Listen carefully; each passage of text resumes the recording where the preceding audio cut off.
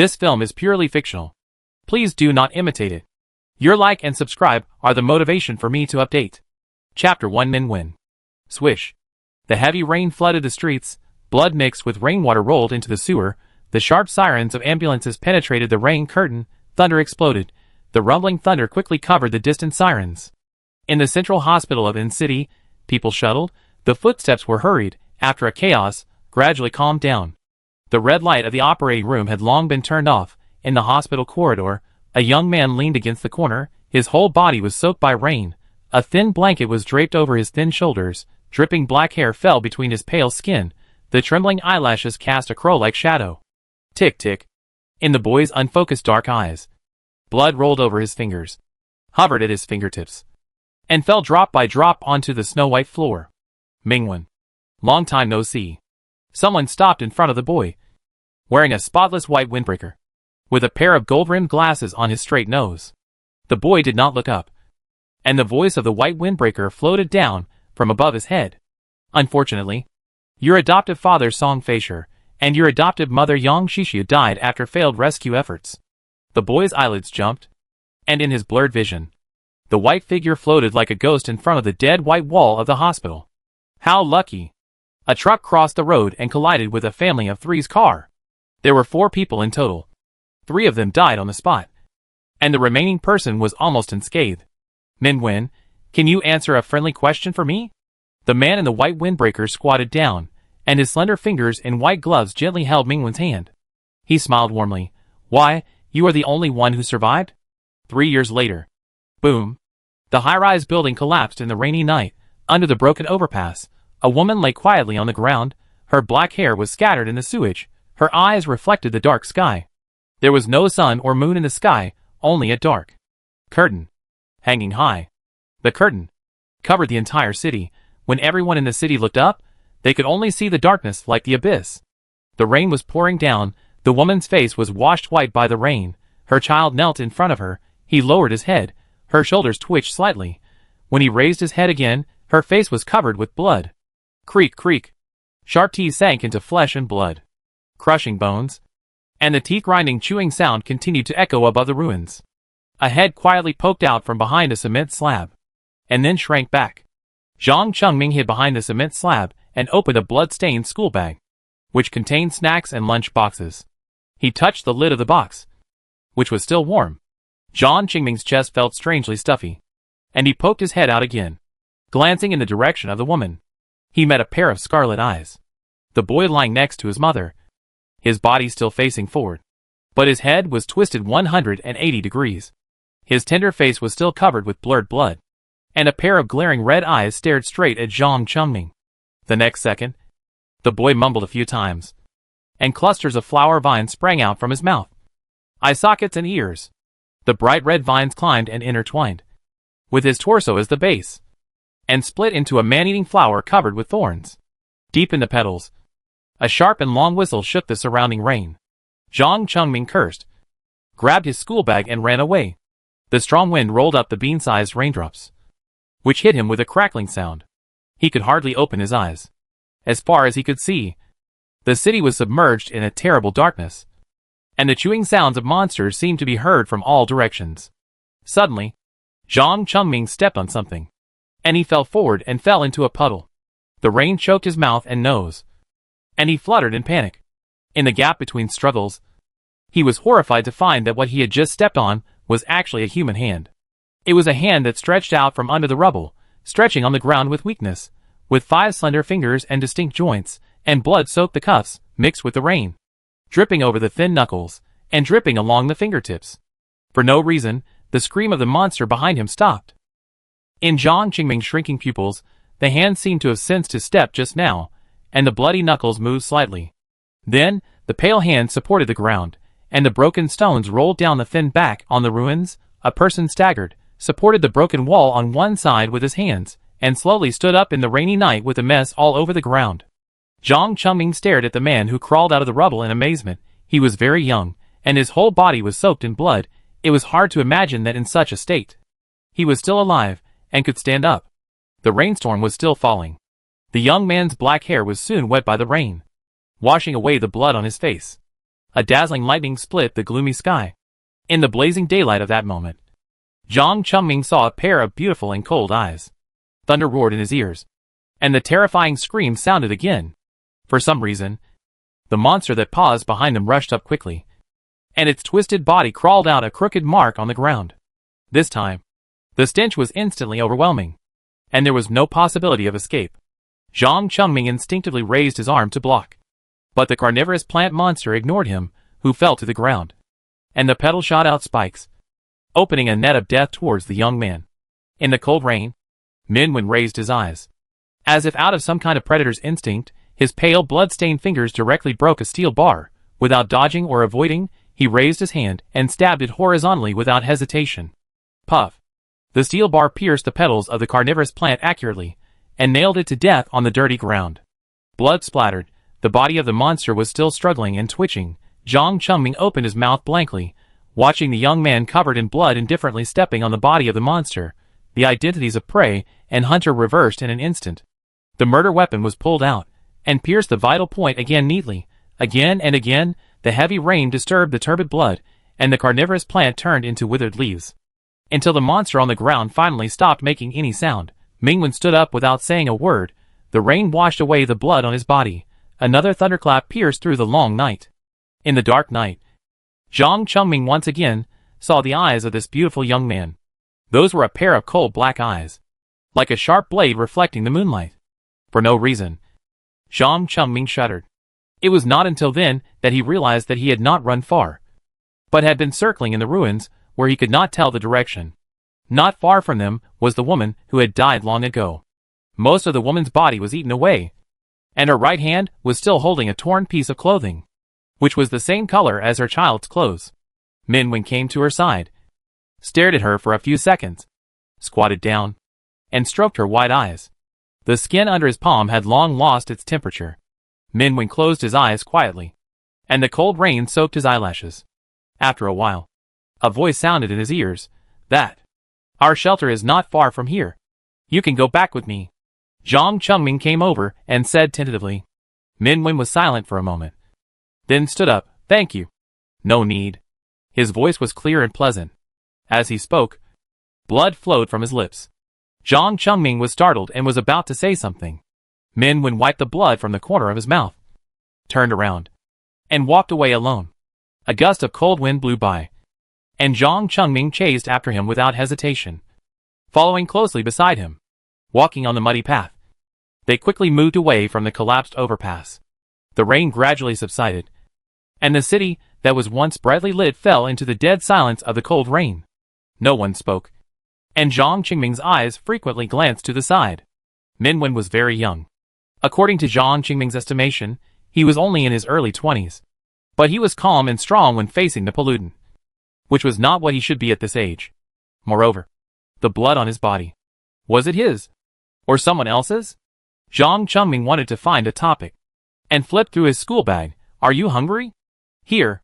Before he finished speaking, a slender hand pressed his mouth, and Minwen whispered, there is movement, because they were too close. Even in the dark, Jiang Chengming could see his long and slightly drooping eyelashes, his eyes soaked by the drizzle, his black and white eyes, his brow bones outlining an impeccable curve, and his face was cold and beautiful. For no reason, Jiang Chengming's face was a little hot. Minwen had let go and walked towards a place. Jiang Chengming came back to his senses and followed him again. He actually didn't hear any movement, and followed Minwen back to the ruins he had just left in confusion. On the ruins, the original open space actually collapsed. The cement cracked, the ground sank, and a downward hole was exposed. The bodies of the mother and son were gone, and only this dark entrance connected to the depths of the underground, leading to an unknown darkness. Jiang Chengming looked at this scene in astonishment. Before he could react, Minwen turned around without saying a word, and left without looking back. Jiang Chengming followed him subconsciously and said stupidly, since we are here, why don't we go down and take a look? Minwen, I don't like to die. Jiang Chengming, that makes sense. There seemed to be a gust of cold wind blowing behind him, which made his back hairy. Jiang Chengming wanted to run away quickly, but Minwen stopped again at this time. He looked back silently. His eyes fell back to the underground cave entrance. After a few seconds, he said softly, "Someone is calling me." Zhang Chengming. "Ah, what? Where is the sound? I can't hear it." Minwen pressed his forehead without saying a word. His eyes were a little out of focus. He did hear some familiar sounds from inside the cave entrance, but he couldn't remember. After waking up, he seemed to have forgotten some things. Just like now, he didn't remember why he was here, let alone what happened before. In that underground, will there be anything related to him? Boom, boom, boom. Deep in the darkness, it seemed that there was a continuous echo of thunder. The deeper you explored, the clearer the thunder became. The entrance had completely disappeared behind him. Minwen stopped. "If you are afraid, you go back first." "No!" Zhang Chengming cried and grabbed Mingwen's arm. His legs were shaking, and his whole body was almost hanging on him. "Those who are often killed know that if you are alone, you will die." "I don't want to die alone outside." Minwen was silent for 2 seconds, and said softly, "It's okay. I'm here." Zhang Qingming's eyes lit up, and he felt that in the dark underground. Mingwen's words were so beautiful. Like a beautiful oath, "You will protect me, and won't let me die here alone." "Right. Well," Minwen said, "it's more lively to die together." Zhang Chengming? I don't know why. Suddenly he didn't seem so scared, but a little numb. "Anyway, you should be an evolver. My intuition tells me that following you is the right path." Minwen, evolver? His voice was inexplicably low, cold, and emotionless. Zhang Chengming was stunned for a moment, and was about to say something. Minwen raised his hand slightly, indicating him to look forward. A few meters away, the entrance to the underground cave, that was originally a one-way passage, had a fork in the road. On the other side of the fork, a faint red light shone through, adding a layer of blood to the originally dark underground. At the same time, the muffled thunder that had been continuing in their ears suddenly became louder. "Oh my God, what is this?" At the end of the fork, Zhang Chengming froze. It was damp, sultry, difficult to breathe. His nasal cavity and throat were blocked by blurry blood clots. He trembled and dug his hand into his throat, bent over and vomited. Mingwen's expression remained unchanged, looking straight ahead. The red light enveloped the entire underground space. Countless bloody tentacles emerged from the red light, like soft arms stripped of skin and bones, embracing and entangled together, forming a gorgeous scarlet, rotten and blooming tree of flesh and blood. Under the tree canopy, a huge blood-red heart hung. The muffled thunder they had always thought came from this beating heart. Boom, boom, boom. Dark red liquid flowed out from the heart, flowing all the way to Mingwen's feet. In the pool of blood, dense and long tentacles grew. A tentacle stretched out and wandered over Mingwen's body, through the thin fabric. The coldness and smoothness of being entangled by the python clearly penetrated his skin. Then, more tentacles surged up, encircling Mingwen's ankles, wrapping around his wrists, and the sticky suction cups of the tentacles rubbed his lower back, and drilled under his clothes. Minwen remained calm, holding the steel bar tightly, and piercing the tentacles at his waist. He twisted his hand, and tore them apart instantly. Blood plasma burst, and a few drops splashed on Mingwen's cold face. The tentacles on his body retreated like a tide. Minwen turned his head, and his indifferent eyes locked in one direction. On the flesh and blood tree, a group of creatures composed of many tentacles fell. Unlike those bloody tentacles, the pitch-black tentacles gathered into an irregular and hideous body. A blood-red eye appeared at the top of each tentacle, like an ominous blood moon rising in the dark night. Each eye stared straight at Minwen. The monster was staring at Mingwen, crawling towards him, slowly exposing the bloody sticky strips behind it, as if the debris of some organ grew out of its body, connected to the tree of flesh and blood. And as the monster moved, it left a trail of bright red debris on the ground. In the air, the smell of blood became stronger and stronger, almost covering his mouth and nose. Mingwen looked at the black monster born from the flesh and blood, and took a step forward without retreating. At this moment, Zhang Chengming, who had been vomiting for a long time, finally raised his head and saw the approaching creature, which was full of strangeness and horror, blood and distortion, and indescribable horror. Zhang Chengming fell straight down without saying a word. Mingwen's face changed slightly, and he immediately squatted down to check his condition. Fortunately, he just fainted. Because of this episode, the huge monster stopped, and a blood-red eye blinked at the top of its raised tentacles. Then, on its body, Countless twisted tentacles rubbed and rubbed, trembled, and merged into a ball. The originally irregular and hideous shape shrank inward, gradually becoming round, and the scarlet eyes were hidden in the flesh and blood, disappearing one by one. The original monster disappeared, and was replaced by a harmless little black ball. Compared with the previous one, this little black ball was very handsome, with no eyes, no nose, and was round and cute. The little black ball moved to Mingwen's hand, and extended a thin tentacle affectionately, hooking Mingwen's finger. Mingwen lowered his eyelashes. Indifferent. The little black ball bounced to his hand, curled into a ball in his palm, rubbed here and there, put two tentacles together, made a small irregular heart to Mingwen. Mingwen was silent for 2 seconds. It doesn't look good. Change back. Chapter 2E01. The pitch-black tentacles were placed between his fingers, sticky and slippery. Mingwen gently pinched them, and the small black ball in his palm trembled. He let go, and the tentacle hooked his fingers again, clinging to him reluctantly. Mingwen lowered his fingers, allowing the tentacles to circle around his fingertips. The soft tentacles seemed to be torn off at will, and this little pollutant did not grow red eyes, but he knew it was always watching him. Zhang Chengming felt like he had a nightmare, dreaming of a very scary monster, opening his eyes dazedly, and a black round creature curled up in Mingwen's palm, as if it had no bones, lying softly, and from time to time 1 or 2 black tentacles emerged. Zhang Chengming let out a sharp explosion on the spot. What is this? You gave birth to it. Mingwen? Zhang Chengming looked at the strange and indescribable creature, then looked at Mingwen. A second later, squeezed out a smile with difficulty. Haha, you and it should not be in the same group, right? Mingwen did not speak. Zhang Chengming's smile gradually disappeared. Yes, right? Mingwen, let's go! He put the little black ball on the ground, got up, and walked out. The little black ball seemed a little puzzled, jumped twice, trying to catch up with Mingwen. Mingwen, don't come over. The little black ball continued to jump. It had no legs, and was not fast, but it stubbornly refused to give up. Mingwen stopped silently, waited for a while. The little black ball finally jumped to his side, and stretched out a small tentacle with a little joy, trying hard to hook Mingwen's clothes. Mingwen took a step back. I don't know what you are, and I don't believe you, he said calmly. So, don't follow me. When he was about to walk out of this underground space, Zhang Chengming turned around. The little black ball that had been motionless since just now was still alone and huddled in the same place. After turning the corner, it disappeared. This place is really weird. Returning along the original path, Zhang Chengming touched his arm and stole a glance at Mingwen's expressionless profile. That's a pollutant. Isn't it better to get rid of it? Mingwen didn't speak, and Zhang Chengming also shut up. The cold rain was still falling, and the ground was muddy. Mingwen pulled Zhang Chengming out of the underground cave, and when they were completely out, the deep cave suddenly disappeared. In just a blink of an eye, the collapsed open space returned to its original appearance, and the entrance to the underground was erased, as if it had never existed. Mingwen's eyes narrowed slightly.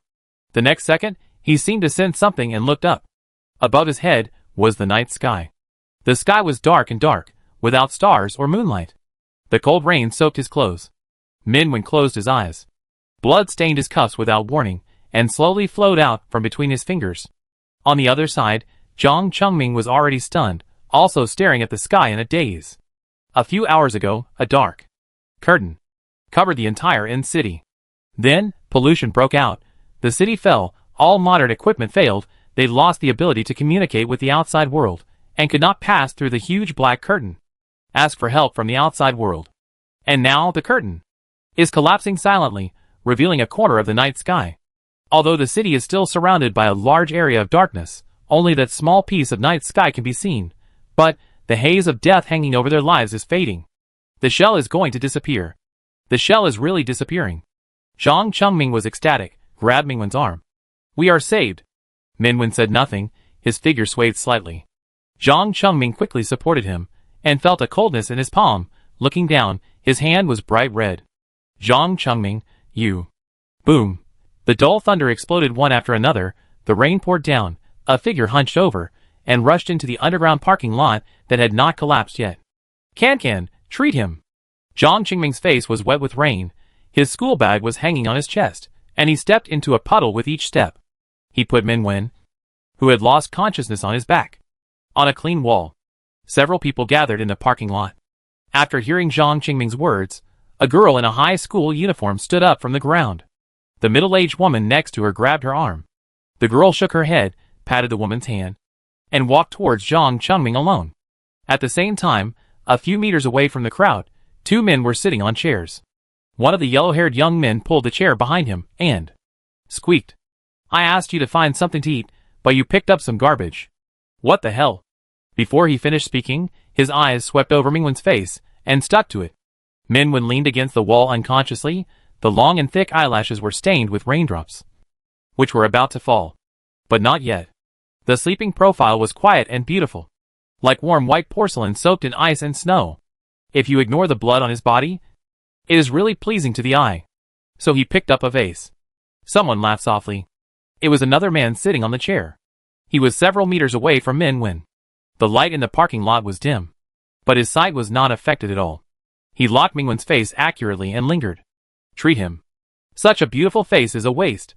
Zhang Qingming shuddered and suddenly regretted it. The yellow-haired young man strolled over and reached out to Mingwen's face with ill intentions. Zhang Qingming immediately took off the school bag on his neck and stuffed it into his hand. The young man glanced at the full of snacks in his school bag, and his attention was immediately diverted. He chuckled, "Not bad. Lao Zhang. It's still useful."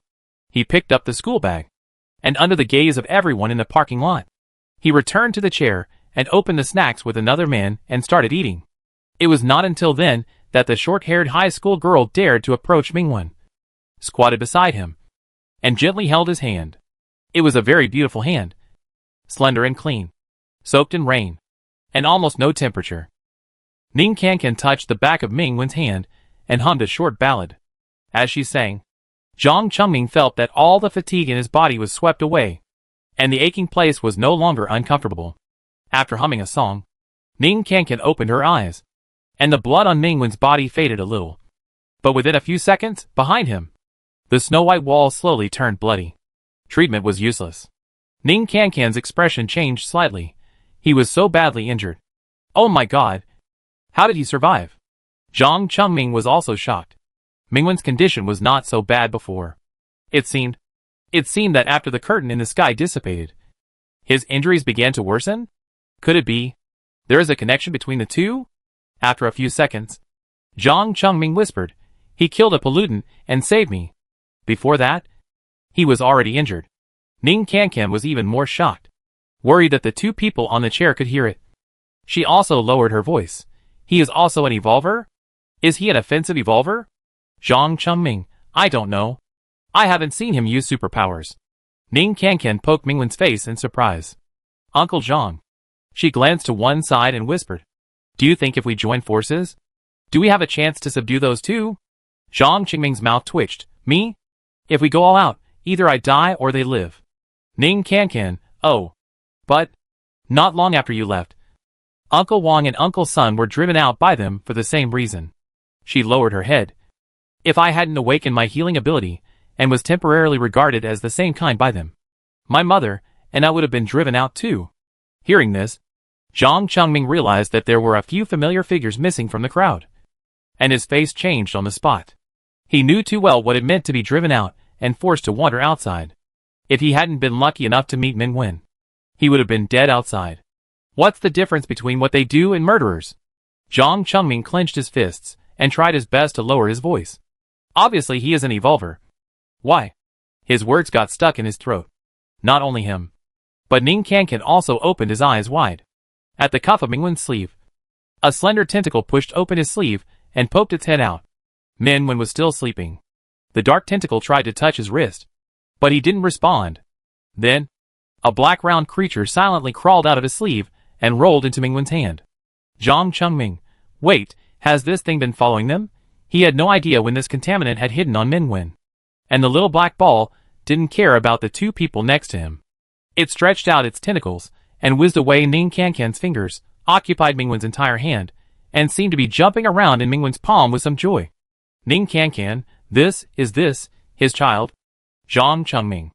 The little black ball was like a sticky glutinous rice ball, rubbing against Mingwen's body, squirming everywhere, and raising its thin tentacles, trying to hook Mingwen's fingers. Brother, look what this is. A voice suddenly interrupted. Zhang Chengming was pushed away. The yellow-haired young man squeezed his original position, grabbed the little black ball, squeezed it in his hand, and threw it to the ground again. Ning Cancan, hey, you! The little black ball that was thrown to the ground bounced. It seemed a little dazed, squirming its round body, slowly trying to crawl towards Min Wen. The yellow-haired young man sneered. His right hand creaked, his skin turned metallic, his whole arm gradually transformed into a hard steel knife. A pollutant, how dare you jump in front of me? The steel knife swung down. The sharp, painful, angry voice penetrated his brain, almost tearing his eardrum. Min Wen had a splitting headache, and a roar like a monster echoed in his ears, and someone laughed wantonly. The voices overlapped, confused and familiar. The dusty memories were forcibly pried open. Countless complicated and blurred fragments flashed through his mind. The colorless sky, the high black sun, someone was laughing, someone was roaring. He fell in a pool of blood and couldn't get up. He could only watch a bloody hand, reaching out to him. Falling into the memories of the past, like falling into a bottomless abyss. Mingwen pressed his painful forehead, in the cold sweat, reluctantly opened his out-of-focus eyes. At this moment, the complicated pictures were broken one after another. Those fragments, that he didn't remember whether they really happened, were also wiped from his eyes. The cold reflection of the steel knife was reflected in Ming Wen's slightly blurred eyes. At the bottom of the sharp blade, a group of violently trembling black creatures curled up. His pupils shrank slightly. The steel knife pierced through the small black creature. As the blade was pulled out, a large and terrifying hole appeared in the middle of the palm-sized body of the small black ball, as if the skin had been peeled off, exposing clear blood and flesh fibers. Light-colored liquid flowed out of the hole, like blood that could not be stopped. Someone was laughing non-stop, as if he did not hear the shrill screams that echoed in Mingwen's ears all the time. Min Wen wanted to get up, but his head hurt so much that it almost exploded. Not far away, the man sitting on the chair said boredly, "Don't kill it so quickly. It's not fun." The yellow-haired young man smiled and raised his foot. "How about crushing it to death slowly? Will it burst like a cockroach? If it can't be crushed to death in one go, then do it a few more times." The little black ball trembled all over. Its thin tentacles stuck to the ground, dragging its body on the not-so-smooth ground, crawling extremely slowly. Its tiny body was covered with dust, and the wound in the middle was squeezed and deformed due to the difficult crawling. The sharp gravel even drilled into the wound and into its flesh and blood. The little black ball rolled on the ground in pain, twitching violently. The two tentacles were so transparent that they were almost broken because of the excessive force. But they still held on to the ground tightly, stubbornly refusing to let go. It was crawling towards Min Wen. This tiny creature, which was only a little bit big, dragged its bleeding body that was pierced through most of it, and tremblingly raised a small tentacle, trying to reach Min Wen's clothes. However, it was still separated from Min Wen by a distance that was extremely far for it. Even if it tried its best, the tiny tentacle still couldn't touch Min Wen. "Oh, I thought of it." The yellow-haired young man raised his right hand that had turned into a steel knife. "Why not cut it in half, and then chop it into meat paste bit by bit?" He laughed, and swung the steel knife again. Then, the laughter stopped abruptly. The steel knife was held by a pale and slender hand. Blood rolled down the bony fingers.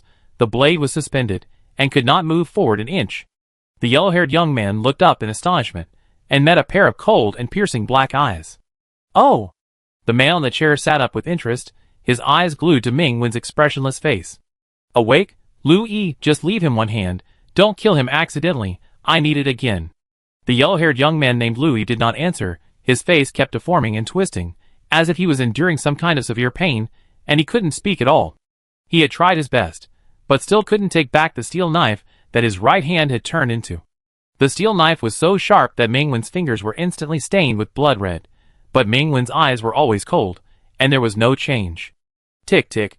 Blood dripped, slid across the blade, and fell on the small black ball below the tip of the blade, and melted into its dark body without any hindrance. The thin tentacles drooped weakly. Ming Wen lowered his head, and gently held up the young black creature with his other hand, cold, sticky, trembling in his palm, dying. Crack. A crack appeared on the surface of the steel knife. Louis screamed. The pain of almost losing his hand made him kneel on the ground, unable to get up. "I'm sorry." In the shocked eyes of everyone, Louis hit his head against the ground, crying and begging for mercy from Ming Wen. "I was wrong, I'm sorry." "Ah." Heart-wrenching screams echoed throughout the underground parking lot. The steel knife broke, Louis twitched and rolled, and blood gushed out of his right arm. Ning Kankan was completely stunned. She had just treated Mingwen, and knew very well how seriously the young man was injured. He couldn't even stop the bleeding. But, in just a blink of an eye, he killed an evolver. Others were also in disbelief. Soon, someone spoke, and the voice was inexplicably filled with fear. "Quick, look over there." "What is that?" At the entrance of the parking lot, in the dark night, a huge dead white head hung there. It was a nearly 3-meter-tall monster, with a white and smooth skin, like a peeled egg, and a bald head that took up 70% of its height. The head was supported by an extremely thin torso, and the feet were like the shrunken feet of an old man. In sharp contrast, the arms on both sides of the torso were as long as bamboo joints, and the half-meter-long nails were black and curved. The parking lot was silent, and even Louis was blocked by his brother Lu Ren. The face of the monster that suddenly appeared was blank, without any facial features, and it just squatted quietly at the entrance of the parking lot, with a huge head tilted, as if it was about to fall off at any time. Suddenly, the monster's face squirmed, and the skin and flesh cracked, revealing a dark single eye without white. The single eye rolled around, and the bamboo-like dead white arms stretched into the parking lot, and the half-meter-long hooked nails randomly grabbed the crowd. Screams were heard everywhere, and the crowd fled in all directions. Ning Kankan shouted, "Uncle Zhang, we join forces." Zhang Chengming held his head. "I fight the pollutants? Is it true?" Ning Kankan looked around anxiously. Everyone was running, because of fear. The dark underground parking lot became a maze that could not be escaped. Lu Ren and Louis, the two evolvers, also disappeared at this moment. Amid the cries of the crowd, she suddenly saw an extremely eye-catching figure. That was Mingwen. He walked through the panicked and fleeing crowd, and went straight to the monster. The monster's long arms paused for no reason, and grabbed him fiercely. "Be careful!" Ning Kankan shouted. He screamed, but it was too late. The monster's sharp claws had already stabbed in front of him, and a cold wind, like a knife tip, was rolled up. Mingwen's right hand was still bleeding, and blood beads rolled down his fingertips. He did not retreat, but just bit his knuckles, and snapped his fingers lightly. The sound of the wind froze. In midair, the monster's entire arm was frozen, and its hook-like nails were only 10 centimeters away from Mingwen. Between the slightly trembling fingers, 2 tender green buds broke through the skin and flesh, and a small deep red flower bloomed. In an instant, the dense buds tore the monster's flesh. Clusters of brilliant flowers bloomed one after another, bathed in the breeze and blood, climbing and spreading freely. The monster fell to the ground with a bang, but a sea of scarlet flowers rolled up on its body. It was a decadent and gorgeous feast of flesh and blood. The new life descended on the decayed body. It was like a rebirth of nirvana. Finally, the petals were soaked in blood. The faint fragrance of flowers mixed with the smell of rust, swept away with the wind. Underground parking lot. The people who were busy escaping just now were shocked by the scene before their eyes.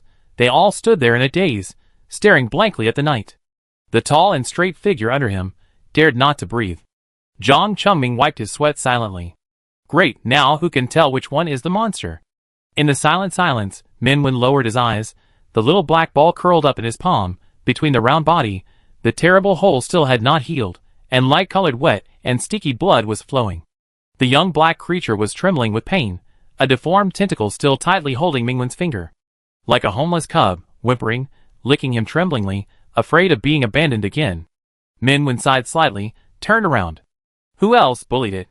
Chapter 3: The Little Black Ball. The cold fingers stroked the tentacles wrapped around him with extremely light force. The tentacles did not respond at all.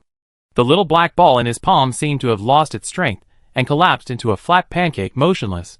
Mingwen frowned slightly, raised his right hand, and gently held the little pollutant. He forgot that his right hand had a wound. The blood fell on the little black ball, and merged into its body in an instant. Mingwen was about to move his hand away.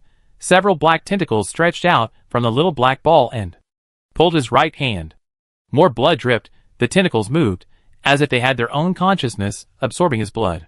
I don't know if it was Mingwen's illusion. At this moment, the wound of the little black ball seemed to have healed a little. Mingwen was speechless. The little black ball squirmed slightly, and the tentacles carefully touched his fingertips, as if trying to please him. Mingwen did not withdraw his hand, allowing more tentacles to wrap around his right hand. carefully avoiding his wounds and absorbing his blood. The exit of the parking lot in front was blocked by mud, leaving no gaps. After Mingwen explored, he returned to the crowd. Another exit is blocked? Zhang Chengming was very angry. Lu Ren, that bastard, is an Earth-type evolver. It must be him who did it. He wanted to trap us here. Ning Kankan took out his mobile phone, and a secretly taken photo popped up on the screen without signal. This is Lu Ren, and the yellow-haired guy is his younger brother, Lu Yi. At the beginning, Uncle Zhang and I found this parking lot, and everyone hid here.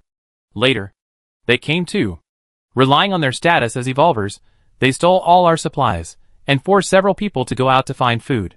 A few hours later, only Uncle Zhang came back. Ning Kankan was silent when she said this. Those people who never came back may never come back again. Mingwen glanced at the faces of the two people in the photo and said, I remember it. The tentacles wrapped around his right hand were retracted. Mingwen lowered his eyes. The little black ball in the palm of his left hand seemed to be more energetic, and turned into a round ball again. The hollow in the middle of the body was connected by several thin blood vessels, and was slowly growing new flesh and blood. Sensing Mingwen's gaze, the little black ball stretched out its tentacles, and covered its wounds. Mingwen, not ugly. Although the little black ball had no strength, it still raised its little tentacles happily. Ning Kankan, I'll treat you again. She gently pulled up Mingwen's hand, and the little black ball immediately poked out. Ning Kankan silently put down Mingwen's hand, and the little black ball shrank back into Mingwen's palm. Ning Kankan's mouth twitched, and she began to sing. In her singing, Mingwen's knife wound on his right hand healed quickly. But she was helpless about the other injuries on his body. I'm sorry. My treatment doesn't seem to be very useful. Mingwen moved his right hand. It's okay. It's enough. Ning Kankan muttered. Is this an offensive evolver with high attack and high blood? I'm so envious. Why am I a nurse? Mom. Someone next to her covered his arm and called her. My arm is bleeding. Ning Kankan put his hands on his hips. Come here. Zhang Chengming flipped through his school bag. Luckily, Lu Ren and Lu Yi didn't have time to take this with them when they ran away. There was still some food left in it. He distributed it to everyone, and left the lunch box to Mingwen. Mingwen shook his head, and pointed to two children not far away. Zhang Chengming sent the lunch box over. The children's parents thanked him repeatedly. When he came back, he was holding half a bag of wrinkled toast bread in his hand. They hid it secretly, and it wasn't taken away by those two bastards Lu Ren. The bread had long been soaked by rainwater, and it tasted like dirt when chewed. Ning Kankan's face turned pale. Zhang Chengming pouted a few times, and glanced at Mingwen. He ate very quietly, and used the wrapping paper to catch the fallen bread crumbs, so there was nothing left. Zhang Chengming chewed hard, and remembered something. I forgot to say that when we came back, the shell was disappearing. Ning Kankan, why didn't you tell me earlier about such a big thing? The shell is almost gone? Someone shouted next to him. Did an S-level evolver take action? We are saved. It must be. I said they would come to save us. The parking lot was full of cheers. Ning Kankan said thankfully, it seems that this is not an S-level disaster. Maybe we can go home tomorrow. In the past 2 years, because of the frequent occurrence of disasters, even ordinary people have some understanding of the disaster levels officially defined. Among all the levels, the most serious and difficult to solve disaster is the S-level destructive disaster. Half a year ago, a destructive disaster broke out in our country. The dark curtain that fell from the sky covered a city. It was a death shell formed by the highest level of pollution. It was immune to all modern weapons, and blocked the entrance and exit of the entire city. All people locked in the shell could not communicate with the outside world, let alone escape. What was even more desperate was that an S-level pollutant was born in the shell. The highest level of pollutant known so far. Within a few hours, the shell continued to spread like the shadow left by the god of death. Because of the S-level pollutant codenamed wildfire, 3 cities were wiped off the map in less than half a day. In order to solve the wildfire, the only 5 S-level evolvers in our country sacrificed one to tear open a gap in the shell that allowed evolvers to enter and exit. The remaining 4 died together with the S-level pollutant. Therefore, when the same dark curtain covered China's end city without warning, some people collapsed and fainted on the spot, and some even prepared for their own funeral at home. However, as if a miracle had come, this time the shell did not spread. but began to dissipate after a few hours. Although some people turned into monsters due to pollution, the most terrifying and dangerous S-level pollutants never appeared, which also meant that In-City might have avoided the fate of being completely wiped out. Previous destructive disasters all had S-level pollutants. Someone said, "Could it be that ours has been solved?" "What are you talking about? Do you know the value of S-level monsters? Several evolvers of the same level combined are not enough to fight. Not to mention that we don't have any S-level evolver stationed here. So we are really lucky. Yes, most people should still be alive. When the shell is gone, there will definitely be evolvers to rescue us. So, just wait for rescue here." Listening to the words of the people next to him, Jiang Chengming hesitated for a moment, turned to Min Wen. "By the way, where are you from? When I first saw you, I was shocked." Min Wen shook his head. He didn't remember. Jiang Chengming, could it be? No, it's unlikely. It's too unrealistic for one person to kill an S-level pollutant or something. Jiang Chengming didn't say anything. There was still half a piece of bread left. Min Wen wanted to feed it to the little black ball, but he didn't know if it had a mouth to eat, so he handed it over tentatively. The little black ball stretched out its tentacles to push it away, and then circled his fingers. Jiang Chengming took out a few candies from the bottom of his school bag. He didn't like this kind of sweet fructose, and just wanted to put it back, but he saw Min Wen glanced at him calmly. He quickly retracted his gaze, and continued to nibble on the bread. Jiang Chengming stuffed the candy into his hand. Min Wen said softly, "Thank you." "Oh!" Ning Kankan suddenly shouted. "This chocolate is so sweet, so sickening." Then she stuffed the remaining half of the chocolate into Mingwen's hand. Late at night, everyone fell asleep in exhaustion, looking forward to the next morning, when the shell completely disappeared, and the rescue team arrived. Mingwen leaned against the wall, not intending to fall asleep. The parking lot was not quiet, with snoring coming one after another. He gently held the little black ball with his hand, and saw a tentacle coming out from under his finger. The little black ball squirmed in his palm, like a cub relying on him. Mingwen moved his finger a little further away, and the little black ball quickly stretched out its tentacles, trying hard to grab him. It was sticky. Mingwen lowered his finger, and the little black ball hugged him tightly, as if it was relieved. Curling up under his finger, Mingwen stared at the motionless round creature, and after a moment, he slightly turned his head. In the corner against the wall, Ning Kankan buried her face in her arms, her shoulders shaking, and she cried softly. After a while, she felt someone sitting quietly beside her. Ning Kankan's shoulders paused, and she slowly raised her pair of red eyes. "Min Wen, are you okay?" "Nothing," Ning Kankan whispered. I just miss my grandma a little bit. I don't know how grandma is doing, she's not in good health. I haven't contacted them for several hours." "Min Wen, don't worry, it'll be fine." Ning Kankan sobbed. "Where are your parents?" Mingwen's eyes were immersed in the night, and he said nothing. Ning Kankan covered his face silently, beating the wooden fish in his heart. "Min Wen, go to sleep." After saying that, he stood up slightly, and returned to the position near the entrance of the parking lot. The eyesight of the evolver was still clear at night. Ning Kankan saw that by his hand, there was one more sweet orange-flavored candy. She looked up again, and the figure quietly stood in front of them, guarding the only entrance, isolating the dark night behind them. Ning Kankan gently held the candy, thinking, Grandma will be fine. She closed her eyes, dreaming that it was noon like usual. She ran into the house, and the cola chicken wings made by Grandma were on the table, emitting a hot aroma. The cold rain drifted into the underground parking lot. Min Wen lowered his head, and gently poked the little black ball in his palm. "Where are your family members?" The little black ball stretched out its tentacles, hooked his fingers, and swayed slowly. "Min Wen, so you are also a lonely ball." He held the soft little black ball, leaned against the wall, his eyes sank into the night. In the second half of the night, the sound of rain gradually increased. Luren dragged the half-dead Louis, and struggled to move forward in the ruins. Since just now, Louis has not said a word, and his body is getting heavier and heavier. Luren patted his face, but he didn't respond even after calling him several times. He gritted his teeth and let go. He must find a place to hide. He can't bring any burden with him. Luren wiped the rain off his face. His eyes were sinister. He would not die here. He was a powerful Earth-type evolver, destined to be a strong man who dominated the Earth. So, he would never die.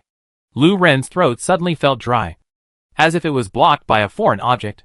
He coughed a few times, and the next second, he bent over and vomited uncontrollably. Boom! Thunder split the night sky. In the pale lightning, Lu Ren saw clearly what he had vomited. It was a bloody, constantly wriggling tentacle. The next second, Lu Ren's protruding eyeball was covered with dense and hideous tentacles. The next morning, a ray of sunlight broke through the clouds, bringing some warmth to the city that had been shrouded in haze for a day and a night. Mingwen opened his eyes. He had not slept all night, but just closed his eyes to rest. When he was half lying against the wall, the little black ball obediently climbed to his waist, tugged at the corner of his clothes with its tentacles, and covered him like a small quilt.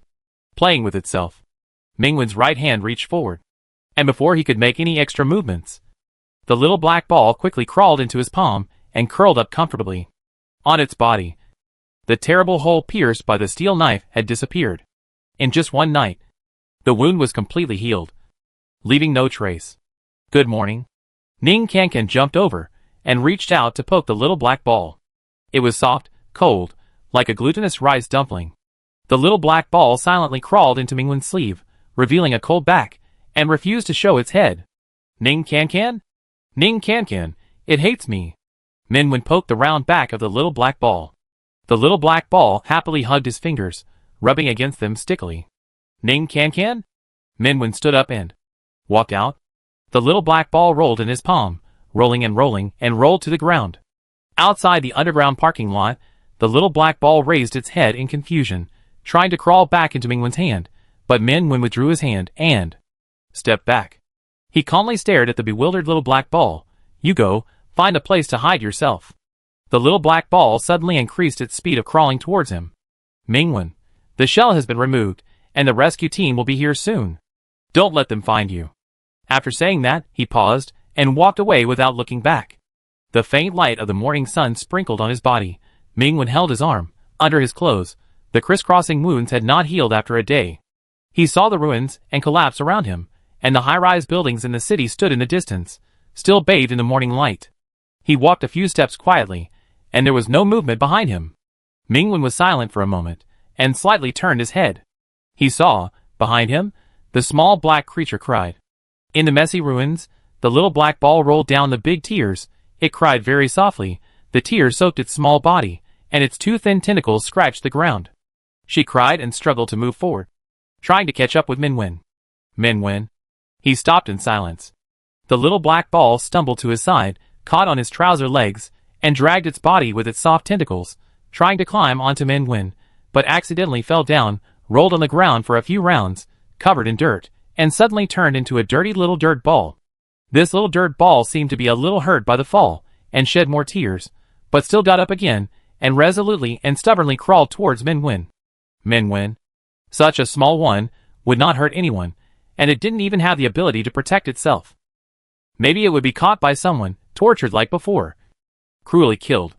Mingwen sighed slightly. Bending over, he held up the crying and trembling little black ball. The little black ball clung to his palm tightly, tears still dripping down, sobbing in his palm, tentacles gently raised, but dared not touch Mingwen's fingers. It seemed to want to hug, but was afraid that Mingwen would not want it. Mingwen closed his palm slightly, holding it in his palm. I will never abandon you again. He touched the little pollutant with his fingertips, and felt his fingers sinking into a tight sticky mass. Every tentacle of the little black ball was inextricably entangled with him, shrinking into a small ball in his palm, shaking constantly, and gently rubbing him. Mingwen rubbed the little black ball soothingly, and turned around. Ning Kankan and Zhang Chengming were standing in front of him. Ning Kankan, wow! I cried. Zhang Chengming, of course. I cried for 3 days when I saw this episode when I was a kid. Mingwen. Mingwen walked away quickly with the little black ball in his arms. Back at the underground parking lot, he spread his palms again. The little black ball was dirty, covered with tears and dirt.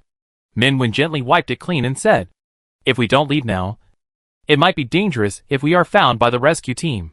The little black ball stopped crying, but it still sobbed slightly, sticking to Mingwen like a sticky candy, and stretched out 2 tentacles aggrievedly, giving him a crooked little heart. Mingwen was silent for a moment, and gently hooked his fingers around the little heart. If you really meet them, hide on me, and don't come out. The little black ball nodded aggrievedly, and spread out into a small pancake in his palm. Mingwen pinched the pancake, and after a moment, he raised his head. In the blue sky, several helicopters broke through the clouds and drove into everyone's sight from outside the city. Rescue team. They are here. The underground parking lot burst into fierce cheers. Ning Kankan and Zhang Chengming clapped their hands, wanting to tell Mingwen the good news, but saw that his body swayed slightly, and he held onto the wall on one side, as if the string that had been taut suddenly broke. He said softly, "I'll take a break." Ning Kankan was startled. Mingwen leaned against the wall, his head lowered. His crow-like eyelashes covered his bloodless skin, and behind him, the snow-white wall was once again smudged with dazzling blood. The people in the underground parking lot gathered around, in a panic, talking at once. Zhang Chengming shouted several times, "Quiet, quiet, everyone. Make way, don't block the air circulation." The crowd dispersed under his persuasion. Ning Kankan squatted down and touched Mingwen's face, like touching a snowflake that was about to melt. Zhang Chengming tried to unbutton his collar, but his fingers paused. Under the collar, starting from the protruding clavicle, bloodstains crawled all over the thin body. Countless wounds penetrated and intertwined. Some were almost deep enough to see the bone. Mottled bloodstains adhered to the skin and clothes, blurring the colors, and it was impossible to distinguish.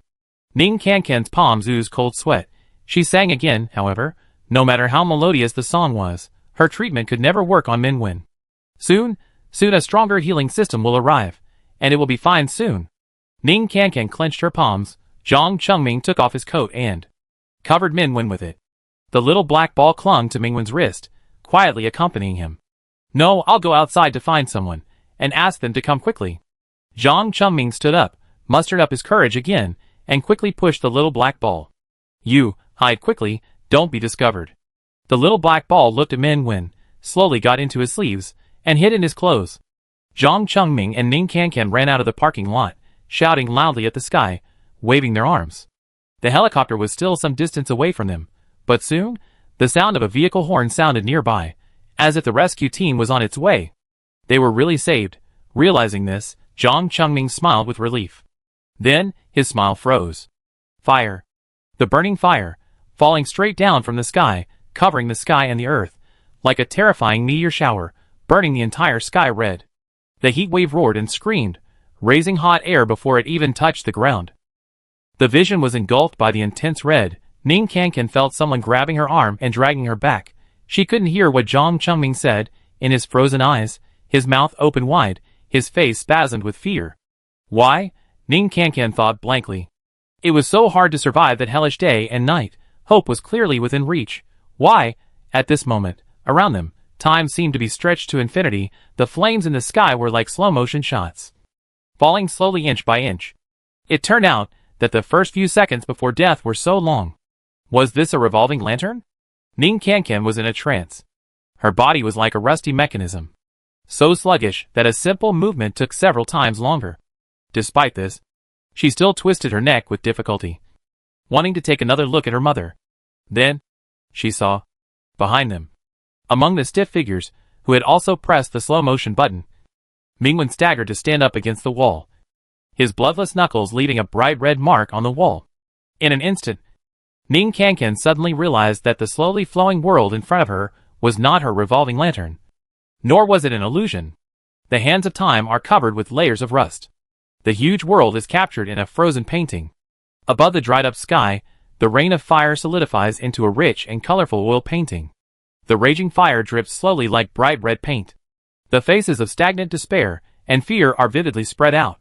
The film recording light and shadow slows down the flow rate. Only Mingwen is unhindered. He steps on the normal gears of time and walks to the crowd step by step. Tick tick. His wrist is cut into a narrow cut. The blood stains the pale skin like paper, splashes on the ground, grows branches, and a small red flower blooms. In the falling firelight, Mingwen gently closes his eyes. The grand and romantic sea of blood flowers, with him as the boundary, blooms. Chapter for the weakest evolver. Captain, just received news from the ground. An evolver in the western suburbs of In-City lost control and attacked the area where the survivors are. The identity of the out-of-control person has been confirmed. Gu Xixiao, A-level evolver, ability, controlling fire. Damn it, why is it him? His mental evaluation has failed several times. Who let him in? The land scorched by the flames, The high temperature was amazing. A rescue team landed quickly. The detectors showed that there were still signs of life in the nearest underground parking lot. However, as soon as they approached, they were shocked by the scene in front of them. The blood-stained flower vines climbed towards the sun on the ruins, interwoven into an indestructible barrier, and the dome supported covered the entire underground parking lot. Even the terrifying rain of fire that they had to avoid just now could not burn the seemingly fragile flower vines at all. Is it the evolver who awakened in this disaster? The captain of the rescue team caught a falling petal and became even more angry. Where is that bastard Guzishu?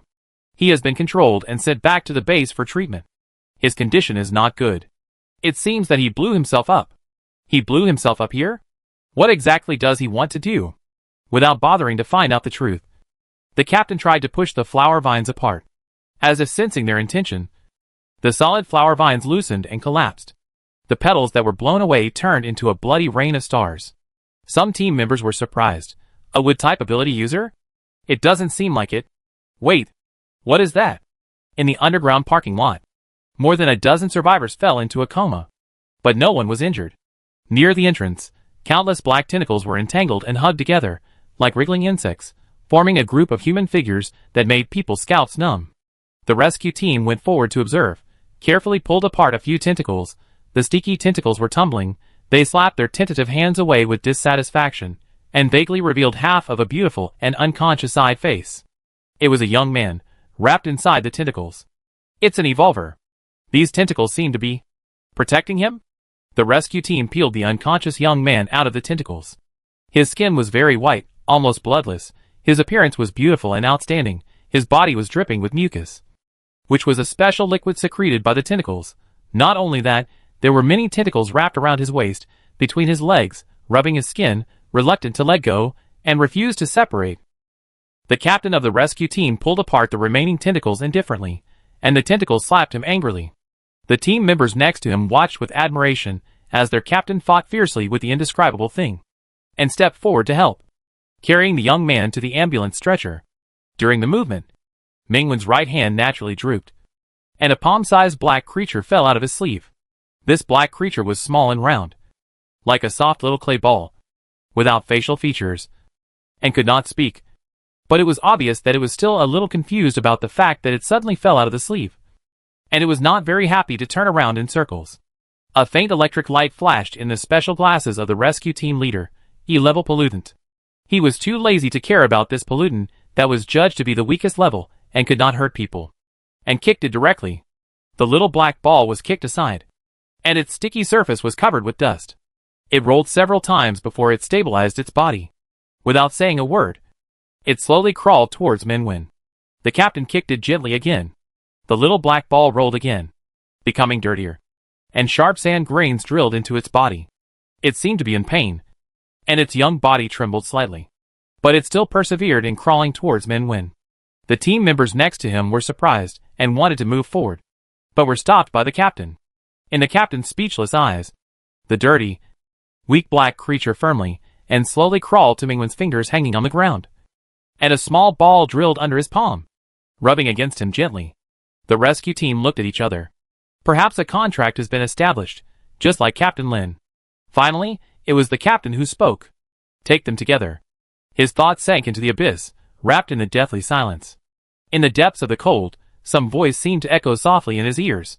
Minwen, my child. Like a bird without feet, fly high into the sky. Run, quickly.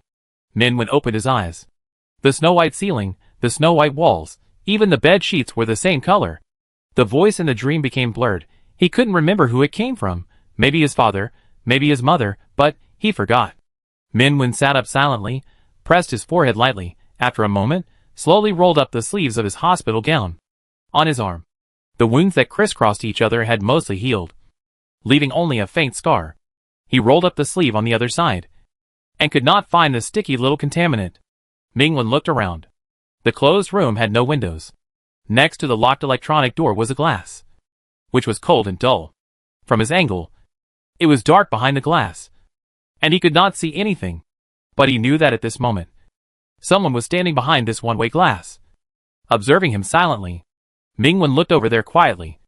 And Sue? A voice without any emotion sounded in the room. Mingwen. His parents died of illness when he was 1 year old, and he was sent to the municipal orphanage. He was adopted by Song Feisher, Yang Shixia, and his wife at the age of 6. His adoptive parents died in a car accident when he was 18.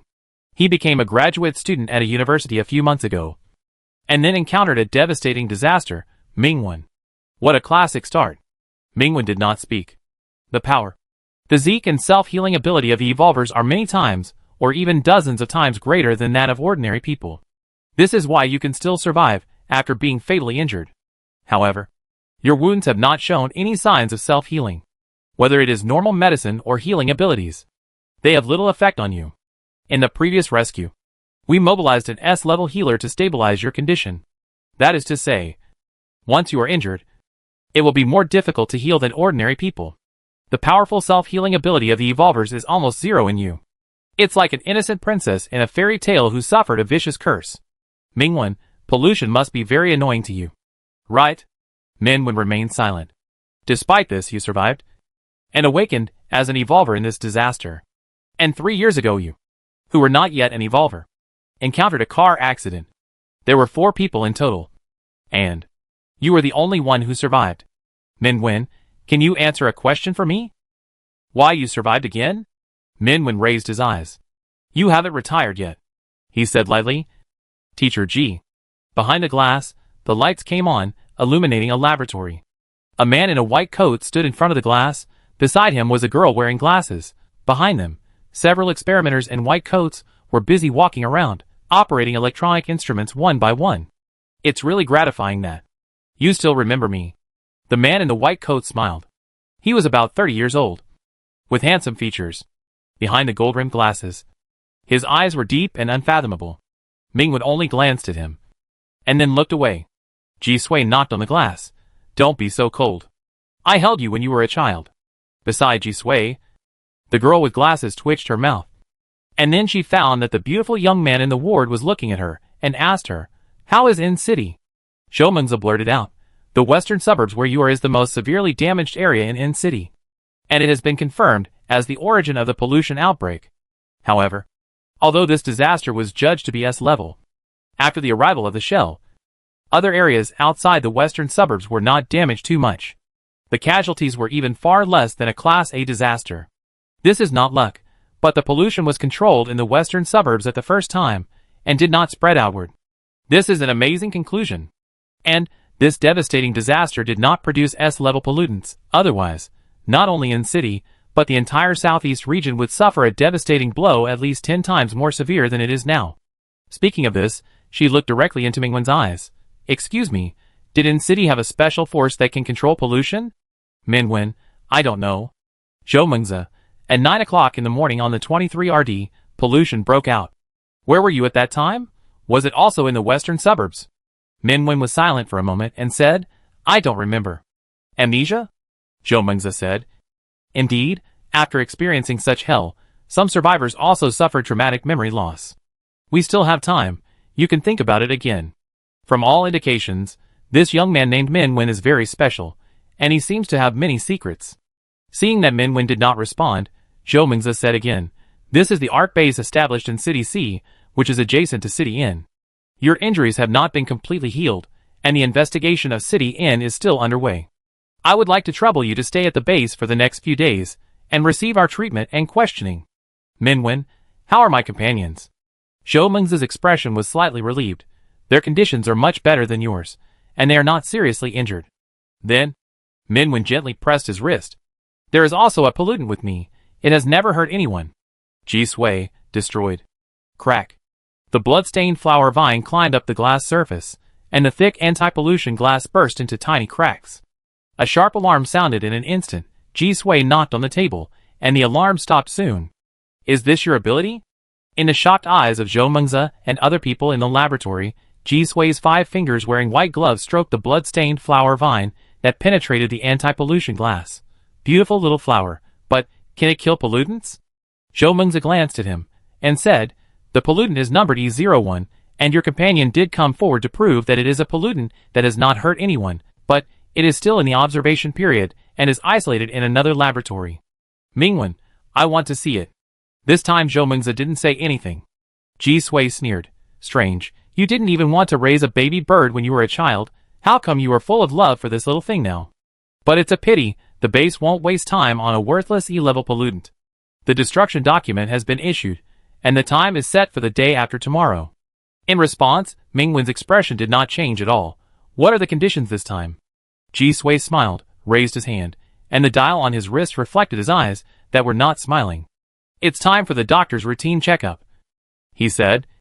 Little boy, take the medicine first. The electronic door opened, medical staff came in to check Mingwen's body. Zhou Mengzi stood at the head of the bed, put down a peeled apple. Thank you.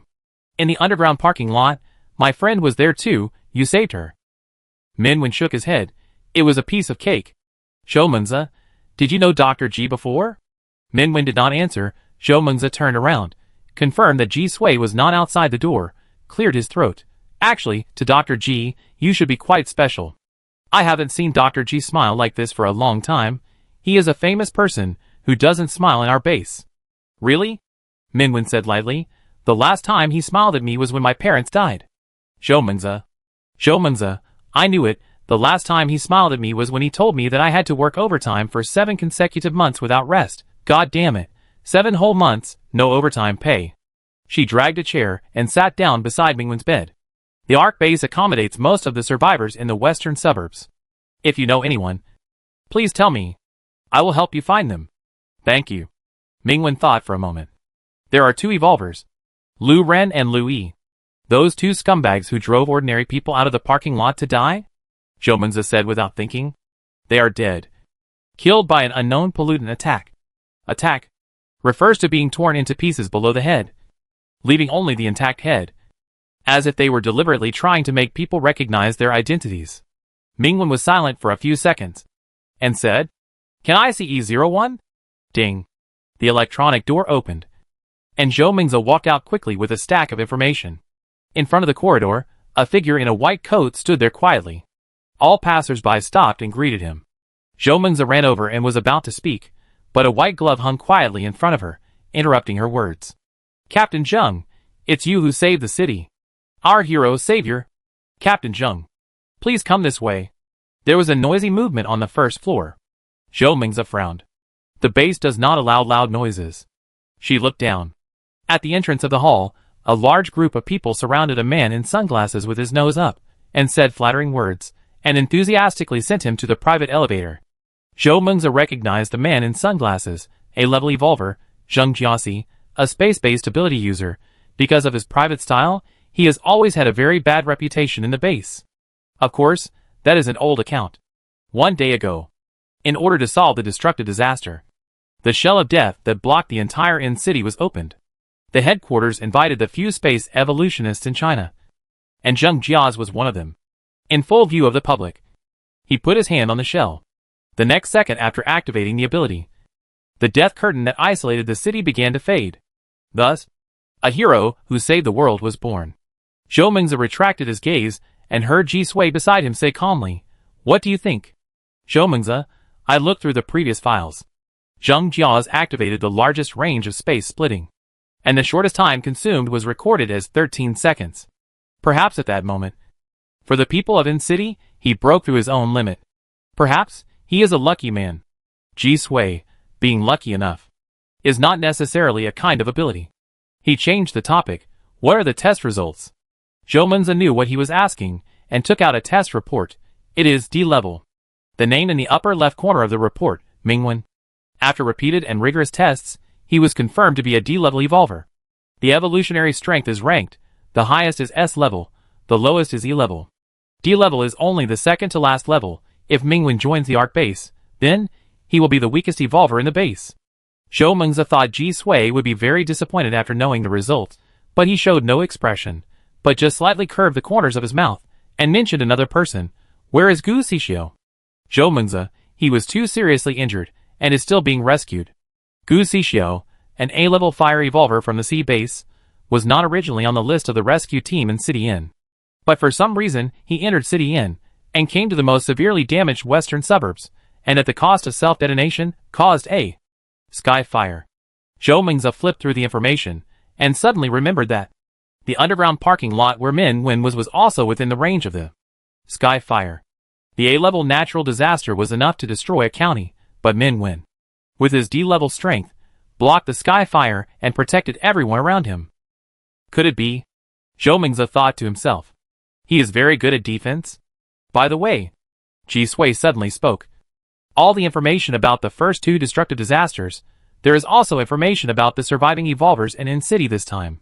Please prepare a copy and send it to me. Zhou Mingzi glanced at her phone. There was still half an hour left before the theoretical time to get off work. She quietly rolled her eyes. Okay. City, western suburbs. As the initial outbreak site of the destructive pollution, the western suburbs was almost razed to the ground. Fortunately, it is far away from the city, and the population density is not high. Therefore, this highest level of horror disaster did not cause too many casualties. At this moment, most of the survivors have been transferred, and a team of evolvers, relying on a detector that can detect the smell of pollution, carefully walk through the ruins. Pay attention to the surroundings. Our mission is to remove the remaining pollutants. We must not let a pollutant above level D escape from City. According to the news from the base, no level A pollutants have been detected so far, but it does not mean that everything is safe here. After hearing the captain's words, some team members smiled and said, not only is there no S, there is not even A, this time it is not considered destructive level at all. There have been 3 destructive disasters in the world. The first 2 caused the destruction of several cities, and the death of dozens of top evolvers. When the dark shell covers the sun, S-level pollutants will surely fall. This consensus seems to have been broken by the 3rd destructive disaster. The captain punched him in the head. Don't take it lightly. You know. Huh? He suddenly received the coordinates from a nearby evolver team. This evolver team is very powerful. There are several A-level in the team. At this moment, they asked for reinforcements. The captain immediately led the whole team to rush there. Some team members recognized the specific location of the coordinates. It is the gymnasium in the western suburbs, which used to be a landmark of City. Like most buildings in the western suburbs, the large gymnasium had collapsed long ago, leaving only ruins on the ground. When the cleanup team arrived, they found that the A-level team that contacted them was not in danger, but stood there in silence.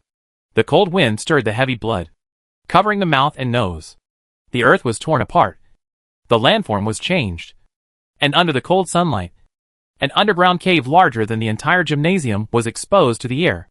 As far as the eye could see, the ground was covered with coagulated and dried blood, and fragments and limbs were everywhere. This was the burial place of an indescribably horrible monster. The detector in his hand had already failed. In the thick blood, the team leader realized something and trembled slightly. Perhaps, it's not that there is no S-class pollutant, but this S-class has been killed. At the same time, the ARC base. Mr. Ming, this way. At the end of the corridor on the 4th floor, an isolation room was in sight.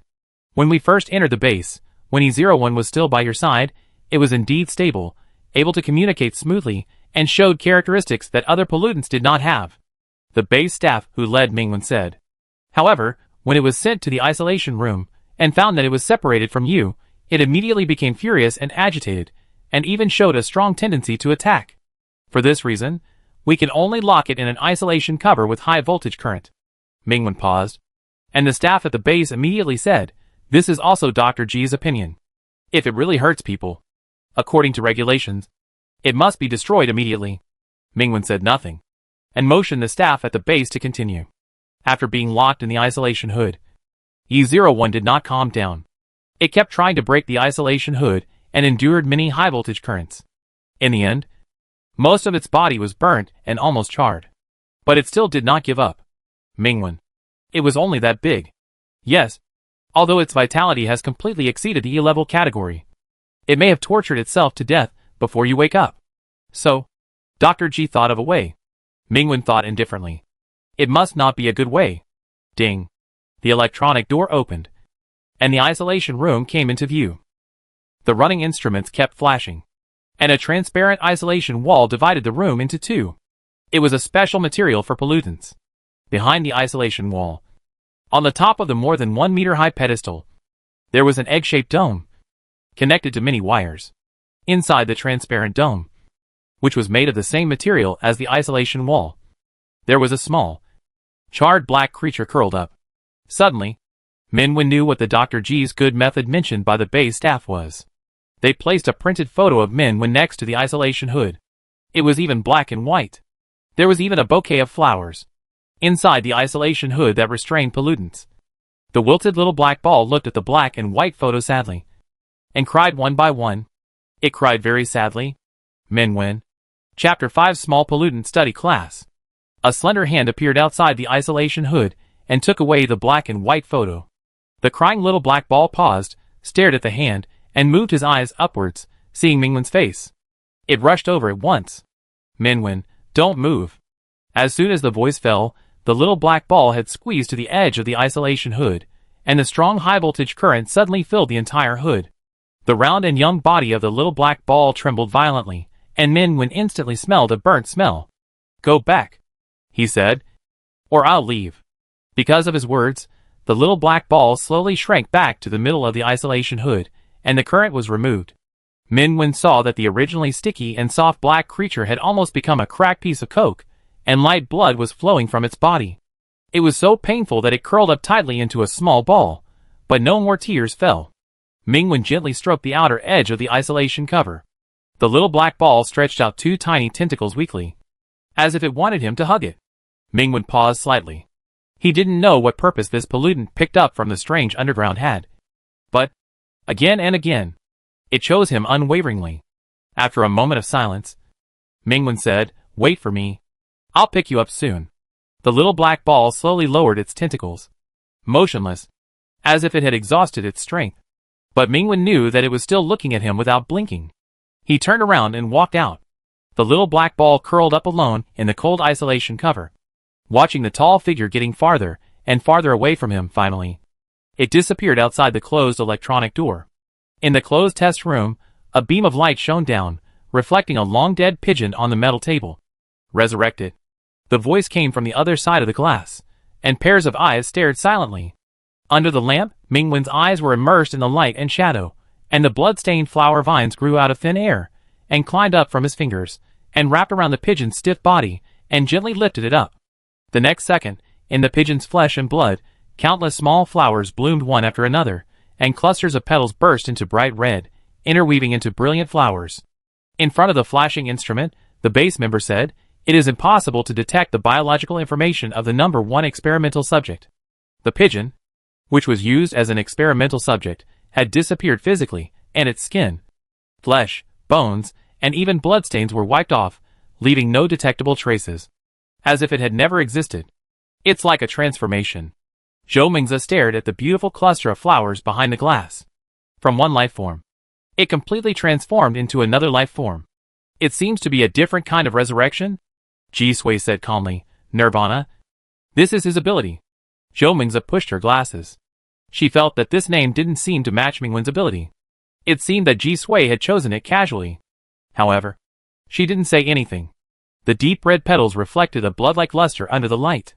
Between the flower vines, crystal blood beads condensed one by one. And then a new flower bloomed. 2 documents were pushed in front of Minwen by fingers wearing white gloves. The top one is the notice of agreeing to destroy the unknown pollutant E01. Mingwen looked directly into Ji Sui's eyes. "You care so much about that pollutant? You are really full of love now," Ji Sui said. "Unfortunately, unless you can prove to me that E01 has an inseparable value, I will not sign the rejection letter." Mingwen, how to prove it? Growth potential.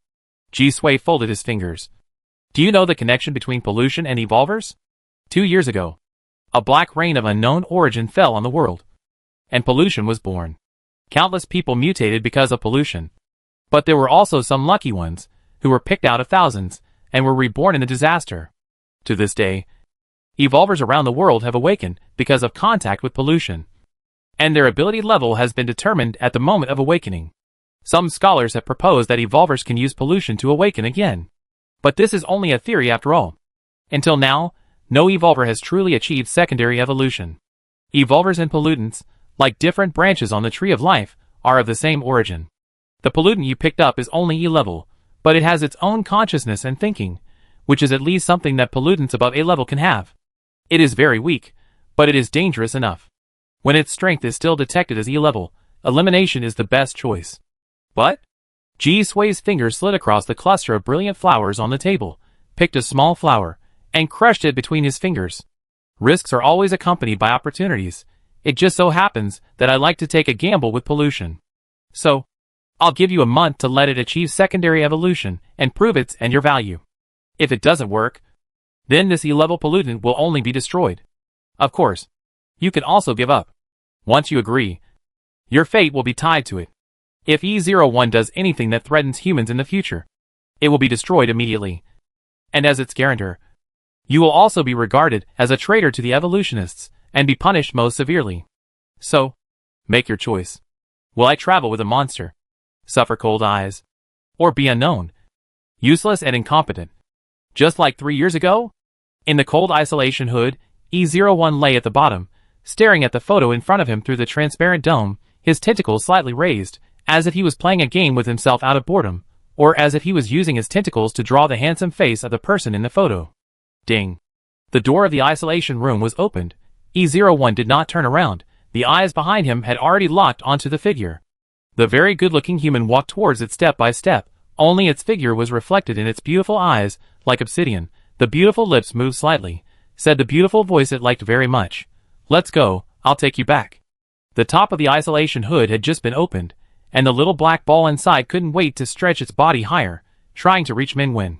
Before Mingwen's hand completely fell into the isolation hood, a sticky young creature appeared in his palm. If this was a fledgling, it must be warm in the hand, chirping, pecking him with its soft beak. However, the little pollutant in the palm of the hand is cold, without a heartbeat, and its thin tentacles entwine his fingers, like a spider web that captures prey, tight and inseparable. Mingwen scratched the little black ball with his fingers, and the little black ball spread out comfortably at his fingertips, like a cat with its belly exposed, and very obediently let him turn it over and over to check it. Mingwen found that, during the time he was away, the injuries caused by the high-voltage current to the little black ball had healed for the most part, and the speed of self-healing was much faster than before. He retracted his fingers, and the little black ball quickly got into his sleeve, like a cub absorbing warmth, and gently squirmed against the inside of his arm. Mingwen turned around, saw something in his peripheral vision, turned his head, and stared at the photo in front of the isolation cover without saying a word. This time it was in color. The staff of the base next to him took the photo silently, looked away, acting as if nothing had happened. You have just awakened, and you may not know yet. Our ARC base is one of the largest Evolver bases in the country. Although there is no S level, but with Dr. G in charge, the gold content is very high. So joining our base is definitely worthwhile. Leaving the main building of the base, Zhou Mengzi took Mingwen through the tall buildings and headed to the dormitory area on the edge. There is good news. We found your community. Because it is far away from the western suburbs, it has not been affected. Of course, City Inn is still under blockade, so during this period, you can only live in the base. As they were talking, a member of the base came over and greeted Zhou Mengzi. Hey, Xiao Zhou. You're working overtime again today. Zhou Mengzi laughed ha-ha twice without any emotion. The base member said, I heard that we have a newcomer. A D-level. The weakest evolver in the ARC. Named Ming or something. Before he finished speaking, he noticed the young man next to Zhou Mengzi, who he had never seen before. And his eyes suddenly lit up. Are you new here? What's your name? Under the eager gaze of the base members, the young man, with a refined temperament and outstanding appearance said, Mingwen. The base members' faces suddenly became strange, quietly pulling Zhou Mengzi over. No way. Mengzi, Dr. G values a D-class so much, and asked you to send him off in person? Zhou Mengzi, he was able to survive a devastating disaster, and protected more than a dozen people around him. He was seriously injured, and the people around him were safe and sound. Can you do it if it's your turn? After hearing this, when the base members looked at Mingwen again, their eyes were obviously different. My name is Sun Weihao, and I'm a researcher at the ARC base. He straightened his back and stretched out his hand to Mingwen. If you have any problems in the future, you can come to District 2 to find me. Dr. Sun. I've heard a lot about you. Mingwen shook hands with him, and a tentacle emerged from his sleeve, and stretched out towards Sun Weihao in a sinister way, but was held down by Mingwen. Sun Weihao opened his eyes wide. Zhou Mengzi coughed, and pulled Mingwen away. In front of the single dormitory, Zhou Mengzi handed a new mobile phone and an electronic card to Mingwen. It seems that your previous mobile phone is lost. This ID card has your information recorded on it. You have level 2 authority. and can access some non-confidential areas of the base. You are not allowed to order takeout here. The cafeteria is only a 5-minute walk away. It is open 24 hours a day. There is also a specially equipped supermarket and sports center. You can spend it with enough balance on the card. Mingwen thanked him and took the electronic card. What can I do? Evolvers all have tasks, and need to be deployed by the base. Of course, you should not be asked to carry out any dangerous tasks recently. You can focus on E01 first. Zhou Mengzi said this and lowered his voice. The headquarters does not know that E01 is a pollutant with self-thinking. It is very special. And this specialness is very dangerous for pollutants. With the headquarters style of seeking stability, it is very likely that they will order its destruction immediately after learning about it. So you don't have much time. Dr. G suppressed the news. In fact, he also took a lot of risks for you. Mingwen lowered his eyelids and nodded. Thank you. Zhou Mengzi smiled. Don't worry too much. With Dr. G's status, those old men can't. Before she finished her words, she received a message, looked down, and her expression suddenly changed. A body suspected of being S-level pollutants was found in the western suburbs. How could this be? Is there really an S-level pollutant in City? I have to go, you stay here first. I may need to find you later. Zhou Mengzi left in a hurry. Ding. Mingwen used his ID card to open the dormitory door. This single dormitory was clean and tidy. There are tables, chairs, and bookshelves by the door. It has its own bathroom. There is a Lily of the Valley book lamp hanging at the head of the bed. There are also 2 pots of green succulents by the window. The art base is located by the river. From the window, you can see the unobstructed river surface. That is the Songshua River, which surrounds City C where the art base is located, and passes through City Inn. Mingwen suddenly remembered that when he was a child, his parents often held his hand and took him to the river to touch small crabs. Now, the room is quiet, and he is alone. A thin tentacle stretched out from his sleeve again. Mingwen lowered his eyes and touched the tentacle. A small black ball emerged and squirmed out of his sleeve. There is a fruit basket on the table. I don't know who sent it. Mingwen remembered that the little black ball had not eaten anything. Although he had never heard that pollutants also needed to eat. He still pulled the sticky little ball from his palm and put it in the fruit basket. The little black ball turned around in the fruit basket in confusion, grabbed a peach, sniffed it, and was covered with peach hair. It shook it off quickly and pushed it away with disgust. It grabbed another melon, which was too big. It pushed and pushed, but couldn't move it. It moved away angrily. It grabbed another lemon, which was just the right size. The little black ball happily stretched out its tentacles to hold the lemon and took a bite. It was called biting. But Mingwen didn't see how it moved at all. It just used its tentacles with suction cups to hold the lemon tightly. And a piece of the lemon was missing. Mingwen, isn't it sour? The next second, the round body of the little black ball trembled. Mingwen looked at the little black ball holding the lemon stupidly, sitting in the fruit basket blankly, as if wondering what this is. Take a bite. Shake and shake. What is this? Take another bite. Shake and shake. Mingwen. He suddenly realized that the little pollutant he picked up seemed to be not very smart. But no, the stupid ball will be destroyed in a month. Mingwen picked up the little black ball that was shaking so sourly and opened the cupboard. In the cupboard was a complete set of cups, a jar of honey, and a box of fructose. The beautifully packaged fructose was not like the daily necessities that the base purchased in bulk and placed in each evolver's dormitory. Mingwen stared at the box of fructose silently, picked up the honey, and made a cup of lemon honey water for the little black ball to drink. The little black ball nestled beside the fruit basket, staring at the remaining lemons, looking a little wary. But when Mingwen put the glass of lemonade next to it, it stretched out a long tentacle without hesitation and reached into the bottom of the glass. Mingwen, so this is a mouth? However, E01's physiological structure cannot be understood with ordinary thinking. Mingwen remembered that its body was still a bunch of wriggling tentacles with bright red eyes. The lemonade with honey tasted sour and sweet. The little black ball obviously liked it very much. It lay beside the glass very comfortably and stretched out a few tentacles to sway back and forth. Mingwen thought it was making a little heart with its tentacles at first, but later found out that it was making a little lemon shape.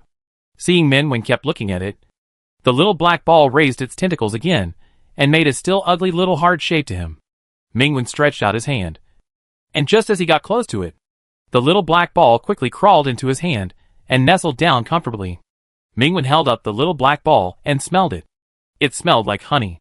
It was a little sweet. He said, "Can you speak?" The little black ball looked at him motionlessly. Mingwen knew that E01 could understand some of his words in some way, but it was not clear whether it had complete human thinking. As for how to make E01 evolve a second time, he had no idea for the time being. He could only try to develop it in terms of language first. At least, to allow them to communicate normally.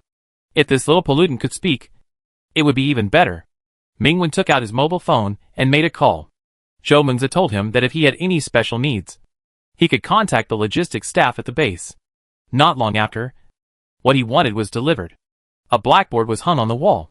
Mingwen put the little black ball on a tall single chair and bent down slightly. "From now on, I will teach you something. You must remember it. This is very important." The little black ball holding an apple nodded its round head in a dignified manner. Mingwen seriously opened a book called Children's Pinyin Enlightenment. Bapamofo. Little black ball. The little black ball seemed a little confused. Looking at Mingwen, slowly stretched out a tentacle and rolled the apple. After a while, Mingwen lowered his head, and the little black ball on the chair pushed the apple to roll around, having a lot of fun. When he found that Mingwen was looking at him, the little pollutant stopped immediately and raised the apple high with a little guilt and wanted to hand it to him. Mingwen rubbed the little black ball, said nothing, put down the pinyin textbook, and changed to an arithmetic enlightenment book. A few minutes later, Mingwen closed the textbook and said, "Do you understand?" The little black ball holding a pen with its tentacles nodded seriously. "Mingwen, congratulations. Now you have learned addition, subtraction, multiplication and division." Then he slowly took out a high-level math question bank. "Do it for me." Little black ball? Little black ball stared at the question bank as thick as a mountain, and seemed to feel something was wrong. He turned a page with his tentacles and took a look. Snap. Close the question bank. Not sure. Quietly turned another page. Snap. Close it again. Spread into a small pancake. After a while, it slowly flowed out. Mingwen. Melted. Chapter 6 Brother. Brother. On the chair, the little black ball turned into a pool of semi-solidified liquid that flowed back and forth.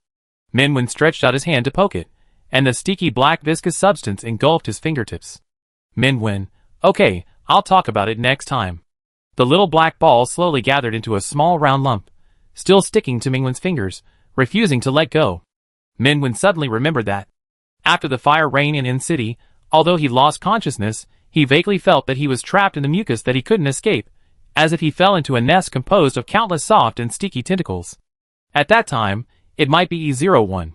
Including their first meeting, this little pollutant has shown several different forms. However, the test showed that it was only E-level. Dong dong dong. There was a knock on the door in the corridor. Mingwen retracted his thoughts and got up. The door opened, and Ning Kankan and Zhang Chengming were standing outside. When they saw Mingwen, their faces were full of surprise, and they rushed over to hug him. The little black ball in the room. Question mark. Great. You are fine. How are your injuries? It's okay. It's healed, Mingwen said. Sit down. Eat some fruit?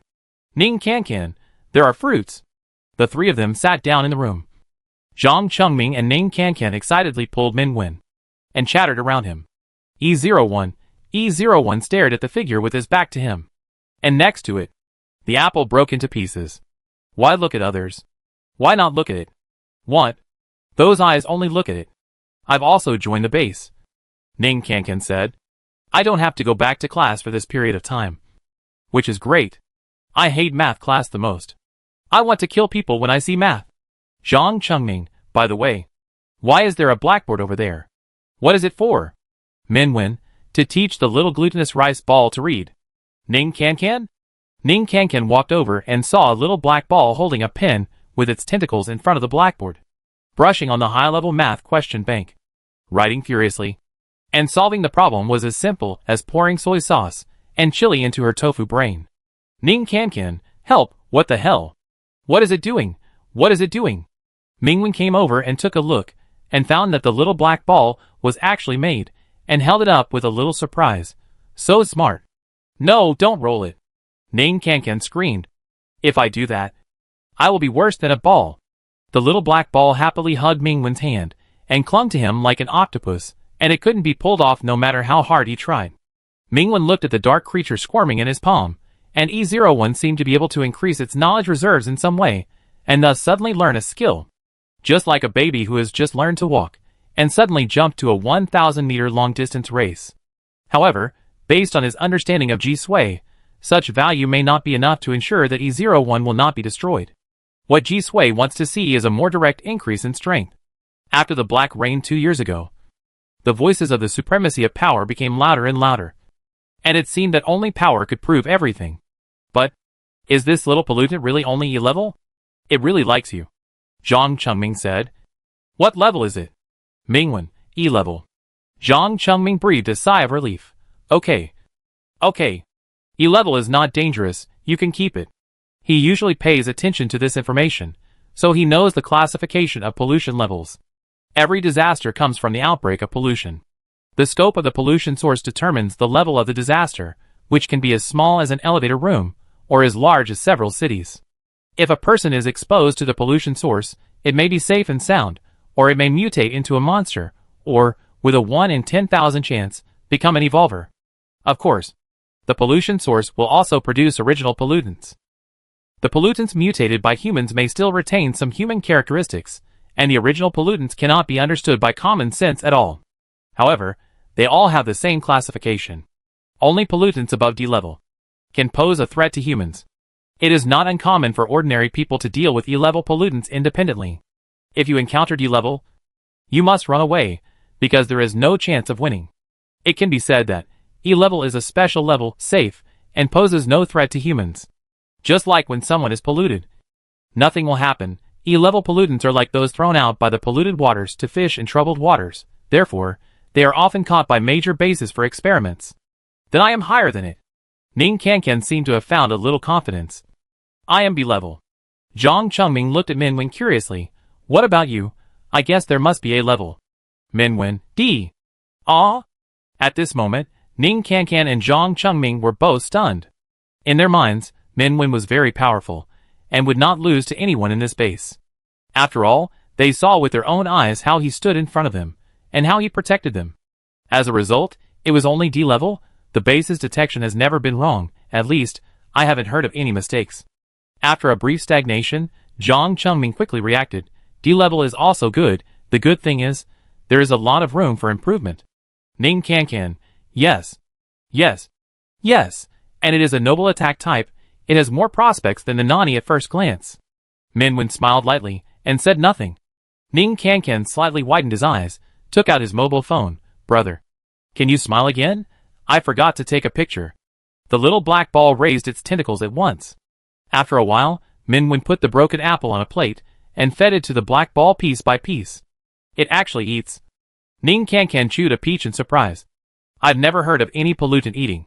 Minwen, because it's a small glutinous rice ball. The black ball stretched out 2 thin tentacles, and put them on its waist, looking very proud. Zhang Qingming's mouth twitched, just when he was about to say whether he still remembered the hideous and terrifying body of this pollutant deep underground. He froze for a moment before he could say anything. What underground? What did he want to say just now? Zhang Chengming stared blankly at the dark creature lying obediently in Mingwen's hand, and chewing the apple, remembering that when he first saw it, it looked like this round and harmless creature, very reasonable. Ning Kankan, come to think of it, the base was in a mess just now. It seems like something big happened. Zhang Chengming suddenly became energetic. I'll tell you one thing, you must not be afraid. Ning Kankan, you said, I'm an evolver, so I'm not afraid. I just heard them say that. A few kilometers away from where we were rescued, the body of an S-level pollutant was found. Ning Kankan. This explosive news made Ning Kankan's brain crash for a while, and suddenly turned his head and looked at Mingwen. Mingwen, I'm D-class. We're really lucky. Ning Kankan didn't know what to say. Actually. Of course, we're so lucky, we're only a few kilometers away. Zhang Chengming said. According to their speculation, the pollutant died not long after it was born. Otherwise we would have died 800 times. Ning Kankan, did you ask anything else? Zhang Chengming scratched his head. Also, the horrible rain of fire before was caused by an evolver named Gu. His girlfriend lives in the western suburbs, very close to us. After the shell disappeared, he found his girlfriend's body, and was so sad that he blew himself up for love. Ning Can, so crazy, does he not care if there are still people around? After saying that, she was stunned for no reason. She seemed to have forgotten something. When the rain of fire fell, time seemed to be manipulated, becoming extremely long. Ning Can tried to recall it, and found that she could no longer remember more details. Perhaps the slow-motion world at that time was just an illusion before she fell into a coma. After all, she had never heard of any evolver in the world who could control time. Mingwen listened to their conversation quietly, fed E01 a whole apple, and tried to teach it to speak. Mingwen. My name. He repeated it several times, but the little black ball did not respond, but stretched out its tentacles to hook his sleeves. Mingwen pinched the soft tentacles, opened his phone, and searched silently for 300 children's songs. Ming, Ming. Suddenly someone called him softly in his ear, low and pleasant, like a teenager's voice, but very awkward, as if he had just learned to speak. Or perhaps it was a monster wearing human skin, imitating human pronunciation. Mingwen was slightly startled, lowered his eyes, and the little black ball stayed quietly in his palm. He raised his eyes again. In the room, Zhang Chengming and Ning Can lowered their heads to play with their phones, without any response. They can't hear, only he can hear. Mingwen picked up the little black ball and repeated his name several times. Ming. Soon, the boy's voice sounded again, still not pronouncing words skillfully, unfair and stuck. Brother one. Ning Can came over. Can I call you that? Brother. Brother, Mingwen. You can call me that. Oh, brother one. Brother. The clear and pleasant boy's voice continued intermittently in his ears. Mingwen lowered his eyes, moved his fingers slightly, and gently hooked the tentacles of the little black ball. A cool breeze blew in from the window, and it was getting dark. Zhang Chengming and Ning Can stood up to say goodbye. Mingwen sent them to the door. The little black ball put his hands on his hips in a rage. It was eager for them to leave quickly. It looked very disgusted. Ning Can made a face. Slightly. I will come to see brother when tomorrow. The little black ball, ? Mingwen calmly pressed down the little tentacles that jumped around, and took it back to the room. Splash. The bathtub was filled with hot water. Mingwen wrapped the little black ball with a bath towel, and gently placed it on the storage box next to the bathtub, and went out to get something. The tentacles lifted the bath towel, and the little black ball popped its head out, and jumped into the bathtub. Mingwen heard a plop sound, but he didn't care. He pushed open the bathroom door. Dense and squirming tentacles were tumbling in the water. There was a narrowed red eye on the top of each tentacle. The bathtub was almost occupied by this large mass of sticky black mixed with scarlet, just like a black corpse splashed with blood. A real murder scene. Mingwen closed the bathroom door, and after a second, he opened it again. In the bathtub, the twisted and weird creature disappeared, and a round black ball floated quietly on the water, looking very well behaved. Mingwen, can I still soak in this water? After thinking for a second, he decided not to waste water. He took off his coat and casually put it aside. Mingwen sank into the bathtub. The mist moistened his thick eyelashes, and his clear eyes were misty. His skin was cold and white, and it turned a faint blush because of the hot water, and his smooth collarbone was filled with water light, and the slightly shimmering water light was like light gold sprinkled on the lakeside, crushed the shimmering ripples. The warm current swept away the long-standing fatigue. Mingwen leaned back with his head raised, his curvy throat was exposed to the mist without any defense. He closed his eyes slightly, and breathed a sigh of relief. On the water surface, the little black ball was dazed, not moving. Mingwen poked. The little black ball was still dazed, not moving. Mingwen squeezed some shower gel into his palm, and began to rub the little black ball. The soft black creature was rubbed into various shapes, and wrapped in snow-white bubbles. For some reason, it always quietly allowed Mingwen to move, like a wooden chicken. He scooped up warm water with his palm, and washed away the bubbles on the little black ball. Mingwen leaned in to smell it. It smelled like milk. He didn't know if it was because it was soaked in hot water for a long time, but he found that this quiet little pollutant seemed to be a little powdery for some reason. He poked again, but there was still no response, so he took the opportunity to rub it. It feels very good, like a small dough, and it relieves stress. After being kneaded for a long time, the little black ball finally seemed to have a little reaction. The thin tentacles stretched out to Mingwen's heart, but retracted in midair.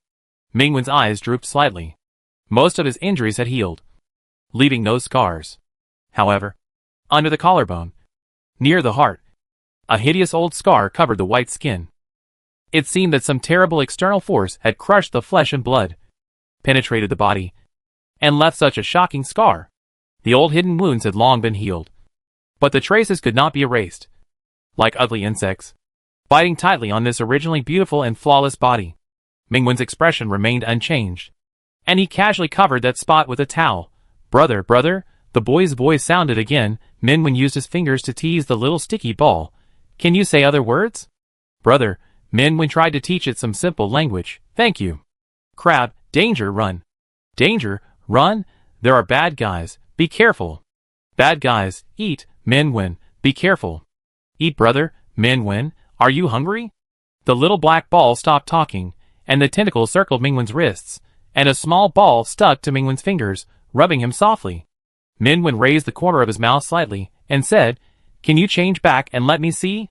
The little black ball paused. Mingwen said again, Don't be too big, I can't squeeze in. The little black ball looked at him, and a tentacle emerged. More tentacles emerged. The originally round body of the small black ball gradually became hideous and irregular. Countless black tentacles squirmed and huddled together, like countless crawling maggots. On the top of each tentacle, a scarlet eye tore through the flesh and stared straight at Mingwen. The size of this pollutant was several times larger than before, almost occupying half of the bathtub, but it was not its true size. Mingwen gently pushed away the tentacles. Under the tumbling tentacles, the blurred red flesh and blood could be vaguely seen. It was like a creature made up of blood clots and tentacles. Mingwen, it looks pretty good. He originally wanted to pick up this big pollutant to weigh it, but his arms just wrapped around the slippery tentacles that were moving around. All the tentacles were retracted, and it turned back into a round black ball. It was a little powdery. Mingwen pinched the black ball, and it turned back. But it didn't say anything. He pinched it again, and it sank into the water. It quickly emerged. It floated on the water, motionless. Finally, Mingwen fished the black ball out of the water, which seemed to be fainted by the hot water. The cool night breeze blew into the room. Mingwen casually put on a bathrobe, dried the black ball, and spread out a few colorful picture books, letting the black ball read by itself. The boring pictures did not interest E01 at all. It stared at the figure with its back to it. The slightly opened bathrobe revealed a small section of cold white neck under the black hair, which was stained with crystal water droplets, and was as white as the first snow. After Mingwen untied his bathrobe and changed into clothes for going out, E01 quickly retracted his gaze. He wiped his slightly damp black hair with a towel, buttoned up his clothes, and turned around. The little black ball was lying on a picture book, reading it intently, as if there was something in it that attracted the ball very much. He was staring at it, and muttering to himself, Brother, beautiful, smells good. Wife, Mingwen, what is this little glutinous rice ball looking at? Mingwen walked over, picked up the mumbling little glutinous rice ball, and glanced at the picture book under it. In the beautiful garden, the little girl shared the fragrant cake with an old woman who had lost her way. It was just a children's story. Nothing strange about it. Mingwen. Chapter 7 A mere D-level. Mingwen held the little black ball, shaking it gently. Don't use weird punctuation next time. The little black ball swung twice in the air, stretched out its slender tentacles to grab his fingers, and climbed onto his wrist. Brother, smells good, I like it. Mingwen laughed. He did smell like shower gel. Without thinking too much, scratched the little black ball that was rubbing against him stickily. Let's go out for a walk. The moonlight fell on the river, and the base was still brightly lit. Mingwen passed by the number 1 experimental building, and happened to meet Zhou Mengzi, who had just finished overtime. The two greeted each other, and Zhou Mengzi noticed that a group of young black creatures came out of Mingwen's pocket, grabbed his sleeves and shook them, and was gently lifted up by him, and placed on his shoulder. The little black ball obviously liked this position very much, jumped twice on Mingwen's shoulder, and raised its body, as if to declare sovereignty. Zhou Mengzi sighed. This E-level pollutant has only been with Mingwen for half a day, and it has been well taken care of. From a small ball of wilted at the beginning, it has become a big ball of lively people. By the way, Gu Xixia died just now after the rescue failed, she said. An evolver who has lost the will to live cannot be saved even by the S-level healing system. Mingwen nodded. The fact that Gu Xixia committed suicide and blew himself up because of the death of his lover, and cause the rain of fire has been concluded. When a person dies, it is like a light going out. He does not want to say more. When the shell descended, the S-level pollutant should have appeared. But none of the survivors in the western suburbs have seen it. Zhou Mengzi said. Do you have any impression? Minwen was silent for 2 seconds and shook his head. I don't remember. Zhou Mengzi knew that he had lost part of his memory, and he himself didn't know what he had forgotten. This was very special.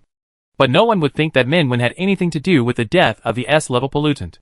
After all, even for an S-level evolver, it would be a fantasy to kill the highest level pollutant born in a destructive disaster. The cameras in City Inn were unable to record the relevant images, because at the moment of the pollution outbreak, all modern electronic equipment lost their function. The base could only infer a possibility from the survivors that the S-level pollutant had just been born and died inexplicably. So this time, the shell would automatically dissipate. And this was an incomplete destructive disaster. It has been confirmed that even though the shell has isolated the entire Inn city, the pollution source only covers the western suburbs. In other words, the pollution that should have spread to several cities has been limited to a small area because of the death of the S-level pollutant.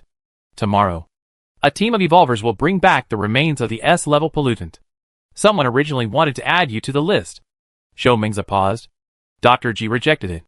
Mingwen, I can go. Zhou Mengzi, it's too dangerous. And it's not necessary. The base has sent several A-level evolvers, including a rare space system. The space system is Zhengjiasi. Everyone thought that he broke the shell and saved Inn City. But with the exposure of the S-level pollutant corpse, the facts seem to have changed. For this reason, Zheng Jiaz volunteered to join this mission, and vowed that since he could break the shell, he could also successfully bring back the S-level pollutant. And there would be no accidents. You are famous, and many people are paying attention to you.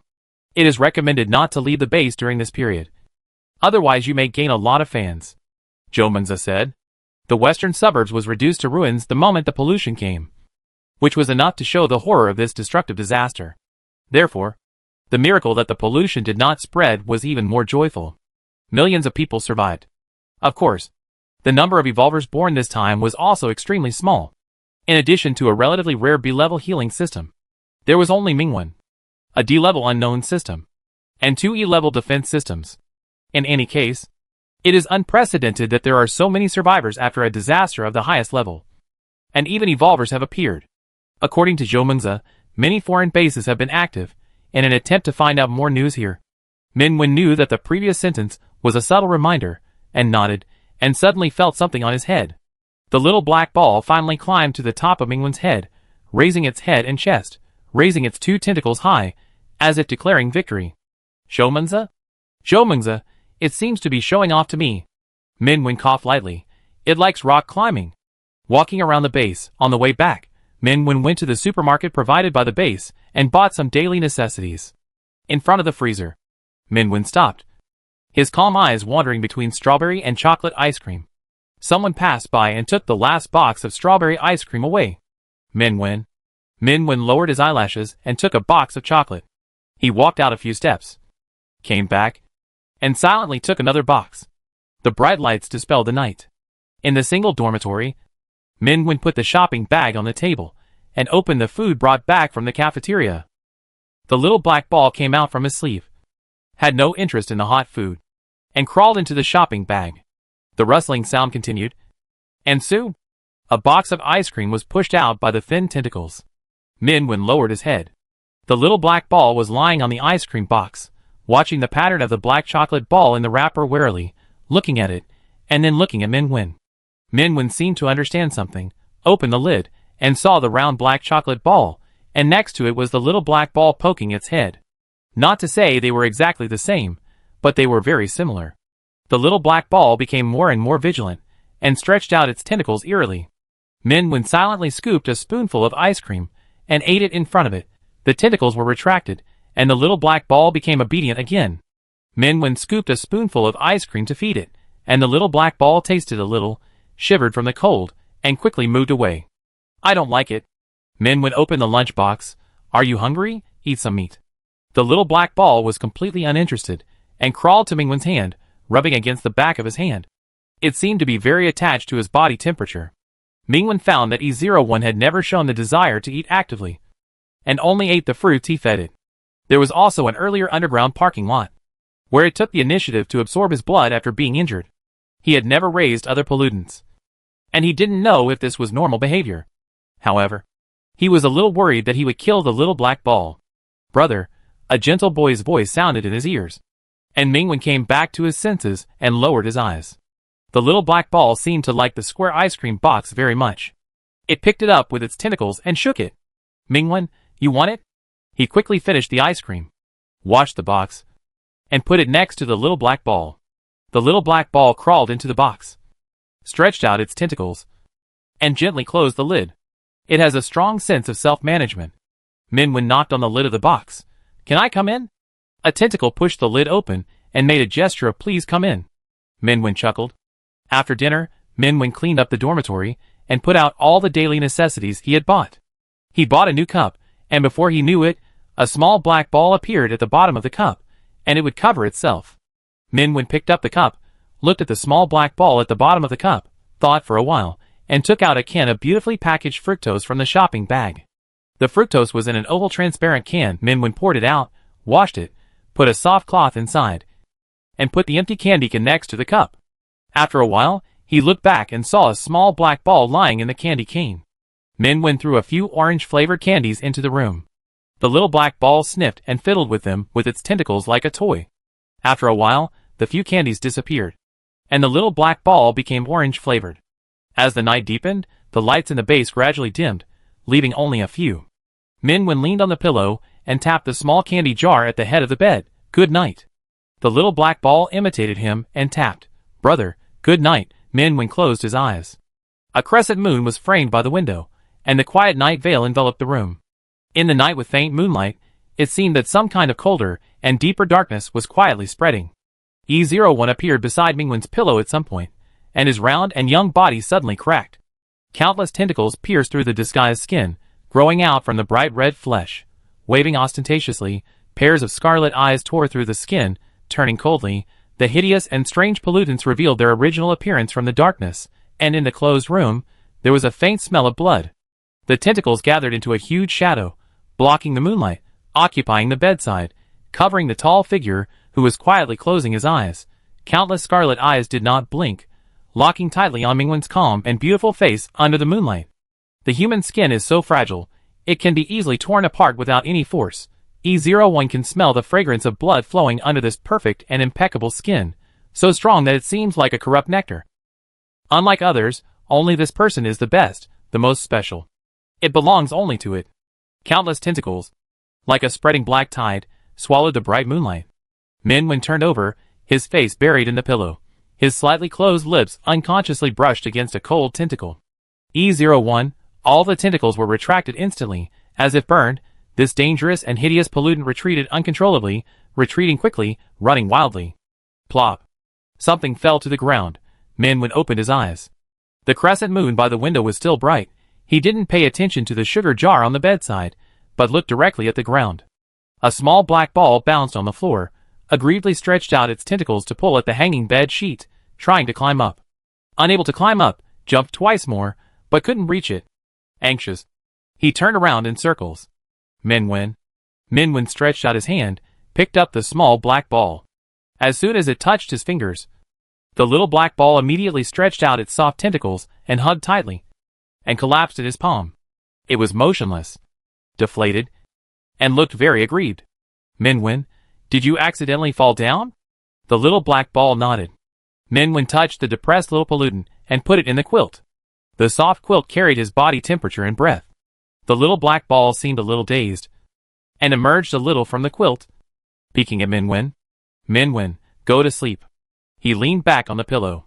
After a moment of silence, E01 quietly, without a sound, pressed against Mingwen's neck, and its cold little body rubbed against his warm skin, and quietly nestled down. A dreamless night, there were no countless tentacles clinging to him.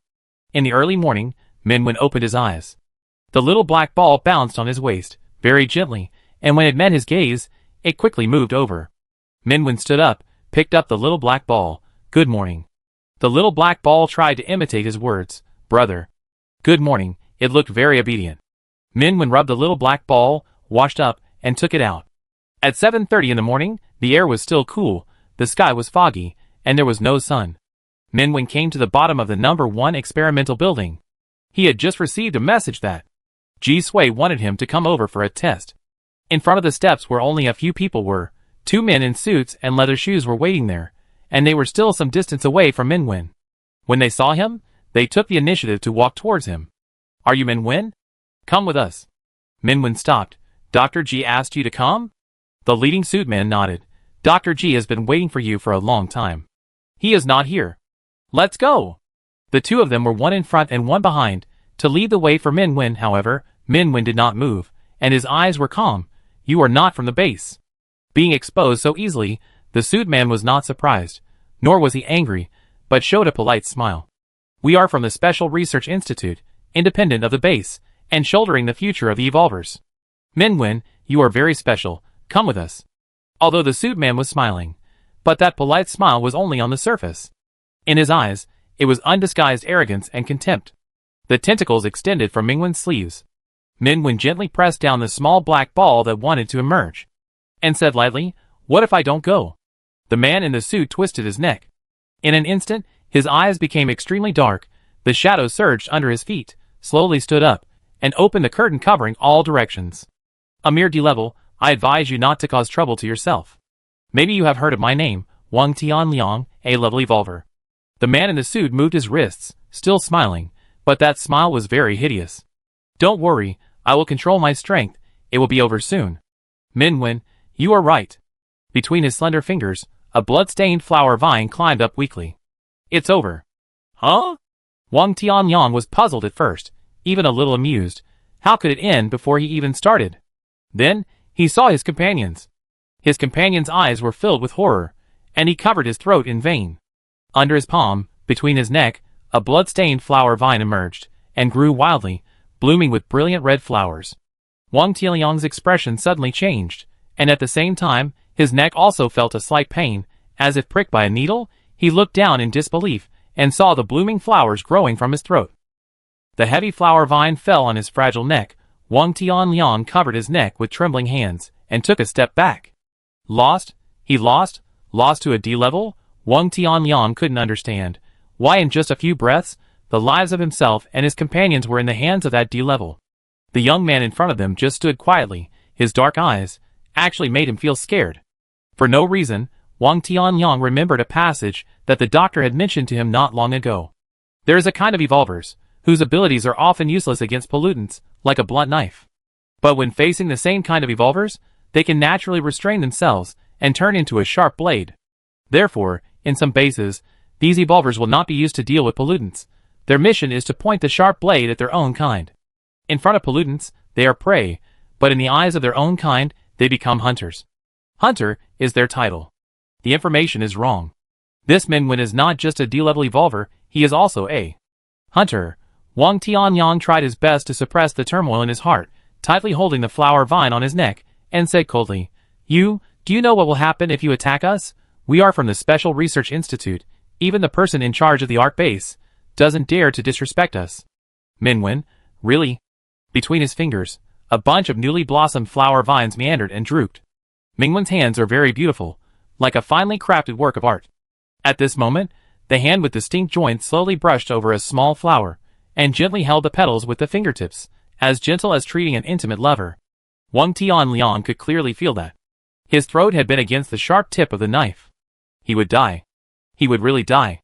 At this critical moment of life and death, Wang Tianliang, who had experienced all kinds of storms, remained calm and proudly straightened his back. "Mr. Ming, you know, we have always respected powerful evolvers like you. I think there may have been some small misunderstandings just now." Minwen, yes. Wang Tianliang, we were presumptuous today and disturbed Mr. Ming. We are really ashamed. Blame ourselves. And shouldn't have done that. Minwen, yes. Wang Tianliang, look. The weather is so good. If you have nothing to do, can you please show some mercy and let us go? As soon as the voice fell, there was a muffled thunder in the sky, and a sparse rain began to fall. Minwen, no. Wang Tianliang. Chapter 8 Brother. I'm scared. The Special Research Institute wants to take Minwen away? In the laboratory, Zhou Mingze almost slammed the table when he heard the news. How dare they attack our people here? Ji Sui put on a white lab coat and said expressionlessly, "Have you notified Ming Shanhai?" A base employee said. "We have already notified him. The base director is very angry and is on his way." As soon as he finished speaking, another base employee came in and said hesitantly, "Dr. Ji, Minwen." Zhou Mingze's eyelids jumped. "Has he been taken away?" "Oh no," said the base employee. "He beat the two people from the institute to the ground. And now they are crying and begging him to let them go." "Ah!" The rain curtain separated the three people.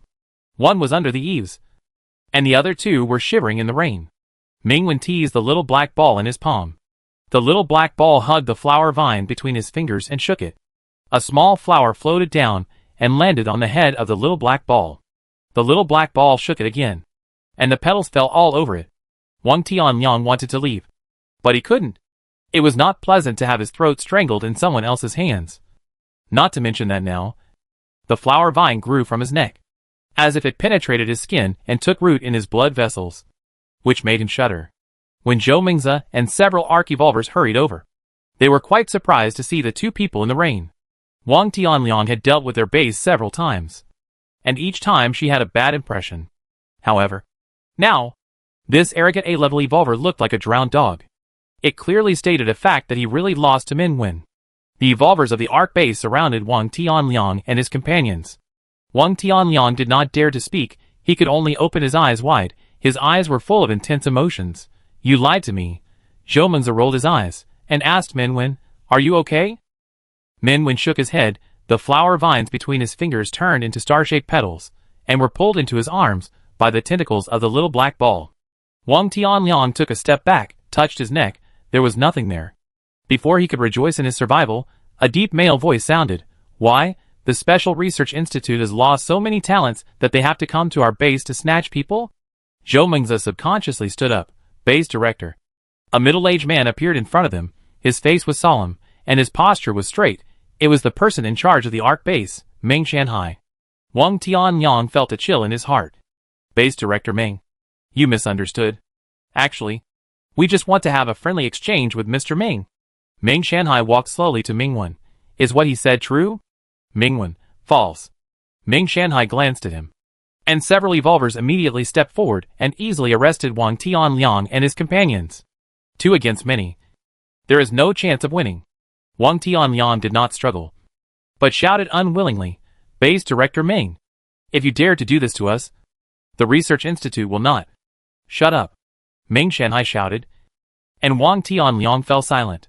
Even though he knew that the head of the base in front of him, who was intimidating without anger, was just an ordinary person without superpowers, but at this moment, he still didn't dare to offend. Soon, Wang Tianliang and his companions were taken away. Before leaving, he secretly cast a resentful look at Minwen. "Wait, a hunter, facing pollutants. What can you do? Hunters don't have the ability to kill pollutants. As long as a disaster breaks out, you cowards will only die tragically." Minwen raised his eyes, and his cold eyes met Wang Tianliang's gaze. Wang Tianliang turned his head suddenly, leaving behind a staggering back figure that quickly fled. Ming Shanhai walked towards Minwen. His expression became kind. "You are so young and can beat Wang Tianliang. You are really young and formidable." "Minwen, thank you, Base Commander, for helping me." Ming Shanhai laughed. "It's not a help. Even without me, you have solved the problem." His eyes moved down. A dark round creature nestled in Mingwen's palm, sometimes extending a few slender tentacles, touching Mingwen's fingers, and then shrinking back.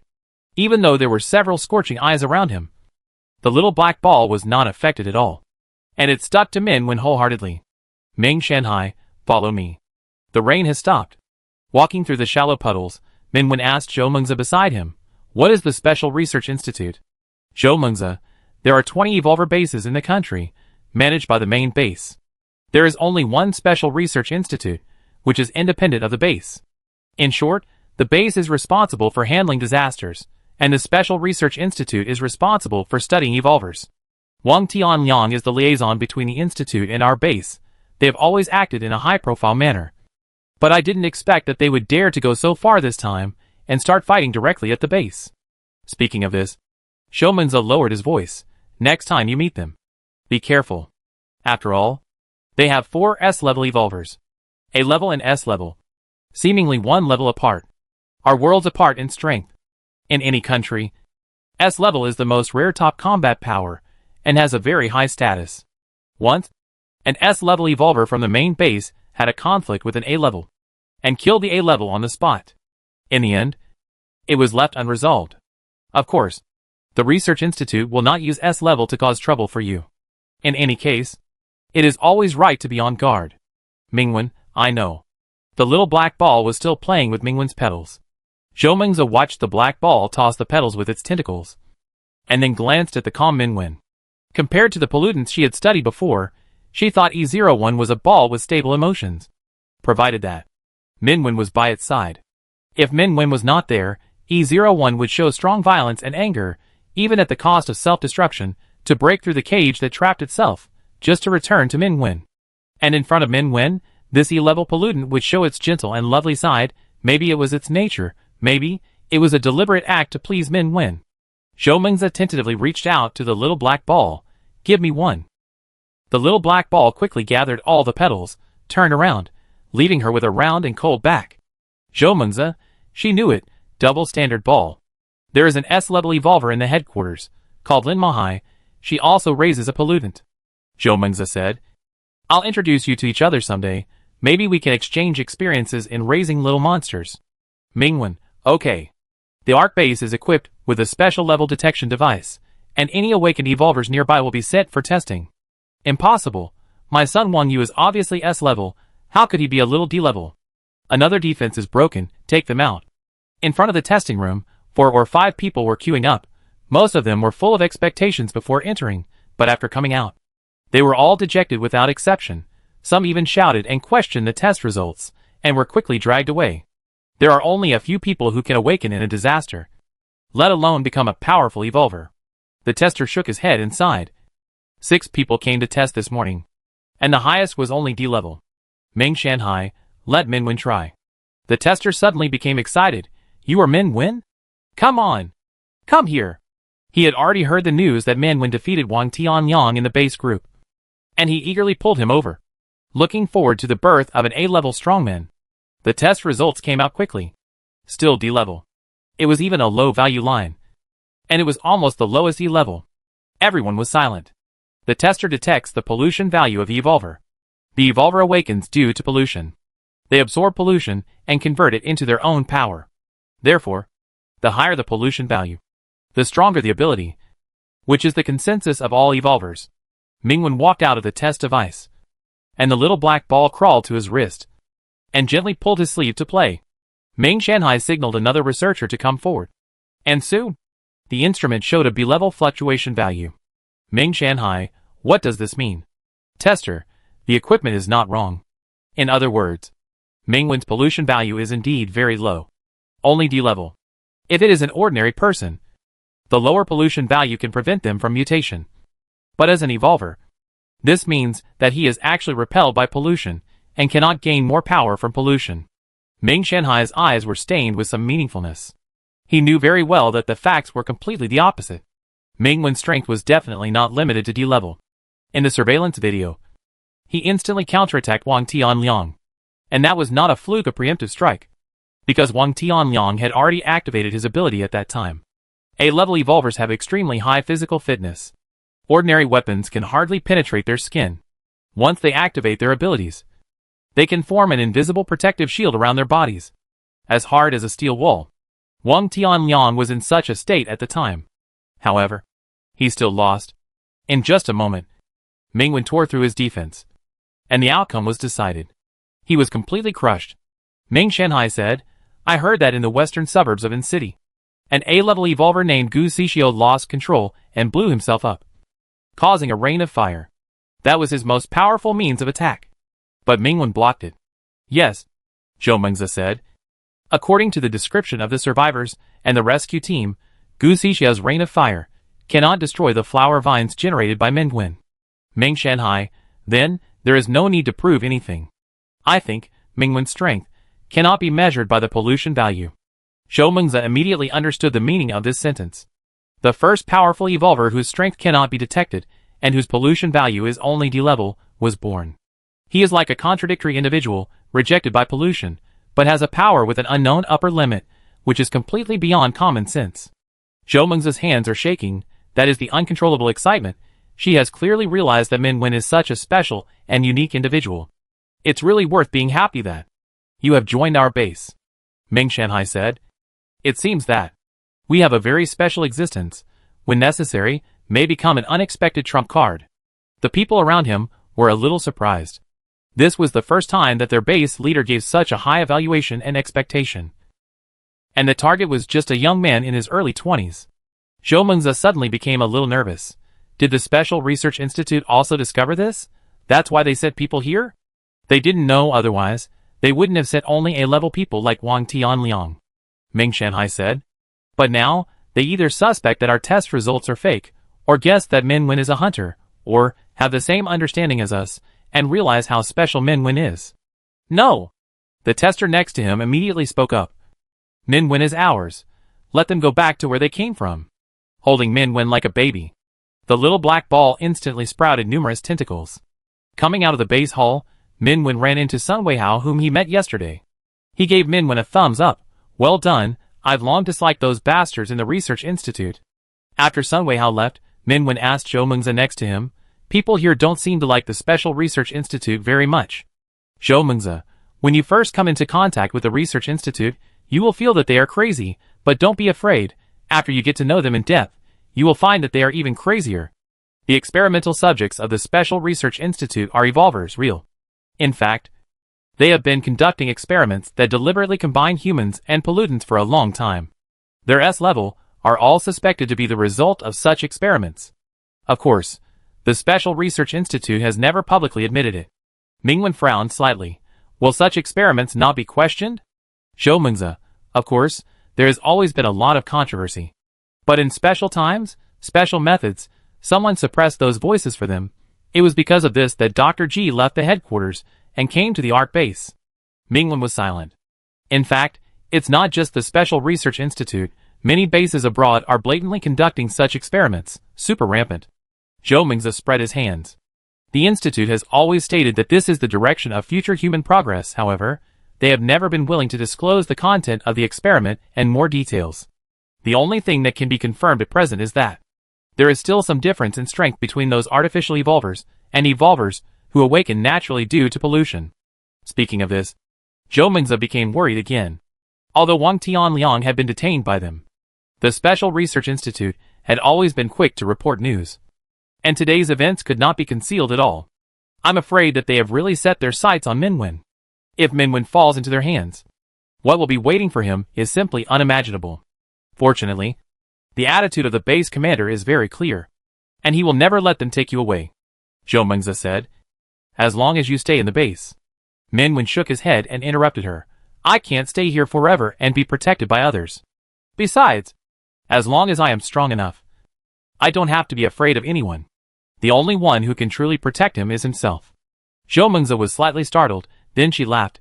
It's good that you think so. I believe that you will definitely become. She stopped talking abruptly, because she found that, not far ahead, a man in sunglasses took off his sunglasses and stared at them. To be precise, he was looking at Min Wen. Zhou Mengzi thought to himself, it's bad. The man opposite was none other than the A-level space evolver, Zheng Jiaxi. Everyone in the base knew that Zheng Jiaxi liked men. As long as they were good-looking, he would try his best to hook them up with them. After getting them, he would immediately abandon them. This was also the reason why he had a very bad reputation before. At this moment, through the crowd, Zheng Jiaxi noticed Min Wen at a glance. The young man had a slender and upright figure, her appearance was beautiful, and her eyes were calm and peaceful, like a handful of clear and cool spring water in a bamboo forest in summer. Just looking at her made her feel relaxed and happy, and she couldn't take her eyes off. She was beautiful. Really beautiful. He had never seen such a beautiful woman before. He really wanted to see what he looked like at that time. Zheng Jiaxi was eager to see Min Wen, and immediately walked towards him. Captain Zheng. Someone called him from behind. The car is ready. Let's go. Zheng Jiaxi pretended not to hear. Captain Zheng? Captain Zheng! Captain Zheng! Zheng Jiaxi turned his head reluctantly and walked away slowly. Zhou Mingzi, who witnessed this scene, breathed a sigh of relief. To be honest, she was not afraid that Mingwen would really be harassed. But she was afraid that Zheng Jiaxi would be beaten badly. That's Zheng Jiaxi. He's going to carry out the mission of bringing back the S-level polluted corpse. Zhou Mingzi said. Next time. Stay away from him next time. Mingwen pondered. It seems that you asked me to stay away from too many people. Zhou Mingzi. Definitely not the many strange people here. Definitely not. Mingwen smiled, lowered his head, and the little black ball bounced in his palm, which seemed a little unhappy. He rubbed the round black creature, and several tentacles stuck to his fingers. In city, the western suburbs have been blocked layer by layer, and set as a restricted area. At the edge of the ruins, the air suddenly twisted, tearing a long and narrow crack, and a foot stepped out of the crack first. This is Zheng Jiaxi's ability. The space is split. His team members walked out one after another, for A levels, no S levels, almost the strongest configuration. Captain Zheng, I always feel something seems wrong with this place. Hearing the words of his team members, Zheng Jiaxi said with disdain, it's just a corpse. What's there to be afraid of? Maybe it's not an S level at all, but they detected it wrong.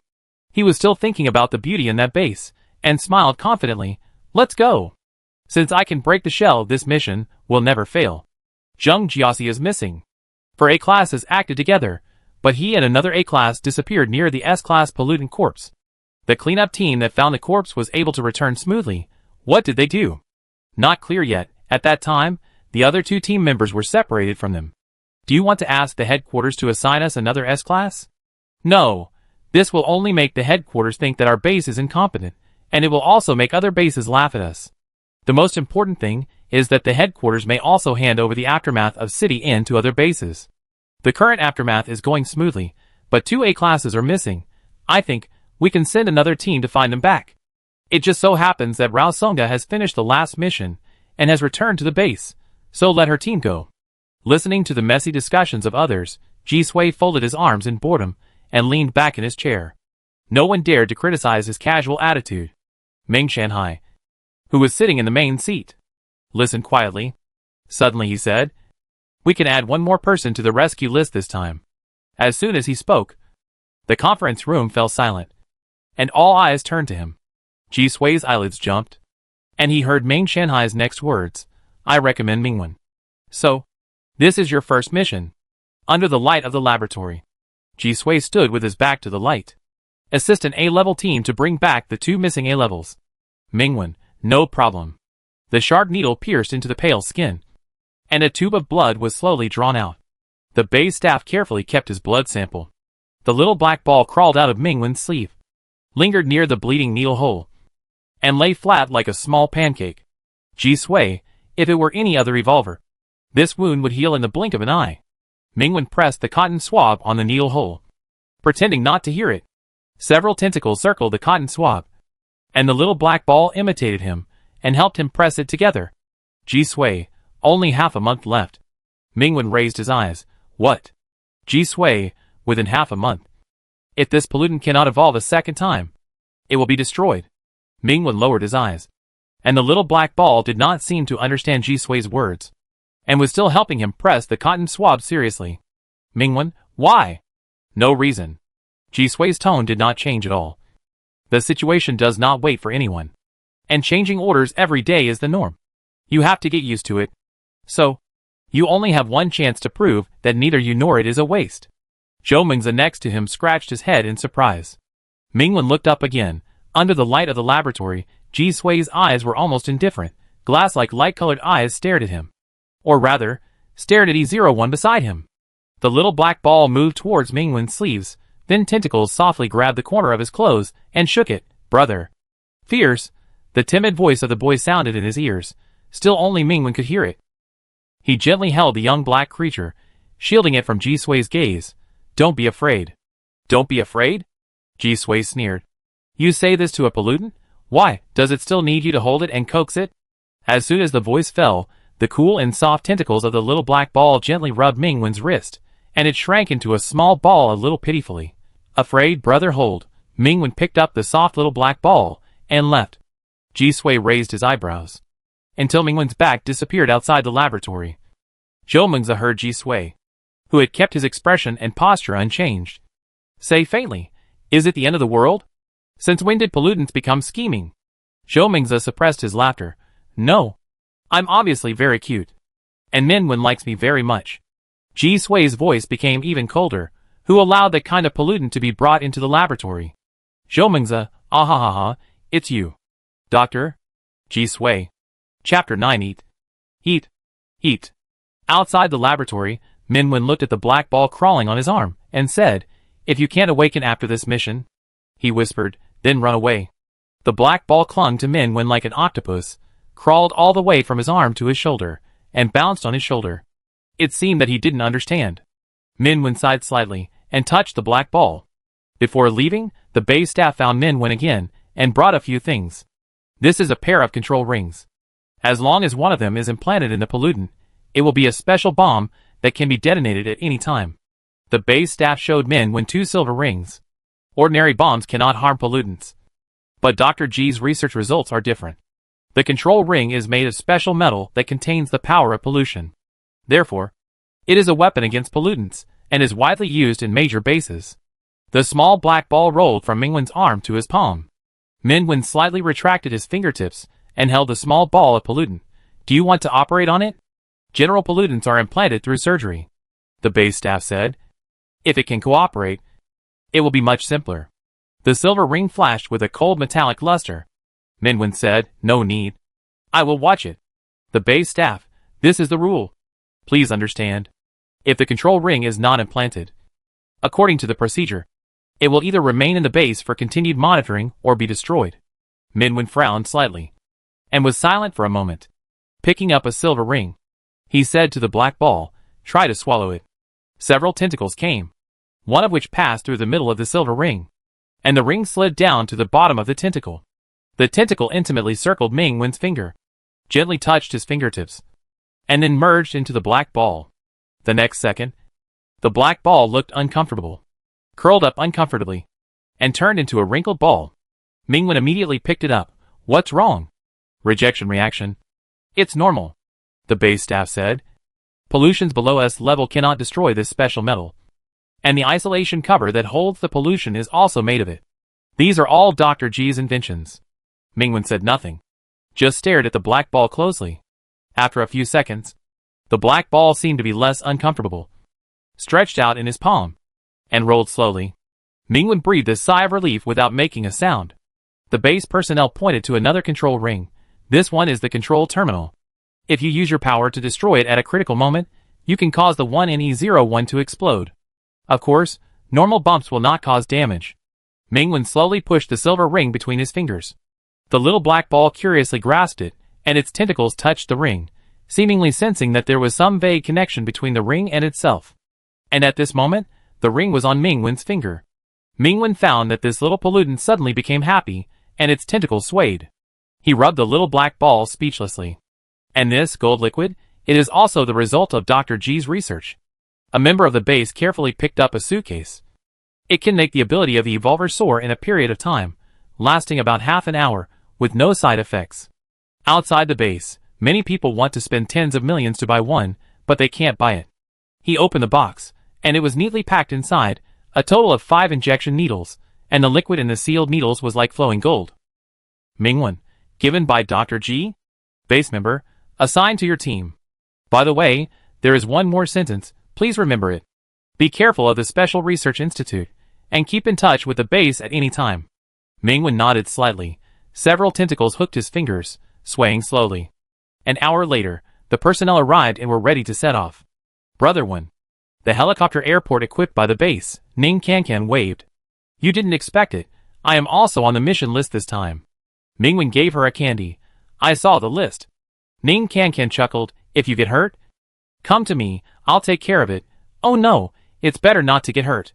In the underground parking lot before, Mingwen, covered in blood, stood in front of them, but she was powerless. This scene made her blame herself for a long time. Even though she later learned that Mingwen had a special physique, any level of treatment would be difficult to fully work on him. The self-blame did not fade much. I want to become strong, reliable, and able to heal all the wounded. Ning Kankan thought so, and clenched her fist firmly. You are my companions for this mission. Right? A female voice sounded, and a woman with a neat ponytail jumped down from the hovering helicopter. Her eyes calm. I am the captain of this team. Rao Songa. These are my teammates. Xue Qingbi and Yang Qiuli. Xue Qingbi was a young man with long hair and a wandering temperament. He squeezed his left eye when Rao Songa mentioned him. Yang Qiuli was a lively curly-haired girl. She poked her head out and made a scissor sign to Min Wen and Ning Kankan. Rao Songa strode over and extended her hand to Ning Kankan. Ms. Ning Kankan. After this mission is over, if you are willing, you can consider joining our team. Ning Kankan was flattered and shook her hand. Ah! I'm just a B-level. Rao Songa smiled. Healing evolvers are very rare, and our team has been waiting for a healing system for a long time. She extended an invitation to Ning Kankan, and when facing Ming Wen, she only extended her hand and said, It's a pleasure to cooperate with you, and I hope this mission goes smoothly. Me too.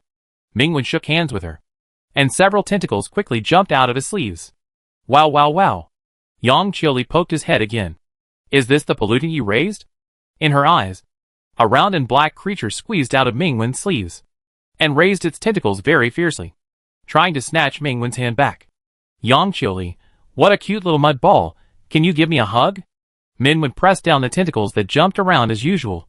Not good, they will bite people.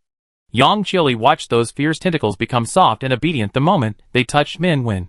She clung to him affectionately, and couldn't help but groan a few times. The helicopter took off, and the rolling sea of clouds flowed outside the porthole. Rao Songa poured a glass of juice and handed it to Min Wen. I have seen your file. Your ability is Nirvana? It's an interesting name. I wonder if it is actually the same. Min Wen took the juice. File? Xue Qingbi. It's something that every newcomer in the base has to fill out. It's so long-winded and troublesome. Don't you know? Min Wen shook his head. He had never seen any file form, and no one had told him about it.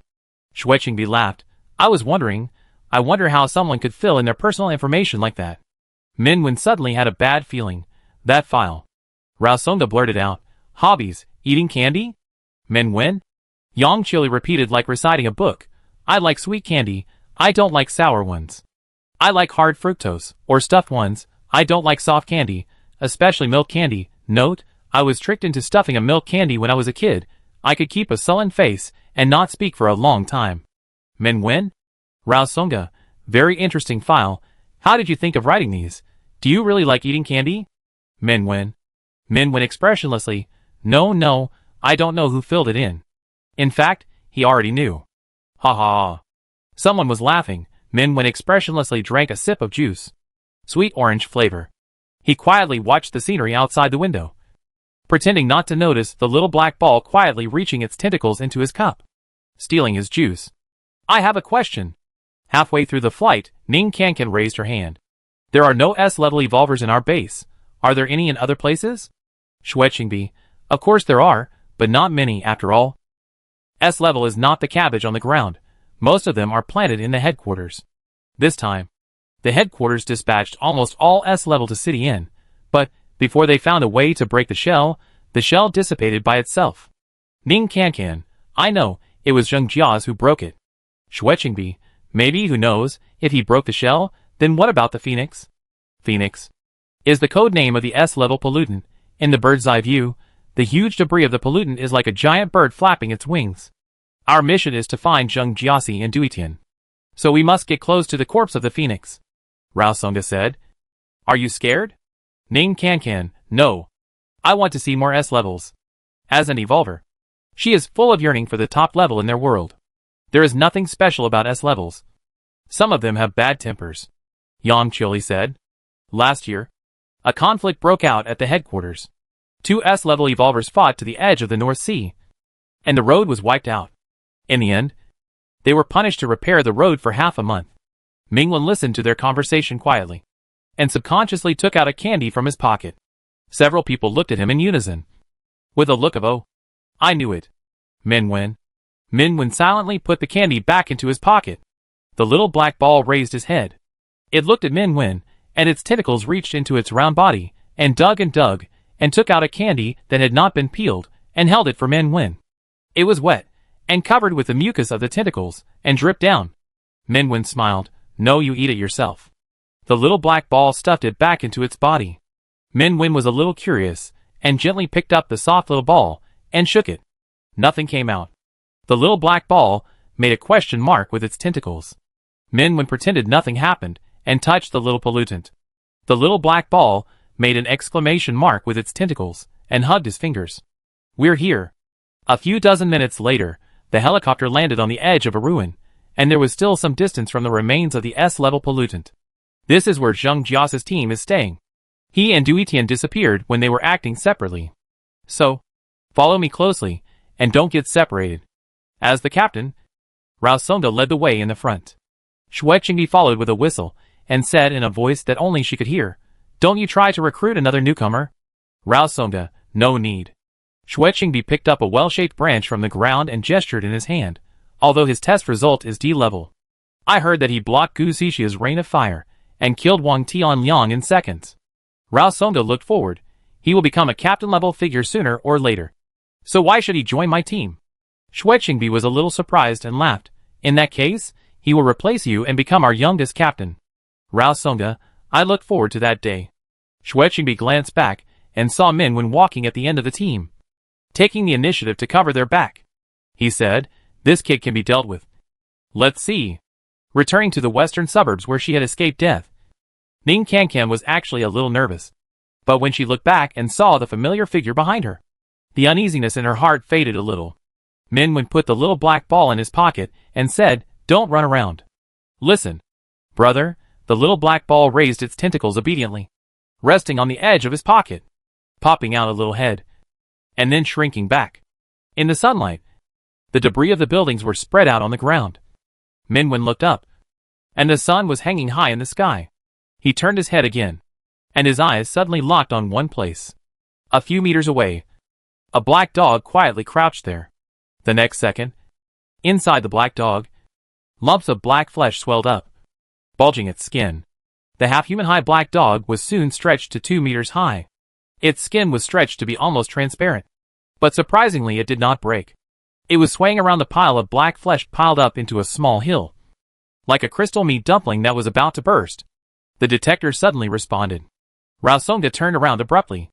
The wind blew up a petal, which blew across her face and turned into star-shaped bloodstains behind her. The detector's response disappeared. On the ruins, where the black dog had originally been, a cluster of bright red flowers bloomed towards the sun, swaying in the wind. So fast. Xue Qingyi touched his chin in amazement, watching Ming Wen stepping over the ruins. The flower vines between his fingers climbed over his beautiful face. Pollutants? Rao Songda said in a deep voice. Sure enough, something is wrong. The pollution has long ended. In the previous report, the pollutants in the western suburbs were cleared by the aftermath team, so how could there be new ones, if 1 or 2 were missed? It would be fine, but at this moment, under the clear sky, one after another, hideous or twisted shadows climbed out from the rubble. The detector was filled with dense red dots, but in just a few breaths, more than a dozen monsters surrounded them. Kankan, come among us. Yang Chili took out a smooth silver mirror with a smile, and looked at herself. Her face was reflected in the mirror, but there was no smile. Her pale hand stretched out of the mirror, her black hair was loose, and her white skirt was dripping with blood. She looked like a fierce ghost. The ghost screamed. The wind swirled, and the bony hands grabbed the nearest pollutant, and tore it apart easily. Xue Qingyi knelt on one knee, and slapped his palm on the ground. The earth woke up, and a gap appeared, like a beast with a huge mouth, swallowing 4 or 5 pollutants in one gulp. Ding! The silver-white scale hung high above Rao Songda's head. Her face was solemn, and full of the majesty of judgment. It was as if an invisible and irresistible hand grabbed the remaining pollutants and stuffed them into one side of the scale. Then, the scale easily lost its balance, as if some kind of sacred judgment had been made. The pollutant that was still struggling in the last second suddenly turned into a piece of meat that could not be identified, and it shed thick blood. In less than a minute, more than a dozen pollutants were solved. Ning Kankan, who had no room to play, didn't know what to say, so she could only applaud. The sparse applause echoed in the open space, and suddenly, a sound of breaking through the air was heard. Ning Cancan's pupils shrank. The tip of a feather with a metallic luster was suspended 3 inches in front of her pupils, and it was frozen. This feather shot like an arrow, and could penetrate a person's head in an instant, but at this moment, it was firmly intercepted by a slender and pale hand. Mingwen crushed the feather, his eyes were cold. Stand back. Ning Cancan quickly jumped behind him, not daring to show her head.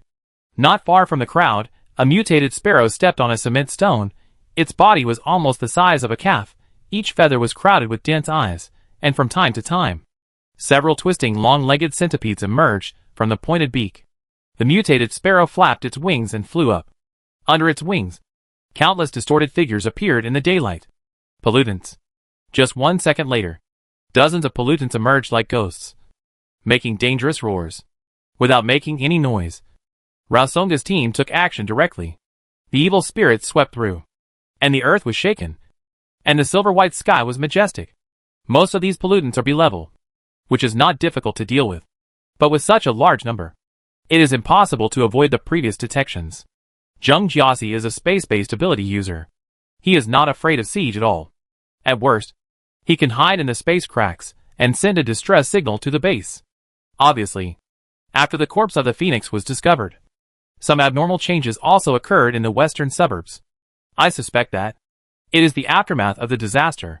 Listening to Raosonga's analysis, Xueqingbi said, it is indeed an S-level pollutant. It is not dead, but still waiting for the Phoenix to be reborn? Raosonga, we can't let these monsters flow into the city. There are still residents there. Hold on here and wait for reinforcements from the base. Yang Qiuli sat on the magnifying mirror, like a witch riding a staff, floating in the air half a meter high, and took out the communicator. Reinforcements have been sent out. Please hold on for another 20 minutes. The liaison officer at the base quickly gave a reply. Yang Qiuli, slightly, still so slow. After hanging up the call, she looked up, her pupils slightly dilated. The petals fluttered in the wind, and a sea of flowers bloomed in her eyes. The young man walked among the hideous and strange monsters. With every step he took, the monsters fell silently, and beautiful flowers bloomed beside him. Mingwen's eyebrows were calm and beautiful, and the sea of flowers was continuous, forming a bright and warm oil painting. They died and rotted into soil. They were reborn and bloomed in the ashes. Flesh and blood and the sea of flowers, scarlet and luxuriant, rotten and bright. Xueqingbi, I was actually wondering, who is the monster? Yang Qiuli looked envious. Noble group damage. Ning Cancan began to think about how to write D-level. The faint fragrance of flowers mixed with the smell of blood filled the air. The little black ball half emerged from the pocket, the tentacles kept digging, grabbed a petal floating in the face, and held it in his arms. The sea of flowers was surging, and it had been connected in a circle without knowing when, seemingly fragile and harmless, but it formed a line of defense to block the monster's way. Mingwen temporarily retreated to the crowd. You can't kill them all. Raosonga, I know. No matter how many pollutants they killed, the number on the detector never decreased, which means that new pollutants were always added in. This is unreasonable. The western suburbs simply cannot accommodate so many pollutants. Monsters of unknown origin are endless, completely blocking their retreat. The pollutants will die, and the evolvers will feel tired and lose strength. Once the loss is too great, they will no longer be able to use their abilities. At that time, it will be a dead end. I have never encountered such a situation. Raosonga's voice was still calm. And 20 minutes later, the base reinforcements have not arrived. Xueqingbi, retreat? Raosonga, there are thousands of lights behind us. There is no way to retreat. Snap. Xueqingbi put his hands together, with him as the center. Within a diameter of 300 meters, the earth roared, and high walls rose from the ground, forming a barrier several meters high, separating all pollutants, including them, from the entire western suburbs. Such a movement did not affect the pollutants. Their target was the evolvers in the middle from beginning to end. Ning Cancan even suspected that as long as they did not die, the monsters would not climb over the high wall and move outward. Mingwen looked up. The sky was clear, and the sun was still hanging high above their heads. Time was passing, and the reinforcements from the base had not arrived. The amount of pollutants had grown to an extremely terrifying level. Finally, the flower sea defense line collapsed, and the monsters approached them again. What are you doing? Yang Qiuli said to the other end of the communicator. Why haven't our people come yet? Reinforcements have been sent out. Don't worry, 3 A-level teams are on their way. The base liaison officer seemed to realize that the situation was not good, and his tone became urgent. Yangqiuli, how long will it take? 10 minutes, 10 minutes at the latest. Ning Kankan was protected in the middle, and she noticed that Shui Qingbi's arm was injured, and she immediately sang a song, and healed his wound in one go. Shui Qingbi gave her a thumbs up. Ning Kankan grinned, and saw the group of monsters behind them, and her smile froze. There are too many. At first I didn't think so, but now, the layers of monsters are as numerous as cattle hair, and they are piled up like ant nests. It's simply a scene in hell. Will reinforcements really come? At first they said 20 minutes, and then 10 minutes, but there was no movement in the sky. The base, what exactly is it trying to do? Ning Kankan looked around. She didn't know if other people had the same suspicion, but she gradually felt uneasy. The blood-stained flower vines bloomed enthusiastically. Dozens of monsters were instantly engulfed by the bright red, silently, turned into a sea of bright red flowers. However, the swaying flowers had not yet been bathed in the sun, but were trampled and buried by the swarm of monsters. Soon, the tough flower vines broke through the flesh again, bathed in blood, and proudly climbed up. Mingwen's eyes were calm. I don't know when it started. The number of monsters he faced was far more than that of others. Even Rao Songa and the other 3 were gradually forced back, but he never took a step back. He used himself to create a boundary that even the surging monster tide could not cross. Mingwen. Not far away, Shui Qingbi's shout rang out. Come here. I'll build a castle. We'll hide in it first. Mingwen was about to approach the source of the sound, but suddenly he sensed something, and reached his right hand into his pocket. The sticky and cold touch did not appear, and the small black ball that was originally nestled there disappeared. Mingwen stopped suddenly, his eyes quickly swept around, and suddenly he was certain. Next to him, less than 1.5 meters away, a dark creature that was more hideous and terrifying than any monster was pressing down on a pollutant, eating it alive. The dark tentacles bound the pollutant like a spider web, and tore it into pieces at will, and the black creature, with a terrifying shape, ate calmly. Under it, the pollutant was still alive, its body still twitching. Blood and organs were gushing all over the ground, and many tentacles were still stirring in the organs, as if picking the delicious parts. Mingwen. Where's his little glutinous rice dumpling? Blood was splattered all over it, and its tentacles were also stained with bloody fragments. E01, who was chewing, suddenly realized something. Paused, turned his bloody head, and met Mingwen's silent eyes. 2 seconds later, this scary-looking black creature turned back into a round, harmless, handsome little black ball. The little black ball bounced to the twitching pollutant's head, stretched out its soft tentacles, picked up half of the pollutant's head like a treasure, and pushed it to Mingwen's feet. Brother, eat. After saying that, the little black ball held the remaining part of the pollutant's body very obediently, and continued to chew. Mingwen tried to hold back, but still felt he couldn't. He spoke faintly. I just gave you a bath yesterday. The little black ball was stunned. Mingwen took a step forward, picked up the confused little pollutant. Why are you so unhygienic, so untidy? He walked toward Shui Qingbi, while holding the little black ball, and shaking it. You are not a beautiful ball anymore. Little black ball. The little black ball raised its tentacles a little hurt, wanting to hug Mingwen, but Mingwen refused to hug it. It was even more hurt. It shrank aggrievedly.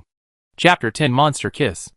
In the dilapidated western suburbs of In-City, a crooked earthen fortress with a unique aesthetic rises from the ground. Beside the thick earthen walls, thousands of pollutants wander aimlessly, roaring one after another, like a zombie siege. Inside the earthen fortress, people sit on the ground, temporarily repairing. Snap. A piece of soil falls on Yangqiuli's head. She pulls it off expressionlessly, pointing to the bumpy earthen wall next to her, and says, No, you call this a castle? Shui Qingbi, just tell me if it can block the enemy. If it can block the enemy, it's a castle. The pollutants outside haven't left yet. They seem to be circling here all the time. Ning Kankan said. Yangqiuli, of course. This broken earth pit. The pollutants feel as if they are at home. Of course they are reluctant to leave. Shui Qingbi, sour plum. I warn you. Don't point fingers at my artwork. This is the castle. Yangqiuli, oh. Artwork. Leleleli. As soon as the voice fell, another piece of soil fell on her head. On the other side, Mingwen unscrewed the mineral water bottle and washed a small black ball. The round black ball shook quickly under the water, splashing water, rolling a few times, and lying flat very obediently, allowing Minwen to rub it. Ning Can, what's wrong with it? Minwen, it's dirty. A tentacle quietly reached forward, trying to hook Minwen's fingers. Minwen, it's not clean. The little black ball immediately retracted the tentacle, shrinking pitifully. Minwen peeled a piece of fructose and fed it to it. The little black ball swallowed the fructose and was washed by water several times. The bloody smell on its body finally disappeared. Minwen picked up the little pollutant and smelled it. It smelled a little sweet like strawberry candy. He said seriously, be careful when eating in the future. Be hygienic. E01 nodded, still a little aggrieved. It eats like this. Pollutants don't have any strange habits of humans. Moreover, this beautiful human obviously likes its original body. Why doesn't he like it? Unhappy. In the palm of his hand, the round young creature seemed a little autistic, motionless, and drooping listlessly. Minwen gently stroked it, one by one, patiently and gently. After a few seconds, the little black ball raised many tentacles, hugged Minwen stickily, and rubbed against him. I am very good, brother. Don't dislike me, Minwen. Where did you learn this? He touched the little black ball with his fingertips and said, I don't dislike you. The little black ball rubbed it even more happily. Wow. Yang Chili whispered to Ning Can. Are they always like this? Ning Can, I'm used to it. Zizi. The communicator made a faint sound of electricity, and the voice of the base liaison came out intermittently. Team 3, please reply if you received it. Rao Songa said calmly, received it. Is the signal connected again? Yang Chili came over. Hey. Where is the reinforcement you promised? A few hours have passed, and there is not a single blade of grass. The liaison officer said in a heavy tone, I'm sorry. The situation has changed. The 4 A-level reinforcement teams sent out have all disappeared. You are the only team that the base can contact. From now on, your mission has changed to remove all pollutants and never let them flow into the residential area of City Inn. The rescue team has all disappeared? Only they are left? This news is like a boulder, hitting the chest hard. Ning Can clenched the corner of his clothes, and Rao Songa's team also looked solemn. In the brief silence, Mingwen's clear and calm voice sounded, I want to connect with Dr. G. The liaison officer said, Dr. G is busy. I can convey it for him. Minwen, let him come. The liaison officer stopped talking. After a while, a faint electric current sound came from the communicator, followed by a voice without any emotion. What's the matter? The situation is very bad. We are trapped. Mingwen's expression did not change. If I can't go back, bury me next to my parents. Ji Sui was silent for a few seconds, and his voice was a little lower. Okay. I will come to see you. Fake. Minwen turned to Rao Songa. That's not the base. The others were slightly surprised. Rao Songa said, so that's it. From the beginning, the bases that contacted us were all fake. Hearing this, there was silence on the other end of the communicator for a few seconds, and suddenly a burst of laughter broke out. Ha ha ha, ha ha. The unbridled laughter echoed in everyone's ears, so sharp that it seemed to come out of the communicator. No matter how Yang Chili tried to turn off the communicator, the laughter did not stop, and it kept repeating. Minwen took the communicator and threw it against the wall. The laughter stopped abruptly, and a sinister voice came out from the broken communicator. You will all die. Crack. The remaining half of the communicator was crushed by Minwen. There was silence in the earthen fortress. Only the roar outside continued, reminding them that the danger was never far away. I think I know why Zheng Jia's disappeared. It seems that he is trapped in some unknown place like us. Xue Qingbi said. When did it start? I didn't notice it. Rao Songa, maybe. It was when the first pollutant appeared. The reappearance of pollutants in the western suburbs, which should have been cleaned up, was an unusual sign. At that time, they still thought that this area was affected by the corpses of S-level pollutants, and some kind of change had occurred. Now it seems that they are the ones who are affected. Unconsciously, they are pulled into a false space. Yang Chili fanned himself with a mirror. Zheng Jiasi is a space-based ability user. Even he can't break this space. What should we do? I don't know. Xue Qingbi even had the mood to laugh.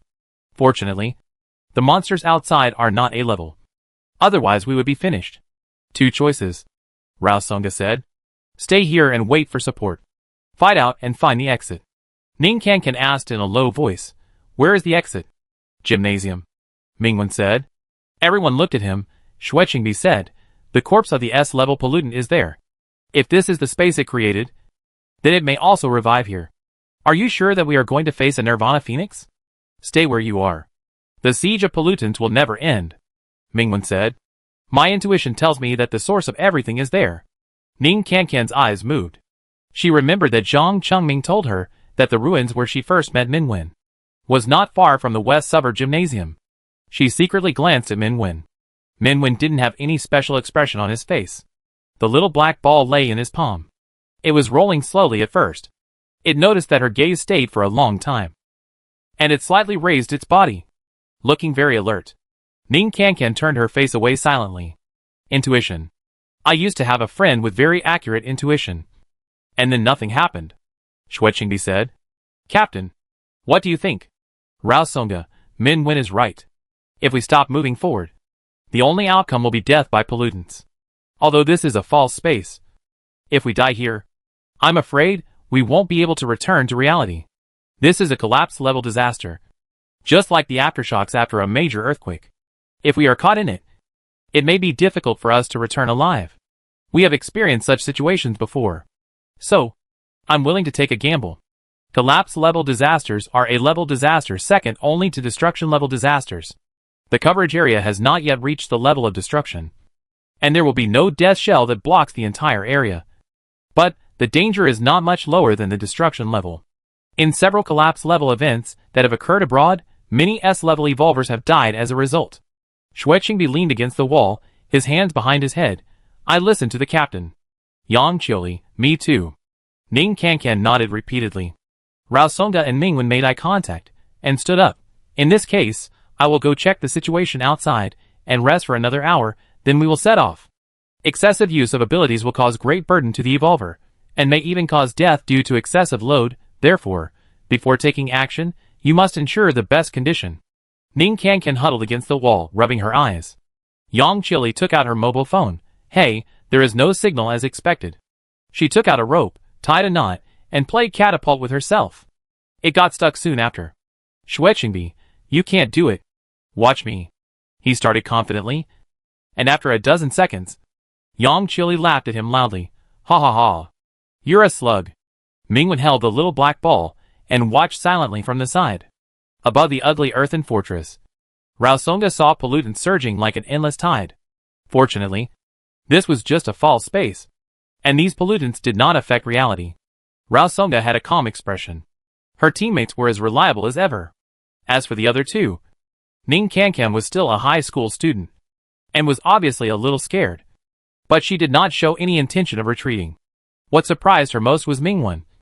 This equally young, but exceptionally calm and powerful new evolver.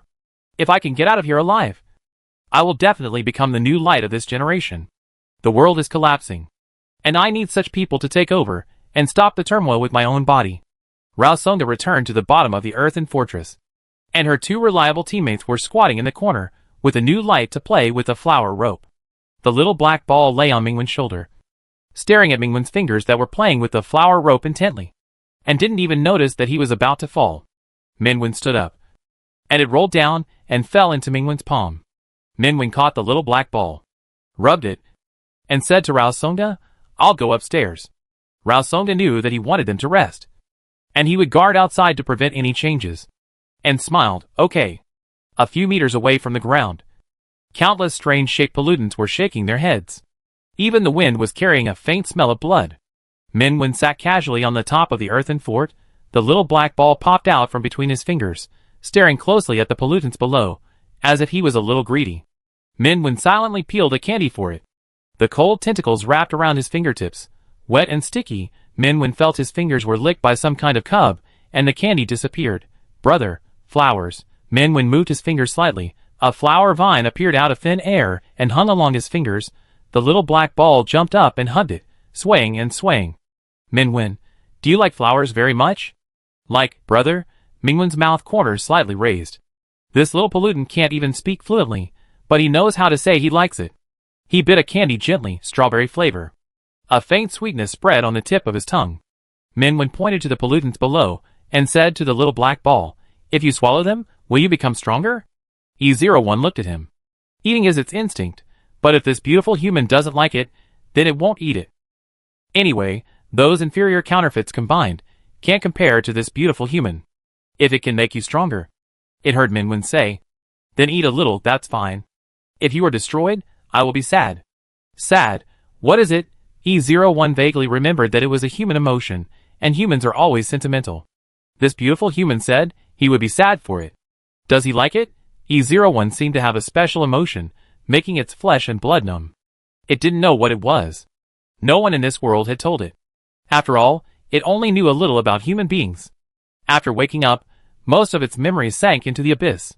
But it knew that, when it first saw this beautiful human, it had this emotion inexplicably in its cold body, and it never dissipated. The tentacles hidden under the skin of E01 reached into its brain, stirring some kind of sticky slurry, searching through the fragmented memory fragments.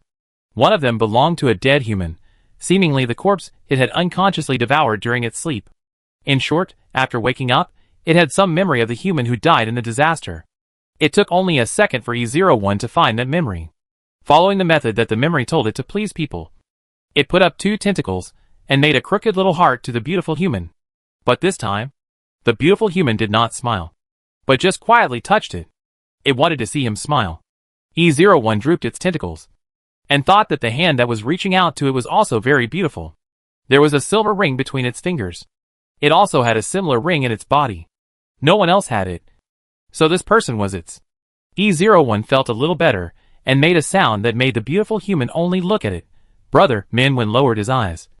And the little black ball grabbed its ring and seemed to be very happy to stick to it, as if it was attached to him, and as if it was kissing his knuckles. At the arc base, Zhou Mengzi anxiously wandered outside the closed meeting room. Rao Songda's team has been out of contact for more than half an hour. It seems that they have fallen into the same situation as Zheng Jia's, and have been lost in that area for no apparent reason. Before the recovery plan was launched, the first rescue team had confirmed the death of the Phoenix and returned successfully. Why did the people who went later get into trouble? We were careless.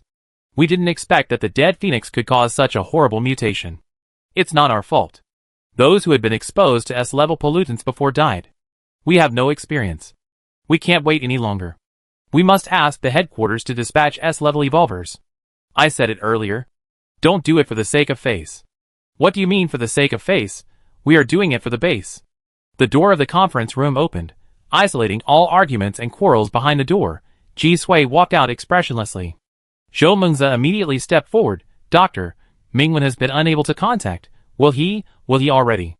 A white glove blocked her words. Ji Sui's face was like an ice sculpture, covered with severe frost and snow. If he dies here, I will not collect his body. Throwing this sentence, Ji Sui turned around and left, leaving Zhou Mengzi staring at the indifferent back without looking back in astonishment.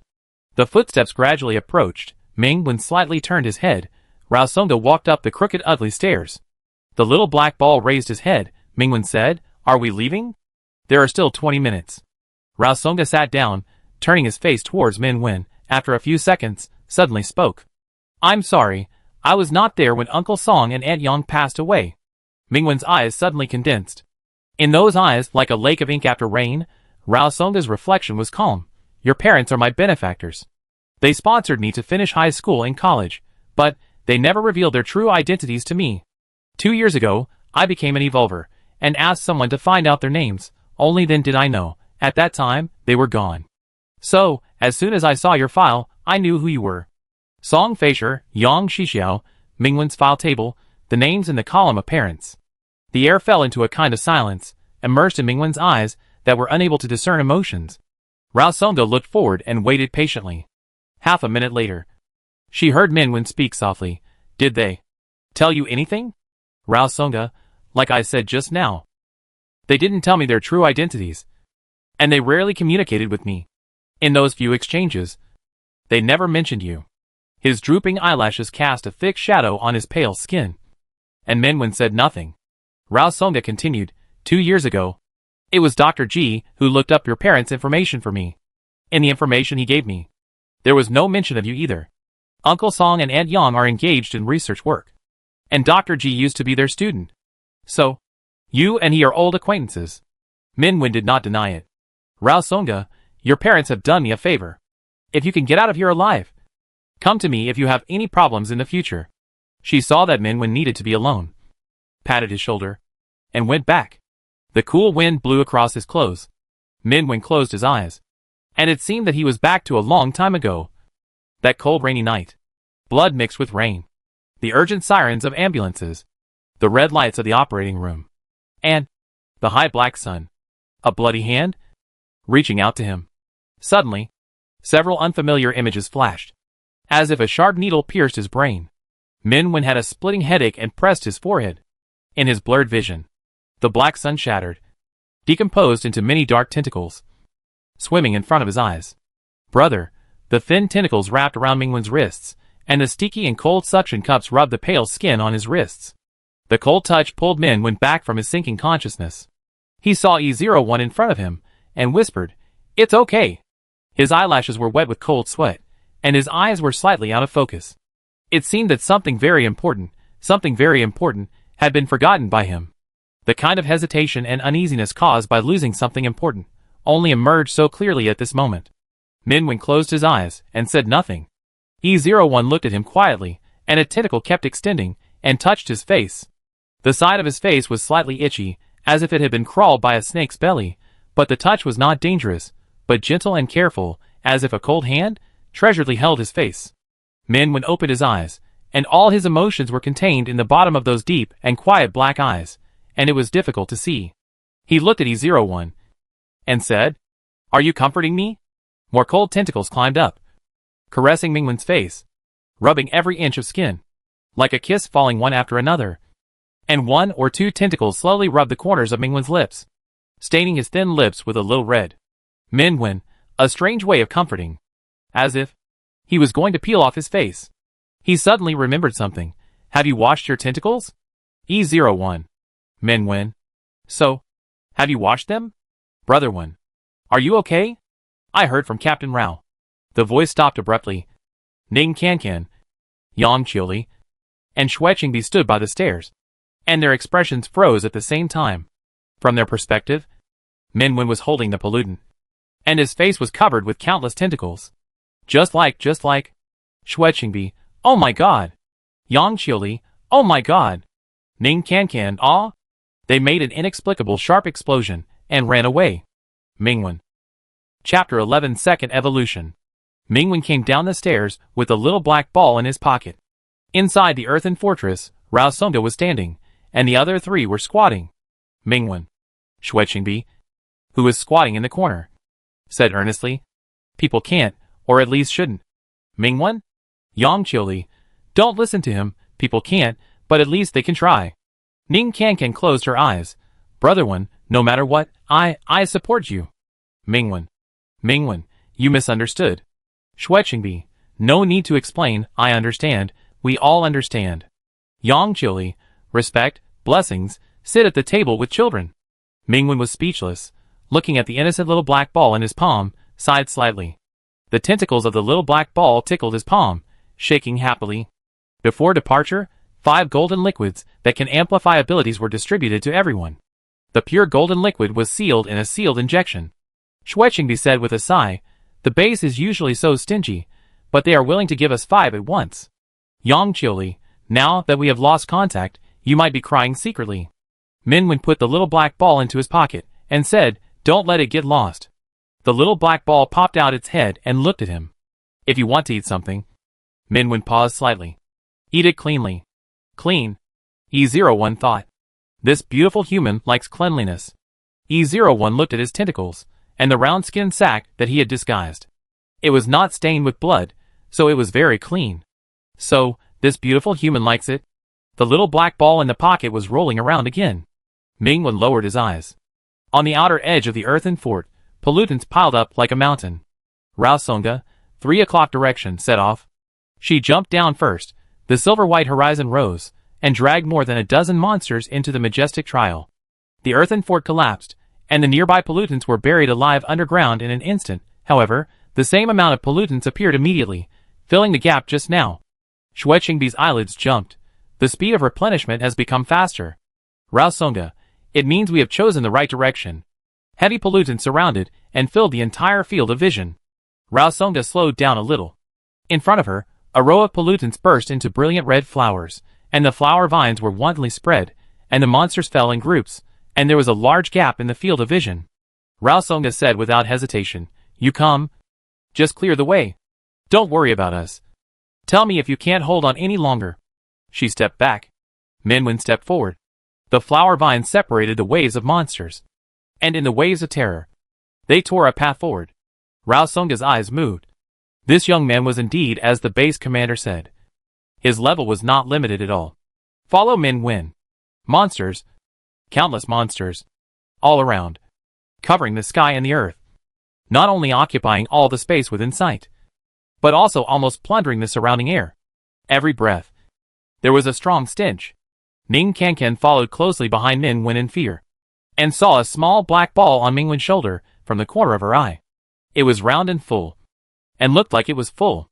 Ning Kankan vaguely remembered that this pollutant had never left Minwen. What did it eat? Ning Kankan didn't understand and asked, "Is it going to give birth?"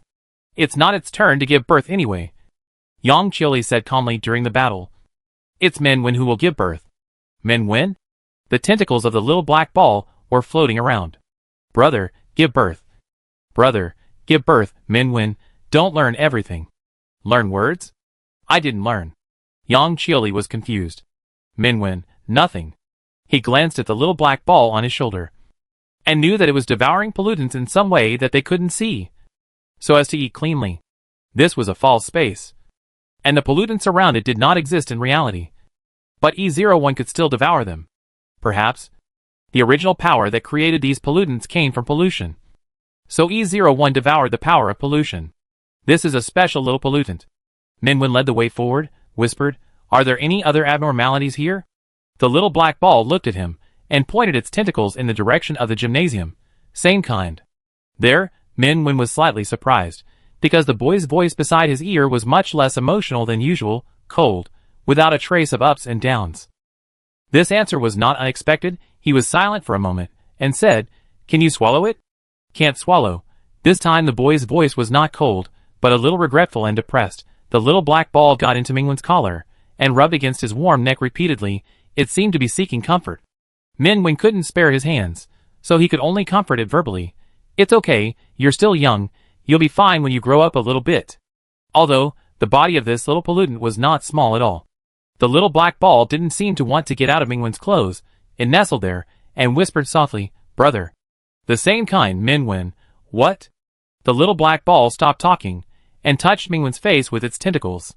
The further they moved towards the gymnasium, the greater the resistance they encountered.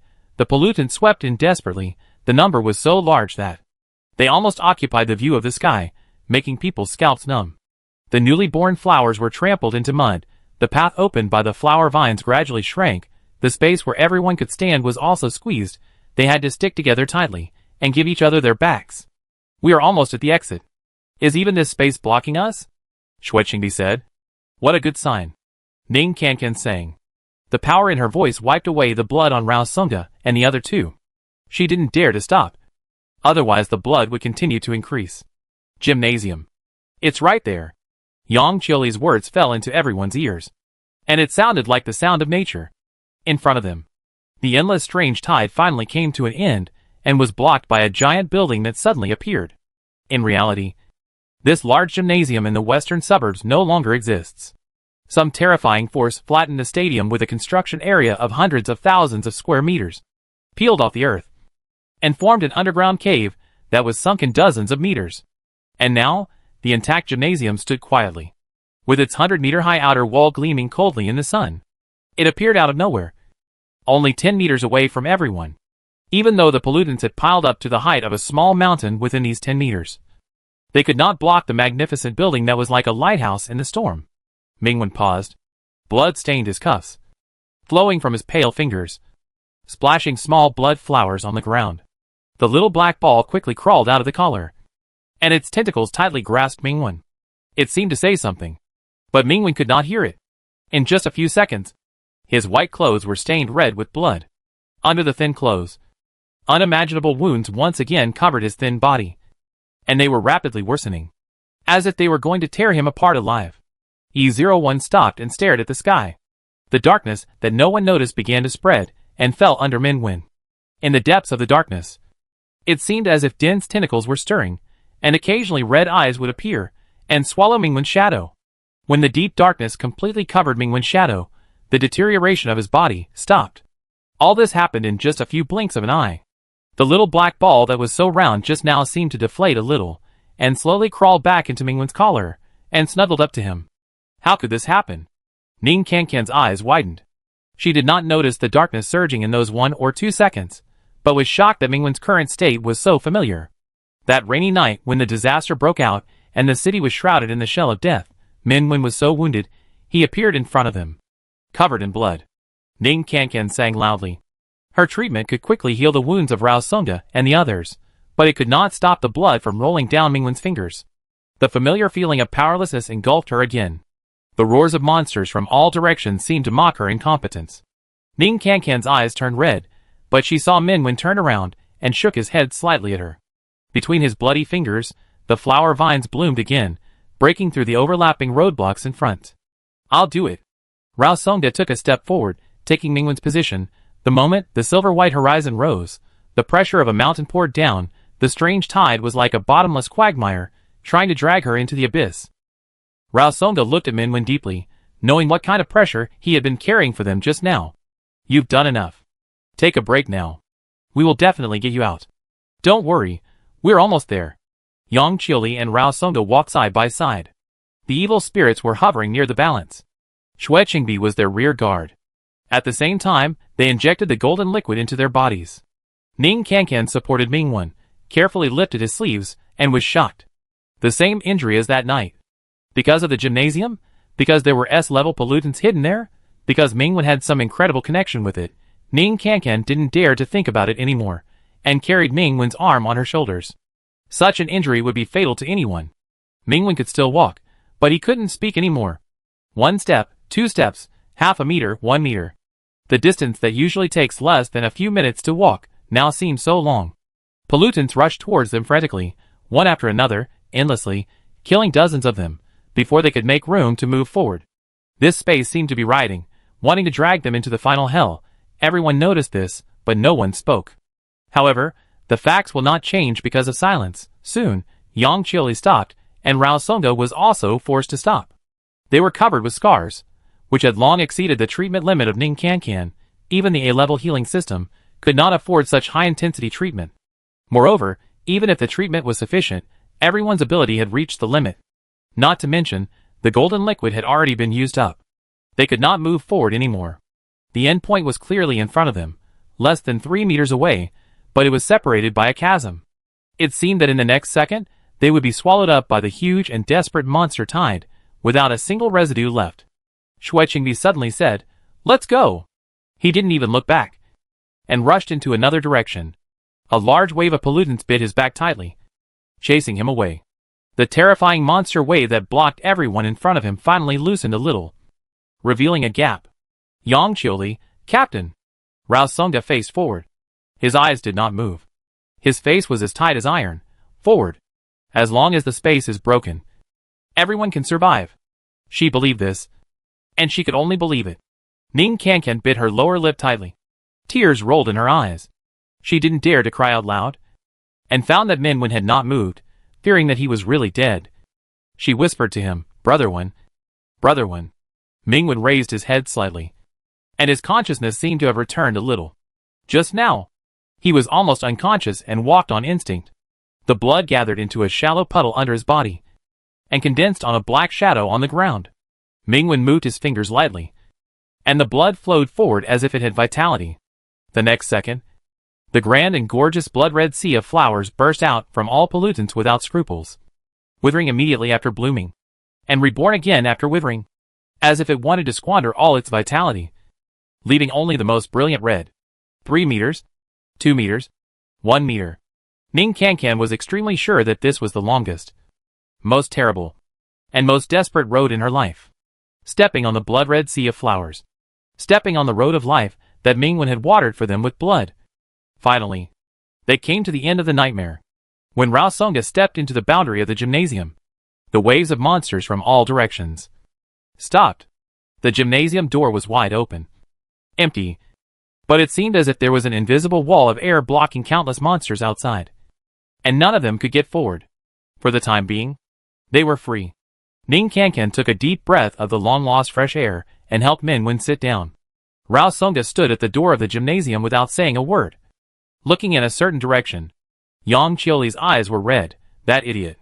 Minwen raised his bloody hand slightly. The flower vine grew longer. Climbed to the height of a person. And then slowly withered. Among the withered petals, Xue Qingbi, who looked confused, suddenly appeared. Who am I? Where am I? How did you bring me here?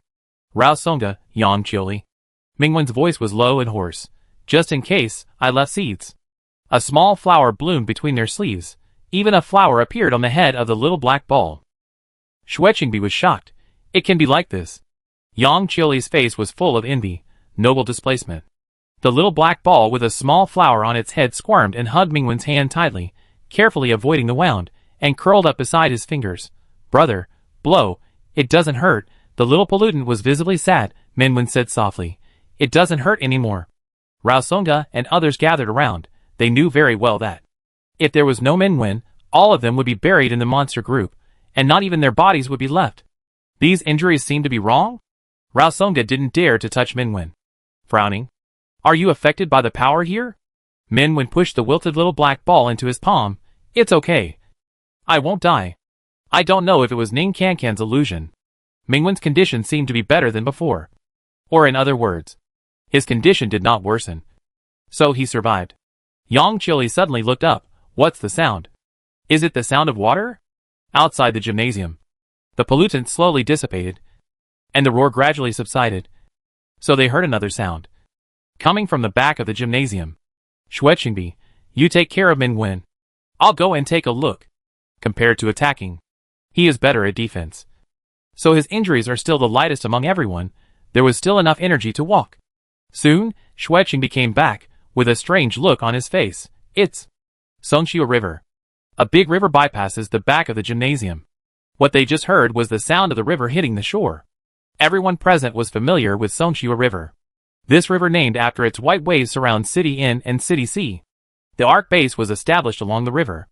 That's not right. Songxiu River is clearly in the east. I often went there to swim when I was a child. How could it be here?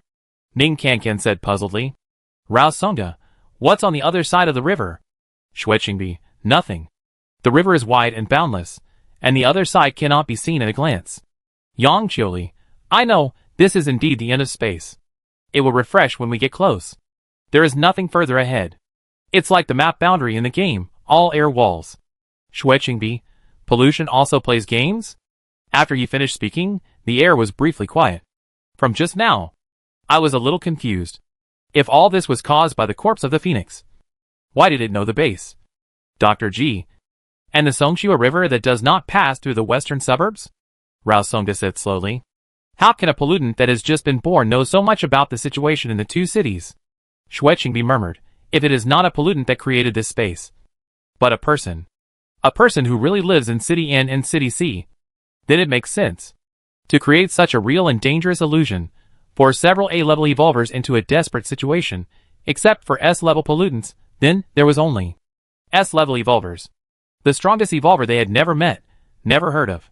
Perhaps from the beginning, it was not the dead phoenix that wanted to kill us, but our kind.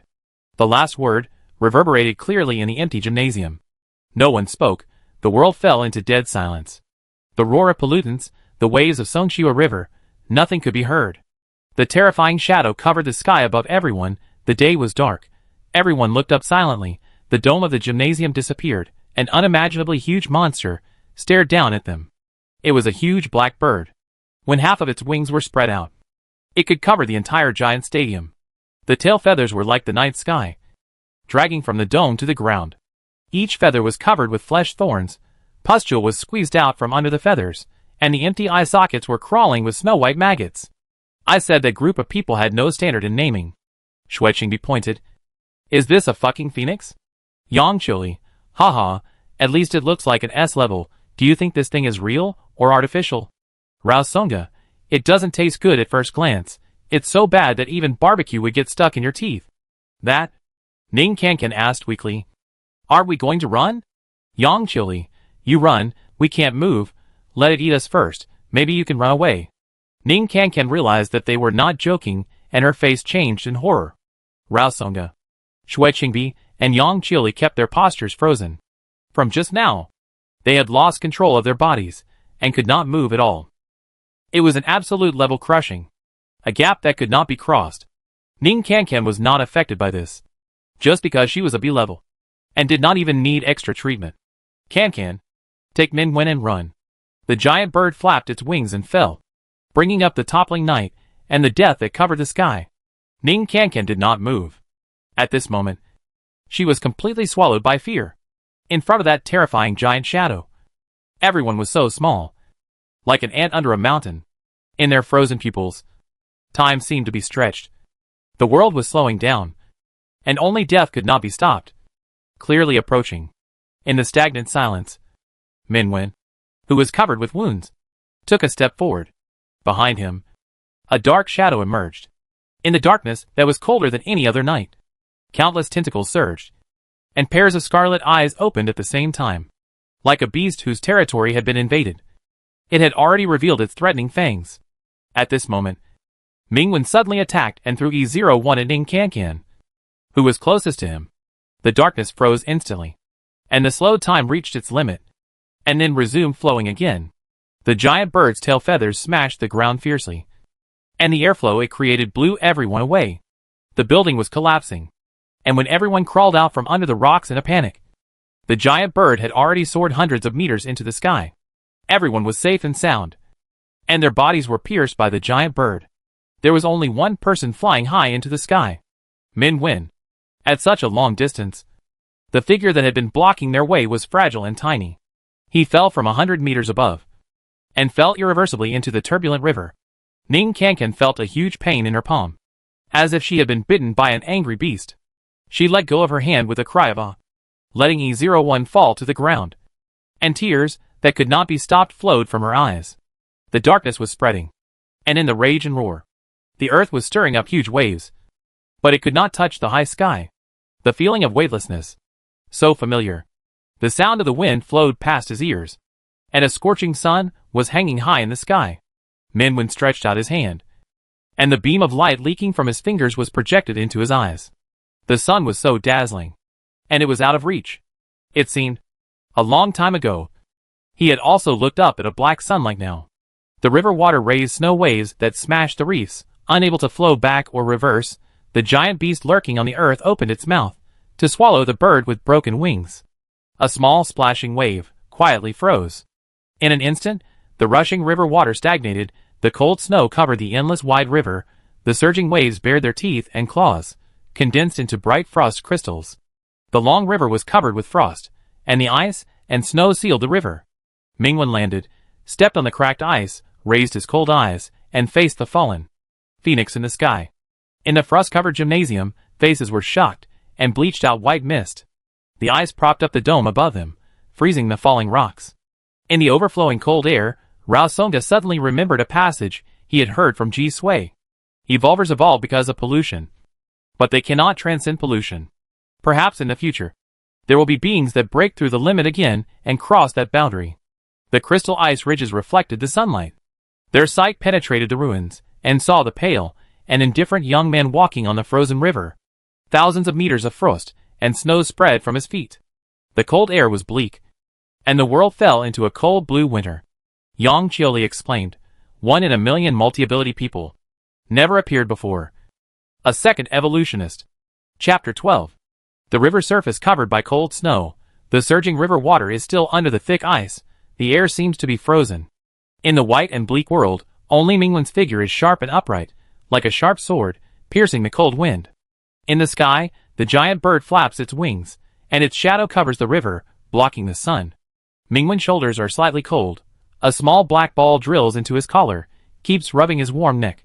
The thin tentacles stick tightly to the pale skin, and refuses to show up no matter what. Minwen touches the small pollutant that suddenly appears without saying a word, calmly raises his face, and looks at the giant bird overlooking the earth. The eerie shadow spreads from around the giant bird, opening the dark curtain, carrying the breath of death, covering all directions. Ning Cancan's heart skipped a beat. That was the shell of death that once covered the top of In City. Was this S-level pollutant going to create that horrible disaster again?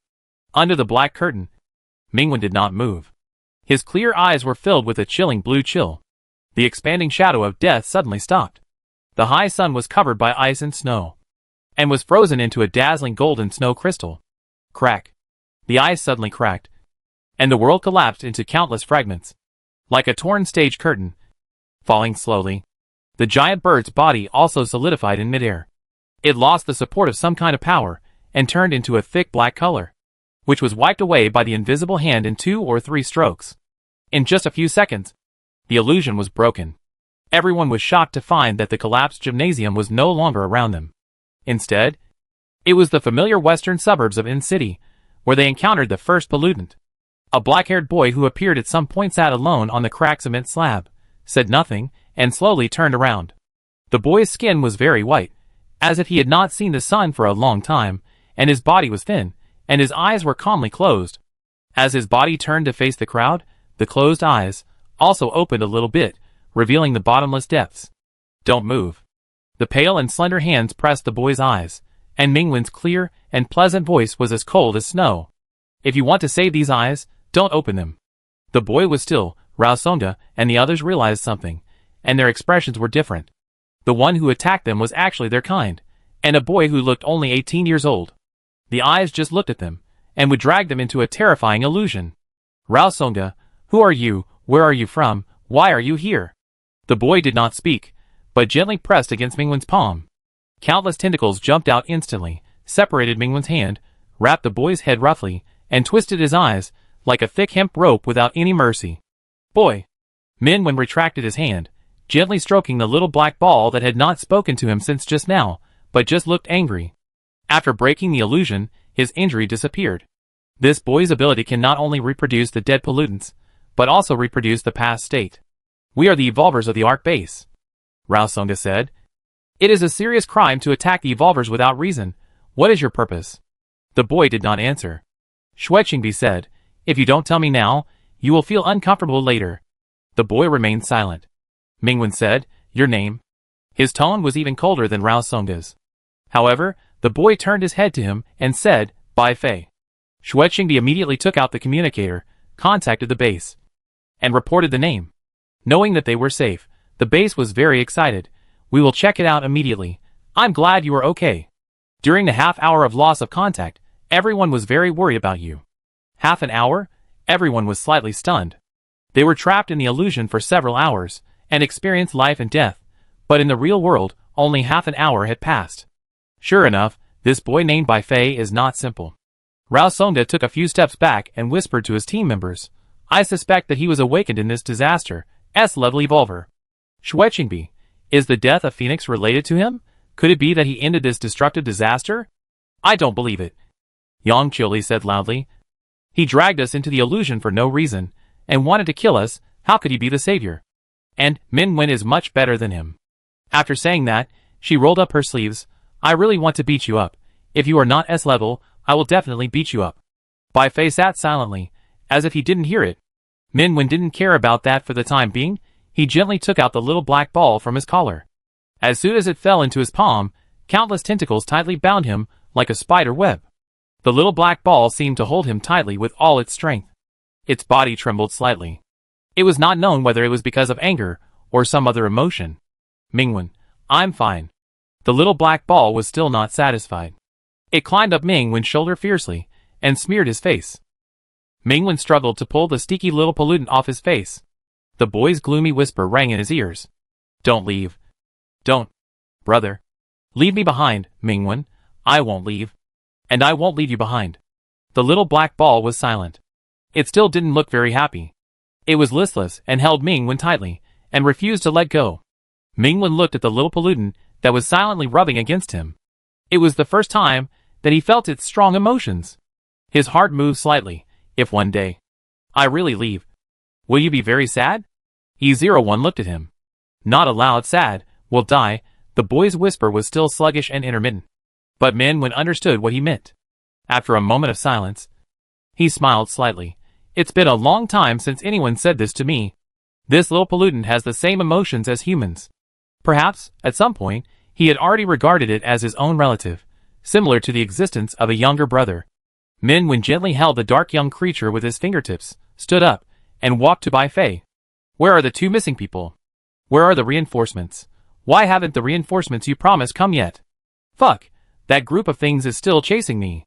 On the deserted city streets, Zheng Jiaxi ran wildly, looking back from time to time, shouting in fear at the communicator in his hand. What was chasing him was a large group of pitch-black, shitting cockroaches. Each of the mutated cockroaches was as tall as a man, slithering out from every corner, flooding the streets, and biting Zheng Jiaxi tightly. Zheng Jiaxi cried, despaired, shivering, his proud spatial ability was suppressed in some way, and completely lost its effect. My spatial slash can even cut through the S-level depth. Shell, how could it be impossible not to cut through here? This is definitely a disaster beyond the S-level. It's SS level. Zheng Jiaxi roared in his heart, desiring a miracle to come and save him from the water and fire. Crack.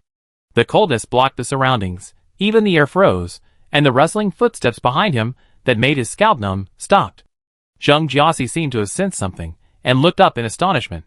The sky was frozen, as if the ice field was hanging upside down. The ice broke through a huge crack, a figure fell straight down, and stepped on the tall building in front. It was a slender, upright, sharp and indifferent young man. Behind him, ice covered the whole world.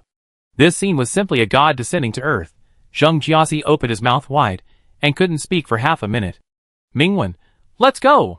He spoke to me. His voice is so beautiful. Zheng Jiaxi was about to cry. He also saved me. Could it be? Could it be that he fell in love with me at first sight? So, once your ability is activated, I can't stop myself either. I can only let others enter the illusion, and then break it from the inside. Rao Songa said to Bai Fei in a corner of the ruins. Bai Fei nodded silently. Rao Songa understood. This boy was obviously a newly born evolver, and he couldn't fully control his abilities. His origins were a mystery, and needed to be investigated. The base had sent back a message. It was imperative to bring this new S-class evolver and Min Wen back safely. The space beside him suddenly fluctuated, revealing a dark crack. Zheng Jiaxi and another missing A-class climbed out of it breathlessly, as if they had just experienced a deadly chase. 5 A-classes were trapped. Only one person could withstand a collapse-level disaster. Rao Songa watched Min Wen walk out last with a calm face.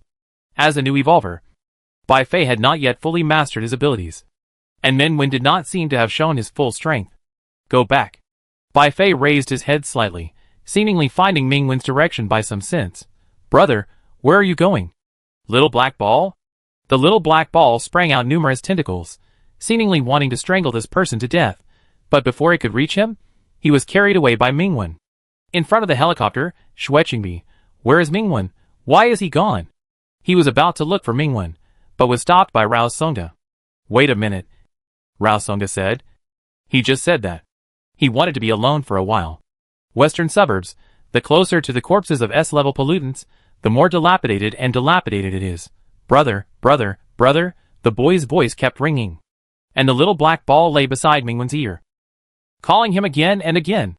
Min Wen thought E01 had something to say to him at first, but the little pollutant just kept chirping stubbornly, as if to make him remember the word brother. Apart from what it said, he couldn't remember anything else. Min Wen couldn't stop this stubborn ball, so he had to let it go. The West Suburbs Gymnasium. The 100-meter-high landmark building had been razed to the ground. The earth was cut by knives and axes, and there were gullies everywhere. Some unimaginable force even changed the landform, and cut out a huge underground cave. Min Wen didn't tell anyone, but after returning to In City, there seemed to be some kind of guidance in the dark, telling him to come here. He walked underground, and most of the body of the S-level pollutant was lying quietly deep underground. A strong smell of blood hit my nose. As far as I could see, there were pieces of meat all over the ground. The dark blood color solidified in every corner of the earth. Min Wen knew that this underground space had not been explored yet. Originally, the Ark base sent Zheng Jiaxi's team to recover the wreckage, but before they got close, they fell into Bai Fei's illusion. In other words, after the devastating disaster, he was the first person to really come here. The little black ball poked its head out from Ming Wen's shoulder, jumped eagerly, jumped to the ground, and was caught steadily by Min Wen. No, you eat so much, it's a mess, Min Wen said. I don't want to go back and give you 3 baths. The little black ball. The little black ball looked aggrieved. He responded quietly, staring at the debris on the ground. A little greedy. Minwen. In the illusion, E01 can still eat in a way that he can't see, absorbing the pollution power of the origin of space, but in the real world, it seems that this is not possible. The small pollutant in the palm of his hand was nestled silently, squirming gently, occasionally looking down through Mingwen's fingers, and then shrinking back pitifully. Like a hungry little black cat, licking a pile of unopened cat cans, meowing in disappointment. Minwen sighed slightly. Don't eat it everywhere. After that, he gently put the little black ball on the ground. The little black ball raised its head to look at him, very happily circled around him, and swooped towards the nearest piece of debris. Mingwen watched the chubby young creature roll up the blood-dried meat with a small tentacle, peeked at him, took a small bite, peeked at him again, took another small bite, looking very well-behaved and elegant. I must wash it 18 times when I get home. Mingwen thought expressionlessly. While waiting for the little black ball to finish eating, he walked forward slowly. There was a low slope ahead, and further down, then we came to the bottom of the underground cave, where the trunk of the S-level pollutant was. Brother, hold! The little black ball saw Mingwen walking away, and chased after him without hesitation. Mingwen picked it up, stopped, and his eyes fixed. A beam of cold sunlight penetrated the ruined dome, and tiny dust swirled in the light, under the skylight. A black gold long sword pierced the ground, and the blade cut through the thin halo.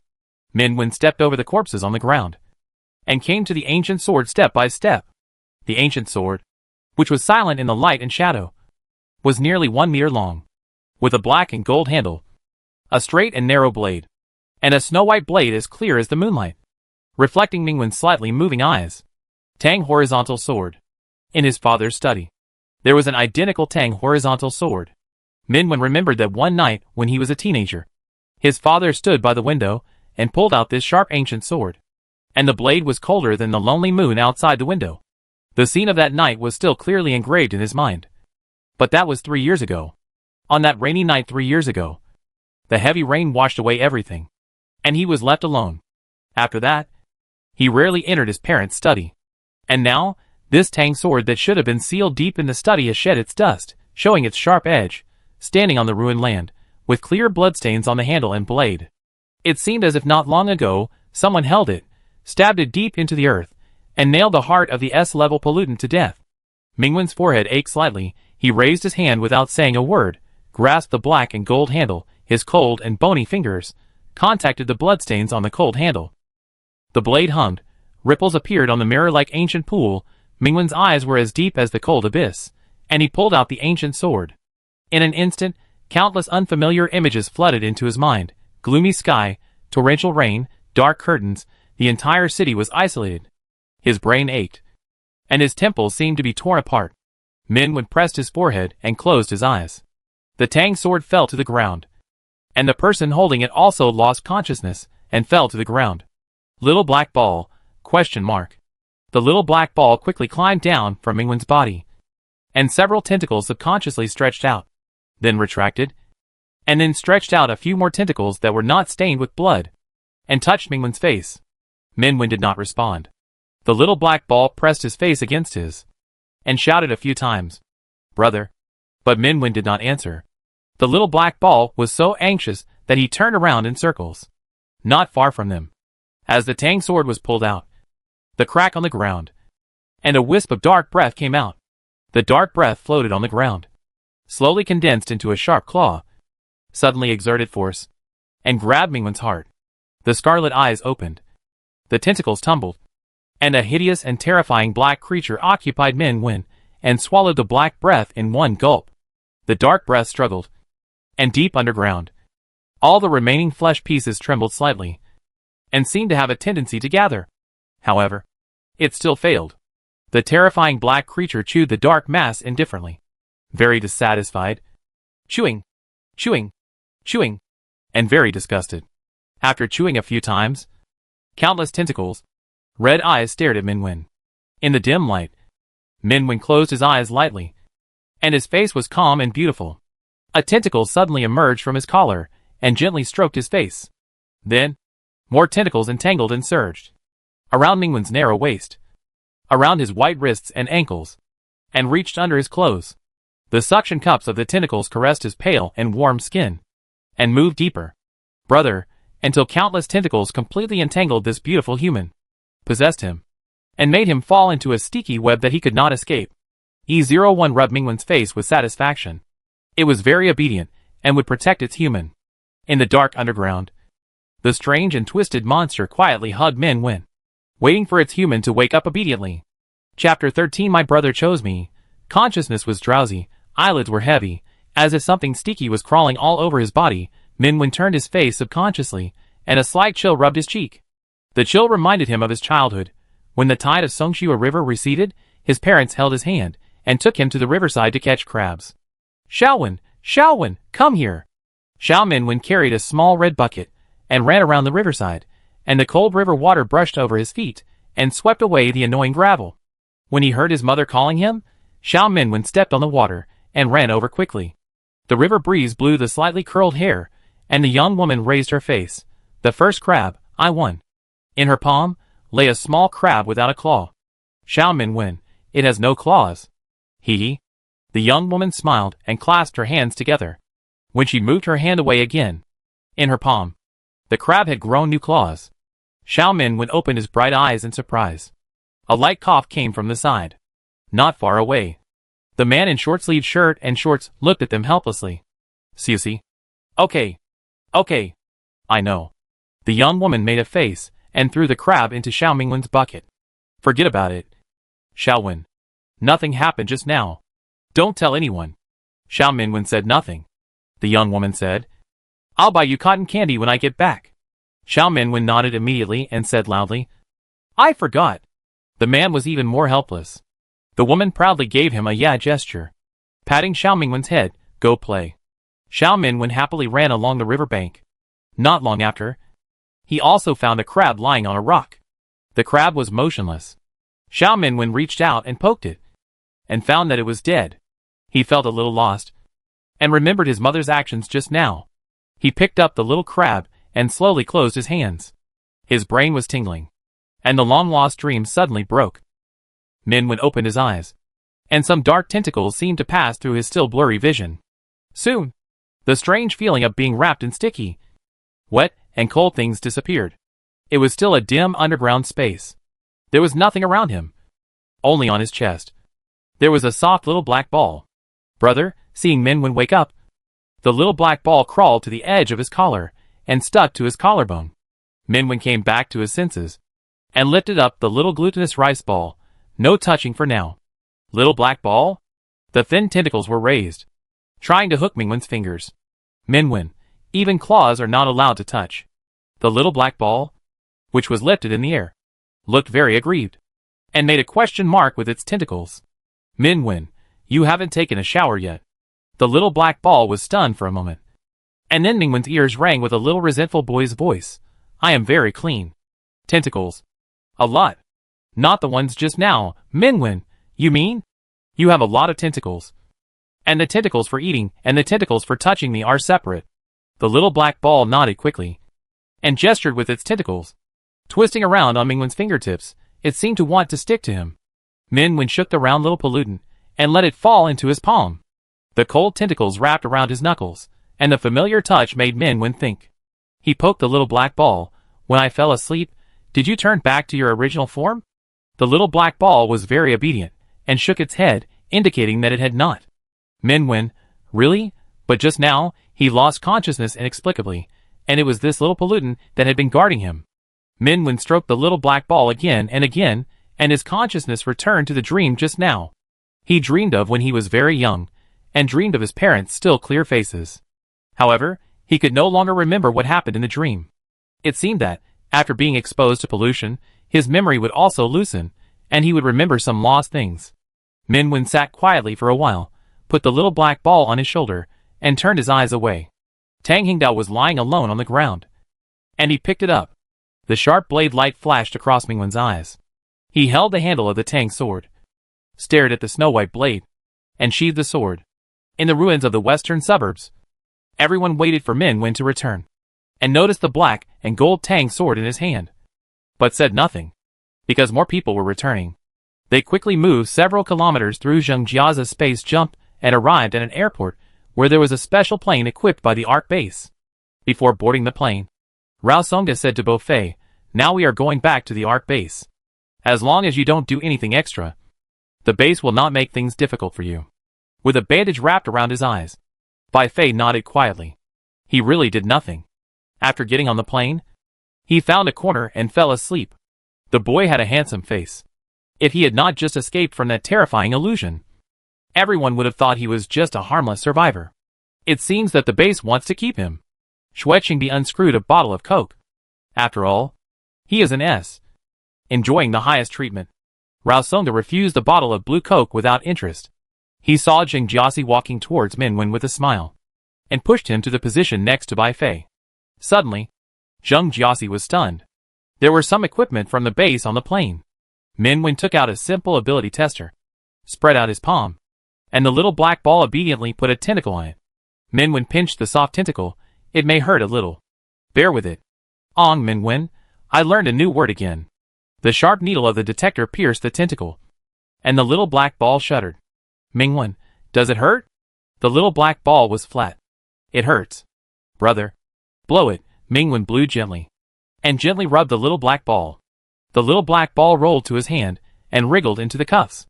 The tester quickly gave the result. E grade. Minwen was silent, and tested himself again. The needle connected to the tester pierced the fingertip, and blood oozed out. The little black ball in the sleeve quickly emerged and hugged his finger. The tester gave the result again. D grade. The level of each person and pollutant remained unchanged. Minwen lowered his head. The little black ball was still touching his fingertips with its tentacles, seemingly trying to blow on his wounds. Minwen gently held the little black ball. Perhaps this little pollutant was the same as him, and its level could not be detected. In any case, he would not let it be destroyed by those people. Minwen moved the little black ball into his palm, tickled it gently, and the little black ball spread out comfortably in a large ball. Its tentacles wandered between Minwen's fingers, fiddling with his fingers. After a while, the chubby little ball quietly crawled into the corner of Minwen's clothes. After a few seconds, it popped its head out and looked at Minwen. It quietly crawled into another corner of his clothes. Minwen looked for a while and found that this little pollutant might want to play hide and seek with him. He silently looked away, and the little black ball quietly crawled out again. After a few seconds, Minwen lowered his head again, and the little black ball had hidden in another place on his body. He pretended not to notice, and searched for a while in a serious manner, and finally shook out the little glutinous rice ball from the clothes around his waist. "So you are here." The little black ball rolled around happily, smelling the strong smell of spicy strips. Ning Cancan quickly leaned out, and was stuffed with a bag by Yang Qiuli. Xue Qingbi handed Minwen a bottle of Coke. Minwen glanced at the blue package, politely refused, and chose the red one. Xue Qingbi, damn it! Yang Qiuli grabbed a handful of potato chips, stuffed them into his mouth, and choked after a few chews. There is someone outside. With her reminder, everyone's eyes focused on the window. Thousands of meters in the sky. A man in a black windbreaker stood on the wing. His face was expressionless. The strong wind could not blow the corners of his clothes, and even his hair was motionless. The next second, all the engines shut down at the same time. The plane lost control and fell to the ground. The little black ball, who was drinking Coke, raised his head, trying to climb onto Minwen's shoulder. Minwen immediately put it in his pocket and held the tang sword. Rao Songa held the seat and turned back. Zheng Jiaxi. "I can't do it!" Zheng Jiaxi screamed. "He is Yu Yesui. I was suppressed by him." Ning Cancan was shocked. She had never heard of Yu Yeshui's name, but she knew that some high-level evolvers in special ability factions could suppress low-level ones, greatly weakening their abilities, or even making them ineffective. Zheng Jiaxi was an A-level space system, belonging to a special ability faction, and the only ones who could suppress him were S-level space systems. They were attacked by S-level again? Zheng Jiaxi shook Bai Fei beside him frantically. Bai Fei was still sleeping. The plane's fall could not be changed. Minwen moved his fingertips slightly. On the distant ground, ice began to accumulate. On the outer edge of the fuselage, snow and ice covered the wing layer by layer. At this moment, the man in the windbreaker on the wing raised his hand. Between his palms, a Rubik's Cube spun. Everyone's eyes blurred. When they came back to their senses, their feet were on the ground, and the plane was gone. On the deserted street, The man stood on the street lamp and looked down at them indifferently. Captain Yu. Rao Songa stepped forward and said coldly, "It's not justifiable for the Special Research Institute to attack the base without reason. It's not an attack." Yu Yeshui's voice was emotionless. "I'm here to take Minwen and E01 away. Hand them over, and you will be fine." Hearing this, Zheng Jiaxi frowned and retreated behind everyone. Yang Qili whispered to Rao Songa, "We have contacted the people on the plane. They have been transferred to the airport in City Inn. Bai Fei is still sleeping. It seems that he has exhausted his abilities." Rao Songa's face was as gloomy as water. He couldn't count on another S-class who could compete with Yu Yeshui. Although they had 5 A-class, their condition was not good. They couldn't stop Yu Yeshui in his prime. Even if they asked for help from the base, it would be useless. There was no S-class in the base, unless the headquarters took action. But it was too late. After all, no one could have thought that the Special Research Institute would be so blatant in order to take Minwen and E01 away, and directly send an S-class to intercept them. Minwen raised his eyes, met Yu Yeshui's dead eyes in the air, and stepped forward. Rao Songa and Shui Qingbi immediately blocked him, and Ning Kankan also ran over, opening his arms. "Yang Qili, do you have to stand on the streetlight? You are destroying public property." Yu Yeshui, standing high, "You will look more imposing." Yang Qili looked at his calm appearance, and his mouth twitched.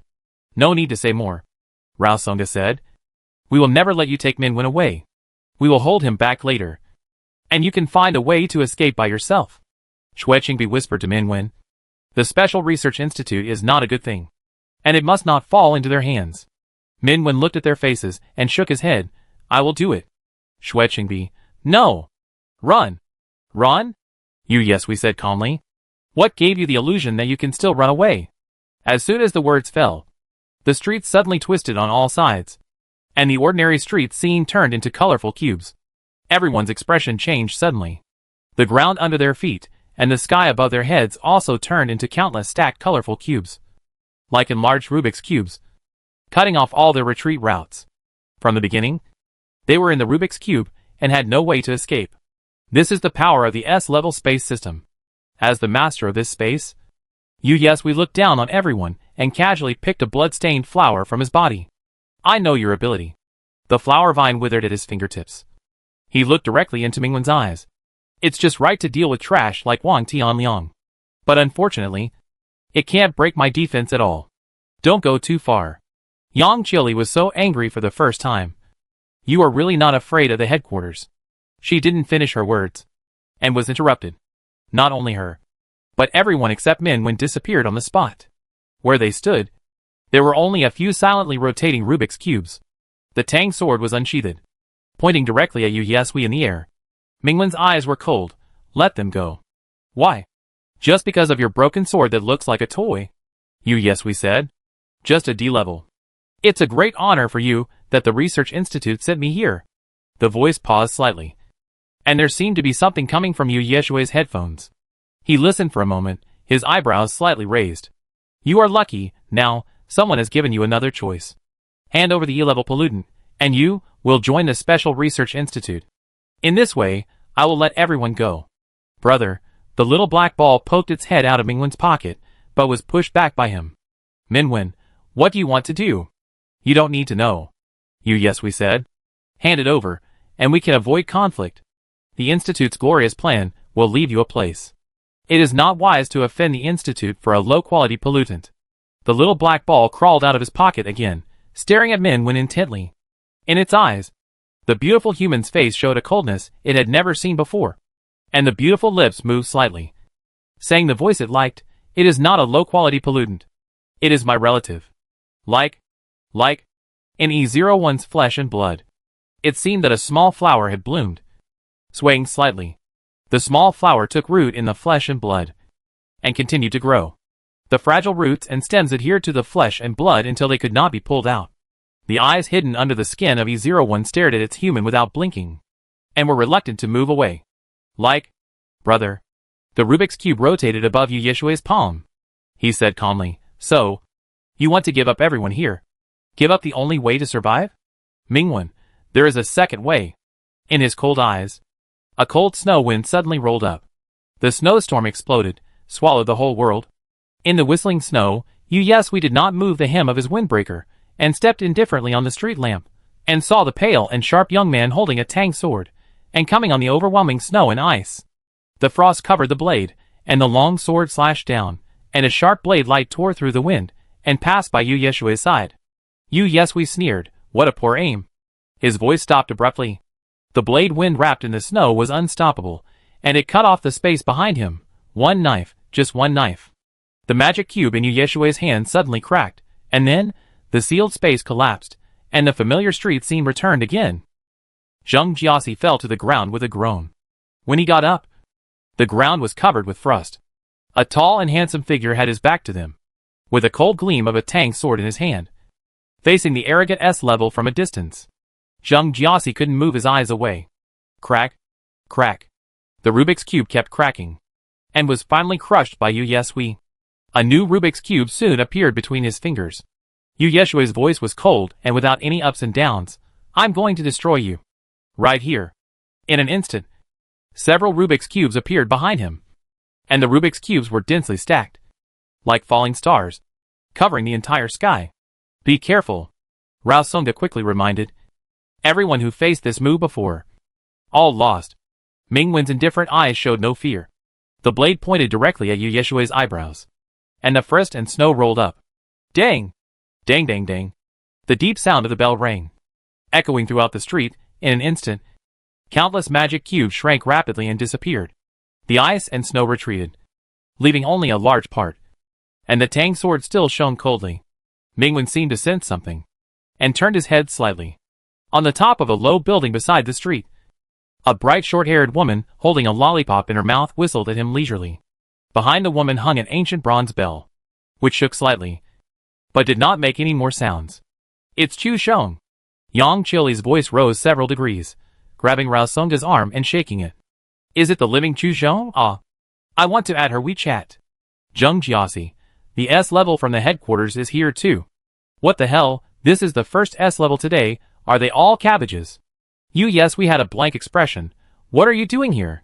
"To beat you up," Chu Sheng said. "The Special Research Institute has been so arrogant recently. Don't you know that naughty kids will be spanked?" We was unmoved. "You could only neutralize me for 5 minutes. After 5 minutes, what can you do?" Chu Sheng? "Oh, do you really think I'm the only one here? Do you want to look behind you? Do you feel a chill on your back?" We didn't look back, but his face was slightly gloomy. Minwen took out the little black ball from his pocket, and saw that it was safe and sound, and rubbed it gently. Fortunately, the ability to nullify does not directly kill the pollutants. As he thought about this, he felt a slight coolness on his fingertips, as if a light kiss had fallen. Mingwen's eyes moved slightly, and the little black ball stuck to his fingers, rubbing against him constantly, kissing his knuckles again and again. The tentacles fluttered, swaying back and forth. "Brother, brother." The boy's voice was joyful, as if he was indescribably happy. What was he happy about? Mingwen let the little black ball hug him and rub against him, without asking, because at this moment, he was surrounded by 2 S-levels. From just now, Chu Sheng and we came down from the heights, and came to his left and right. "Minwen, the headquarters has seen your file, and appreciates your ability," Chu Sheng said. "Join us, that's why I came here. Just now I was just testing your level, I haven't tried my best yet." Yeshua's eyes were like dead water. "Your performance barely passed. The Special Research Institute allows you to join." "Chu Sheng, who would believe you? You obviously changed your words, because you were afraid of us, you can't even lie." "Minwen, don't pay attention to him, he's a bad guy." I don't know what fear is, join the Institute. You will also have the confidence to be fearless." "Am I seeing right?" Zheng Jiaxi behind the crowd rubbed his eyes. The S-class in the Research Institute, the S-class in the headquarters, are all trying to snatch Minwen. Xue Qingbi laughed. "Have they forgotten that there is Bai Fei? Should we remind them?" Rao Songda said faintly, "If this continues, Minwen will really be snatched away." "Oh no, Chu Sheng is giving him candy." "Xue Qingbi, how can this be?" He rushed over. "Stop talking nonsense," said Yeshui. "Join the Special Research Institute. Gain glorious evolution, and the world will be under our feet. Chu Sheng, the headquarters welcomes talents like you very much. After you come, I will treat you to candy every day." "Wait, We came first. Xuechingbi squeezed into the battlefield in time. Minwen has entered the Ark base. And the files have been stored. He is ours. Chu Sheng, as for the files, they can be transferred at will. The headquarters can afford the betrothal gift. He must go with me today. Xuechingbi, be loyal. Don't abandon him after having an affair. The three parties looked at Minwen in unison. We raised his chin. Chu Sheng smiled. And Xuechingbi winked at him in various ways. In Mingwen's palm, the little black ball raised its tentacles and swayed. Choose me. Choose me. Brother. Choose me, Mingwen. Chapter 14 Kiss. The plane passed through the clouds, and City Inn was no longer visible. Mr. Ming, this is your lunch, please enjoy. The sumptuous meal was served. Mingwen picked up a piece of white-cut chicken, and fed it to Little Black Ball. Little Black Ball rubbed his fingers, and moved away a little, indicating that he didn't want it. Mingwen picked up another broccoli, and Little Black Ball moved further away, staring at the green cauliflower, with a little disgust. Mingwen, okay, picky ball. He picked up another piece of cut peach, and this time Little Black Ball finally took it with his tentacles, and took a light bite. The destination of their plane was City A, the city where the Evolver's headquarters was located. I have a message from Dr. G, he said, and he hopes you will go to the headquarters. Because of this sentence, Mingwen finally got on the plane with Chu Sheng. Rao Songa's team reluctantly bid him farewell. And we turned around and left without saying a word. Be careful of we. If he wasn't afraid of the headquarters, he would definitely take you away by force. As soon as he got on the plane, Chu Sheng spoke directly. The people of the Special Research Institute are best at saying one thing on the surface and another behind the scenes. Mingwen thanked him. And Chu Sheng said, if we really fight, he can't beat us. The S level of the Special Research Institute is an experimental creation, and its strength is not stable. Mingwen glanced at the motionless black ball in his palm. I heard that they are conducting some special experiments. Chu Sheng did not deny. This is an unspoken fact. Evolvers and pollutants are their experimental subjects. Although the details of the experiment have never been made public, however, the mortality rate of the evolvers they sent to the operating table was as high as 90%. As for the pollutants, after an experiment, the complete pollutants are often only left with the remains. Mingwen frowned slightly and held a little black ball. Chu Sheng noticed his action and laughed. Your little guy is very special. It has human thinking and is very close to you. But it will not be easy to keep it. Mingwen heard her implication. In exchange, I need to join the headquarters? I didn't say that. I didn't hint at anything. Chu Sheng said. Anyway, you should take a rest first. It's still 3 hours away from the headquarters. After that, Chu Sheng went to lie down in the lounge equipped on the plane. Mingwen had a simple meal, fed the little black ball some fruit, and found that the little pollutant suddenly looked a little listless, and spread out like a small round cake in his palm. Mingwen, what's wrong? Are you feeling uncomfortable? He gently fiddled with the little black ball, and the little black ball spread out for a while, and slowly got into his sleeve. Brother, sleepy, Mingwen, if you are sleepy, take a nap. The little black ball stuck to the inside of his arm, and its cold young body absorbed his warmth. After a few seconds, a low boy's voice sounded. Brother. Good night then. The little black ball was motionless, and never made any sound again, as if it had really fallen asleep. Mingwen opened his sleeves and looked at the dark creature curled up in a small ball in his sleeves. He had a vague hunch that E01 was not really sleepy instead. After devouring some S-level corpses, the power reached a certain critical value, and it took time to digest. Mingwen stretched out his hand and poked, and his fingertips sank into a soft and cold feeling. The little black ball in his sleep subconsciously clung to him and refused to let go. 3 hours later, the plane arrived at the Evolver base. Chu Sheng received another task temporarily, and left first. The person who took Mingwen to a base employee, Xin Xingxing. He took Mingwen to a reception room and poured a cup of tea. Mr. Ming, the base director is still dealing with things. Please wait for a moment. Shaoshan, didn't you say that you should come to see me as soon as I arrived?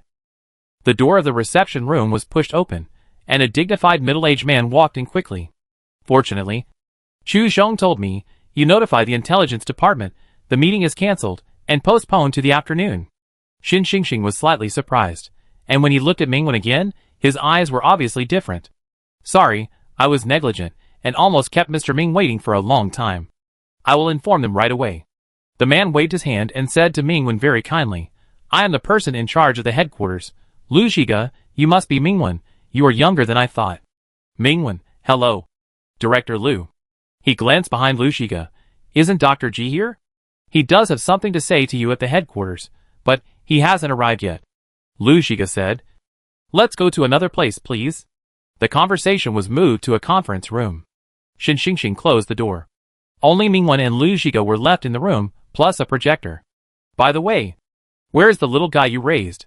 Mingwen lifted his sleeves a little, and the little black ball curled up into a ball. Not moving. It fell asleep. Lu Shiga smiled, then I'll keep my voice down. This morning, the Special Research Institute intercepted a surveillance video. And after that, they sent you Yesui to attack you. When the destructive disaster broke out in City Inn, all electronic equipment failed. But the previous data was still there. This surveillance video came from the subway station 1 hour before the disaster broke out. Lu Shiga pressed the remote control, and the projector lit up. The recording time was 8 o'clock in the morning. At the downtown subway station, Mingwen's eyes stopped, and there was a familiar figure at the edge of the crowded crowd. It was himself. He stared at himself in the picture, and for some reason, he felt that he was in a strange state at that time. Although there was nothing wrong with his expression and behavior, the feeling of something wrong always lingered in his heart and did not dissipate. But now, his memory was blank, and he didn't remember what he did that morning. In Mingwen's silent eyes, he followed the crowd into the subway and stayed quietly in the corner. The video was fast-forwarded, and the subway passed one station after another. The crowd decreased. Later, there were a few empty seats. Mingwen sat down, and after a few stations, he gave up his seat to an old man. An hour later, the announcement of the terminal sounded, and Mingwen stood up and walked out of the carriage with only a few people. Lu Shiga pressed the remote control, and the surveillance was frozen at the last scene. This subway terminal, it is only 5 minutes away from the Shiju Stadium. 5 minutes later, a destructive disaster will come. The dim light of the screen fell into Mingwen's eyes. He was quiet for a moment and said, This is normal. If I was not in Shiju at that time, I would not be affected by the disaster. Yes, it may not prove anything if it happens to other people, but you are not an ordinary person. Lu Shiga laughed. You are an evolver who awakened in a destructive disaster. Several test results were only D-level, but you showed strength that at least surpassed A-level. According to the report of Rao Sungda's team, in the last mission, your ability has been greatly improved. Not only is you an extremely rare multi-ability person, but you are also the only secondary evolver at present. Chu Xiong saw with his own eyes that you broke Yu Yeshui's Rubik's Cube. Before that, only S of the same level could do it. Not only that, you are also inextricably linked to pollution. Beside you, there is a pollutant that is very close to you and has human thinking. E01 is also a monster that appeared in this destructive disaster. Lu Shiga said one sentence at a time. So Mingwen, did you kill that S-level phoenix? You caused this disaster, or you ended this disaster? After a short silence, Mingwen shook his head gently. Don't you remember? Lu Shiga said. I heard that you lost your memory, which happened to be the memory of the period when the disaster broke out. According to the description of the survivors you rescued, your condition was extremely bad at that time, and the healing ability had little effect on you. There are many special places on your body, and they are special places that have never appeared before. This is why the Special Research Institute is targeting you. Mingwen still said nothing. His forehead was aching slightly. The familiar pain stimulated his nerves, and he suddenly realized something. In the surveillance video, he didn't bring a tang sword. Such a sharp weapon could not be brought on the subway. So, who took the tang sword sealed in the study, used it to kill the S-level pollutant, and then left it there, missing? Mingwen stabbed his finger into his palm. Something indescribable, unimaginable speculation almost jumped out of his heart. But how is it possible? His father-mother did indeed 3 years ago. In fact, he personally carried their ashes into the grave. The pain became more intense. Mingwen could not find the answer from his blank memory, but instead had more doubts. That morning, why did he come to the western suburbs in advance, to the origin of the disaster, as if he had expected it? Did he lose just a small piece of memory? The Special Research Institute proposed a new plan. They applied to the higher authorities, and asked you and E01 to become their research subjects. I raised objections, because you have already joined the headquarters, and you will definitely pass the fire test. Mingwen raised his eyes from the difficult consciousness. Test? The test is held every 6 months. Comprehensive training and rating for B-level and above evolvers who have just awakened within half a year. Lu Shiga said. Your level cannot be determined by the detector. And you have lost some of your memory. Therefore, the Special Research Institute proposed that your strength is unknown and there is an uncontrollable danger. You should be taken in by the Institute and accept their monitoring and experiments.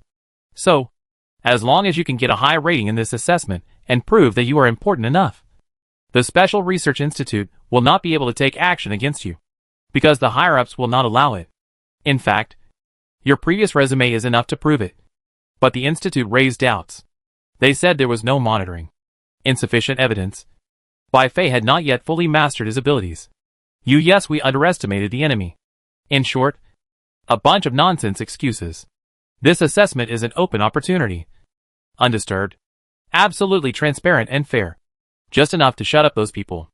Mingwen rubbed his forehead. Thank you, Base Commander. I will participate. Lu Shiga said with relief. If your performance in the assessment is good enough, you can also apply to become the captain later. Every evolver above level A is eligible to become a captain and form a team of his own. Just like Rao Songa. The captain will have more power and protection. And it is not a problem to raise a small pollutant. The Bai Fei you brought back is a newly awakened S level. He lost his parents when he was young and experienced a destructive disaster. His spirit was severely traumatized. So when you approached him, he subconsciously used his ability. He is currently receiving psychological counseling. As long as he is qualified in the mental assessment, he will also become a captain. Moreover, he has applied for you to be his team member. The sleeping little black ball suddenly stretched out its tentacles and grabbed Min Wen. Min Wen was silent and put the tentacles back. As an S-level evolver, his application will not be rejected. If you cannot become the captain, then you will be automatically assigned to his team. Of course, if you are just an ordinary member of the base, the Special Research Institute may find an excuse to snatch you away at any time. The little black ball stretched out its tentacles again and grabbed Min Wen. Min Wen? How can you react when you are asleep? He pushed away the tentacles that were sticking to him, stuffed them into his sleeves, and said, I know. I don't plan to join his team. And, after the assessment, I still want to stay in the Ark base, which is closer to In City. After all, his home is there. It doesn't matter. Just like when you joined the headquarters, you were assigned to the Ark base. Lu Shiga said. There have been precedents before. Mingwen paused for 2 seconds. The precedent was Dr. G? Lu Shiga nodded, because of a small disagreement. He applied for transfer from the headquarters. In fact, with his status, he should have received the highest level of protection. But he refused. Mingwen lowered his eyes, thinking. Lu Shiga stood up and patted his shoulder. The Special Research Institute not only has 4 S-level people, but their dean also has a deep background. Even I can't move. Now, he has set his sights on you and E01. Min gently gathered his sleeves, his eyes were calm. Let them come. Lu Shiga laughed. Very good, young people should have this kind of indomitable confidence. Have a good rest. After Dr. G arrives, I will arrange a meeting for you. Min, what does he want to tell me? When you meet, you will know. A clean and tidy one-bedroom apartment, the afternoon sun, covered the living room carpet. Mingwen sat on the sofa, pulled out the sleeping little black ball from his pocket, and held it in his hand. The little black ball curled up in his warm palm, a soft little ball, reminding Mingwen of melted chocolate balls and chocolate-flavored green dumplings. He gently pinched it, but the little black ball didn't move. Mingwen carefully turned the little black ball over, and it was also a black ball. After a few seconds, the little black ball snapped and turned back by itself. Mingwen, it turns out there is a front and a back. He, looking at the little black ball quietly, just as Lu Shiga said, this little pollutant that cannot be understood by human thinking was also born in that destructive disaster. When they first met, E01 was very close to him, just like they had met before. Mingwen thought for a while, sitting by the sofa, seeing that the little black ball still didn't seem to wake up, got up. There were beautiful cups and tea leaves in the cupboard. Mingwen brewed a cup of flower tea, added 2 spoons of honey into it, walked around the sofa, and casually pinned a dried flower on the little black ball's head. The little black ball moved slightly in his sleep, hugging the dried flower. After a while, Mingwen lowered his head. The dried flower was gnawed by the little black ball until only a small petal was left. He silently took the petal away, raised his hand, and wrapped the little black ball with a small shawl he had just made. He had felt before that the little black ball would be covered with dust every time it fell to the ground, and it might be better to wear clothes. Under the warm sunshine, the little black ball was wrapped in a soft shawl, but still did not wake up. The clear flower tea in the cup slowly ran out. The bedroom curtains closed. Mingwen leaned on the pillow, pulled up the quilt, and gently covered the little black ball next to him, using supernatural powers intensively. Even he would feel tired. Mingwen closed his eyes, and his consciousness quickly sank into silence. The room was very quiet, and there seemed to be some extremely subtle sounds between half asleep and half awake. Mingwen opened his eyes. The curtains blocked the sunlight, and the room was dimly lit. A dark figure stood by the bed, motionless. Mingwen's sight was unimpeded, and he could see the face of the person and a pile of dark tentacles. In fact, it was not a person at all, but a tall human figure made up of many tentacles. There were no facial features on the face, only dense tentacles wriggling and rolling outward. The picture was not warm, and it was comparable to a horror movie set. Mingwen immediately lifted the quilt, and the small black ball beside the pillow disappeared. He immediately stood up, and the cold tentacles circled his ankles. Through the thin clothes, the delicate suction cup sucked his skin, and the unexpected tingling made him fall back into the pillow. As more tentacles came, the tingling spread all the way to his waist without hindrance. "Brother." Hearing the deep voice of the young man, Mingwen paused slightly, allowing the humanoid monster with tentacles to bend down, close to him. The monster climbed up to the bedside. The shadow that fell was like a giant python in the forest, imprisoning the handsome young man at the head of the bed. The long tentacles passed through Mingwen's fingers, wrapped around his knuckles, circled around the silver ring. "I like it, brother." The pleasant voice was filled with undisguised joy. The twisted limbs overlapped with humans. The terrifying humanoid monster lay on Mingwen, smelling his breath. The eerie tentacles crawled all over Mingwen's beautiful body. The young man was whispering. More tentacles touched Mingwen's face, rubbed his lips. The cold and delicate touch lingered on his lips, slowly pressed against his lips. After a few seconds, Mingwen reacted. It seemed a kiss. A kiss from a monster. At this moment, Mingwen had only one thought in his mind. "Have you taken a shower?" Chapter 15 by E. In the dim room, a handsome young man leaned against the head of the bed, with a twisted and weird humanoid monster lying on his body. The uncontrollable tentacles moved around, forcing Mingwen to slightly raise his face, from his neck to his open collar, all wet and cold. He just remembered that on the previous plane, he gave the little black ball a bath. So fortunately, it was a clean ball. The black hair was messed up, and the hem of his clothes was pulled out. Mingwen's back and waist were against the pillow, unable to sit up, so he could only poke the monster on his body. "You're pressing on me." As soon as he finished speaking, the humanoid monster with its tentacles stopped immediately, and moved a little out. "It's quite obedient." As soon as this thought flashed through his mind, Mingwen felt a slight tingling on the side of his waist. He lowered his head, and several sticky tentacles circled his waist, and slid under his clothes. Mingwen held the tentacles, pulled them out, and said, "E01." Hearing him call his name, the tentacles that were still moving around on Mingwen all stopped, and E01's face was on Mingwen's shoulder, and it turned its face towards him. If a boy did this, it would definitely be intimate and affectionate. But now it was just a pile of tentacles piled up in a humanoid monster, which was indescribably eerie. Mingwen looked at the tentacles that kept wriggling on the face, and knew that this little pollutant was focusing on him, just like before. It was a bit cute. "Is this what you look like after evolution?" "No. Evolution." The boy's voice sounded obediently. "It's not evolution. So, it's the recovery of strength." Mingwen hooked up a tentacle, and the tentacle moved happily between his fingers. After a while, "Will you become like a human?" E01 pressed against Mingwen's face and rubbed it. "The skin will grow slowly." His face was slightly cold, and was gently touched by several tentacles. Mingwen didn't know if this little pollutant was kissing him again. Anyway, it was a tentacle, not a human mouth. So it shouldn't matter? He thought so and said, "I wonder what your human form will look like." The boy's voice suddenly became a little low. "Ugly." "Mingwen, why is it ugly?" "Of course. No. It looks good now." E01 lowered his head, and a little sourness surged in his chest made of flesh and blood. Human appearance is also another form it will evolve into. But its original form is the best looking. And my brother likes its original form the most. The human form is so ugly. If my brother sees it, by then, would he dislike it? He wanted his brother to like it all the time. Wanted his brother to like it more. The humanoid monster hung its head, and its tentacles curled up. Even without expression, Mingwen could see that this little pollutant was a little sad. He spoke, his voice clear and gentle, "No matter what you look like, I won't hate you." A tentacle stretched out and gently stuck to Mingwen's finger. "It's ugly. Won't my brother like it?" Mingwen, "No." He added, "Don't be inferior. You are not ugly at all. And you are a very powerful little pollutant." The thin tentacle shook his fingers cautiously. Then, "Will my brother abandon me?" Mingwen, "Did you hear our conversation just now?" E01 nodded slowly.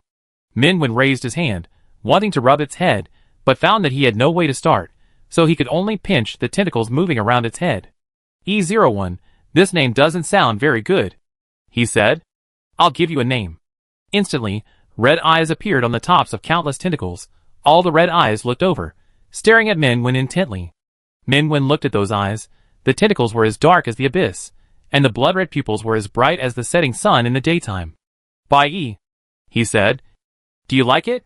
The blood-red eyes blinked silently. In the cold body of the pollutants born from the ground, the flesh and blood churned, exploding into small and bright flowers, interweaving into bones that penetrated the flesh and blood. Then, countless tentacles entangled Mingwen, like vines climbing up a green pine, wrapping him tightly. The tentacles seemed soft, but they could not be broken, trapped him tightly, as if to merge him into the body. "I like it." Bai Yi's voice was very light, with imperceptible, suppressed excitement and trembling. "I like it." Mingwen. The tentacles surged. The monster in front of Mingwen was no longer in human form. Only a chaotic and irregular black mass remained. A twisted and cold face pressed against Mingwen's face, holding him tightly, as if to plunder his body temperature inch by inch. Mingwen raised his hand without saying a word, gently holding Bai Yi's waist. The monster stopped for a second, and trembled slightly. That was extreme excitement. Under the deformed skin, the cold blood was boiling without temperature. The instinct born in the darkness was clamoring for desire and possession. Then Mingwen turned his hand, and pressed Bai Yi under himself. The door of the room was pushed open without warning, and a figure stood at the door. "It's 3 o'clock in the afternoon." The light outside the room hid Ji Sui's back, stretching his shadow to the bedside. "If I remember correctly, this is the meeting time for you and me." With a quilt covering his shoulders, Mingwen said calmly, "No one told me. Now you've been notified." Ji Sui narrowed his eyes. "Wait. What's in your quilt?" Mingwen, "Nothing." Ji Sui, Mingwen, "Don't tell me that at your age. You've hidden something you shouldn't have." He walked over, pressed the corner of Mingwen's quilt with his white-gloved hand, and directly lifted it up. A round, innocent little black ball bounced on Mingwen's body. "Ji Sui," I said. Mingwen said, "I was taking a nap just now." The little black ball continued to bounce. "Ji Sui, what's wrong with your clothes? Why are all the buttons undone? And your hair is messy too." Mingwen, "It's messy from sleeping." Ji Sui raised his eyebrows, and stared at Mingwen's calm face with suspicion. After a few seconds, he said, "I'll give you 3 minutes, get ready, and come out." The door of the room was closed. Mingwen breathed a sigh of relief and pinched the little black ball. "Next time, don't let your tentacles crawl around. And don't crawl on me." The little black ball rubbed his fingers happily. "Mingwen, did you hear that?" The little black ball kissed his fingertips happily. It seemed like he didn't hear it. Mingwen picked up the little black ball and swung it in the air. "Brother, it looks good." The boy's voice was cheerful and excited. Mingwen said expressionlessly, "Don't change the subject. You almost got caught." With Ji Sui's personality, if he found that Bai Yi could transform into a human form, he would definitely catch it for research. Moreover, for some reason, Mingwen always felt that Ji Sui disliked Bai Yi. The little black ball twisted hard. Mingwen let it fall into his palm. The little black ball jumped happily. Mingwen didn't catch it, and the little black ball jumped out. It landed on Mingwen's waist. Jumping around. Mingwen looked at the happy little pollutant, listening to the constant ringing of brother in his ears, and finally said nothing, slightly bending the corners of his mouth, pulling open the curtains, putting on his clothes. Mingwen wrapped the little black ball with a little shawl he had made before. The little black ball pulled at the shawl, and nestled in his palm obediently. After a few seconds, Minwen didn't pay attention, and the little black ball quickly shook off the shawl, and rolled around in his hand. Okay. I don't like to wear clothes. Minwen took the naked little pollutant out. In the living room, Ji Sui leaned against a high chair. With his fingers bent, tapping the armrests again and again, the light glass-colored eyes stared at Mingwen's face. There was a certain harsh inquiry in his eyes. The atmosphere in the living room froze. The little black ball popped out from Mingwen's fingers, raised its tentacles fiercely towards Ji Sui, but was held down by Minwen. I ask you, do you really not remember the cause of your parents' death? What? Mingwen's eyes suddenly turned cold. Ji Sui took out a stack of photos, and pushed them in front of him. The first photo was taken from a surveillance video, and the time showed that it was a night 3 years ago, on a rain-soaked street. A truck crossing a red light hit another car. Minwen tightened his fingers, and pinched them into his palm. Brother, it hurts. The little black ball came over, trying to gently pry open his fingers. Minwen didn't look at it, but just slowly loosened his palm. The second photo, still from the surveillance video, across the street where the car accident happened, a pedestrian in a black raincoat appeared in the corner of the screen. In the enlarged picture, the figure of the man in the raincoat was tall, his face was buried in the darkness, and it was all blurred. Mingwen had no impression of this person, but for no reason, his heart tightened slightly, and he looked at Ji Sui. A passerby, 100 meters away from the car accident scene, only appeared in the surveillance for 3 seconds. Ji Sui said lightly, turning to the third photo. It was a screenshot of another surveillance video. The time showed 2 years ago, still a rainy night, at the entrance of a community. Mingwen suddenly clenched the photo. At the very edge of the surveillance screen, a corner that was difficult for the street lights at the entrance of the community to illuminate, there stood a man in a black raincoat. Same raincoat, same tall figure as in the previous photo. Ji Sui's voice sounded, "This is Pingyang Community in S City." 1 minute after this picture was taken, an A-level disaster broke out in the community. All the residents disappeared, and no one could find them again. This is the first known disaster in the world, and it is also the place where pollution first fell. Mingwen stared at the blurred face of the man in the raincoat in the photo. The black raincoat was almost integrated into the vast rain curtain. His fingertips were cold, as if there was damp, cool rain soaking through his clothes bit by bit, dragging him into that distant and clear, hypothermic rainy night. Who is he? Ji Sui, I can't find out. The thin photo was cracked, Mingwen said. Why didn't you tell me before? Will it be useful? Ji Sui said. At that time, you were not even an evolver. 2 years ago, a black rain brought pollution, and evolvers appeared. This is recognized as a new node in the history of human evolution. Perhaps, this node can be pushed back a year, or even longer. Before the black rain, there were already evolvers. And he, or they, caused the death of your parents. Mingwen closed his eyes. The biting rain penetrated into the bone joints, blocked his breath, dragged him down, and pressed him into the bottomless abyss. In the trance of being unable to breathe, he seemed to be dragged to the rain-soaked hospital again, and the dead white walls were stained with water, the cold iron benches stretched out like continuous railroad tracks, and the blood-red surgical lights illuminated the twisted and endless corridor. Brother, the little black ball gently shook the corner of Mingwen's clothes, but received no response. It persisted and continued to shake. A hand suddenly grabbed Minwen and pinched his arm. I still have the same question. Ji Sui's eyes were as sharp as ice, almost piercing Mingwen's body. Why 3 years ago? Only you survived? Why can you survive? What did Teacher Yang and Teacher Song do for you? Or, what did you do to them? The words were almost the same as 3 years ago. The same people. The same questions. Mingwen's 10 fingers were in pain, as if sticky blood was dripping along the numb fingertips, drop by drop, and hitting the ground. In front of his eyes, countless fragmented images intertwined. He could not tell which was real and which was fantasy. Only blood. The blood on his hands. So glaring and clear. That was not his blood. That was his parents' blood. The living room suddenly darkened. Shadows spread, and the bright sunlight was isolated in another world. Tick, tick. Ji Sui suddenly retracted his hand, covered his arm, and the unstoppable blood flowed out from between his fingers. The tentacles gathered into a huge and hideous body. The monster that emerged from the darkness completely blocked Mingwen, and his scarlet eyes were filled with cold and angry murderous intent. His sleeves were soon stained red with blood. Ji Sui's expression remained unchanged. So this is your true face. It's so ugly.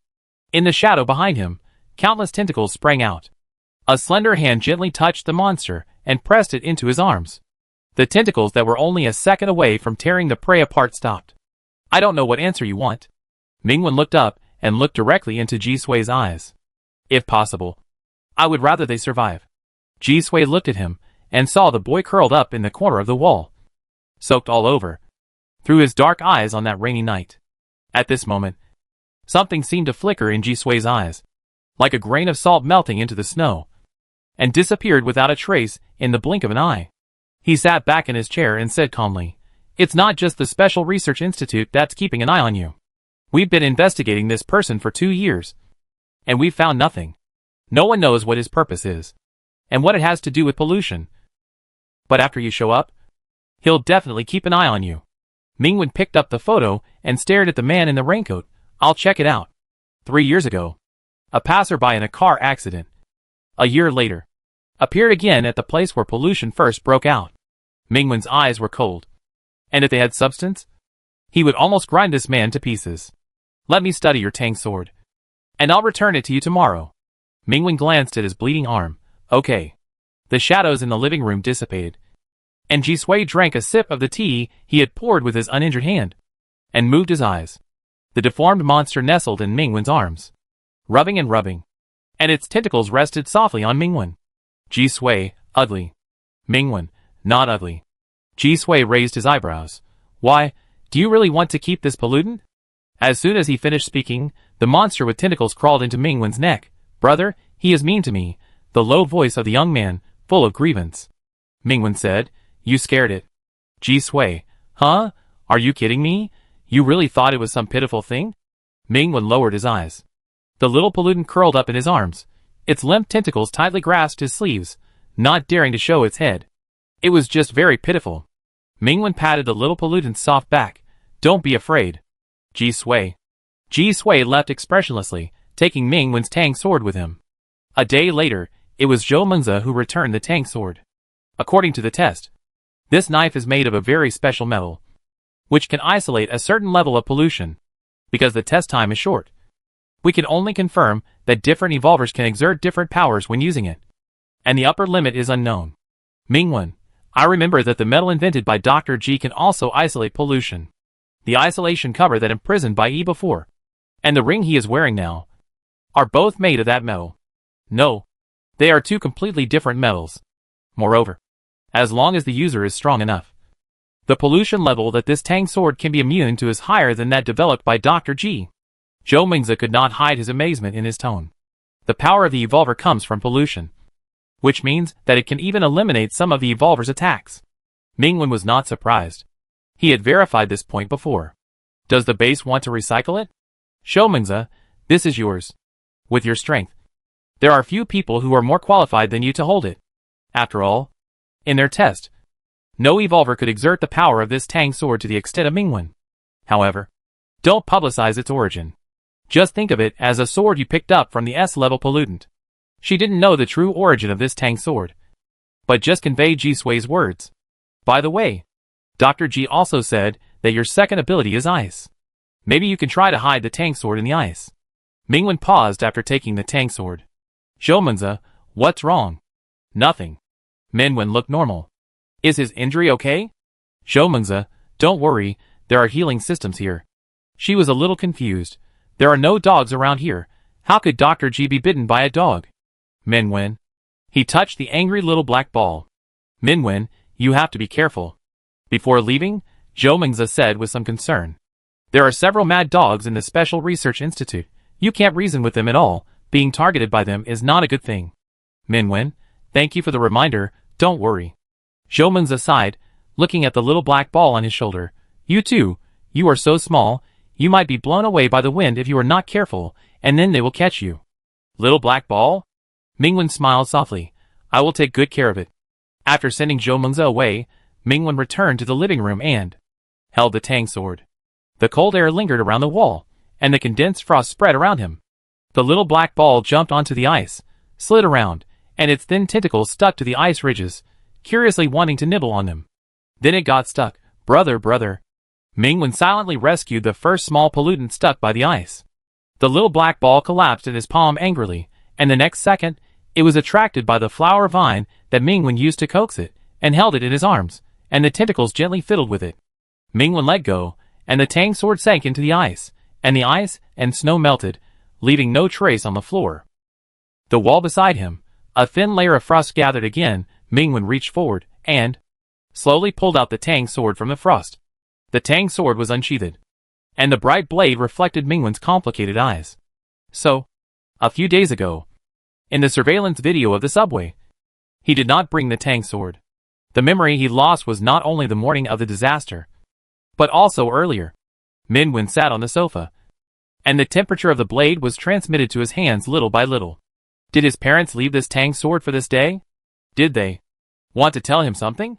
Mingwen lowered his eyelashes, and silently stroked the black and gold sheath. Brother, don't be sad, the boy's voice sounded close to his ear, and the little black ball crawled to the handle of the knife, close to Mingwen's face. Mingwen shook his head. I'm not sad.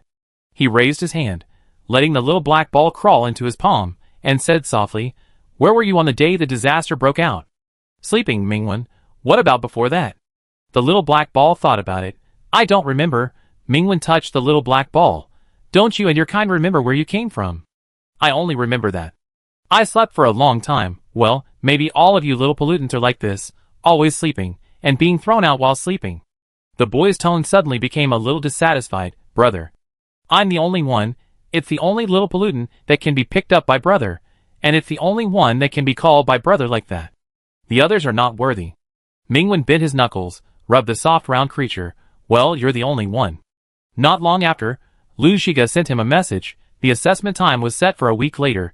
During this period, N-City was unblocked. Most areas returned to normal. Only the western suburbs were still under blockade. Mingwen put the little black ball into his pocket, and pushed the door open. Let's go, we're going home. The little black ball poked its head out of the pocket expectantly. It and his brother's home. At the airport equipped by the headquarters, Mingwen met a familiar figure. The boy wearing special glasses trotted in front of him, and apologized as soon as he opened his mouth. I'm sorry, before, I didn't mean it. Mingwen looked at the boy. He had learned about Bai Fei's past from Lu Shiga. Bai Fei's parents died when he was young, and he had been living with his uncle, in the western suburbs. The day the disaster struck, Bai Fei, who was near the gymnasium, witnessed the birth of the S-level pollutant. The impact at that moment overturned the earth. In just 1 second, he lost consciousness. Miraculously, the boy survived and awakened his S-level ability, which allowed him to drag the surrounding life forms into the illusion and reproduce the S-level pollutants he had seen in the illusion. The phoenix he reproduced was only 1/3 of its real body, but it was terrifying enough.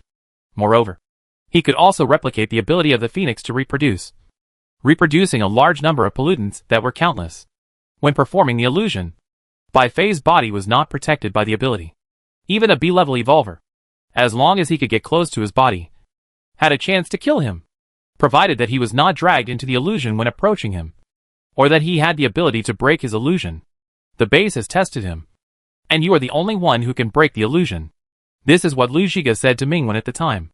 Your power has such a wide range that you can directly block his entire illusion, and it is extremely destructive. The ice can actually pierce through space. Of course, Bai Fei has not yet fully mastered his power. I am looking forward to the opportunity for you to fight again during the assessment. As for why Bai Fei attacked the people in the Ark base, he said that it was because he could not distinguish between illusion and reality at that time. He found that several powerful beings were approaching him, and subconsciously thought they were monsters. It was not until Mingwen broke the illusion that he was able to wake up. You saved me, Bai Fei whispered. I'm sorry. Mingwen, it's okay. The little black ball climbed onto Mingwen's shoulder, staring at Bai Fei grimly. Bai Fei silently took out his cell phone. Under the grim gaze of the little black ball, Mingwen calmly exchanged contact information with Bai Fei, then put the grim little black ball back into his pocket and boarded the special plane equipped by the base. A few hours later, the plane landed and returned to City Inn. Click. The door opened, and the familiar furnishings came into view. Mingwen stopped outside the door frame and stood still for 2 seconds. The quiet house was still empty as when he left. The little black ball quickly climbed out of his pocket and looked around. It liked it here. It smelled so good. It was full of my brother's smell. Mingwen watched the black little ball jump onto the floor, and it was in a good mood and squirming around. In the empty house, there was a small pollutant crawling around. He watched for a while, and walked into the house. On the study windowsill, the lilies in the vase were a little wilted. Mingwen changed the water, opened the window, and the petals with water droplets were slightly opened in the wind. On the other side of the room, the antique shelf where the Tang swords were placed was empty, and there was a mobile phone next to it. Mingwen's eyes moved slightly, and it turned out that his mobile phone was not lost in the disaster, but was left here by him. He opened the phone and flipped through the familiar and long-lost photos in the album. Mingwen breathed a sigh of relief. He stayed in the study for a while, and as before, he did not find any notes left by his parents. When he came out of the study, the little black ball that was crawling around on the sofa just now was gone. Mingwen turned his head, and in the open bedroom door, a small sticky ball emerged from the quilt, rolling around on the soft bedding. Mingwen's eyes softened slightly, and he walked over to open the closet, preparing to take a shower first. A shirt was thrown on the bed, and the little black ball quickly crawled over, wriggling under the clothes. The dark tentacles came out from the collar and sleeves of the clothes, twisting and gathering into a deformed head and arms, and more tentacles passed through the bottom of the clothes, forming slender legs. Brother, a humanoid monster wearing a shirt stood by the bed, and a few long tentacles emerged from time to time. Mingwen silently closed the curtains and threw a pair of pants over. The clothes were a bit tight, but Bai Yi was very happy, and the tentacles were floating everywhere. The breath of the brother was close to it, as if it was completely possessed by it. The humanoid monster came over, countless tentacles stuck to Mingwen, trying to hug him. Mingwen held up the face of the squirming tentacles, rubbed it. I'm going to take a shower, want to join me? Bai Yi. Splash. The warm water sprayed a mist. In the bathroom, Mingwen took the shower head and showered a bunch of squirming tentacle monsters. Because Bai Yi's humanoid figure was too tall, it was not very convenient, so Mingwen turned it back to its original monster form. The tentacles crawled all over the tiles of the shower area under the water flow. The red eyes blinked. Only when the warm water flowed through them would they quickly close, and the remaining eyes stared at Mingwen closely. Mingwen spread his palms. The claws over there. Several tentacles gently wrapped around his wrists. Mingwen showered him. I don't know why, when taking a shower, Bai Yi was particularly quiet, almost silent. The wet tentacles were restless, always trying to get into Mingwen's body. Soon, Mingwen's clothes were also wet. He said, "Be good." The wandering tentacles stopped, and pairs of red eyes looked at him at the same time. In the steamy bathroom, the mist filled those beautiful eyes. The white shirt soaked in water was tightly attached to Mingwen's body, revealing his cold white porcelain skin, and his beautiful collarbone was stained with tiny water droplets. Bai Yi. The next second, the huge tentacle monster disappeared, and a little black ball that was a little pink fell into Mingwen's palm, jumped into his collar. Mingwen? Obviously, he couldn't take a shower anymore. Mingwen fished out the little pink black ball, and put it in a basin of warm water. The little black ball floated on the water, peaked in a certain direction, sank, and gurgled out a string of bubbles. When Mingwen wiped his hair, walked out from behind the glass door, he found that in the basin beside the door, the little black ball seemed to be about to melt, turning into a large flat pool.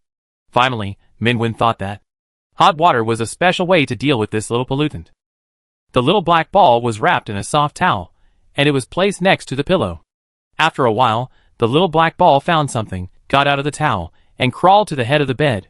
Brother, this, hearing the boy's voice, Mingwen turned around, and the little black ball lifted something with its tentacles.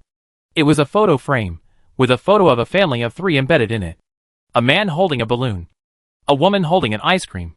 A 10-year-old boy in the middle. And in the background, the grand Ferris wheel in the amusement park flashes neon lights.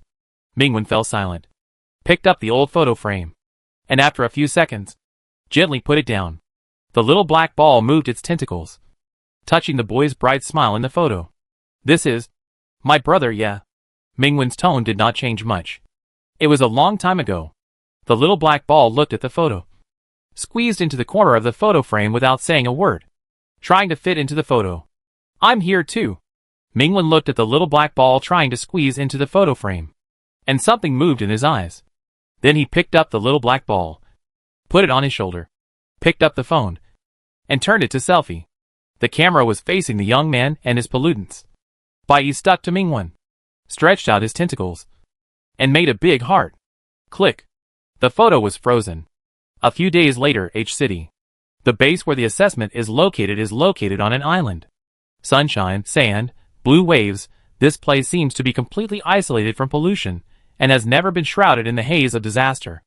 On the gravel road in front of the base, Mingwen was carrying a suitcase. Next to him was a guide from the base, who was recommending the island's delicacies. The little black ball lay leisurely on Mingwen's shoulder, feeling the sea breeze, looking around. The assessment will last for 7 days, during which time there will be a powerful S-level evolver to ensure the smooth progress of the assessment, so don't worry, our base is very safe. Mingwen, is it Chu Zhong? Team Chu is still on a mission in another city. The S-level person in charge of the assessment is somewhat related to you. Mr. Ming? The guide smiled mysteriously. You'll know when you see him. Mingwen didn't remember what relationship he had with other S-level people. Seeing that the guide looked like he couldn't let the secret out, he didn't ask any more questions. 2 seconds later, the guide glanced at Mingwen. Mingwen was teasing the little black ball on his shoulder. The guide's face twitched, and after another 2 seconds, he couldn't help but say, Mr. Ming, aren't you curious? Don't you want to ask? Mingwen, you'll know when you get there. He didn't seem to be curious at all. The guide?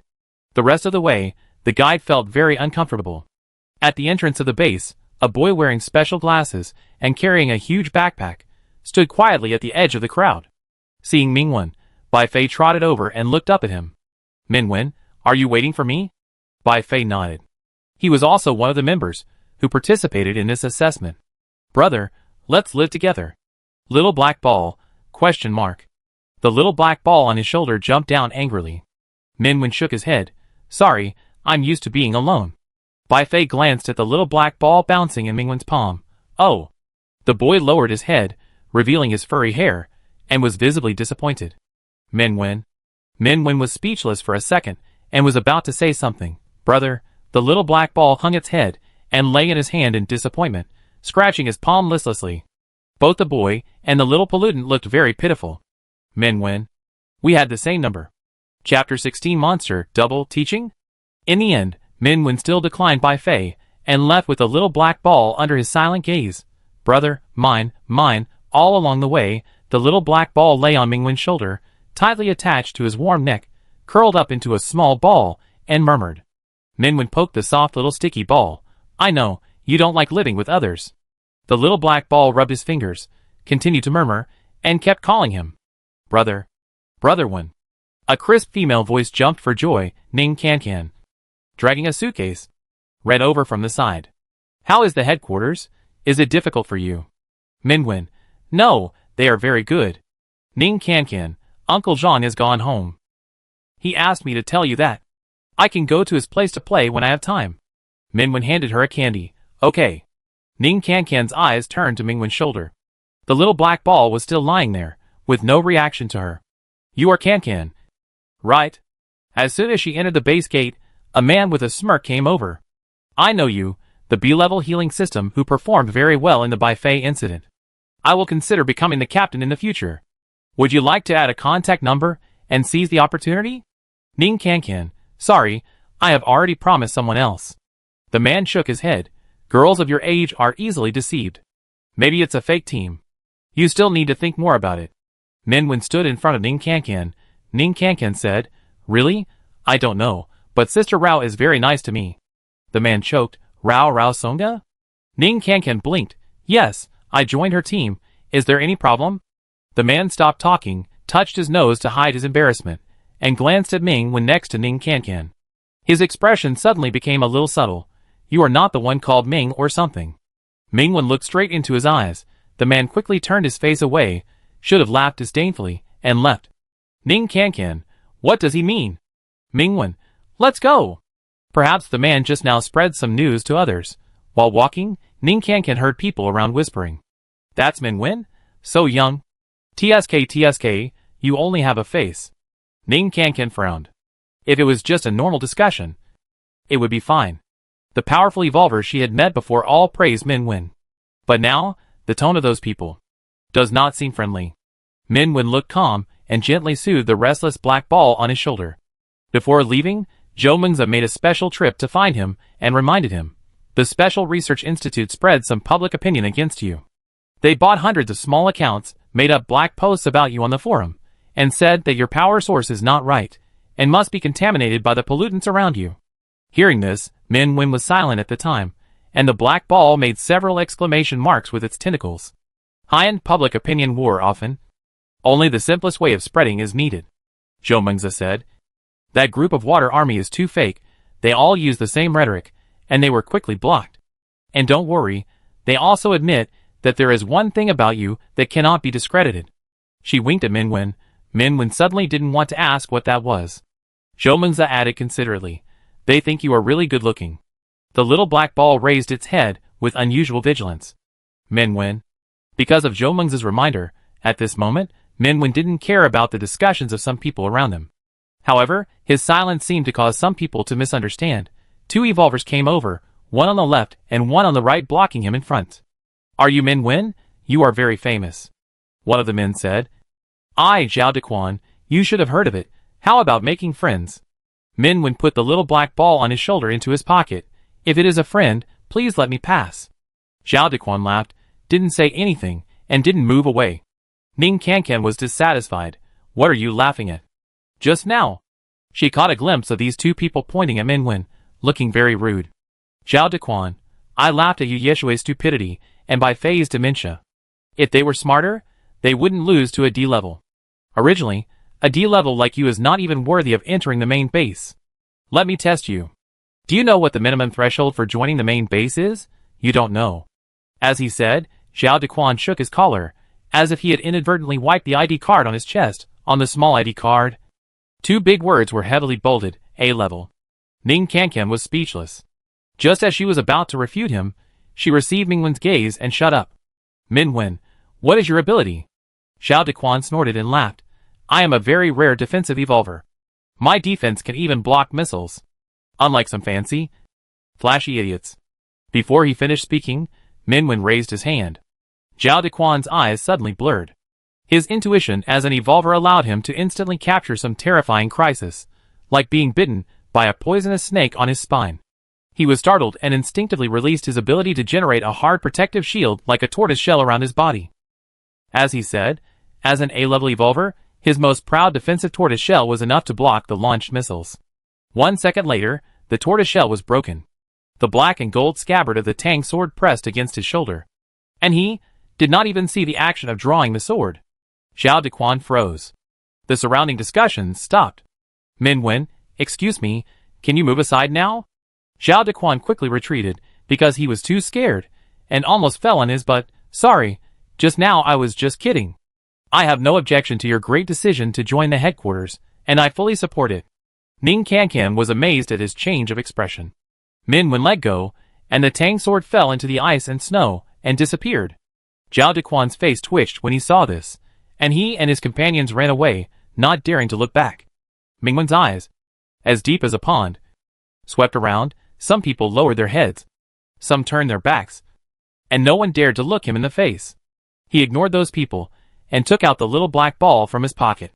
The little black ball didn't look very happy, and scratched his palm. Don't worry about them.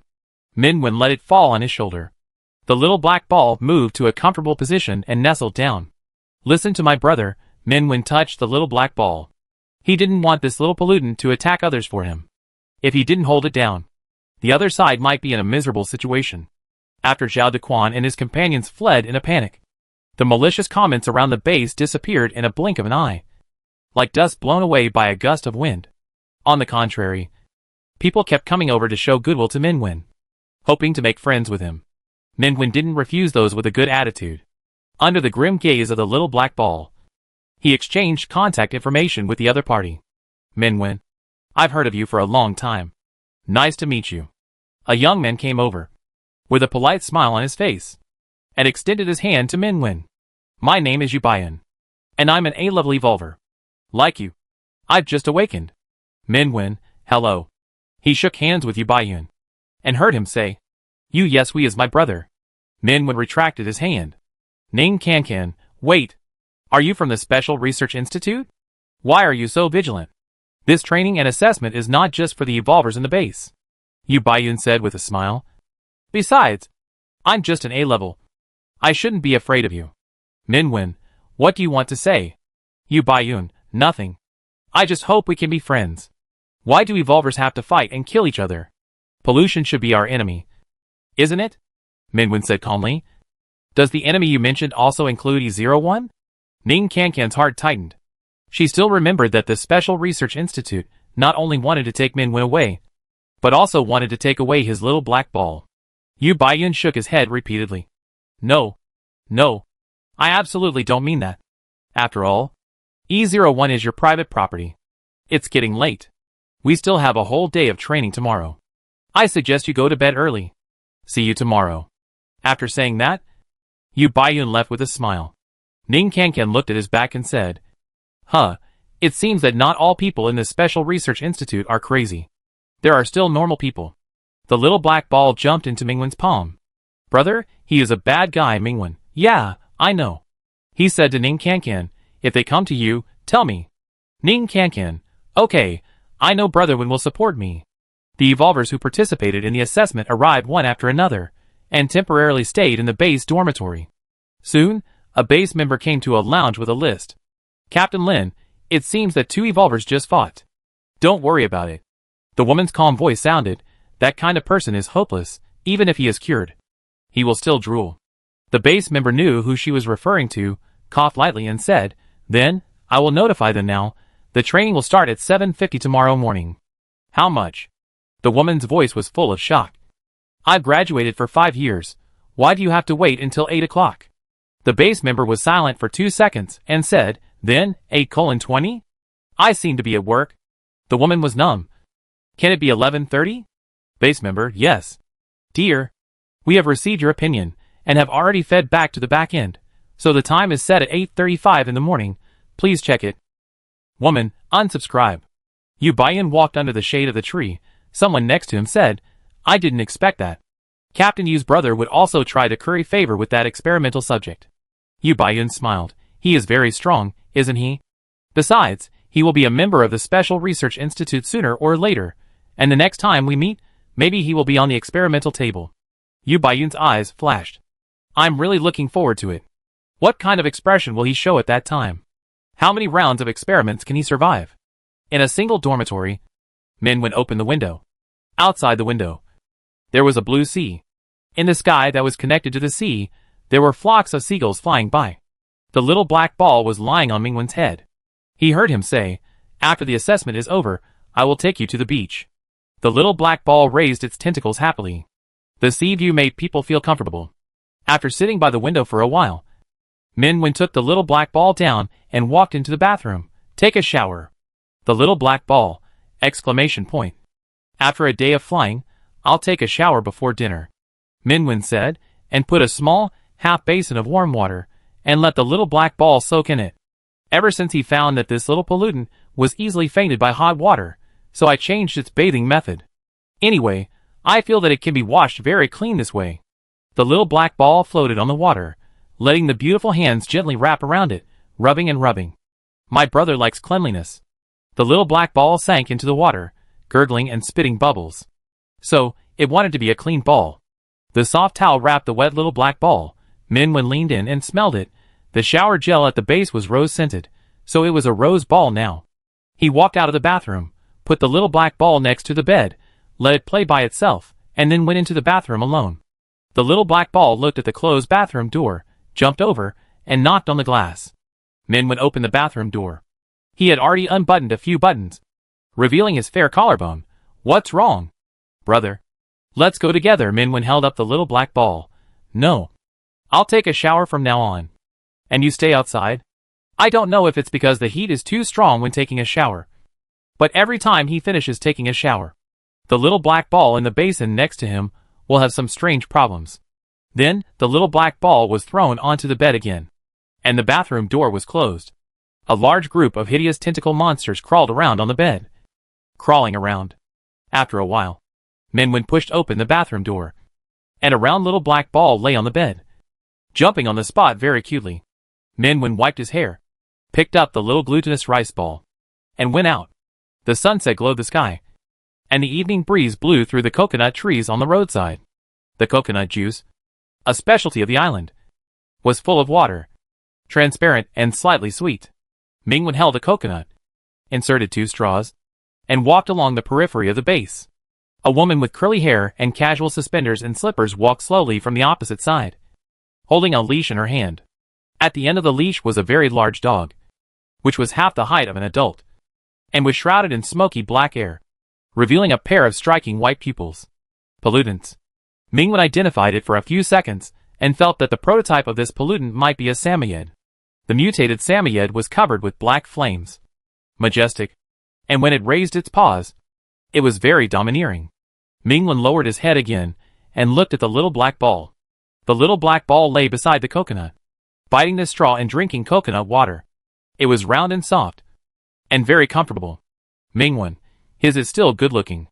The woman also noticed him, and the little black ball smiled, and took the initiative to speak. My name is Lin Mahai, and I am the safety person in charge of this assessment. Mingwen, hello, Captain Lin.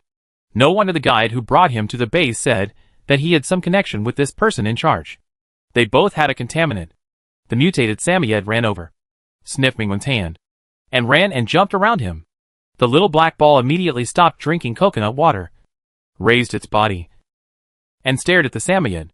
The samoyed looked at it for a second, and ran back behind Lin Mahai. Lin Mahai rubbed the samoyed's head, and said to Mingwen, you smell so good. Mingwen? Mimi said so. Mingwen looked at the mutant black dog that was as strong as a calf, and had exaggerated and knotted muscles. Mimi. Yes, it's called Lin Mimi, I named it. Lin Mahai smiled. Mingwen looked at the little black ball again. He whispered, Ming Chio Chio. Little black ball, ? Little black ball thought about it calmly. Brother's last name is very nice. It has the same last name as brother. This name was given by brother, so the new name is also very nice. Little black ball accepted it happily. Lin Mahai, the training will start tomorrow. I hope you can enjoy the next morning. Bye. She shook the leash. The black samoyed trotted out. When passing by Mingwen, rubbing his hand, it seems to really like the smell on him. Mingwen touched the fluffy head. Little black ball immediately raised his head. Mingwen rubbed the little black ball again, rubbing it a little longer than usual. Little black ball lay back on the coconut shell, hugging the coconut and mumbling. Brother, xiang xiang. Mingwen poked it. Little glutinous rice ball sweet. Little black ball turned pink again, and quietly slipped into Mingwen's sleeve. Lin Mahai laughed, and walked away slowly. Hair slid across her fair shoulders, and the woman in suspender slippers took her dog for a stroll, leisurely and comfortable. The sunset glow was shrouded by the veil of the night, and the sun sank at the edge of the sea, and the base lit up with bright lights. After buying the specialty coconut candy from the supermarket equipped by the base, Mingwen was ready to take the little black ball back, and saw 2 arrow-like figures whizzing over from a distance, and whizzing past. The black samoyed ran wildly in front, and Lin Mahai, who was pulling the leash, ran wildly behind. A head of hair covered her face. Mingwen, do you need help? No. Lin Mahai struggled to grab the leash and yelled, Mimi, you pig, stop. However, Mimi was unmoved, and continued to run happily. Lin Mahai couldn't stop her at all. Her hair was in disarray, and she threw off a slipper. When he saw them again, Lin Mahai carried the screaming samoyed on one hand. His hair was blown up, his face was as black as ink, and he went back angrily. Mingwen turned his head silently. The little black ball was lying on his shoulder, curled up into a standard round ball, with a well-behaved face. Mingwen, sure enough, he's still the best. At night, at the edge of the base, several figures shuttled under the corner of the wall. Brother's son is awesome. You really let us in. This is the base of the Evolvers. It doesn't seem any different. I told you so. Evolvers are nothing special. Last time I met a few Evolvers, they were all so pretentious. After knowing who I was, they all chased after me and tried to please me. A male voice said complacently. Next to him, a girl whispered, Isn't it bad for us to do this? What if we are discovered? What's there to be afraid of? With my dad's position in the main base, if the Evolvers come, we have to toast him. Brother's son is right. The girl stopped talking. Accompanied by a slight noise, the figures quickly hid in the shadow of the building. Outside the window, a full moon rose from the sea, and the gentle waves rolled up the fragments of the galaxy. Mingwen made a cup of honey tea, and sat by the window with Xiao Hachio to eat coconut candy. Brother, the moon is beautiful. Minwen found that Bai's vocabulary has increased a lot. At the beginning, it couldn't even speak very well, but now it is very fluent. When Bai can turn into a human form, maybe, it will be no different from a real human. Minwen, the moonlight tonight is very beautiful, maybe, we can do something interesting. The little black ball suddenly stopped moving. Minwen looked at it, and gently added, it's something only the two of us can do. The little black ball was stunned for several seconds, and suddenly became pink, a little excited, and a little at a loss. Its tentacles were floating everywhere, and stuck to Minwen. Brother, Minwen silently took out an English dictionary. I will teach you English. Little black ball, ? Minwen, learn more, to become a smart little glutinous rice ball, to take the college entrance examination. Then he stuffed a pen into the tentacles of the little black ball, lifted its bottom, and put a piece of draft paper. I will start to speak. The little black ball holding the pen. Chapter 17. The boy. Lin Mahai passed by a single dormitory, and heard something, and stopped. Oh my god, Mimi, look at him, she said in shock. The neighbor's ball has been studying since he was young, you can't lose at the starting line. The black Samoyed was chewing a toy bone with great interest, and turned a deaf ear to her words. Lin Mahai listened for a while, and was even more shocked. Listen, he can recite little love poems in English. He has been lovable since he was young. Mimi ran away. In the dormitory, Minwen put down the book. He found that Bai Yi's learning ability was really strong. No matter what he taught him, he could learn and master it in a very short time. Holding up the little black ball, Minwen praised, smart ball. The little black ball raised 2 tentacles high, just like a champion. Minwen, rest, we'll study tomorrow. The little black ball quickly got into his bed, and stuck to his warm skin. Brother, good night. Minwen, good night. Early in the morning, the first day of training at the base began. Zhao Dequan, with a pair of dark circles under his eyes, walked into the base building with his companions, still cursing, that damn Minwen, after the assessment, sooner or later he will be. His companion suddenly slapped him, and threw his face to the side, just facing Minwen who had entered the building. Zhao Dequan, oh my god, the great Ming team has come to his loyal base. Your devout followers have been waiting for you for a long time. Minwen. Minwen took a detour and walked away. Look. Not far away, Lin Mahai pointed. I told you, this kind of cure will make you drool.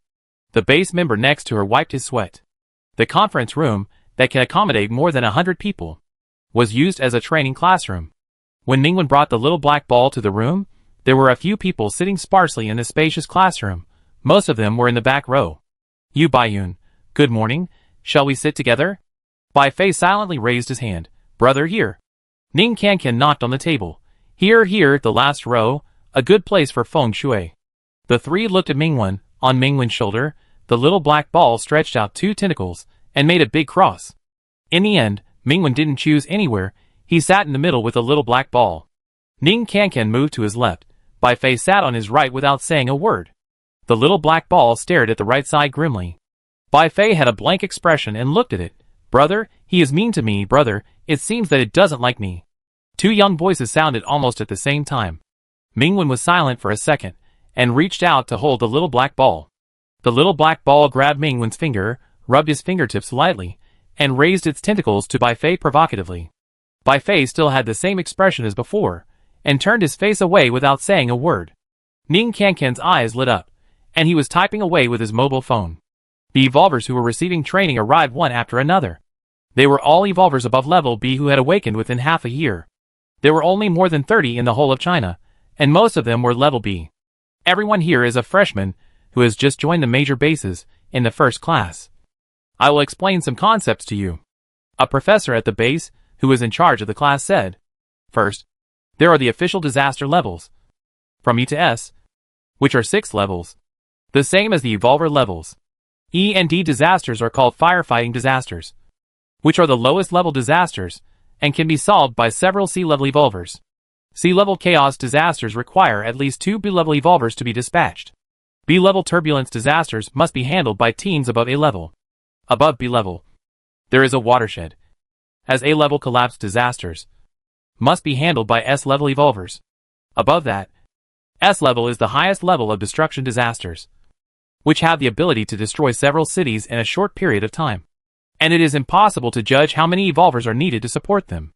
The first known destruction disaster in the world occurred in Country A, which killed a total of 17 S-level evolvers. 17? Some people were shocked. This was data that had never been made public to ordinary people before. We only have a dozen S-level people in total. The professor slowly said, pollution leads to disasters. Evolvers awaken because of pollution. It can also be understood that in places where disasters occur frequently, the number of evolvers will be greater. According to statistics, the number of disasters that have occurred in China is currently the lowest among all countries in the world. Our total number of evolvers is not at the top, but it is safer than other places. No one refuted, because this is indeed the fact. In the past 2 years, all countries outside China have experienced frequent disasters. There are pollution outbreaks of varying sizes almost every day. Relatively speaking, the frequency of disasters here is indeed lower. Even in the recent destructive disaster, we suffered the least loss. I heard that the S-level pollutant died just after it was born. Some eyes were cast on by Fei and Mingwen. As we all know, these two are powerful evolvers who awakened from the disaster. One is S-level, the other has an unknown upper limit, D-level on paper, and they fought against S-level twice, and they were not at a disadvantage. In fact, I also heard that the standards for S-level in different countries are a little different, and the standards in Country A are lower. Ning Kankan said in a low voice. You are right. Not far away, Yu Baiyan looked back. This is indeed the fact. Our S-level has fought against that side, and some of the so-called S over there are only A level.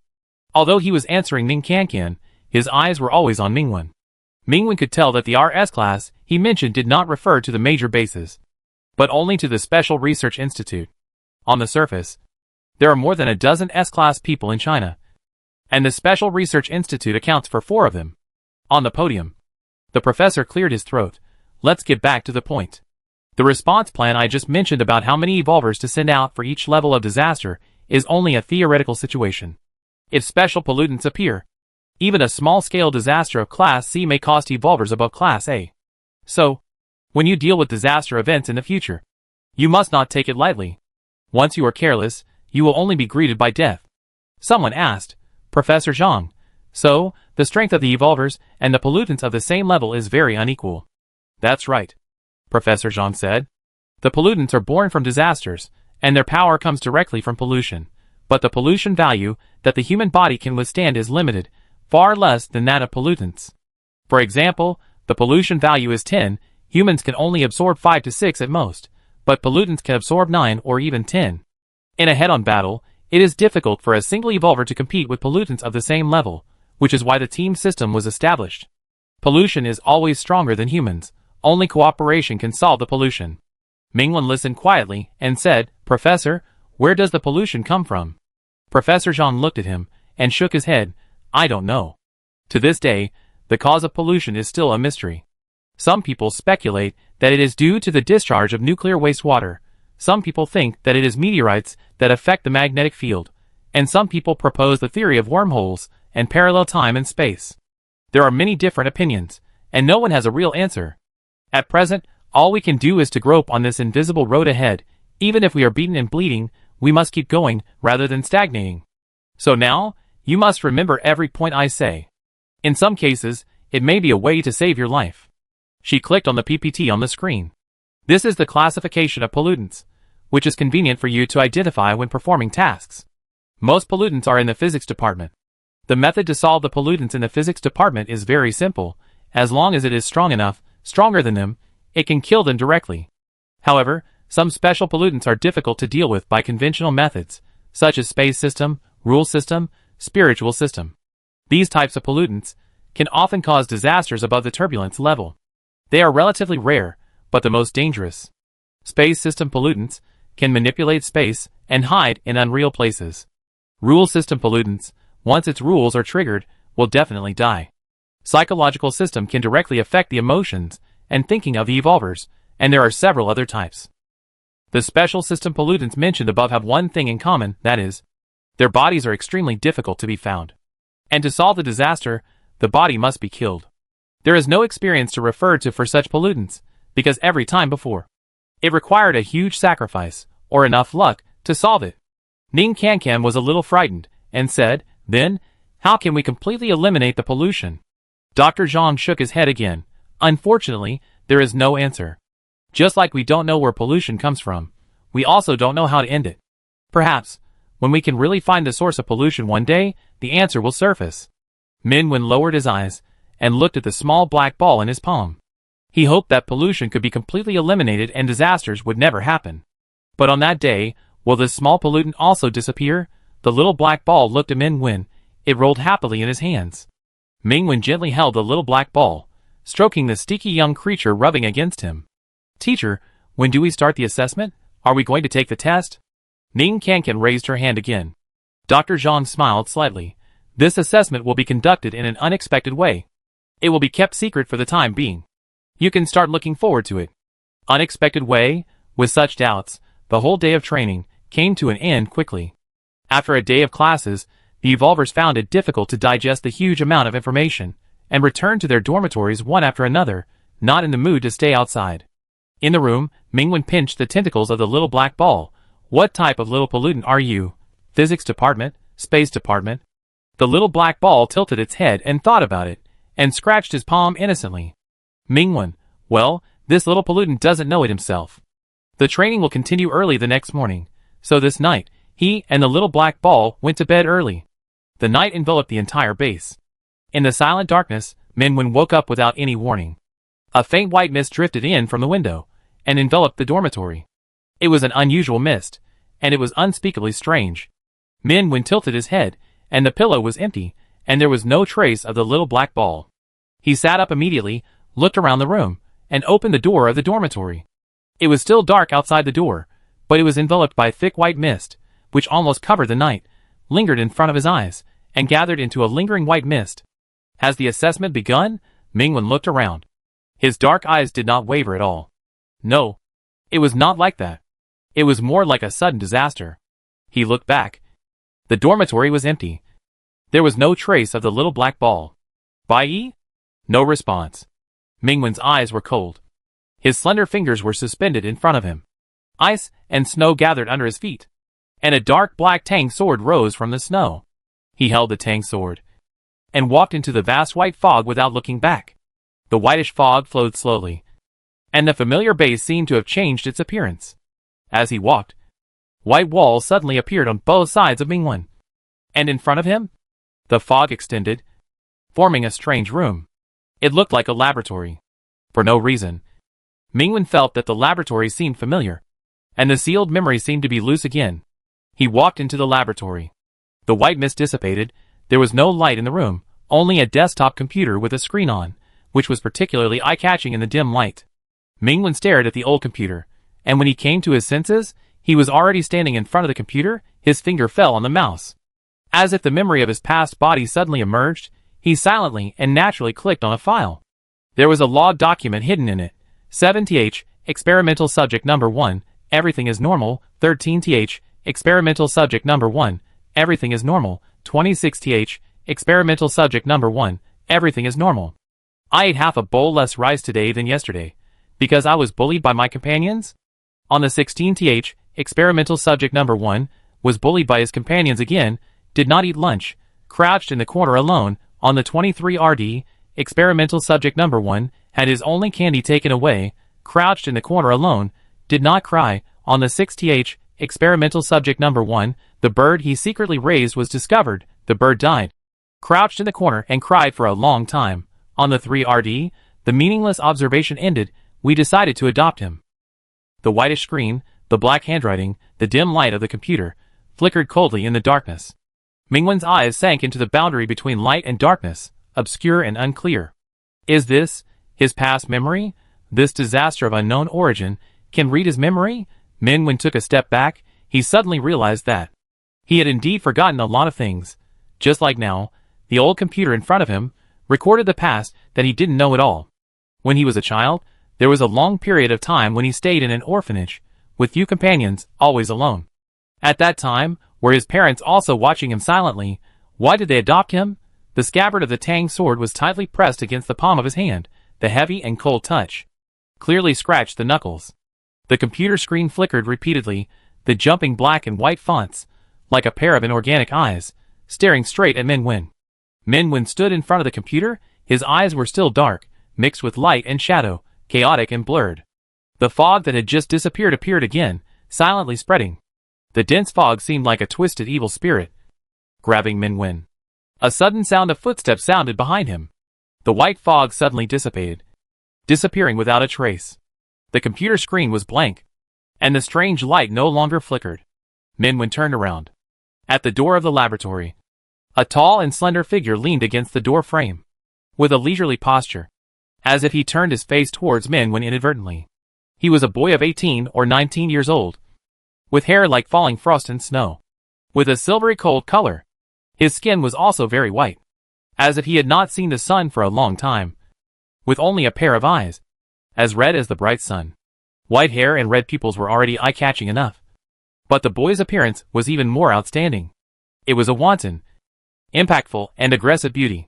However, his temperament was gloomy and cold, like a gorgeous and rotten man-eating flower blooming in the abyss.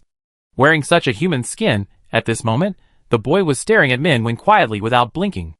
After a moment of silence, Min-Wen walked towards him, without even glancing at the computer that was turned off behind him. "Have you ever seen a small pollutant?" he said to the strange boy. "It's a small black ball, very well behaved, only a little bit big." "No." The boy didn't have any special expression on his face. His voice was cold and pleasant. "Maybe dead?" "Min-Wen." "Min-Wen, what's your name?" The boy, "I don't know." Min-Wen looked at him. At such a close distance, the boy looked directly into those calm and beautiful eyes. Suddenly, he turned his face away without saying a word. "Min-Wen, it's dangerous here. Come with me."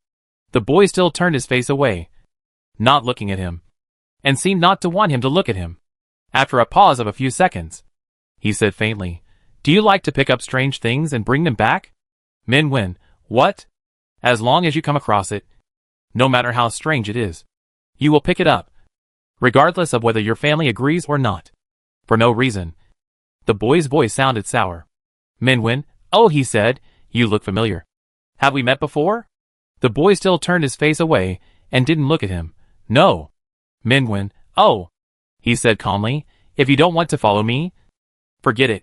After that, he walked out of the laboratory alone and walked out. "Boy." Min-Wen had just taken a few steps when the boy quickly ran behind him and grabbed his sleeve. Min-Wen lowered his head, looking at the bloodless hand that was tightly grasping his sleeve, and touched it. It was cold, as if it was soaked in cold water, without a trace of temperature. The boy quickly pulled his hand back. 2 seconds later, Min-Wen heard the boy's somewhat depressed voice. "Why are you like this?" Min-Wen, "What?" The boy grabbed his sleeve again. "How can you be so intimate with something else?" Min-Wen lowered his eyes, and glanced at the hand that was tightly grasping him, and the corner of his mouth slightly raised. "It's just pulling a sleeve, where is it intimate?" The boy looked a little angry, and a little aggrieved. But the next second, Min-Wen shook his sleeves, and took a leisurely step.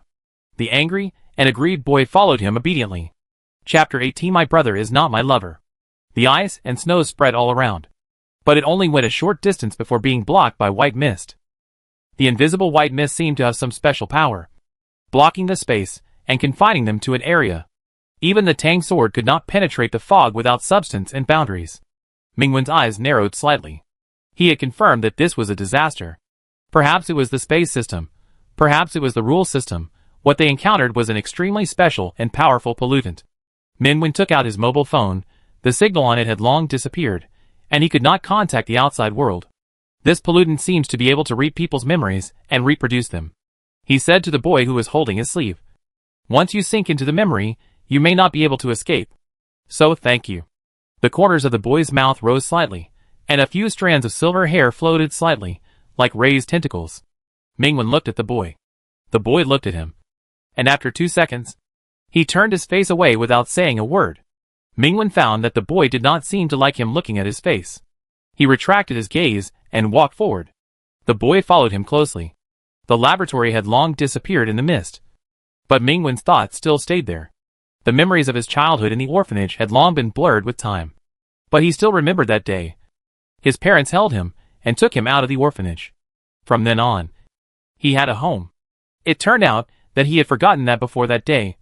His parents had come to his side. Keep observing him. Experimental subject number 1. What exactly is it? His shoulders sank slightly. Minwen came back to his senses. At some point, the boy approached him without saying a word. His chin gently rested on his shoulder, his face buried in his warm neck, and rubbed slowly. Minwen lowered his eyes. The boy quickly moved away. 2 seconds later, the boy approached quietly again, grabbed Minwen's sleeve, and his cold fingers reached into his cuffs. Sticky. Minwen pinched the boy's fingers. The boy seemed startled, but his fingers clenched tighter, and his blood-red eyes stared at Minwen without blinking. For no reason, Minwen seemed to see a little grievance of being teased from it. A little smile flashed across his eyes. And he said, "Did you see other people in the base on your way here?" When it came to others, the boy was very cold. "I don't know. I guess they are dead." Then he continued to pull Minwen's sleeve with great concentration. Minwen didn't expect to get an answer from him, and walked forward with the boy. The thick white fog rolled, and the buildings behind were vaguely revealed. It was still the original base. However, when Minwen approached those buildings, they were suddenly very far away from him, hidden in the white fog, making it impossible for him to walk out of here. He speculated that the other evolvers should be nearby, but they were temporarily dispersed. The boy followed Minwen, peeking at his beautiful profile, and suddenly said, "Brother." Minwen's face turned towards the boy, without saying a word. Seeing that he didn't reply, the boy suddenly looked a little expectant. His eyes were bright as he said, "Do you really hate others calling you brother? You don't allow others to call you brother." Minwen, "No, anyone can call you brother." The boy. For some reason, the boy was unhappy again. Minwen wanted to laugh. The boy's emotions were almost written on his face, especially easy to recognize. He raised his hand and rubbed the boy's head. His fingers passed through the cool and smooth silver-white hair, and it felt very good. The boy muttered. Minwen didn't know what the boy was mumbling and rubbed it again. The boy rubbed his palm and continued to mutter. "It's all your fault. If it weren't for you, how could I have come here, and how could I be so unlucky?" In the mist, the man's voice was full of anger. After being accused by him for the nth time, Emozia was somewhat at a loss. "But, at the beginning, you told those friends that they could come in, and I persuaded you not to come. Then why didn't you persuade them? It's obvious that you didn't persuade me seriously at all. If you had stopped me, we wouldn't be trapped here." Sun Fei's eyebrows were raised, and his mouth was like a machine gun. "It's so nice to say it after the fact. Don't you want to come here too? Why are you so vain?" Emozia wanted to say something, but Sun Fei glared at her fiercely, and Emozia immediately shut up. The white fog around them was like a thick wall, blocking their way. Sun Fei was still angry. "My father will definitely not ignore me. He must have sent several evolvers to find me. Someone is coming." The fog surged, and a figure suddenly appeared in front of them. It was a man with an A-level ID card on his chest. He walked hurriedly and looked very ugly. He just glanced at Sun Fei and Emozia and was about to leave. Sun Fei quickly grabbed him. "Brother, are you an evolver? My father is Dr. Sun from the main base. Can you take me with you?" "What? Ordinary people? Get out of here." It seemed that some dirty bugs were crawling across his arm. Zhao Dequan shook Sun Fei away in disgust. He was so strong that Sun Fei almost fell to the ground and stared at him in disbelief. Emozia quickly stepped forward and said in a good voice, "Brother, can we follow you? We won't cause you any trouble." "Really?" Zhao Dequan sneered. "Okay. Go over there. Someone will save you there." The direction he pointed to was exactly where he had just come from. Emozia hesitated. Zhao Dequan no longer cared about them, and ran forward. Sun Fei wanted to catch up, but he was a step too late. The white fog gathered again, and Zhao Dequan could no longer be seen. "Damn it! What a thing! How dare you look down on me!" Sun Fei immediately cursed. "Wait until I get out. I will definitely make him suffer." "Emozia, keep your voice down. Just in case." Her words stopped abruptly. She heard something and turned back in fear. In the white fog, another dark figure slowly walked out. If there were any evolvers in the base, they would definitely recognize that it was Zhao Dequan's companion Feng Yi.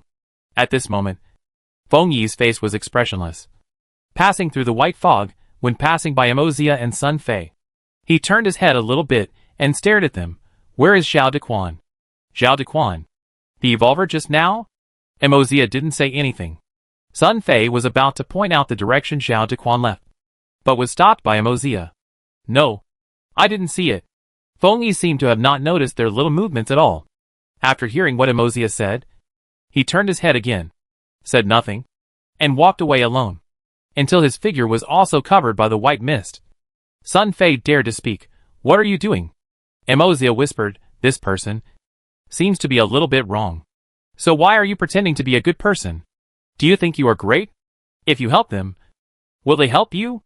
As if something was touched, Sun Fei became more and more angry, and veins on his forehead jumped.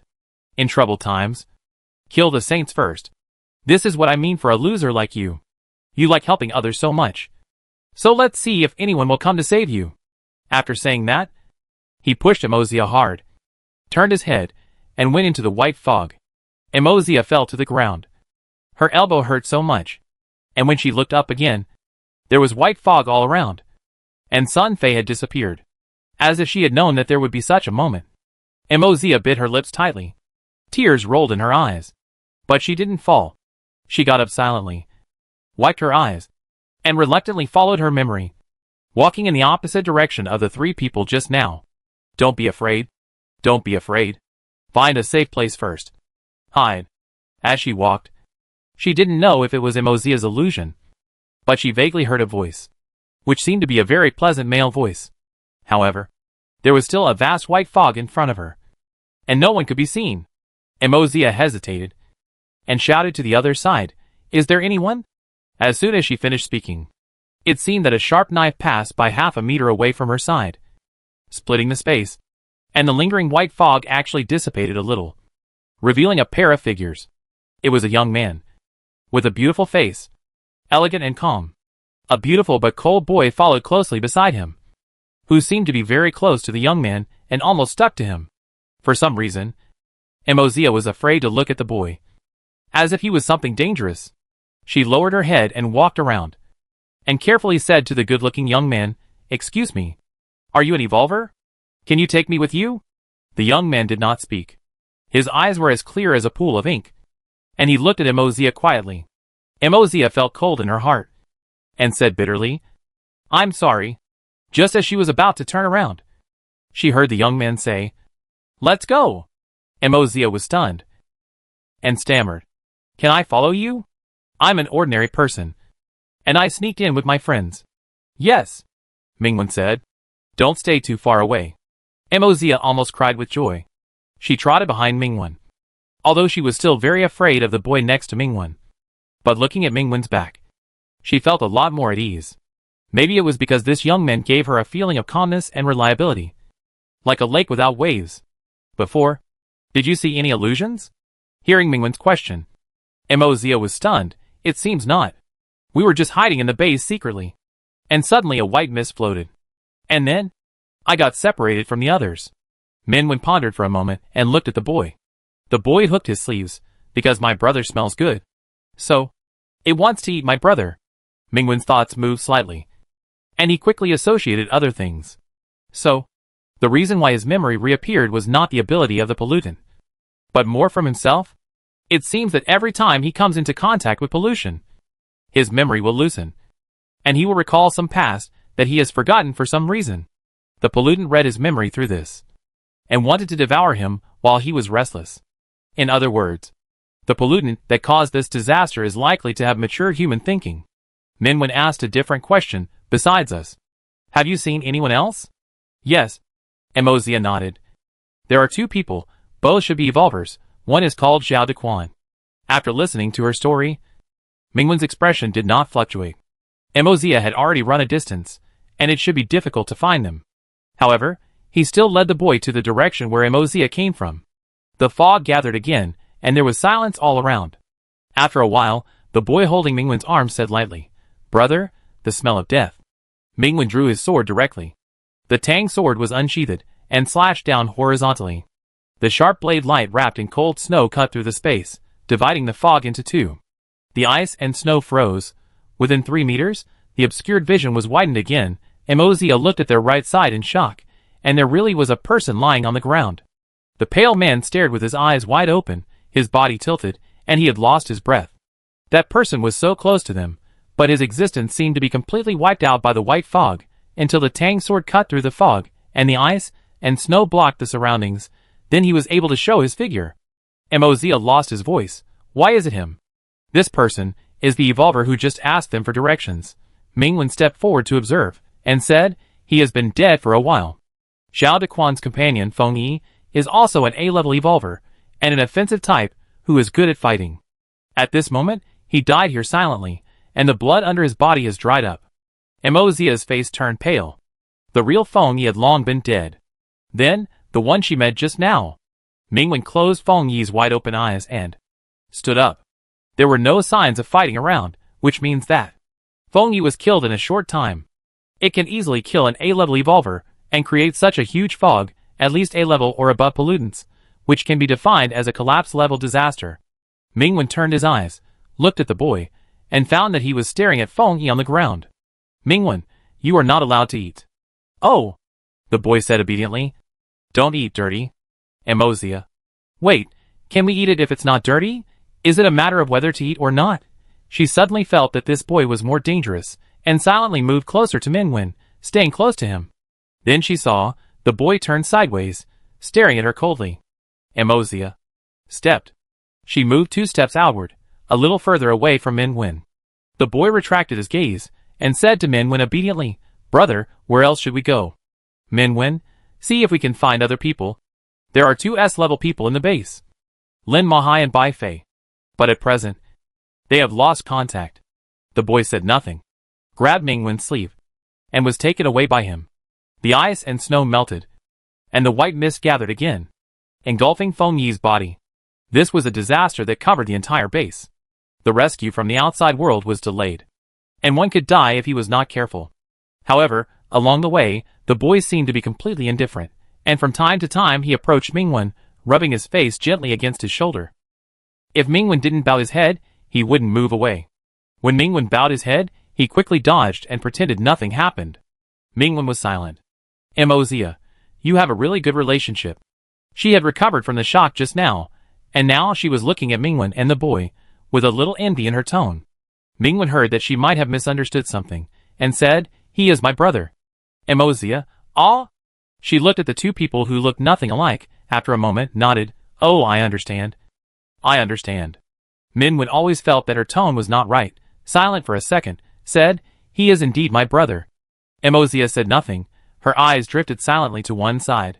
The boy seemed a little unhappy, originally grabbing Mingwen's sleeve, turned to holding his hand, and inserted his fingers one by one, interlocking his fingers with his. Then, he stared at Mingwen's slender fingers, moved his face closer, rubbed the back of that hand twice, seemed to be very attached to Mingwen's body temperature, his eyes slightly curved. His face was full of love. Mozia, I understand. She nodded repeatedly. I believe it, I really believe it, you are brothers, no need to explain, I completely understand, yeah. Mingwen. Chapter 19, which one does my brother like? Woo. Woo. In the white mist, the sound of a girl's sobbing could be heard faintly. Mingwen took a step and walked over there. Through the thick white mist, a young girl lowered her head, sitting on the side of the road, and slowly raised her face. Brother one. Ning Kankan wiped her tears, and said in a whisper. My leg was bitten by a monster, and for some reason, my healing ability is useless. There was a torn wound on her right leg, almost running through the entire calf, and the blood that flowed out stained her dress red. Mozia suddenly felt pity, thinking that fortunately, the girl met Mingwen, not a monster. Then she saw, Mingwen walked away without saying a word, passed directly by Ning Kankan, without stopping. Mozia followed subconsciously. When she got close to Ning Kankan, she also looked dazed, as if she hadn't reacted at all. Wait a minute, brother one, can you help me? I will walk by myself, really. Don't leave me, please, please. The girl's voice gradually fell behind, and she started crying again. That? Mozia whispered. I can carry her on my back. Okay. Beside Mingwen, the boy looked back with a half smile. You carry it. When Mozia heard him speak, she felt a slight chill, as if a cold and poisonous snake had climbed up her back, and suddenly she shut up. Mingwen patted the boy's head, signaling him not to scare people. The 3 gradually walked away, and Mozia turned her head quietly. Behind her, in the hazy white mist, a young girl covered her face and cried. Suddenly, she put down her hands, and in her empty eye sockets, 2 lines of bright red tears flowed out. Mozia's face suddenly changed, and the blood-stained flower vines were wantonly born out of thin air, blooming a large area of brilliant and warm red flowers, tearing the monster's body. The white mist surged, and in the next second, the monster with flowers all over its body was swallowed up by the mist, and disappeared. Mozia retreated again, and heard Mingwen's calm voice. It's not a physical entity. Mozia, that is a monster? Well, Mingwen said. It can't be killed for the time being. Thinking of her actions just now, Mozia didn't dare to say anything more, and followed Mingwen again. His wrist was slightly itchy. Mingwen lowered his eyes. The boy's cold fingers gently tickled his wrist. Seeing him looking over, the boy did not hide this time. He calmly moved closer to his face and rubbed it. It was clearly a very intimate action, but the boy did it very naturally and skillfully, as if he had done it countless times before. Mingwen said, "No rubbing." The boy suddenly looked very sad, as if he had suffered a great injustice. Mingwen silently looked away. The boy's red eyes stared at him without blinking. After 2 seconds, he put his chin on his shoulder again and rubbed it gently. Mingwen said nothing more and let the boy hold his hand. Mozia was amazed. This dangerous boy was cold to others, like a poisonous snake in the deep forest. But in front of Mingwen, he was another clingy and harmless look. After a while, Mingwen stopped slightly, seemed to have noticed something, and walked to the side with the boy.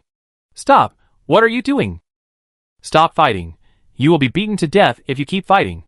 The white mist was stirred, and a clear female voice came from the front, accompanied by the sound of fighting.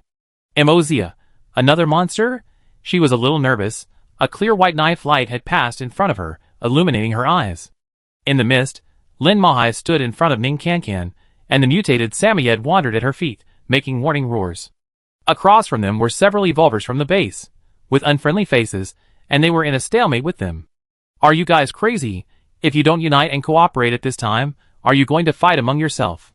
Ning Kankan couldn't understand it at all. However, the evolvers were unmoved, and their hands had already begun to accumulate power.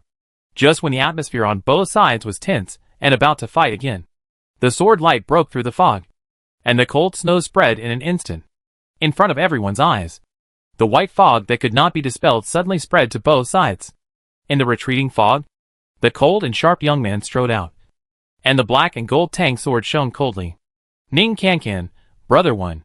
Mingwen's emotionless eyes swept across the evolvers on the opposite side, and they all took a step back.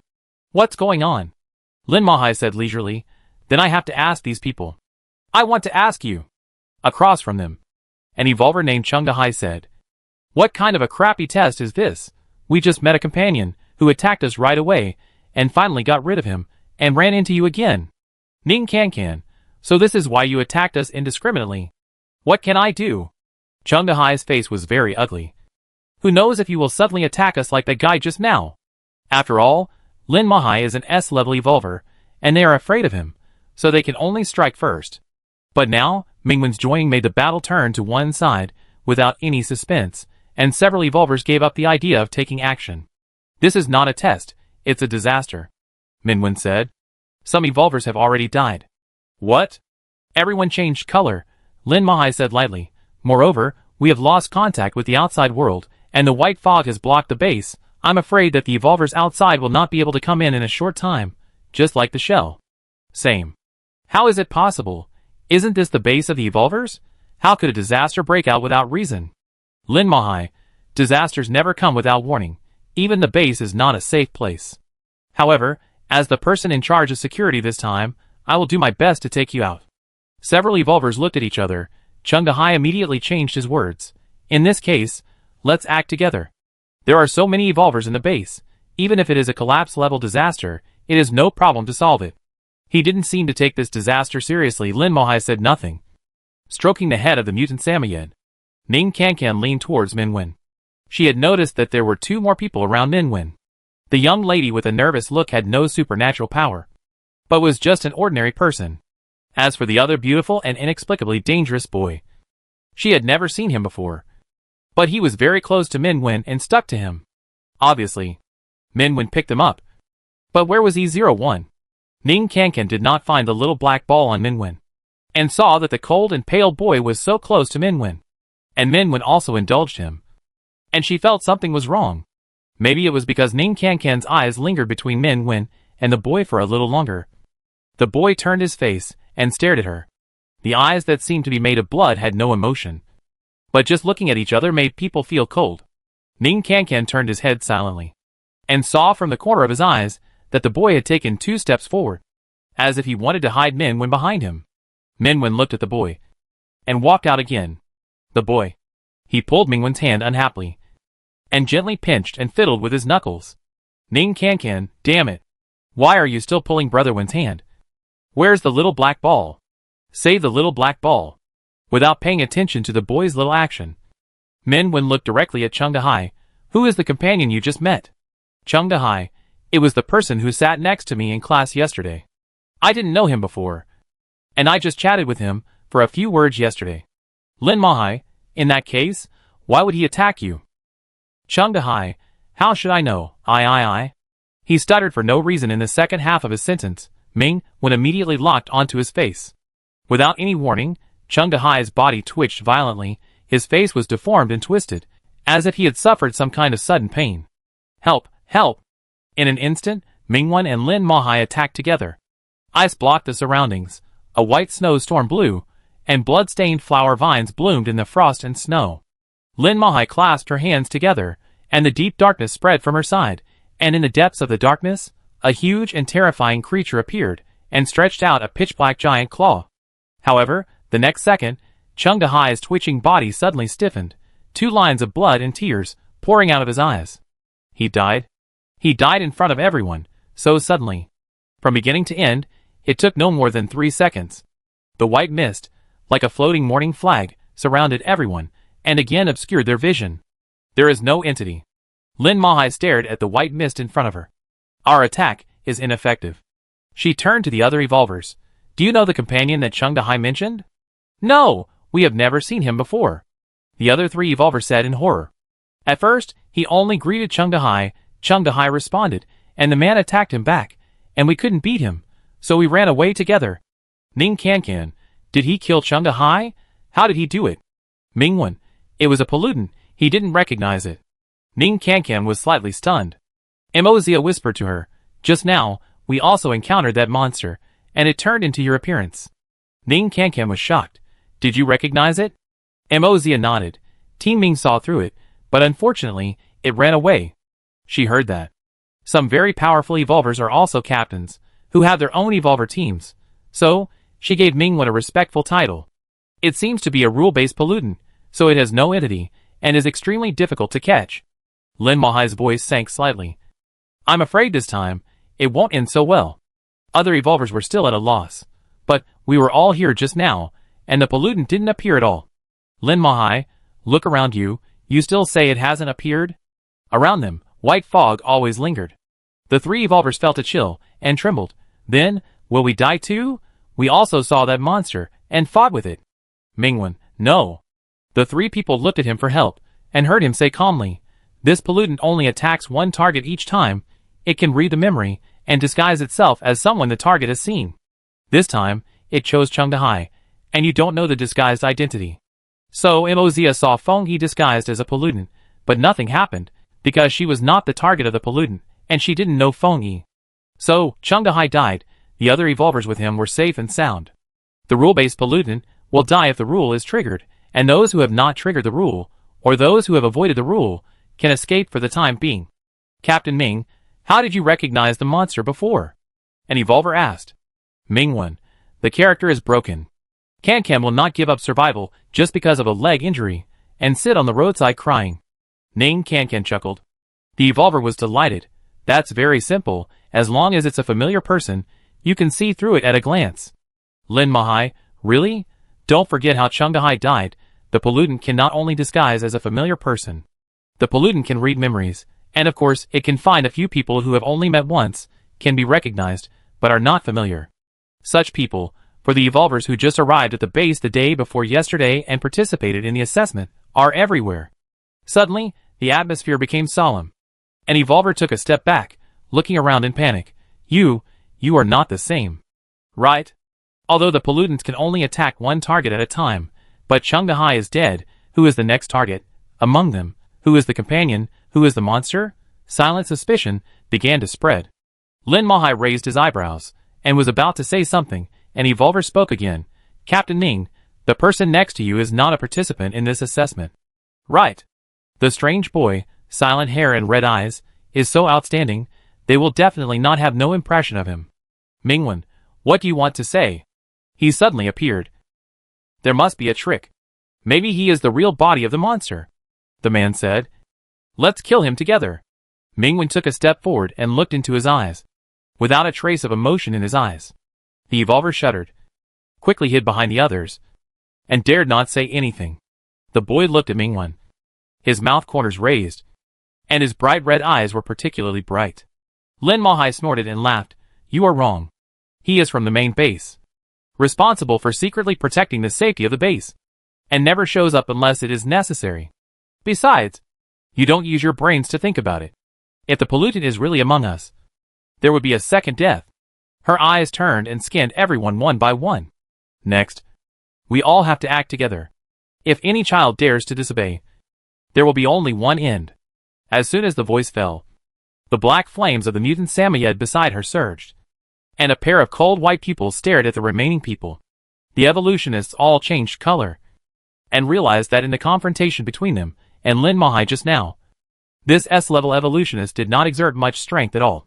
At that time, they still thought that they could rely on numbers to fight against her. The evolutionists did not dare to speak. Ning Kankan broke the silence. What should we do next? Minwen, fine by Fei. An evolutionist asked in a low voice. Why? Minwen, he is a space evolutionist, and can restrain the rule system. The evolutionist said again. How do you know? Minwen, I listened to the class. Evolutionist? Lin Mahai, I can tell you were absent from class at a glance.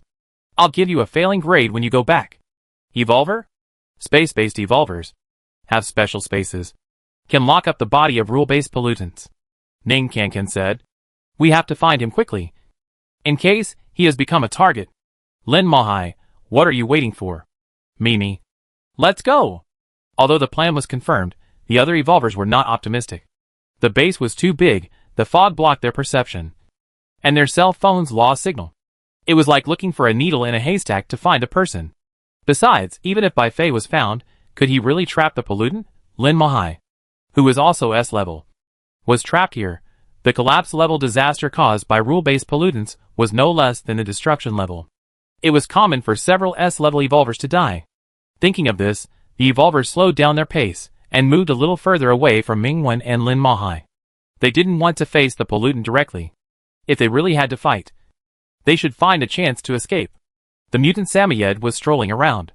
Lin Mahai ignored the little movements of those people and approached Minwen. Your knife. Lend it to me for a try. Minwen directly gave her the Tang sword. Just now. Thank you. Hey. It's all a small matter. Lin Mahai glanced at the boy next to him. You entered the headquarters. Isn't it the same as packing him in with you? She held the ancient and heavy Tang sword with gold carvings. Slowly pulled it out. And slashed it directly. The same sharp sword energy. Slashing forward. However, it soon melted into the white mist. And it was impossible to separate the mist. Lin Mahai, TSK. She knew that the Tang sword in Mingwen's hand had a special origin. And the power it could exert in different hands was different. It would become stronger when it met a strong opponent. And its upper limit was unknown. Obviously, the ultimate upper limit of this Tang sword was in Mingwen's hands. She returned the Tang sword to Minwen. And Minwen took it with his left hand. His right hand was occupied by the boy again. The boy seemed to be in a good mood. With bright eyes, hooking Mingwen's fingers, swinging them back and forth. His shoulders were against Mingwen's shoulders, leaving no room for others to intervene. And he didn't care about other people's eyes at all. As if they were all garbage. Ning Kankan, why is this person so close to Brother One? Where's the little black ball? Why hasn't the little black ball come yet? She couldn't bear it anymore. And went over and said, Brother One, where is your little pollutant? In front of the boy. She emphasized the two words your family. Minwen was silent for a second. I can't find it. Ning Kankan was shocked. Then, why don't you go and look for it? Minwen, yeah. The boy looked at him. And said in a normal tone, so, brother has raised other things. He dragged out the last sound slightly, and suddenly changed his tone. Is it beautiful? Minwen met his gaze. Beautiful. The boy's eyes lit up. Then, brother, are you worried about it? Minwen nodded. It's so small, I don't know where it was thrown. Will it be scared? The boy approached his face. So, brother, do you like me more or it more? Minwen, you.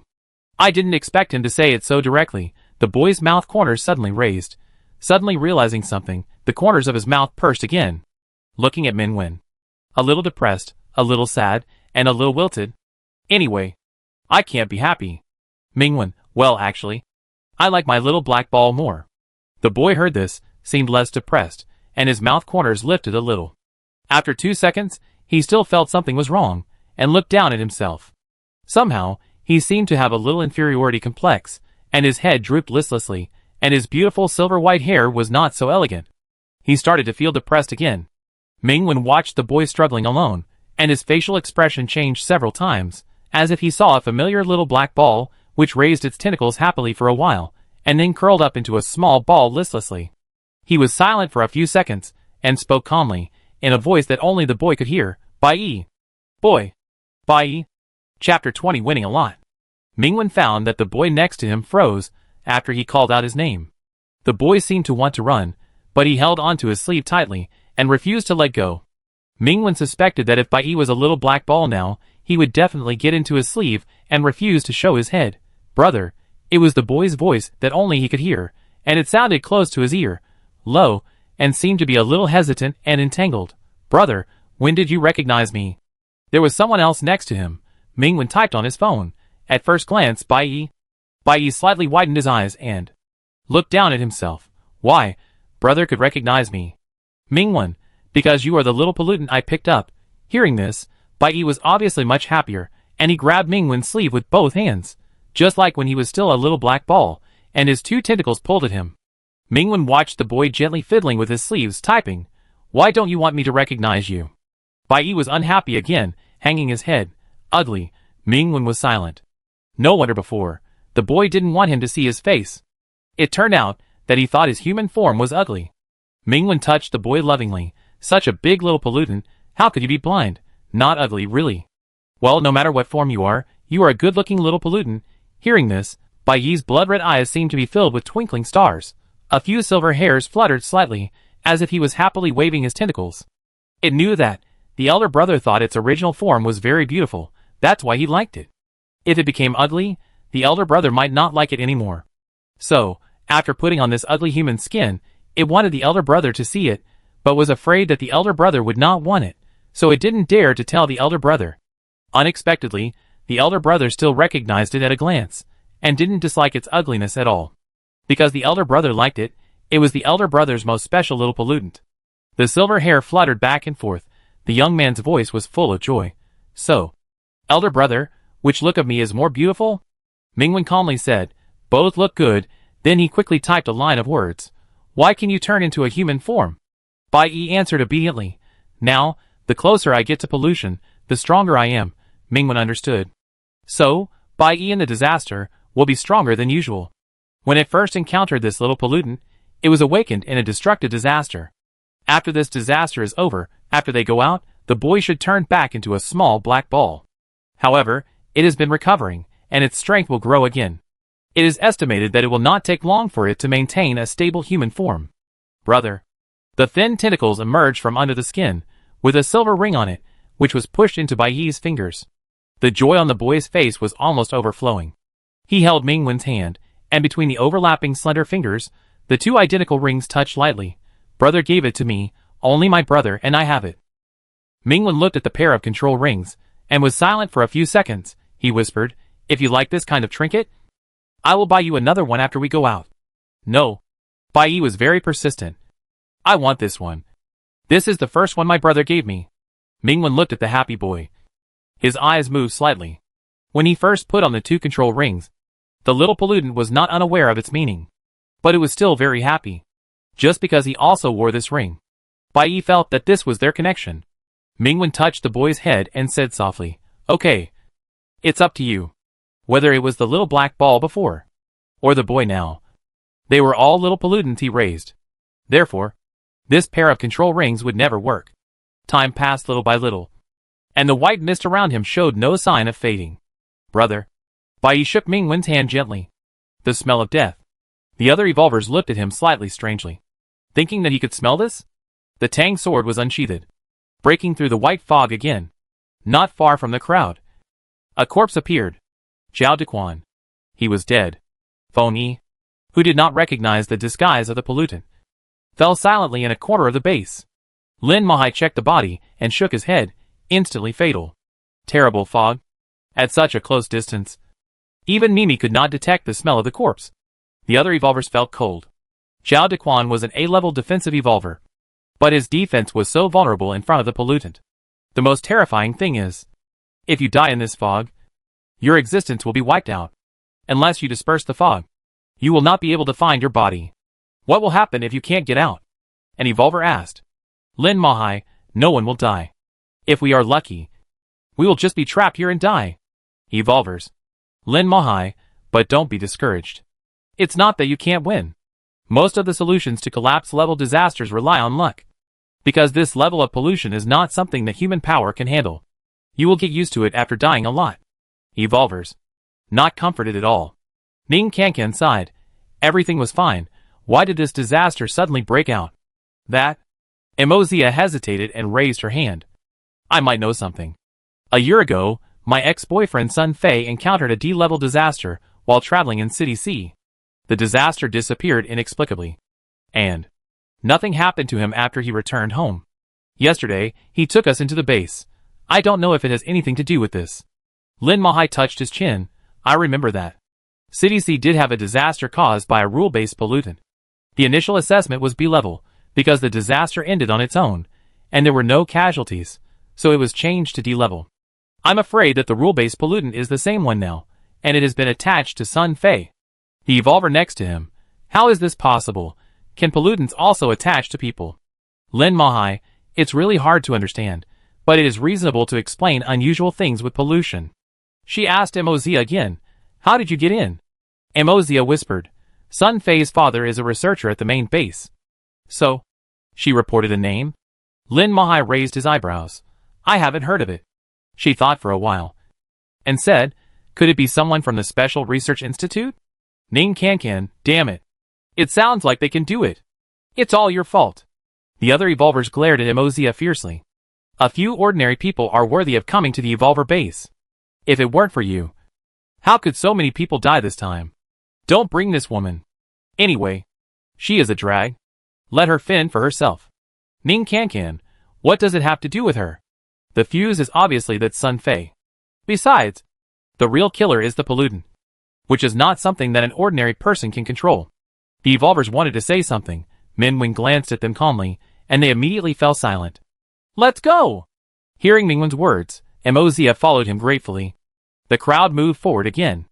After an unknown amount of time, the evolvers were a little tired, and suddenly someone said, wait, the fog, is it getting lighter?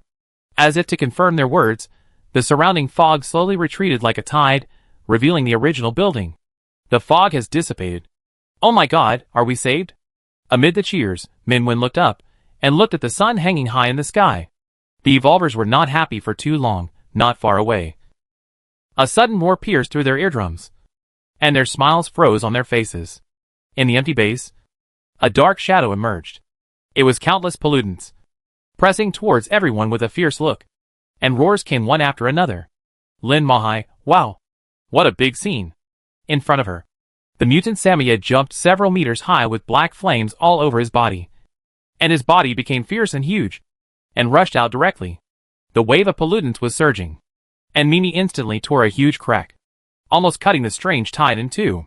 However, the crack only lasted for a few seconds, and countless pollutants were generated out of thin air and filled up again. Lin Mahai, can these monsters replicate infinitely? Mingwen did not take action. He stared at the strange tide, and heard Bai Yi say, brother, I am also a space system. Mingwen, let's see. Not yet. The boy showed a little sharp fangs. As long as I eat another space system. No. Mingwen did not think about it. You have to be a good little pollutant. Good little pollutant, oh. Mingwen's eyes swept across a pollutant and recognized it. Immediately, he no longer hesitated.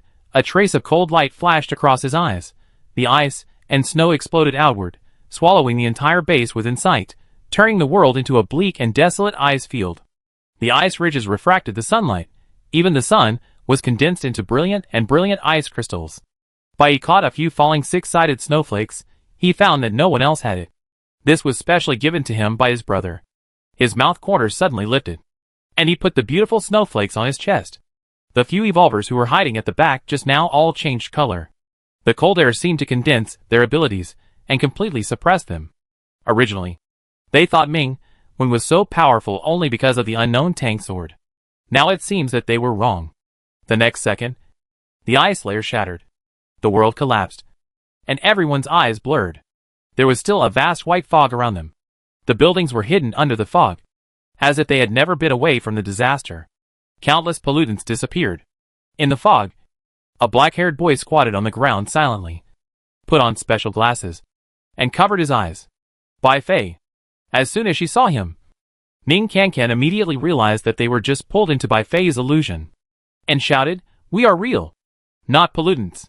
Bai Fei, Now. No.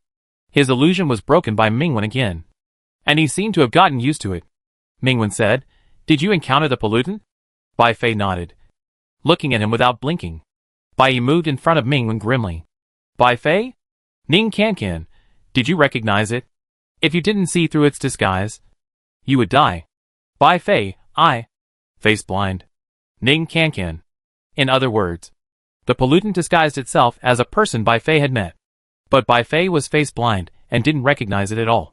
So the rules were not triggered. "Lin Mahai, since you found it was a monster, did you try to catch it?" "I caught it." Bai Fei's words undoubtedly made everyone happy, thinking that he was worthy of being an S-level space system. Then they heard his next sentence. "It escaped."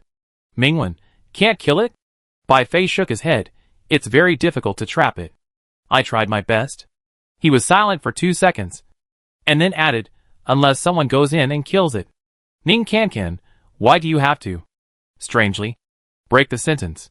Bai Fei looked at her silently, without saying a word. "Lin Mahai. He is socially anxious. And there are many people here." "Ning Qianqian, oh sorry. Just pretend I didn't say that." Bai Fei's eyes drifted again, this time staring at Bai Yi without saying a word. Bai Yi's aura became more and more gloomy. Ming-Wen touched the boy beside him in time, and said to Bai Fei, "After you trap it, how many people can you let in at most?" Bai Fei, 1. "Only one person." Lin Mahai was surprised. "In other words, let that person face the pollutant alone and kill it." The other evolvers took a few steps back when they heard this. "Ming-Wen, does it still have the ability to disguise in your space?" Bai Fei shook his head. "Even if it is an S-level space evolver, facing a rule-based pollutant above A level, it can only temporarily trap it, and has no spare energy to do anything else. However, no one can estimate how dangerous the pollutant is. After all, it only lost the ability to disguise. Not to kill people. Monsters that master the rules. Their bodies will never be weak. Although they are not at S level, they are already close to the danger level of destruction. In theory, at least 4 or 5 S-level evolvers will be besieged them to have a chance of winning." Lin Mahai stroked Mini, who was hovering at his feet, and said, "I am the security director of the base, so I will go." Ming-Wen said calmly, "I will do it." "Bai Yi, brother." Ming-Wen did not look at him, and said to Lin Mahai, "I am inside, and there is no guarantee that there will be any changes outside. When the time comes, you will need to protect them." Lin Mahai was silent for 2 seconds. "Okay. At present, this is indeed the most appropriate allocation." Ming-Wen turned to Bai Fei. "Is there a time limit for the illusion?" "Bai Fei, it's very difficult, so you have to be quick. Not only do you have to face the pollutant close to S level alone, without any retreat or support, but you also have to kill it in a very short time." Lin Mahai sighed slightly. Ning Qianqian clenched her palms, and the other evolver shrank back again. "Okay." Ming-Wen's expression remained unchanged. "Thank you for your help." Bai Fei, "No. It's a bother." Ming-Wen looked at Bai again. The young man stared at him closely, with no smile in his blood-red eyes. "Ming-Wen, do you think I'm weak and will die there?" "I know, brother will definitely win," Bai said unhappily. "But if brother gets hurt, I'll be so upset that I'll die." "Well," Ming-Wen said, "I won't let you die." Bai Yi's mouth was pursed into a straight line without ups and downs. His cold fingers lifted Ming Wen's hand and gently stroked the silver ring on his finger. Lin Mahai, how to find the pollutant is another problem. Ming Wen, disperse. When the evolvers behind heard this, they immediately became anxious. Why? What about our safety? Indeed, since we got together, the pollutant has not come to our door. Lin Mahai ignored those people and continued. The only problem is that after we disperse, we can't see each other, and it's difficult to arrive in time. Ming Wen bit his knuckles slightly and snapped his fingers.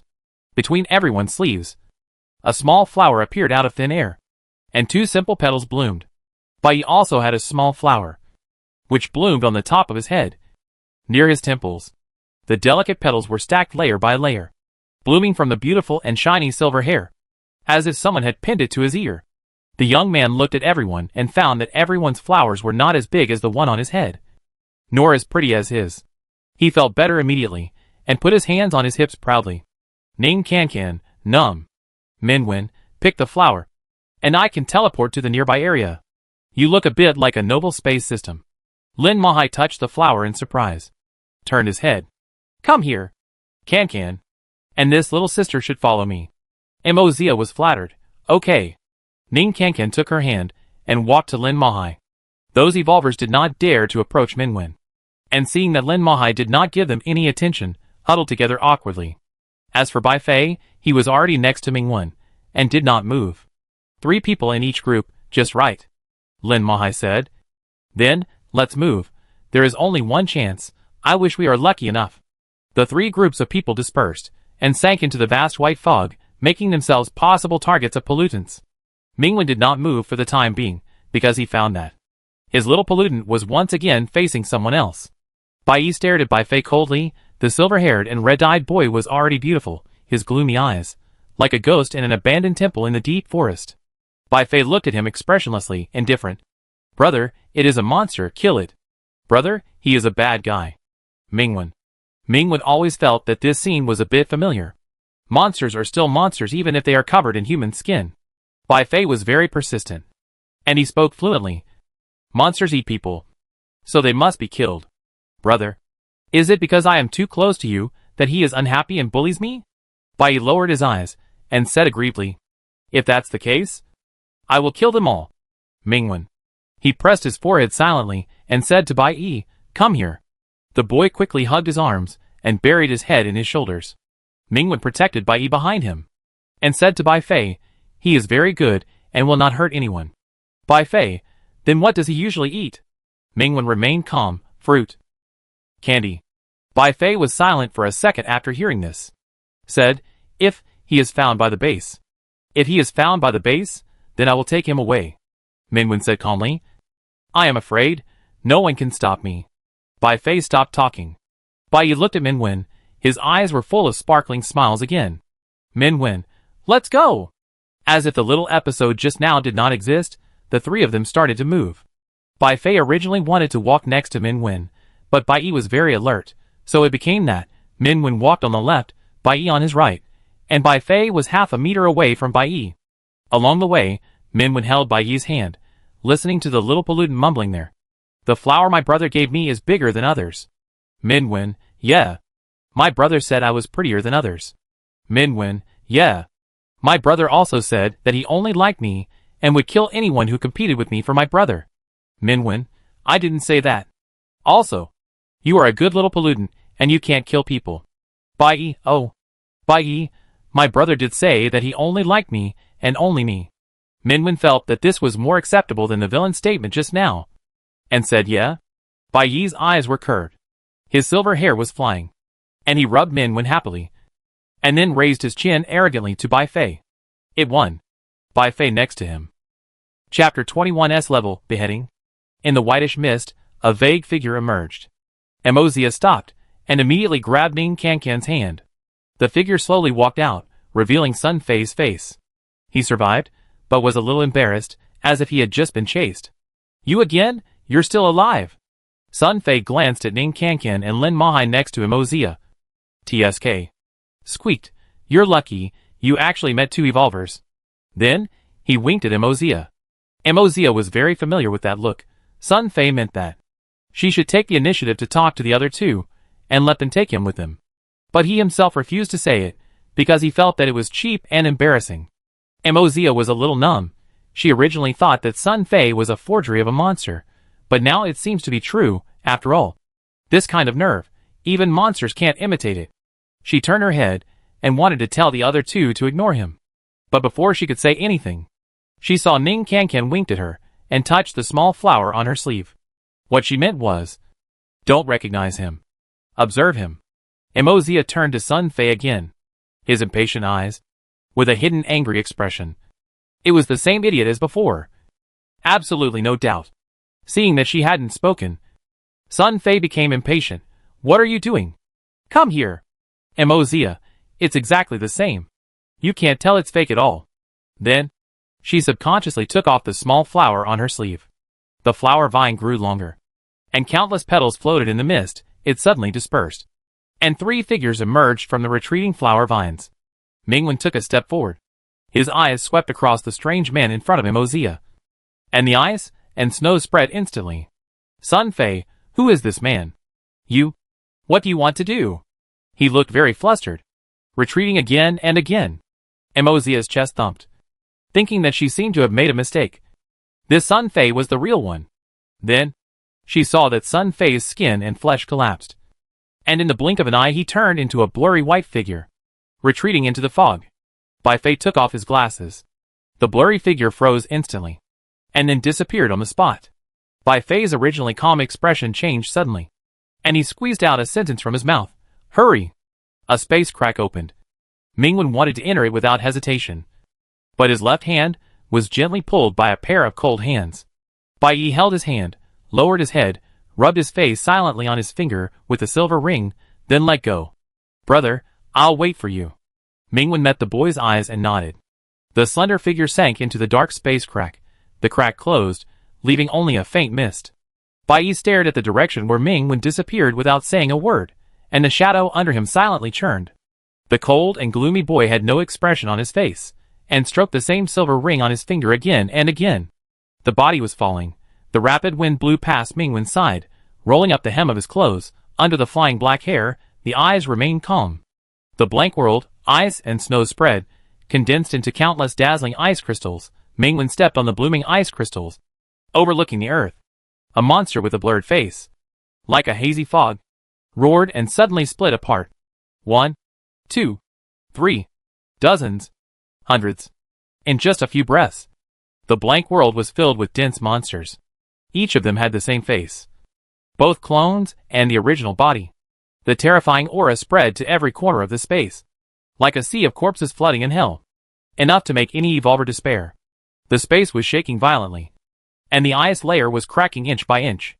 Under the sea of corpses that covered the sky, the only light was cut off. In this doomsday disaster scene, there was only a lonely figure.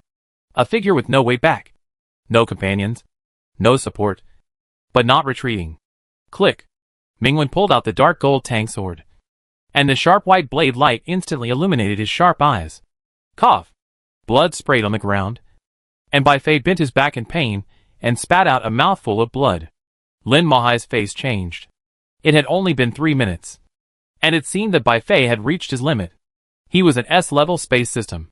If even he could not trap the pollutant, even if the reinforcements from the main base arrived, there would be no way. This was not because she was pessimistic, but because the space system was too rare. There were only 2 S-level space systems in China so far. One was Bai Fei, and the other was Yu Yesui from the Special Research Institute. Come on! Ning Qianqian tried her best to treat Bai Fei. You must hold on. 3 minutes. Just 3 minutes. It was simply a fantasy to kill an A-level pollutant. Moreover, judging by Bai Fei's reaction, the pollutant was extremely terrifying, far beyond their original expectations. Ning Qianqian's heart was hanging high, worried about Bai Fei and Mingwen in the space. What if he was devoured by the monster in there? Not even a complete body would be left. She gritted her teeth, activated her healing ability to the limit, and tried to pull Bai Fei back from the edge of collapse. The white mist around him boiled violently, as if it was about to condense into the shape of a monster. Bai Fei spit out blood again, and his face suddenly cracked. In front of him, a dark crack slowly opened. At first, it was only the width of a palm, but it expanded little by little at a speed visible to the naked eye. Even if Bai Fei stretched out his hand as hard as he could, trying to close it, he still couldn't stop the crack from getting longer and longer, and the opening became larger and larger until a faint mist suddenly emerged from it. Lin Mahai, who was well prepared, took action immediately. However, at this moment, the sudden darkness covered the white mist. Irregular huge cracks tore open the space, revealing a darkness that was deeper and colder than the night, like a bottomless abyss, covering the crack in front of Bai Fei. The crack that originally broke through Bai Fei's illusion was swallowed by the cold abyss, and the white mist that was about to escape was also forcibly pressed back by an invisible force and sealed in the abyss. Lin Mahai's eyes were fixed. Not far from them, the silver-haired, red-eyed, sinister and pale boy, the pupils were as red as blood about to drip, and the whites of the eyes disappeared, turning into a pure dark black. It was like a monster covered in human skin, finally revealing a corner of its true face. The abyss was extending from his shadow. Lin Mahai took a step back. The darkness that made up the abyss was too cold, making her a little afraid, as if she was facing the hell that would destroy everything. She didn't even dare to guarantee that if she was dragged into the abyss, she would be able to come back alive. This boy, or rather, this extremely dangerous monster, actually possessed space-related abilities. Bai Fei's shoulders collapsed, and most of the pressure he had been under had been wiped out. Despite this, his condition was still very bad, and the serious injury he had just suffered could not be reversed. Ning Kankan froze in fear, not daring to move an inch. At this moment, the silver-haired, red-eyed boy was a terrifying monster in human skin in her eyes. He was full of deathly aura. If you approached him, your life would be taken away instantly. However, when she saw Bai Fei's face cracked and blood dripping, it seemed as if something more determined had drilled into her brain, overwhelmed her fear, and gave her the courage to step forward and use all her strength to start treatment again.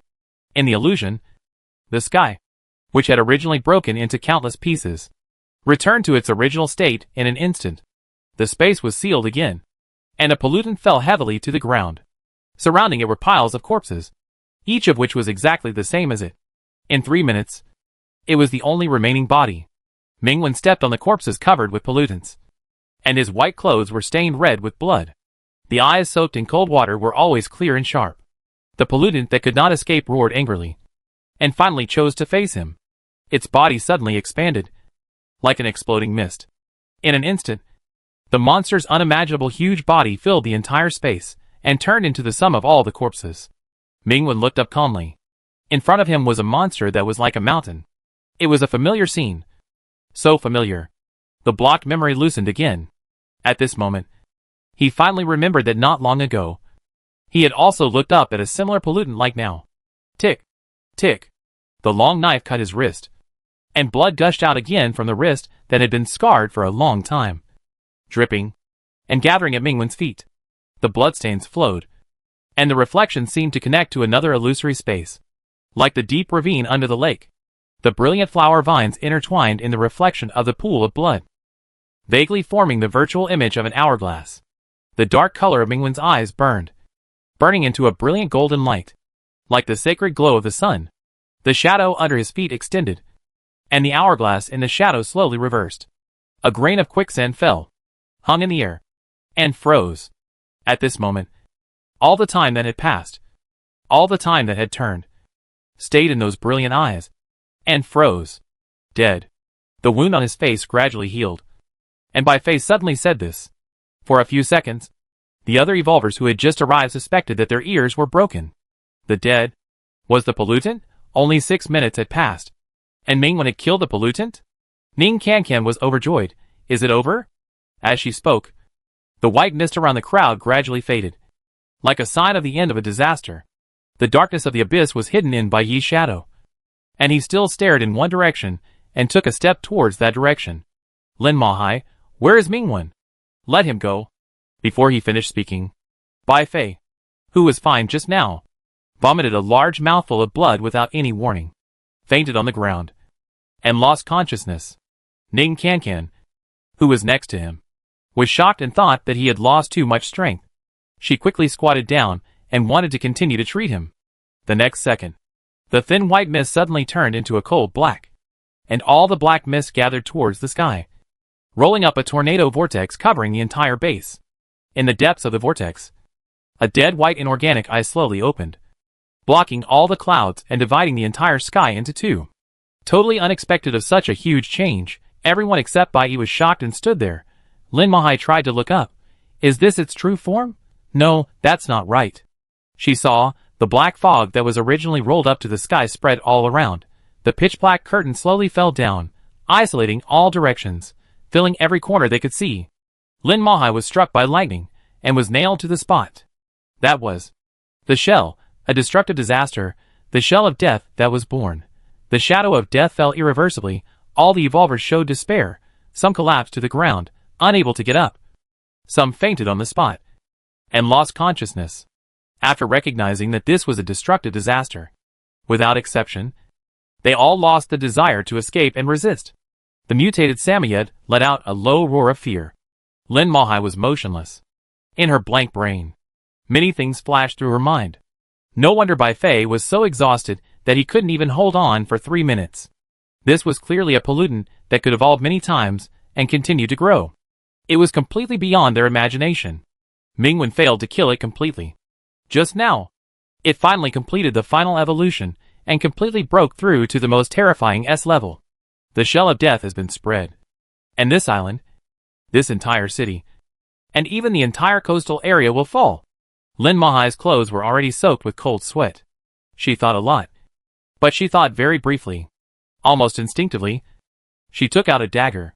Her ability is to summon. And she summons pollutants with the power of pollution. The blade pointed at the heart. Lin Mahai's eyes were clear. She wanted to sacrifice herself. And at this cost, she tried to summon the highest level of pollutants that had never been successful before. Shell had not completely blocked the island, and the pollutant had just stepped into the S-level boundary. This was an incomplete destructive disaster. Before she fell, she would never let her life be cut off. Mimi whimpered sadly, and grabbed the corner of Lin Mahai's clothes. Lin Mahai did not bow his head, and did not leave any words for his closest pet. He raised the short knife, and the sharp knife split the earth. Countless bricks and rubble flew up, shattering a high wall of the base in front into dust. Lin Mahai was stunned, immediately realized something, turned back in disbelief. Next to the fallen Bo Fei, the sword energy split a deep space crack. Mingwen stepped out of the crack, covered in blood, holding a tang sword, bright and dazzling golden eyes, like a burning sun. In the sky, the dead white eye that spanned the sky moved at this moment. The emotionless cold eyes actually churned up clear hatred. The pupils so huge that they covered the clouds stared at Mingwen, pressing down from the sky. The black fog howled, transforming into a materialized killing intent. The sky lost its color, the earth shook, the ocean turned upside down, the islands collapsed. It was a full-strength attack from the S-level pollutants, enough power to destroy several cities. In the sinking darkness, in front of the collapsing world, Mingwen held the tang sword with his palm, the blade as clear as the moonlight reflected his cold eyes. The blade cut through his palm, blood was smeared on the blade. The blood color stained the cold and sharp long sword. The shadow under Mingwen's feet penetrated into the earth, transformed into countless intertwined flower vines, forming a sacred and ethereal hourglass shadow. The hourglass hung upside down, a grain of quicksand condensed. Time at this moment stopped for him again. The frozen world was trampled under his feet. The golden light in Mingwen's eyes burst out. He slashed with a knife. The bloody ice and snow roared and exploded. The terrifying ice storm roared and engulfed the entire base. This knife broke the darkness covering the sky and tore the lightless sky. The white mist dissipated, revealing the true appearance of the base. Inside and outside the base, many pairs of astonished eyes, many people's shocked gazes. The dead white eyes that split the sky, annihilated in a silent moment. S-level pollutants. Death, being killed by Mingwen with one knife. Chapter 22. Lock up my brother. Main base, emergency disaster control room. Lu Zhiga hung up the phone for the nth time, and walked around the control room anxiously. A few dozen minutes ago, the assessment base had a collapsed disaster, which was undoubtedly shocking bad news. In the past 6 months, China's newly awakened evolvers, Mingwen, and 2 S-level evolvers, were trapped inside. At this moment, the main base could dispatch 5 S-level evolvers, all rushing there. On the screen of the control room, satellite images captured the base 10 minutes ago. The huge base was isolated by hazy white fog, and it was impossible to see the situation inside, and people outside could not enter at all. Even though it was just a layer of misty white fog, it completely blocked the way in and out. Lu Zhiga felt powerless. Although evolvers already have power beyond mortals, in the face of pollution, they are still so small. It seems that all they can do is pray. Pray for the day when the disaster ends completely. A quick call was made. Lu Zhiga pressed the button to connect. What's the situation? He was mentally prepared to accept the bad news that could come at any time. Base Commander. It's not a collapsed level. The pollutant has undergone an unimaginable change. The shell appeared. This is a destructive disaster. Everyone on the island has lost contact. The nearest city has issued a rescue alarm. This bad news was still too beyond imagination. Lu Zhiga almost couldn't breathe. Xin Xingxing next to him quickly took out 2 pills. Lu Zhiga took the pill with shaking hands, and swallowed it with water. It was like swallowing a piece of bitter iron. He couldn't speak for more than half a minute. In less than a month, China suffered 2 devastating disasters. The last disaster ended without warning, and he always suspected that Minwen solved it, but now, Minwen was also trapped in the second disaster. Such a dazzling young man, the best newcomer, who is likely to become their strongest evolver, was ruined by his own hands. Special Research Institute. Lu Zhiga's teeth were bleeding, and he took several heavy breaths. Only then did he have the strength to speak. Notify all major bases. No, what is that? Oh my god! The voice of the liaison suddenly rose on the other end of the call that had not yet ended, so sharp that it broke his throat. Shell disappeared. The destructive disaster was ended ahead of time. The base was saved. The entire island, the entire coastal area, was saved. Base Commander. It was Mingwen. It was he who killed the S-class pollutant. Lu Zhiga almost couldn't catch his breath again. The control room was in a very short moment of shock, and then a violent cheer broke out. Even though Lu Zhiga had experienced several major events, with ups and downs, he still swallowed a few more heart-saving pills with shaking hands. When he finally recovered, the first thing he said was, Investigate. Investigate immediately. We must find out the cause of this disaster, whether it is related to the Special Research Institute. Also, immediately contact the other S-class people who rushed there, and ask them to escort Mingwen back safely. He was certain that the S-level pollutant that died inexplicably in the devastating disaster in N-City was killed by Mingwen. Before this, it was simply a fantasy, and unheard of for one person to kill an S-level pollutant. And now, one person killed 2 S-level pollutants in a month. There is no doubt that he is the strongest evolver in China, and even in the entire Y continent. Keep an eye on the movements of the Special Research Institute, and never let them get close to Minwen. Base Commander. Yu Yeshui's whereabouts have been detected above the island base. What? Lu Zhiga's face changed suddenly. Even the S level of their main base had not arrived yet. It was impossible for Yu Yeshui to arrive so quickly. Unless, from the beginning, the people of the Special Research Institute were nearby. The island base. In the first minute after the disaster, there was still an indelible shock in the eyes. Just a few minutes ago, they were in despair and thought they were doomed. But 1 minute, just 1 minute, under the eyes of the public, the young man in his early 20s, in white clothes stained with blood, walked through the bloody snowstorm and slashed the S-level pollutant with one sword, even though it was a pollutant that had evolved continuously and had only just broken through the S-level a few minutes ago. It was still far from the real S-level. Just like the difference between a healthy adult and a teenager in puberty. But, even if it was a newly born S-level, even if it had not reached the level of the complete destructive disaster in N-City not long ago, the despair and fear it brought them were still equivalent to making them experience a real purgatory. And now, the purgatory is over. The wind and snow swept away all the haze, and the sun broke through the clouds, casting a shadow on the tall, blood-stained figure. Everyone was looking up at him, but no one dared to step forward, as if he was a god who had descended to the earth and could not be approached or profaned. Mingwen lowered his eyes. Blood rolled through his fingers, and a faint red color covered his blurred vision. There were rapid footsteps beside him, and someone was running towards him. Mingwen closed his eyes, and the Tang sword fell to the ground, sinking into the ice and snow. The silver-haired, red-eyed boy reached out and caught the handful of blood-stained snow. At this moment, if anyone dared to look directly at his face, they would find that the face of this inhuman boy had become very, very scary. Bathed in the long-lost sunshine, Lin Mahai rubbed his head frantically, looking at the two figures, sighed, "It's really a miracle that has come. Ning Cancan, Shouldn't we treat Brother Wen first? I'm afraid he. Lin Mahai, don't worry, S-level healing will arrive soon. Besides, if anyone approaches there now, they will be eaten. You should treat Bai Fei first, he's worked hard too. As soon as the voice fell, Lin Mahai seemed to sense something, and raised his head alertly. In the sky, a Rubik's Cube was spinning, hanging in the man's hand. The man in the black windbreaker appeared without warning, looking down at the base expressionlessly. You yes we? Lin Mahai stood up, the voice suddenly became very cold. The Special Research Institute is really a fly that can't be driven away, and it's everywhere. You yes we spoke calmly, and his voice resounded throughout the base. Min Wen has lost his combat effectiveness, and no one here is my opponent. Hand over Min Wen, and I will leave. Wishful thinking, you bastard. Even Ning Kankan was so angry that she cursed directly. Brother Wen will never fall into your hands. Go back to where you came from.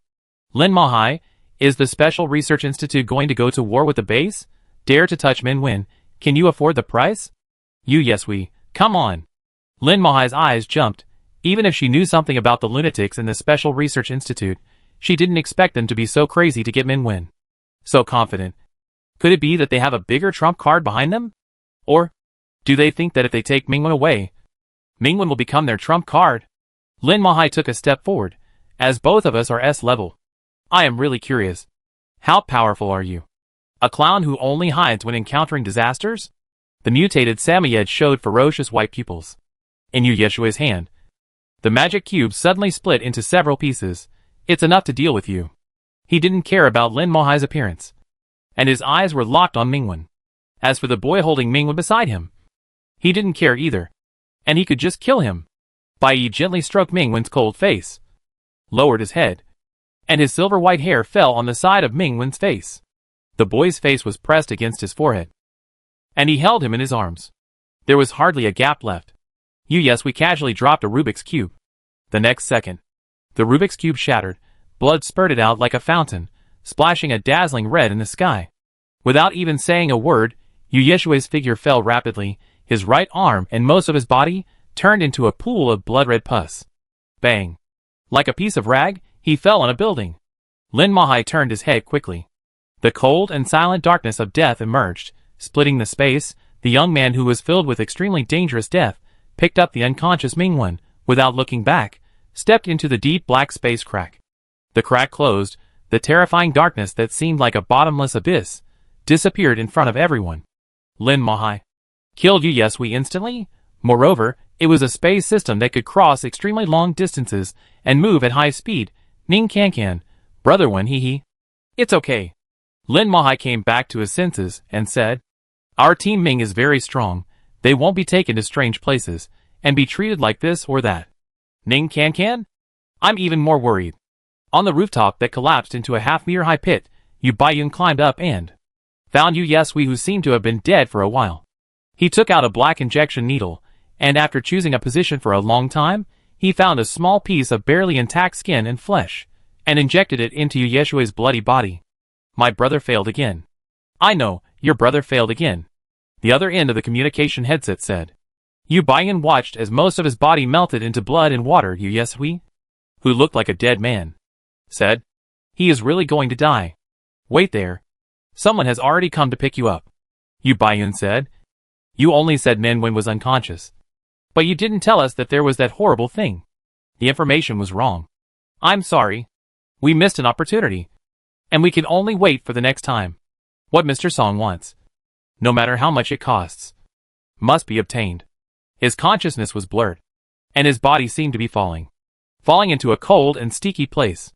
The soft, moist, and inescapable slippery and sticky wrapped him, like a nest formed by countless tentacles, trapping him and dragging him into a deeper abyss.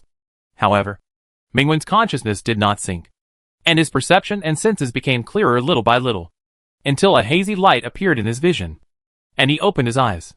The moment he woke up, the sticky feeling of being wrapped by countless tentacles disappeared. Familiar bedroom, the curtains were closed, no sunlight could penetrate. He was wearing clean pajamas. He was lying on the bed, covered by a soft quilt. A small black ball lay on his chest, curled into a small ball moving. Min Wen, the skin experience card has expired.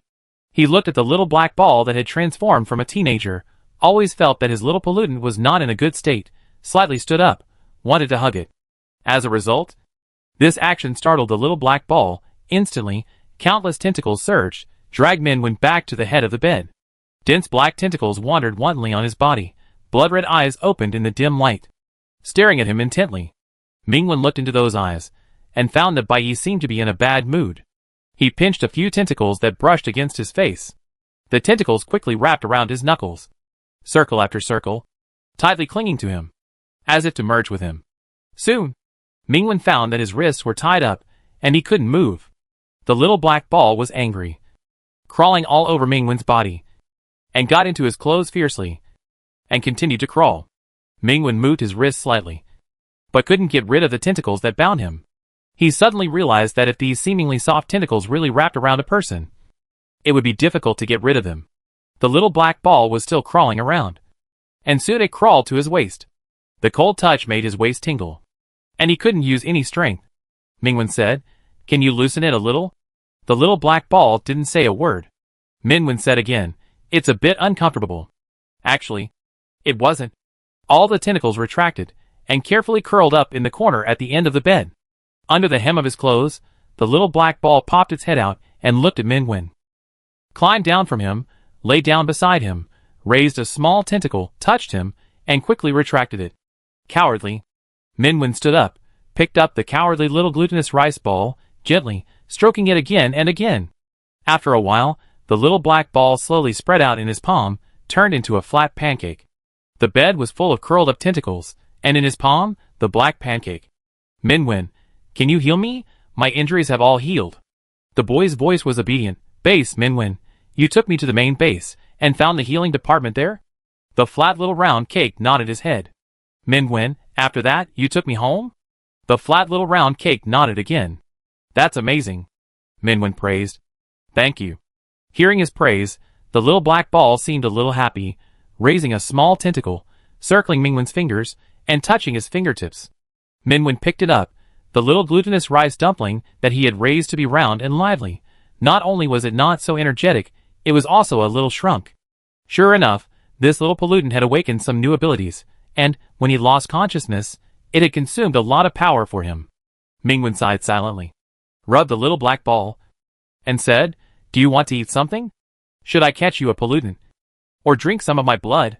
The little black ball raised its body. "Brother," the young man's voice suddenly became faint, like a ghost floating around. This was the first time Minwen heard Bai Yi speak to him in such a tone.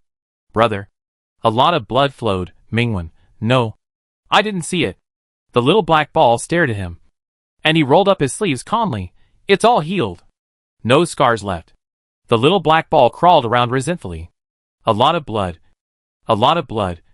flowed from the brother's body, and flowed to its body. If it could be stronger, if its power could recover faster, my brother wouldn't bleed so much. Unhappy. It's all its fault. It's a useless ball. Minwen found that the little black ball was crawling, and it seemed to be melting. He silently picked up the melted glutinous rice ball, held it with both hands, and wondered whether to put it in the refrigerator to freeze it. "Don't be sad, you are just a small pollutant, and it has grown for less than a month." Minwen gently comforted it. "Grow up a little more, and you can protect me next time." The melted liquid ball squirmed in his palm, and it seemed to stand up a little. "I want to protect my brother," the boy said softly. "I will become the strongest monster." Minwen smiled. He believed that his little pollutant would become very strong, and there would be no day when it would lose control. After all, this little pollutant was obedient, only listened to him, and would not hurt anyone. The little black ball turned back into a round ball. Minwen pinched it, lifted the quilt, and wanted to get out of bed. He just wanted to walk out of the room. But the tentacles on the bed rushed over, wrapped around his waist, and dragged him back to bed again. "Don't let my brother go out.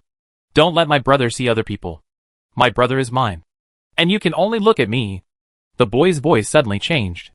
The tentacles wandered around his body, twisting into a ball from time to time. Minwen was trapped in the bed, blinking his eyes, so fierce. The little black ball raised its tentacles and howled. Very fierce. Minwen, okay. He leaned back on the pillow again, and the fierce little black ball crawled over Minwen's heart, tightly attached to his warm collarbone, and nestled there and muttered. "It had locked up my brother. So my brother could only look at it alone and talk to it alone. No one can see my brother. No one can take my brother away. My brother belongs to it alone. In the dim room, pairs of blood-red eyes stared at the only human being, and the desire to possess him surged in the bottom of the red eyes. Then Bai Yi saw, Mingwen silently picked up the phone. Silently answered a video call. Chatted calmly with the person on the other side. Bai Yi? Bai Yi? Question mark. Chapter 23 The Little Lover, Who Cannot Be Seen in Public. In Bai Yi's resentful eyes, Mingwen connected to Lu Zhige's video call, and switched to voice. From him, he learned some of the outside situation. This disaster did not break out of thin air. A year ago, the pollutant codenamed Mist was born in City C, creating a Class D incident with no casualties, and then disappeared, and it is impossible to detect its traces. Lu Zhige said. In fact, Mist has been hiding in Sun Fei's body, falling into a deep sleep, and its characteristics as a rule-based pollutant. Even if the base observed the victims for half a year afterwards, it was not found. During the assessment a few days ago, Sun Fei relied on his father's relationship to sneak into the base, maybe Mist. Sensing the aura of many evolvers, the disaster broke out. Mingwen held the small black ball in his palm. This is probably not a coincidence. Yes, Lu Zhige said coldly. Sun Fei's father was once a researcher at the headquarters, and left the headquarters half a year ago. He had close contacts with people from the Special Research Institute. No matter what the purpose of the institute is, this disaster caused the death of several people, and someone must be held responsible for it. Mingwen, how are Bai Fei and the others? They are fine. No one else was injured. Bai Fei was just exhausted, and he is recovered. Lu Zhige changed the subject. Yes, we is useless. Mingwen, huh? Lu Zhige, you were unconscious at that time, and the people in the institute had been waiting for that moment, and said yes we to take you away. Then, he was crippled. Lu Zhige didn't elaborate. Mingwen already understood. He lowered his eyes slightly, looking at the little black ball that was scratching his palm because he was still on the phone. Very cute. Very innocent. And it was obvious that he wouldn't kill anyone. Mingwen, I know. Thank you, Base Commander. Lu Zhige's failure to point it out just now also meant that he had guessed Bai Yi's identity, and he helped cover it up. After all, if the news that pollutants can turn into humans really spread, it would definitely cause an uproar, and countless people would target Bai Yi. Mingwen was not afraid of the actions of those people, but his little pollutant had not yet fully recovered, and his strength was not stable, so he was still a little worried. Lu Zhige must have spent a lot of effort to completely suppress this news. This time, the fog is a pollutant that has never appeared before. It has certain human thinking, can hide, can evolve, and can even evolve to the highest S level, causing a destructive disaster. I'm afraid that in the past 2 years, the pollution has also been constantly evolving. It's hard for me to imagine what the world will be like tomorrow, Lu Zhige said slowly. Mingwen, the future is with you. I hope you can always fight for humanity. Mingwen, I will, Lu Zhige said in a gentle voice. In the next few days, don't show up for the time being. After everything is over, when you are free, we will pick you up. You solved this S-level disaster, and the headquarters will never be stingy with rewards. By the way, about you becoming the captain, you can also put it on the agenda. After hanging up the phone with a pleasant face, Lu Zhige's face turned gloomy. Notify them, and hold a meeting immediately. I will hold the Special Research Institute accountable. His chest felt slightly cold, and something cold and soft rubbed against him. Mingwen lowered his head, and the little black ball got into his open collar. He silently took out the little sticky ball, and the little black ball clung to him. I won't leave, and I won't see anyone else, Mingwen said. I'll stay here with you. The little black ball was satisfied, and lay motionless on Mingwen. Mingwen gently stroked it, and measured its size with his palm, and it was really smaller than before. It helped him trap the fog, solved Yesui, and brought him back safely. His little pollutant was indeed very powerful, but it also consumed too much energy for this. I don't know when I can recover. Mingwen sighed silently again. The little black ball moved forward a little, and the slender tentacles passed through Mingwen's clothes. Before he could react, the buttons of his pajamas were unbuttoned, revealing a large area of skin from the collarbone to the chest. Brother, what is this? The dark tentacles wandered between the cold white skin, staying near the heart, wanting to touch it, but curled up and retracted it. At the position of the heart, A spiderweb-like glaring scar covered the beautiful body, as if it had been pierced through the chest, and the heart was crushed to leave such a horrible mark. The old wounds did not fade with time. Even the highest level of healing ability cannot erase them. Mingwen gently covered his clothes. Nothing, just an old wound. The boy's voice was a little low. Sure, it hurts. Mingwen shook his head. It doesn't hurt anymore. The little black ball stopped talking, slowly pressed against him, softly, carefully curled up on his chest, as if kissing his scars silently through the thin fabric. Mingwen's eyes moved slightly, gently raised his hand, holding this pollutant that was attached to him. The room was very quiet. Leaning against the warm quilt, holding the little black ball, Mingwen's eyes closed lightly. He closed his eyes and rested for a while. His thoughts gradually sank and fell into a dream. In the dream, he seemed to be brought to a strange suburb. The high black sun blocked the sky. Before the falling sky, a pair of pure golden, ice-cold eyes looked down at him from above. Looked down at the bleeding earth. Mingwen suddenly woke up. Brother? A large mass of pollution came out from the quilt, and its tentacles rose, smoothing Mingwen's slightly messy black hair. Mingwen silently hugged the tentacle monster that was like a full-body pillow, shaking his head. Nothing. It was that dream again. Mingwen's eyes, the black color slowly condensed. He had dreamed of the high black sun many times, and the vague figure in front of the black sun, and now, this was the first time he saw the stranger's eyes clearly. Pure golden eyes, arrogant, indifferent, making him angry and hateful. Mingwen clenched his fingertips. A large mass of pollutant shrank its body, turned back into a round little black ball, climbed to Mingwen's hand, and gently hugged him. The phone screen lit up slightly, and some message popped up. Before Mingwen made any move, the little black ball quickly crawled over, and lay on the screen, refusing to move away. Mingwen looked at the little round cake that occupied the phone, thought for a moment, reached out his hand, and then remained motionless. The little black ball looked at his beautiful hands. The curvy knuckles were slightly bent. The open palm was warm and soft, and there was the fragrance it liked. Then looked at the cold, hard phone screen. Then looked at his beautiful hands.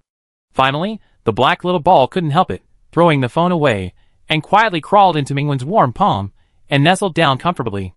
Mingwen picked up the phone smoothly. The little black ball in his palm rubbed against him. He completely forgot to occupy the phone and prevent his brother from contacting the bad guys outside. After replying a few messages, Mingwen got up. Because he had just dreamed and sweated a little. He took the little black ball to take a shower. The little black ball nestled in his palm. Very well behaved. My brother likes a clean ball. My brother likes it. After a while, Mingwen put the clean little black ball on the bed and went into the bathroom.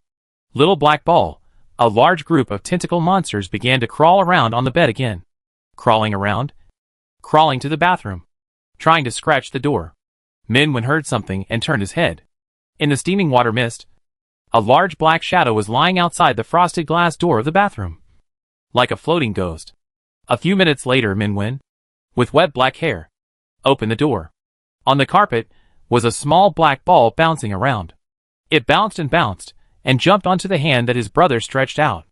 Mingwen went to find a hair dryer to blow his hair. Before he knew it, the small black ball quietly crawled into his bathrobe, and stuck to his warm skin after the bath. Mingwen calmly pulled the small black ball out, but within a few seconds, the small black ball quietly crawled into the bathrobe again, and stuck to it, and refused to let go. Mingwen let it go. The wet black hair dried slightly. Mingwen walked towards the bedroom door. The small black ball quietly popped out from the sleeve of the bathrobe. Mingwen, I'm a little hungry. The small black ball looked at him, and shrank back obediently. Pushing open the door, the windows are bright and clean. The living room is filled with sunlight. Mingwen watered the hydrangeas on the balcony, and his eyes passed through the green plants climbing up to the window, and heard a burst of laughter downstairs. On a weekend morning, several children were chasing and playing in the community, and in the green belt, a few orange cats would occasionally stroll out. Mingwen stayed on the balcony for a while. The little black ball crawled out, stretched out its tentacles, and curiously plucked around hydrangea. Perhaps because it felt that the hydrangeas were not as beautiful as the flower vines grown by its brother, the little pollutant quickly lost interest, and then looked at a pot of chili peppers planted by Mingwen. Pick one, and nibble on it. It tastes good, keep nibbling on it. Mingwen, who didn't react to stop him, said. Under his slightly shocked eyes, the little black ball, who would tremble at the sourness of eating a lemon, happily nibbled a whole chili pepper. Mingwen, isn't it spicy? The little black ball looked at him, picked another one, and nibbled it. Mingwen was even more shocked, because it was the first time he discovered that Bai liked to eat chili peppers.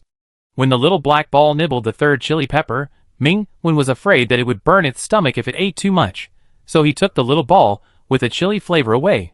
He didn't take care of the small pot of chili peppers, and it didn't produce many in total. Since the little black ball liked it, he planned to plant a few more pots later. It was almost noon. The delivery knocked on the door, delivered 2 bags, a bag of fresh vegetables and meat, and a bag of ice cream. The little black ball swooshed into the shopping bag, shivered after being frozen by a few boxes of ice cream, and came out pretending nothing had happened. Mingwen picked up a small bag of chili peppers he had bought, and shook it in front of it. The little black ball sniffed it, and moved away without interest. I don't like it. I only like the ones grown by my brother. Mingwen, okay. Little chili pepper ball. In the past period of time, he had no time to cook at home.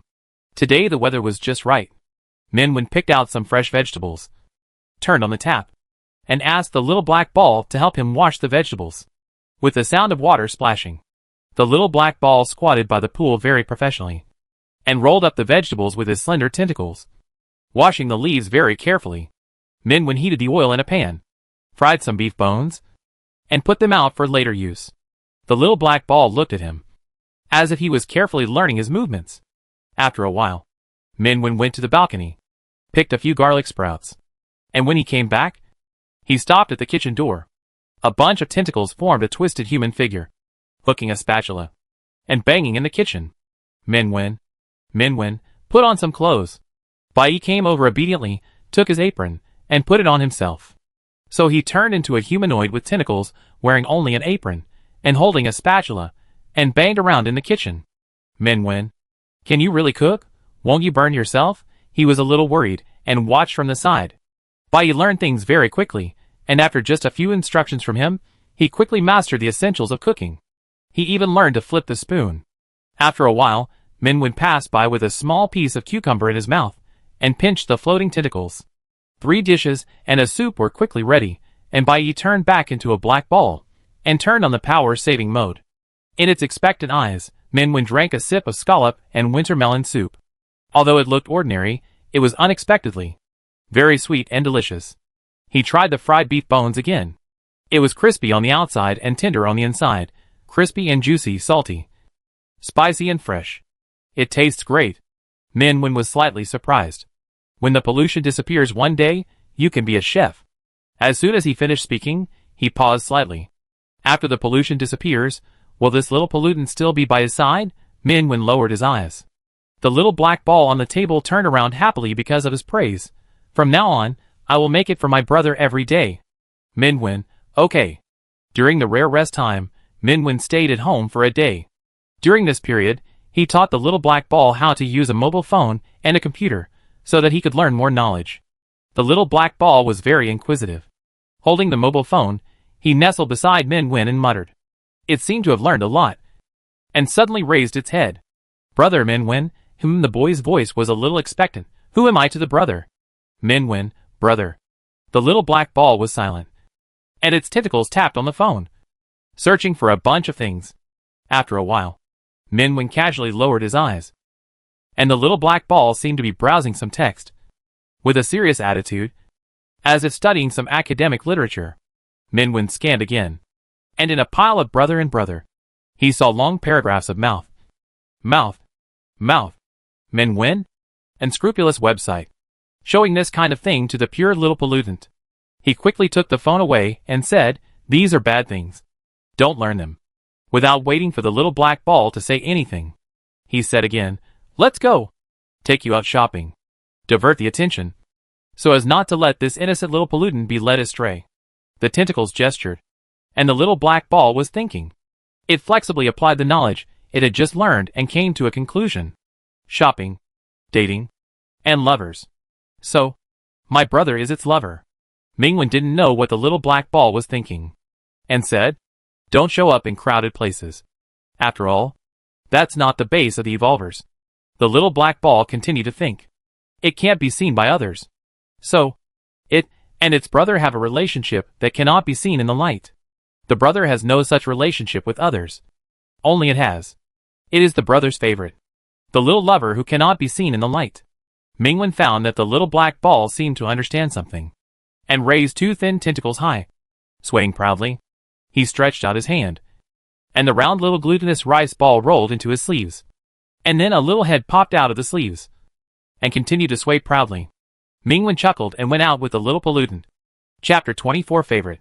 After the disaster, the central shopping mall in city was deserted for a while, and then gradually returned to its former bustle. Brother, Mingwen suddenly heard the little black ball hidden in his sleeve calling him, and said him. A lot of people. See brother, Mingwen. No, they just came to look around. Hello. A shy boy came up. Can I? Had we chat? Brother. Mingwen, sorry. He rejected the boy, and the boy walked away very disappointed, and returned to his companions, who were very sorry. The little black ball called him brother again, and Mingwen walked away silently. The supermarket was different from the base, with a wide variety of goods, and successfully attracted the attention of the little black ball, who came here for the first time. Brother, what is that, Mingwen? Doll, do you like it? Not as pretty as me, Mingwen. Yeah, indeed. What is that, Mingwen? Cat canned food, you can't eat it. That, Mingwen, building blocks, you can build a small castle. He took a box, and after building it, he could let the little black ball crawl into play. Passing by the aquatic area, Mingwen thought of the previous island base. They didn't have time to taste the local specialties, and they didn't go to the beach with the little black ball as promised. We can only go next time. Brother, the boy's voice was full of doubts. Mingwen stopped. Sea urchin. A tank of black, round sea urchins, covered with sharp spines. The little black ball popped out a small head from the sleeve, looked at the sea urchin, looked at himself, looked at the sea urchin, looked at himself. A few tentacles emerged faintly. Mingwen said quickly, You are the most beautiful. The soft tentacles tickled his wrist, and the little black ball shrank back again. Coming out of the mall, Mingwen heard the boy's voice. So many people, they had been staying at the base before. This might be the first time he saw so many people. Mingwen, do you like them? No, only like brother Mingwen. Okay. I hope you can like them a little bit. He said. Don't hurt people, be a good ball. The little black ball gently pressed against his finger. I am my brother's little pollutant. Listen to my brother, Mingwen rubbed it. Mr. Ming, what a coincidence. On the street of the park, a woman happily called Mingwen. Her husband stood beside her, and a little boy. Mingwen only felt that the woman's face looked familiar, but he didn't have much impression. Parking lot. You saved me, the woman said. I have always wanted to thank you in person since then, but I just didn't find the opportunity. Mingwen remembered the survivor of the underground parking lot that day. Her husband greeted her enthusiastically. It turns out to be Mr. Ming. I heard from my wife that you are a very powerful evolver. Nice to meet you. The woman, it's such a coincidence to meet you today. I have to treat you to a meal no matter what. If it weren't for you, I don't know if I could get out of this. Mingwen, no need, it's just a piece of cake. Beside the woman, the little boy ran over curiously and gently pulled the corner of the handsome brother's clothes. Then he saw, a black thing came out from Mingwen's sleeve, without eyes, without mouth, looking at him. The little boy screamed, It's so ugly, what a weird thing. Little black ball. The couple changed color, especially the woman, and immediately said sternly, Yang, don't be so rude, apologize quickly. The little boy said loudly, It's just ugly, it's a monster. I've never seen such an ugly thing, it looks so scary. The woman got even angrier. What did I teach you? How can you talk like that? The little boy said nothing, and the woman pulled his arm, and suddenly picked up the garbage that others had dropped from the ground, and wanted to throw it at little black ball. Mingwen lowered his eyes, and his emotionless eyes directly aimed at his eyes. The little boy was startled, and quickly dropped the garbage, and hid behind his parents. Mr. Ming, you see what happened? I'm really sorry. The man said awkwardly. How about this? I have booked a private room at Songha Pavilion. Please do me a favor. Although he said this, his body was quietly retreating, avoiding his eyes from the small black ball in Mingwen's hand. Mingwen, no need. The woman wanted to say something. Mingwen had already turned around, and left with the small black ball.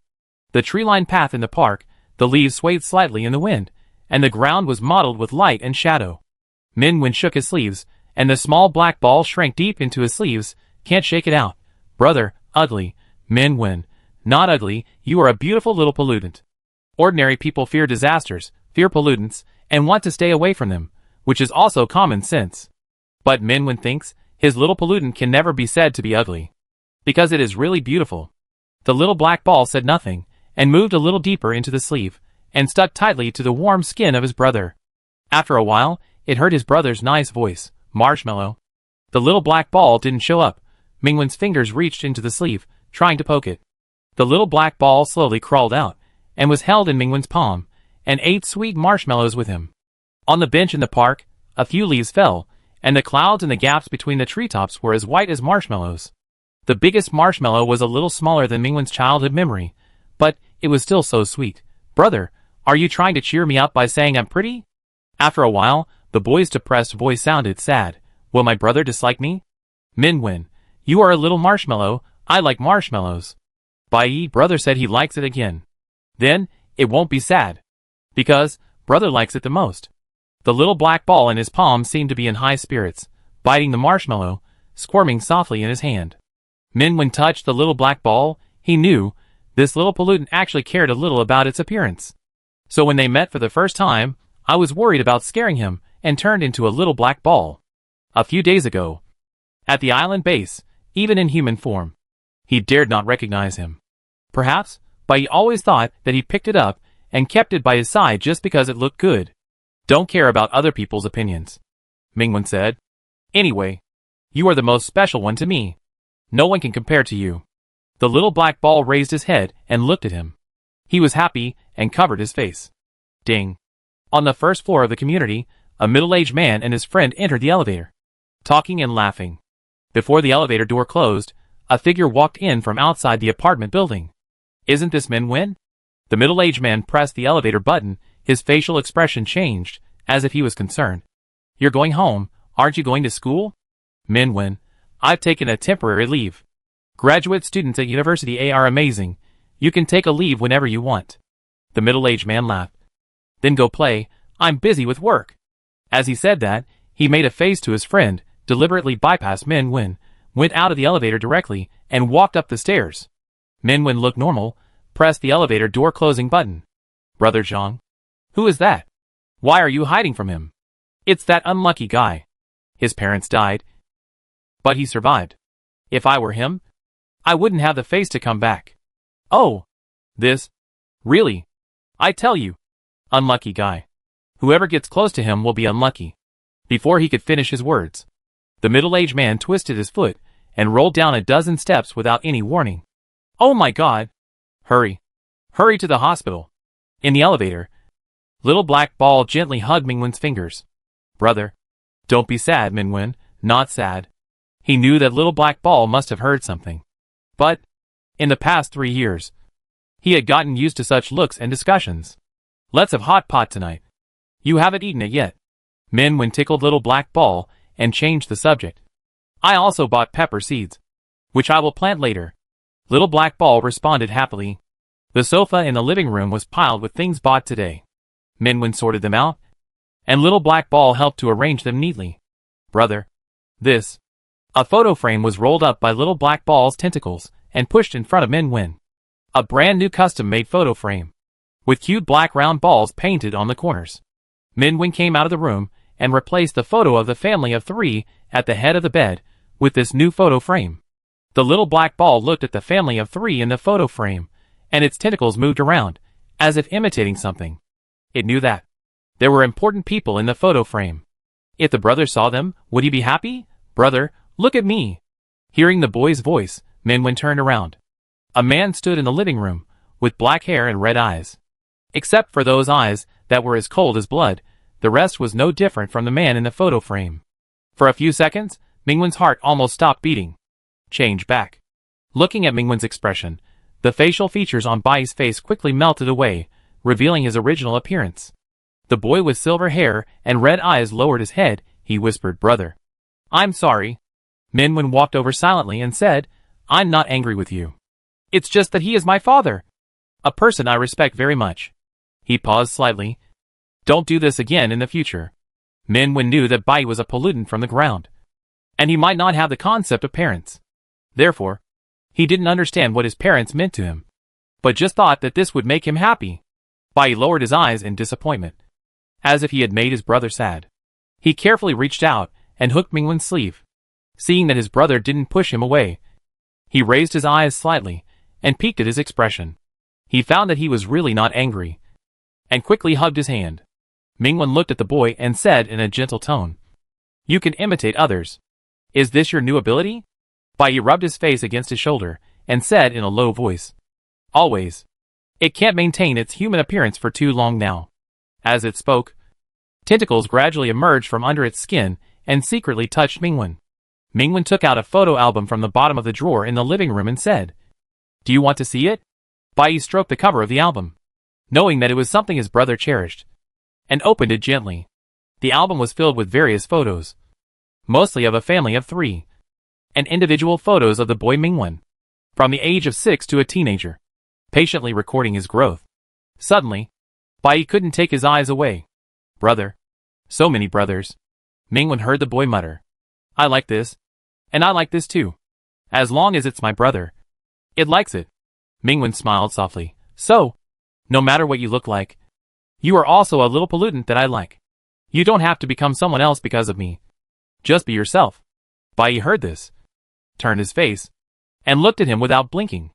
The boy's eyes were bloodshot, but his eyes were deep, like a bottomless dark pool, which would swallow people if they were not careful. "Will my real appearance be liked by my brother?" Bai's voice was low, and the light in the room seemed to dim, and the sky was quietly isolated outside, and even the sound outside the window went away. On the side of the balcony, the sky was still blue and clear, but it was like another world. Mingwen didn't care about the changes around him.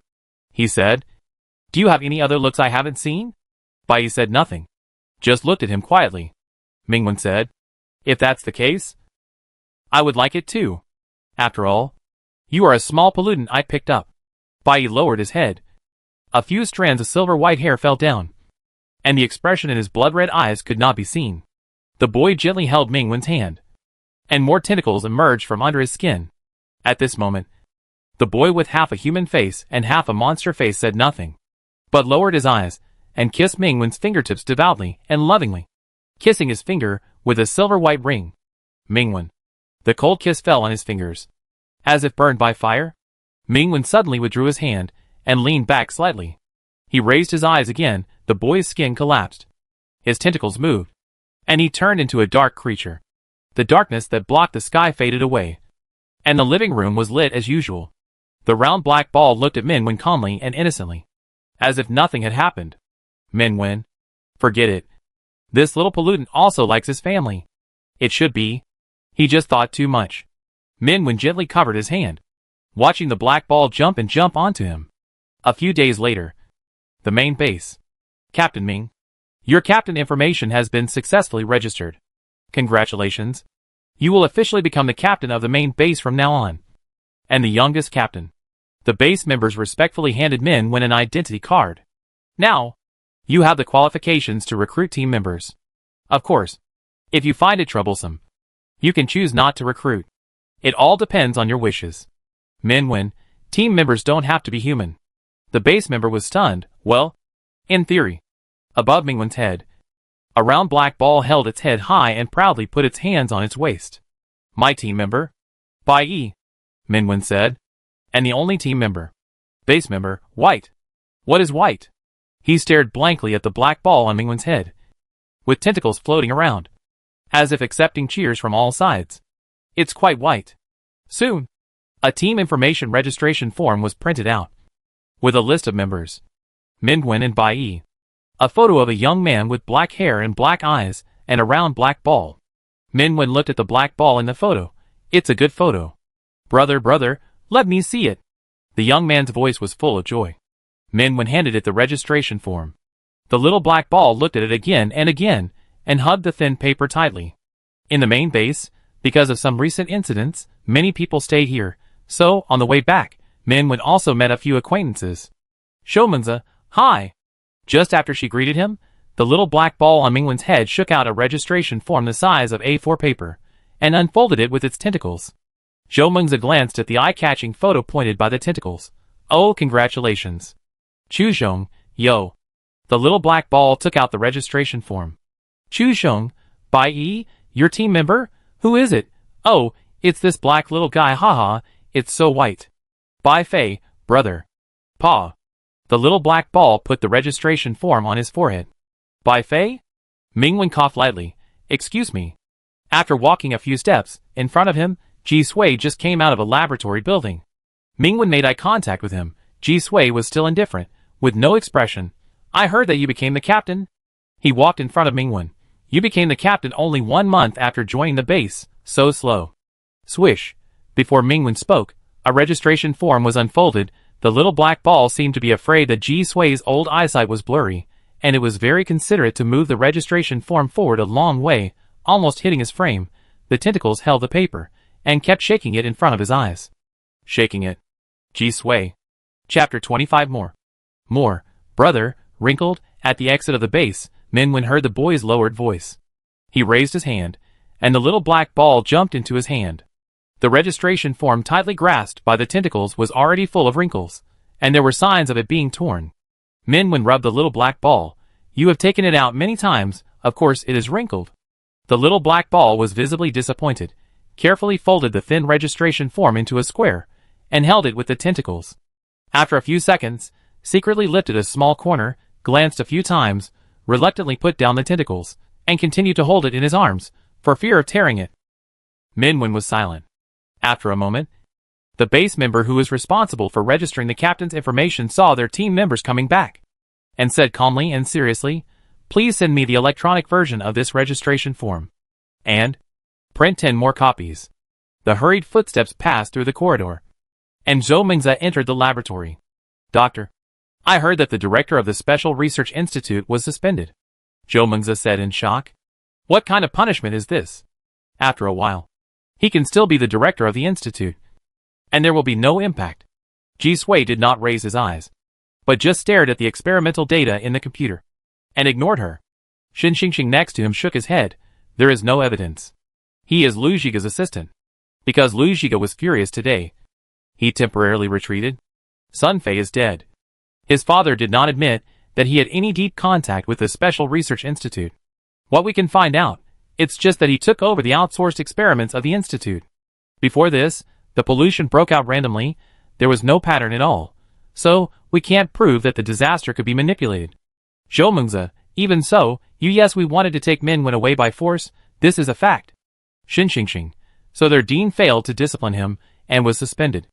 Zhou Mingze was silent for a few seconds, realized something. Is there any new progress in their experiment? Such a situation has happened before. The Special Research Institute had a conflict with the base, and should have been punished, but because they were able to come up with very favorable experimental results in time, they were just let off lightly in the end. Xin Xingxing didn't speak. Ji Sui said lightly. Special Research Institute, a new S-level was born. Zhou Mingze frowned. Another creation of the experiment? Their S-level strength is always unstable, it's simply. Ji Sui, that S-level challenged Chung Chung, and he lost. Who lost? Zhou Mingze noticed Xin Xingxing's expression and slightly widened his eyes. Chung Chung lost. He is also an extremely rare multi-ability attacking evolver. Before this, he has always been recognized as the strongest evolver in the main base, the trump card of the base. And now he lost to the S-class of the Special Research Institute. An S-class that had just awakened, created by their experiments. Zhou Mingze's chest sank suddenly, as if he was punched in the face. Xin Xingxing slowly said, yes, we is still alive. Most of his body is destroyed. That kind of fatal injury was also saved by the experiment of the institute. There are 5 S-level people in the current Special Institute. No one knows whether they can create a 6th or 7th person in the future. Zhou Mingze, but we have Mingwen. She didn't think that the S-level people in the Special Institute could match Mingwen. They couldn't even solve the destructive disaster, let alone solve any disaster. Xin Xingxing, someone did suggest that the Ming team fight against the new S-level, but the base commander rejected it. Zhou Mingze frowned slightly. She could understand. After all, if Mingwen lost, what would happen to the situation of the main base? Moreover, even if Mingwen could win, he would be facing an S-level Special Research Institute. They have always wanted to get Mingwen, almost by any means. Who knows if they will do anything? Or forcing Mingwen to show up was part of their plan? Fortunately, the higher-ups value Mingwen very much, so they reprimanded the Research Institute, ordering them not to touch him again, otherwise they would withdraw all research funds, and merge the Research Institute into the base. becoming our subordinate organization, Xing said again. Hearing this, Zhou Mengzi felt slightly relieved, such an attitude, indicating that the higher-ups were also trying to protect Minwen. Immediately, she felt a little heavy again. More than a month ago, she first saw Minwen brought back by the rescue team.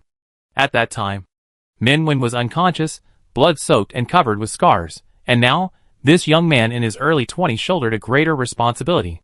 He would replace Chung Chung and become the new trump card of the headquarters. Special Research Institute. For no reason, Zhou Mengzi always felt that this organization, which she could not see through, was becoming more and more terrifying. Boom! Thunder streaked across the sky, and heavy rain flooded the city. The dark clouds pressed down on the top, and even in the daytime, it was like night. In front of an office building, the cordon isolated the surrounding area of 100 meters, and the warning red light was on. All passers-by hurried to avoid the red light. What a sin! A middle-aged woman sighed and shook her head. She caught a glimpse of a tall figure walking against the crowd and immediately said, "Young man, don't go there. There are monsters there. Everyone in the building is trapped." For a whole day, no one came out. Mingwen turned around. "Thank you for reminding me." In the heavy rain, he walked through the rain curtain with an umbrella, through the crowd in the opposite direction, and walked towards the office building shrouded in haze. In front of the cordon, the staff checked Mingwen's identity information and saluted. "Captain Ming, be careful." Mingwen nodded and stepped into the building. From the outside, it was just an ordinary office building. The lights were on in the lobby, and it seemed that some people were busy working overtime. However, when he completely crossed the boundary of the door and completely entered the building, the lights above his head flickered a few times and snapped out. Minwen looked back as if he had realized something. The door that had been opened just now was closed. The heavy rain blew in from the eaves, hitting the outer glass with crackling sounds. Outside the rain-soaked glass door, the cordon and staff were all gone. It was like a lonely world flooded by heavy rain. In front of him, the empty front desk was in disarray, and in the dim green light of the emergency exit, dim blood flowed from the stairs on the second floor to the hall. Mingwen's eyes were slightly cold. One night after the disaster, casualties had already appeared. The little black ball emerged from Mingwen's sleeve, pulled his clothes, and quickly and skillfully climbed from his arm to his shoulder. Mingwen walked forward, and casually held the little black ball in his palm and measured it. It was a little bigger than before he came in, and it returned to a state similar to that before the loss of strength. The pollution value around was not enough for Bai Yi to maintain his human appearance, which means that the disaster level this time was lower than that of the training base. Yesterday evening, in G City, which is close to In City, a disaster broke out in this 20-story office building. Because the coverage area only covered one office building and did not involve the surrounding buildings, the disaster was temporarily classified as Class B, and an A-level team went to solve it. Class B, a turbulent disaster, based on past experience, can be solved in half a day at the shortest and several days at the longest. The pollution blocked all electronic signals. But early this morning, a special flare was thrown out of the building, lighting up the sky. It was an anti-pollution bomb developed by the base, suitable for small areas and disasters below Class A. Once detonated, it means that the Evolver team has encountered unimaginable danger. In just one night, an entire A-level team was trapped inside and was forced to call for help. Half an hour later, Mingwen arrived. He stood in the middle of the hall and found no signs of fighting. "Special contaminants," he said to the black ball. "It may be the same as you. Both of them are space-based. Although the scope of the disaster was B-level, the danger of special contaminants far exceeded that of B-level.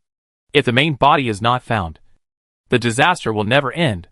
Black ball, eat it." Its tentacles spread out, ready to protect his brother at any time. The elevator in the hall had long been out of service. Mingwen walked along the stairs to the second floor. In the narrow corridor, blood was constantly flowing down from the upper floors, and the dirty walls were printed with several clear bloody palm prints. However, there were no bodies, no limbs, no movement, and the whole building was unusually silent. Mingwen searched the second floor area, and the floor was full of overturned desks and chairs and sundries, and no survivors were found. In the empty area, the footsteps gradually faded away. In the corner, a cabinet door opened silently. A pair of eyes came out from the gap, and in the dim light, they peeked out quietly. Then, They met a pair of cold eyes. Ah! The moment he met those eyes unexpectedly, there was a scream, and someone fell out of the cabinet.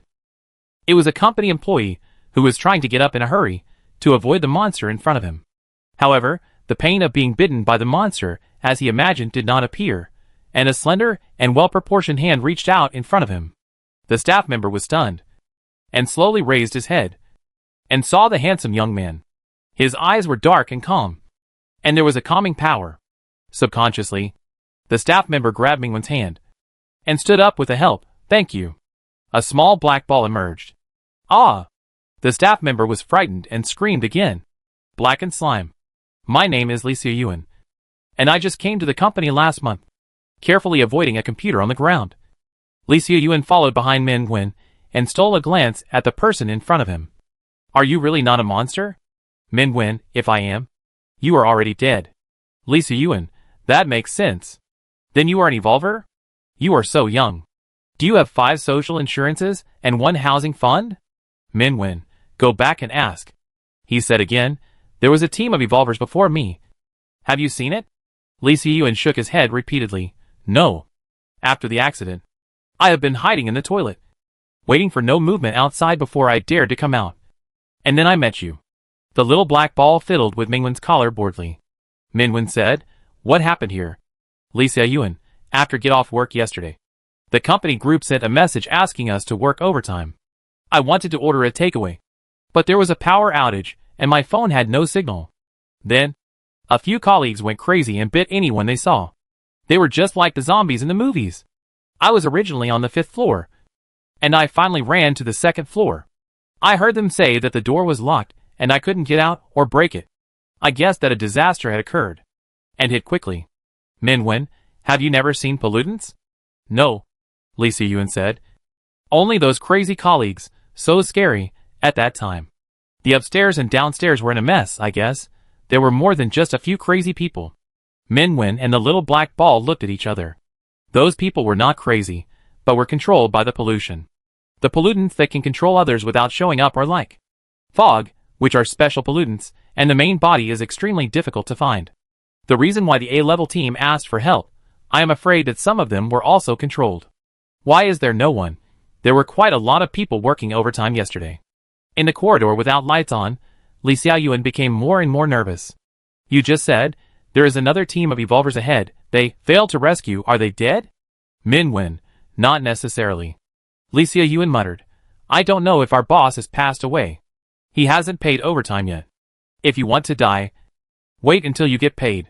While speaking, he accidentally tripped over the leg of a stool, stumbled, and something fell out of his clothes. It was a figurine. Lee Seo-Yuen screamed silently, picked it up quickly, wiped the dust off it with heartache, and put it back in his arms. The little black ball looked at him, then at Mingwen, and stretched out 2 soft tentacles. Mingwen put it in his hand and rubbed it. Back to the stairs leading to the 3rd floor. Each step, there was coagulated blood. Mingwen walked to the 3rd floor, and Lee Seo-Yuen was terrified. His legs went weak. Do you really want to go up? My stomach hurts a little. Before he finished speaking, on the steps, blood bags swelled up one after another, like erupting magma, in the blood-colored fountain as tall as a person. Bloody and twisted human figures emerged one after another, blocking the corridor. Lee Seo-Yuen, sorry to bother you. We're leaving now, and will never work overtime again. Amid his shrill screams, Mingwen stepped onto the first step. The frost swept away in an instant, freezing the entire floor. The ice ridges refracted cold light. All the bloody human figures turned into motionless blood-colored ice crystals. Crack. The ice crystal shattered, frost flowers splashed, and on the stairs, there was a smooth road. Mingwen, let's go! Lee Seo-Yuen followed him stupidly, looking at Mingwen stupidly, and a thought came to his mind stupidly. He is so strong. The next second, in Lee Seo-Yuen's eyes, the black round creature on Mingwen's shoulder turned to him.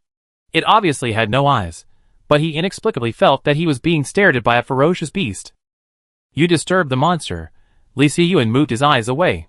The little black ball stared at him for a few seconds, turned back without saying a word, took out a brand new team registration form, held it in his arms, and pasted a photo of it and Mingwen.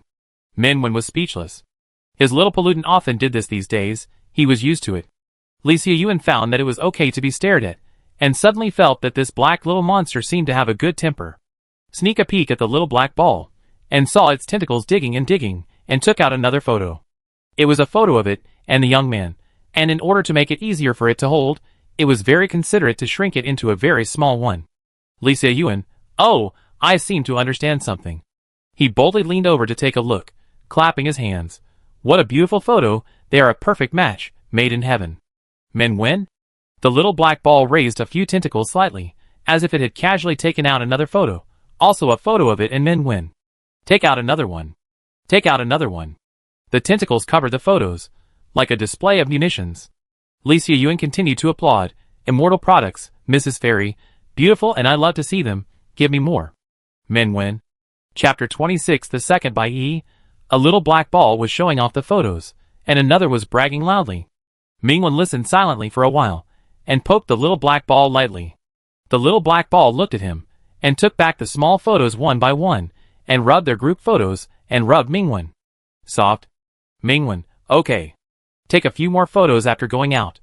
He found that Bai Yi really liked the photos of only the two of them, and took them out every day, and placed them neatly at the bedside, and admired them for a while, and then put them back, and repeated this, and never tired of it. Min Wen rubbed the small ball of pollutants with his fingertips, and said to Lee Se-Yuen, before the disaster, Did you see a man in a raincoat? Lee Se-Yuen, I have a raincoat. It's a joint model with supersonic. And I can give it to you. Min Wen, no need. The third floor. The fourth floor. Never found any survivors or the Evolver team. And when he reached the fifth floor, the little black ball shook Ming Wen's finger. Brother. The smell of death, Min Wen. Isn't there any on the first few floors? The little black ball shook his head. Lee Se-Yuen couldn't hear Bai Yi's voice, and guessed that they were communicating, and said, I know there is a rest room here, which is very remote. Generally, old employees go there to rest. Min Wen, go and have a look. Before they could get close, a few screams sounded without warning, breaking the silence of the floor. The door was smashed. At the end of the corridor, in a small room attached to an office, more than a dozen people were huddled in the corner, shivering. In the dim light, several crooked figures pushed against the door frame and squeezed into the already narrow house. There were 3 or 4 humanoid monsters with twisted limbs. The eyeballs of the monster in front fell out of their eye sockets, leaving 2 bloody marks hanging on both sides of its bony cheeks. Swinging as it walked, the only exit was blocked. Everyone was screaming, and no one dared to step forward. A man in a suit with glasses shouted, Stop them! You! Go! He grabbed a girl next to him and pushed her out. The girl didn't react at all and fell at the feet of the monster. The monster lowered its bloody head, and its 2 white eyeballs hanging in the air turned and stared at her. The girl covered her mouth in horror. The next second, countless bright red flowers bloomed on the monster's body. Bright flowers bloomed wantonly, and the flowers were clustered together. Several monsters fell silently, and the faint fragrance of flowers drifted in the dim house. The girl looked up in disbelief, and a figure stood at the door, and in the dim light, his eyes were clear and sharp. On Ming Wen's shoulder, the little black ball hugged the fluttering petal, and threw it high, and then caught it quickly. Min Wen, are you okay? No, thank you. The girl came back to her senses, and stood up quickly, stayed beside Min Wen, and did not return to the crowd. Ming Wen's eyes swept over the other people in the room, 11, all survivors. Another Evolver? This is the nth wave, what's the use? Inside the house, the man in a suit and glasses who pushed people just now looked at him vigilantly. There was no gratitude for being rescued. Min Wen, have you seen the previous team? The man in the suit and glasses did not answer, but said sarcastically, We were hiding well just now, and the monsters appeared as soon as you came. Shouldn't you give us an explanation? Lee Se-Yuen, what are you talking about? First of all, the disaster happened suddenly, and had nothing to do with anyone. Secondly, he came to save us. Without him, you would have been wiped out just now. Finally, if he hadn't come, we couldn't escape at all, wouldn't we still be trapped here? His words successfully shut up the man in the suit. After a few seconds, he said coldly, Which department are you from? What's your work number? Report it. Lee Se-Yuen, 1 2 3 4 5 6 7 8. The man in the suit stared at his face coldly, and said, Very good. I'll remember you. Then he sneered, The previous evolutionary team said they could rescue us, but they attracted so many monsters. If we hadn't run fast, we would have died. Minwen didn't look at him, but glanced at the others. Where are they? Maybe on the 18th floor. The girl who was rescued by Minwen said. They found the monster there, and told us that we could be saved as long as we killed the main body. But I don't know what happened afterwards. I just heard them shouting. Run. She paused, and said, if they hadn't blocked us, we wouldn't have had a chance to escape. Minwen, where are the other people in the company? Girl, it's the weekend, and many people got off work as usual yesterday. Only a few departments were still working overtime. About 30 people. After the disaster, we gradually gathered together, and we never saw anyone else. My wife and children are still waiting for me. If I hadn't worked overtime, how could I be trapped here? Someone said angrily. The man in a suit and glasses immediately turned his head. What do you mean? If you didn't work overtime, you might have a car accident when you go back, and you wouldn't be alive to talk here. Day by day. Don't always think about what the company has given you. Think more about what you have done for the company. The survivors fell silent. Minwen said, if you want to survive, come with me. Several survivors were tempted, however. The man in the suit said something that directly poured cold water on them. Just you? The ragged team had 5 people before, now they are all buried. Can you be as good as 5? Still want to take us out? Don't be so self-righteous. He looked like an experienced person, and he scolded condescendingly. I hate young people like you who have never been out of society the most. Have you seen the cruel world outside? Do you know the rules of survival outside? People like you think you are great just because you have a little power, and you don't know how high the sky is and how deep the earth is. If it were me, I would definitely be better than you.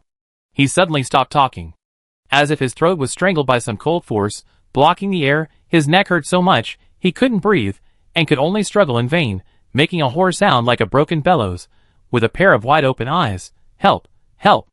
Minwen gently covered the small black ball with his right hand.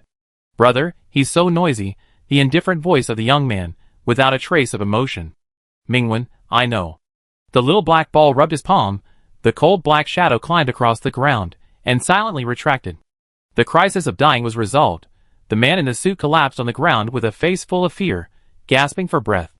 No one was around to help him, and someone secretly hid the water on his body. Strange monster. The neck hurt as if it was torn apart, and there was sticky blood flowing. The man in the suit pointed directly at the little black ball on Minwen's shoulder with a shaking hand. His eyes were full of fear and disgust. You are a normal person, and you are with this dirty and ugly thing. Crack. The sharp ice ridges pierced through the cold air, and hung 3 inches in front of the man's pupils. Minwen looked at the man. The cold air flowed in his eyes, and it was icy. The man in the suit was stiff, as if he was about to be scared to death. After that, he never uttered a word, or made a sound. Li Xiuyuan secretly lowered his head. Minwen was holding the little black ball. The black little monster didn't care what he had just said. It was swinging happily in Minwen's hands. Brother, brother. Minwen stroked it again and again. The tentacles of the little black ball grabbed his fingers, and kissed his knuckles again and again. Are you Captain Ming? Someone suddenly spoke in the corner. My cousin is from the Ark base. He told me that. They have a very powerful Captain Ming, who has solved 2 destructive disasters, and 2 S-level pollutants, both died at his hands. Everyone was shocked. The recent destructive disasters. Were not those 2 destructive disasters within a month, 2 S-level pollutants, and the same person solved them all. What level of evolver is this? He can actually surpass the strongest monster. The man in the suit had a pale face. His expression was almost like he had swallowed a fly, and he shrank back, thinking that he was not conspicuous at all. Stay here. If you encounter pollutants, I can't guarantee the consequences. Minwen said. Follow me. I will take you out. As soon as the voice fell, most people stood up and ran behind him. There were still 2 people left next to the man in the suit, seemingly wanting to leave, but seeing that the man in the suit didn't move, they didn't dare to move either. The man in the suit pressed tightly against the wall, and when Minwen's eyes swept over him, he shuddered, and subconsciously straightened his chest. I won't leave. After saying that, he realized that Minwen didn't even look at him, turned around, and stepped out of the room. Unexpectedly, he left as soon as he said he would, without hesitation, and without even asking for help. The man in the suit was stunned. That? Director? Someone whispered next to him. Should we follow him? No. The man in the suit's face flushed, and veins in his neck throbbed. What's so great about that? I signed a contract worth hundreds of thousands for the company last time. Can he do it? This kind of person has a little achievement. And thinks he is great. He doesn't take a senior seriously. Wait. If I can become an evolver, he must be dozens. Hundreds of times more powerful than him. And he can trample them all under his feet. After walking a distance, Li Xiaoyuan heard some curses from behind him. His face twitched. And he said to the girl next to him, Sister Yi, I heard that your director Hao Shi is crazy. But I didn't expect it to be true. The girl rescued by Min Nguyen is called Yishu. Hearing this, she sneered. He is a rotten person. The previous evolutionary team took us to find the exit, but he did not listen to the command, which made a lot of noise, which attracted the monster. When we get out, I will definitely expose him to the outside world. Anyway, I have been wanting to change jobs for a long time, so I don't want to stay in this broken place. Take us with you when you change jobs. Damn this bunch of dog leaders, they made us work overtime, and ran away early, and didn't give overtime pay. I have been working overtime for 3 consecutive months. I don't want to do it anymore. Everyone was emotional, and cursed several ugly swear words. Min Nguyen silently covered the little black ball. The little black ball appeared in confusion. Min Nguyen covered it again, and the little black ball stopped moving obediently. I followed his example, and covered myself with 2 tentacles. Although there are no ears. Min Nguyen said to Yishu, Are you sure? The team encountered the monster on the 18th floor. Yishu, yes, they were very nice. They took us up 1 level at a time. We dealt with many monsters that suddenly appeared. When we reached the 17th floor, the captain said that the monster's body was up there. We were asked to wait a while, and not to alarm it. But that idiot Hao Shi refused to agree. They said they were going to abandon everyone and run away. And they kept shouting. As a result, the monster really appeared. I'm sorry. We couldn't help it all. We just ran away. At this point, Yishu was silent. They will be fine. Right? Min Nguyen, no. As he spoke, he returned to the stairs again. The blood-stained corridor extended upward, buried in the darkness. A signboard emitted a faint green light, pointing to the 6th floor. Yishu's face changed when we came down. It was not like this. Li Xiaoyuan wiped his sweat. Isn't the point to climb the 13th floor? My legs began to shake. Others showed fear. Some of them wanted to go back after they had just escaped from there. But staying there was also a dead end. Min Nguyen stepped onto the stairs. The little black ball climbed onto Min Nguyen's shoulder, gently touching his collar. Suddenly, its eyes were fixed on one place. Brother, in an instant, the wall seemed to twist, and the whole staircase seemed to come alive, like a flexible venomous snake, hissing and shaking its body, falling down. There was no longer a staircase below, but a bottomless dark. The space suddenly changed, and everyone screamed and fell. Min Nguyen remained calm. Frost condensed, the black gold tang sword Mu Shui came out, and was held in his hand.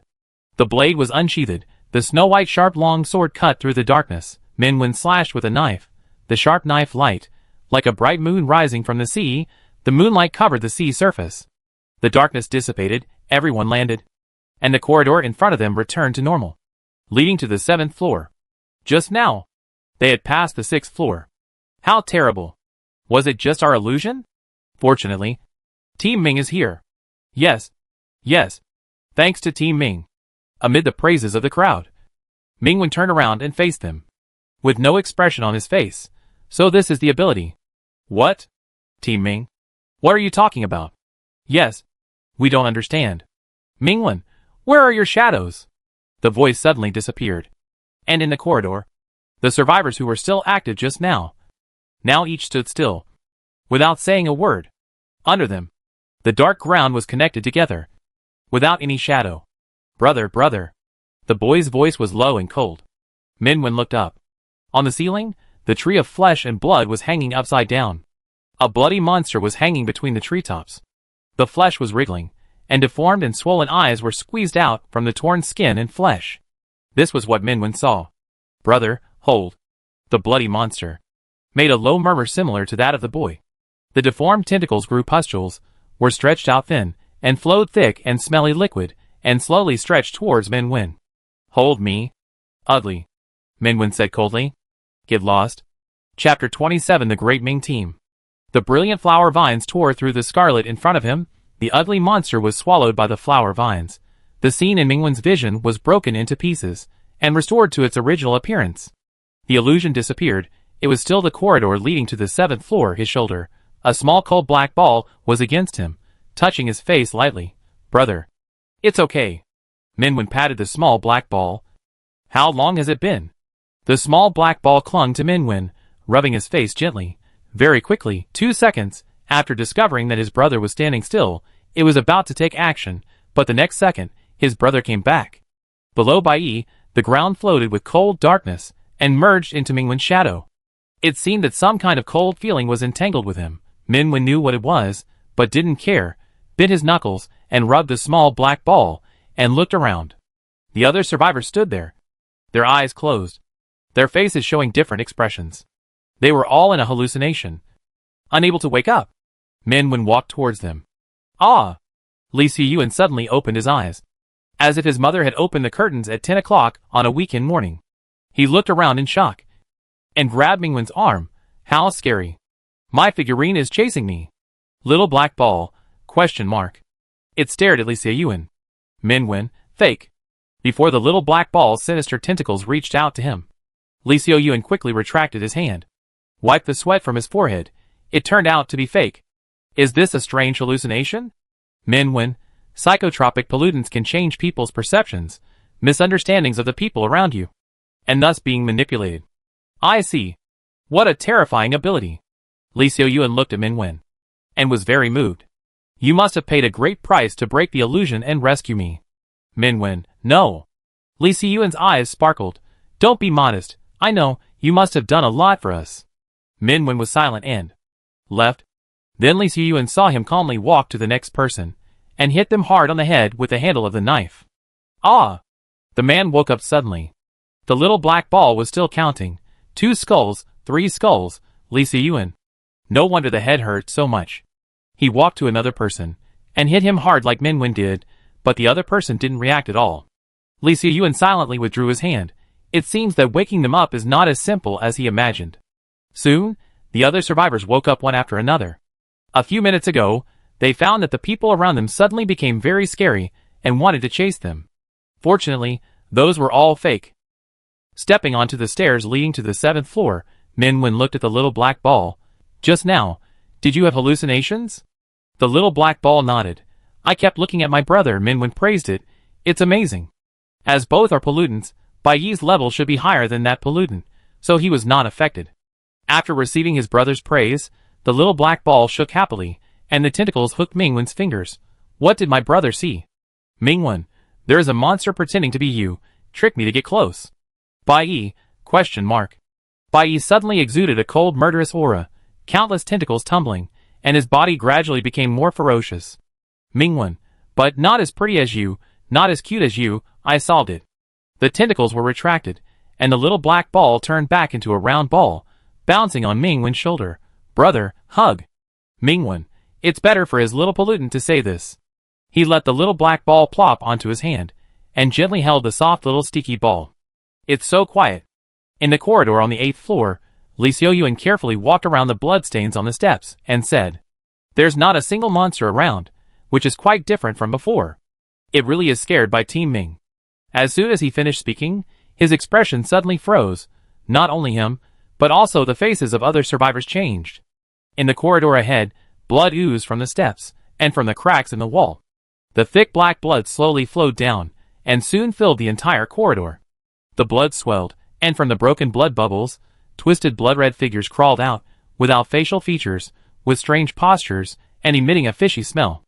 Not only on the 8th floor, the 9th floor, the 10th floor, every corridor, there were countless identical blood-red figures, and even more squeezed in from outside the corridor, densely packed and stacked layer by layer.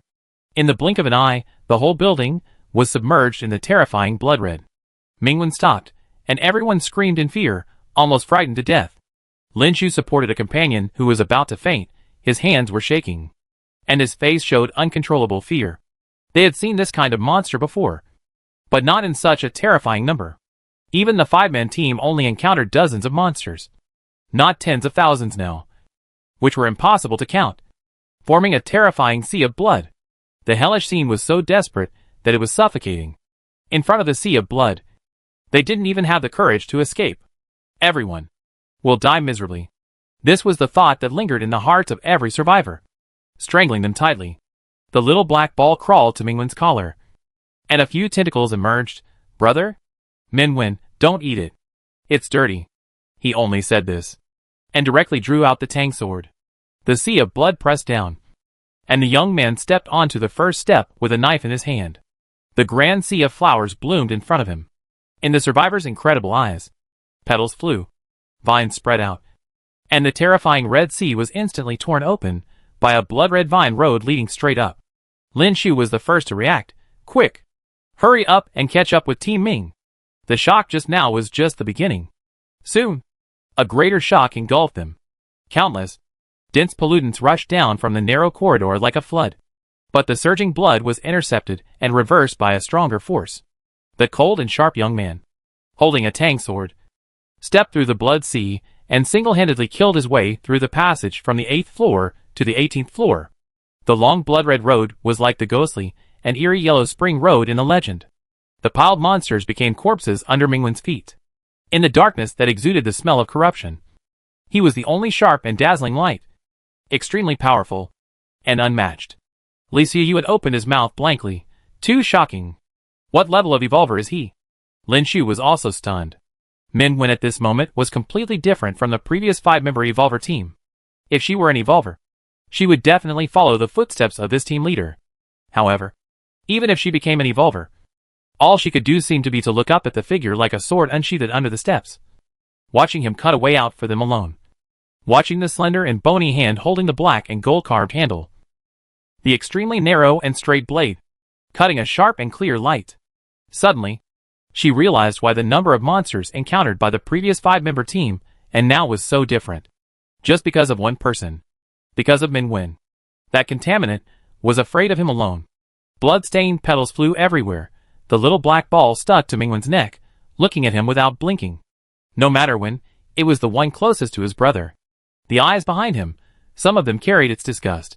But it was useless no matter how much those eyes stared at his brother, because the little black ball stretched out its tentacles, lightly touching Mingwen's face. In the midst of the killing, Mingwen's eyes did not drop, still on the monster in front of him, but he freed one hand and pinched its tentacles. He was responding to his little contaminant. The little black ball's body trembled slightly. It was an extreme joy and excitement. Because, here in my brother's place, it was the only one that was special. It was the only one that could make him respond tenderly in battle.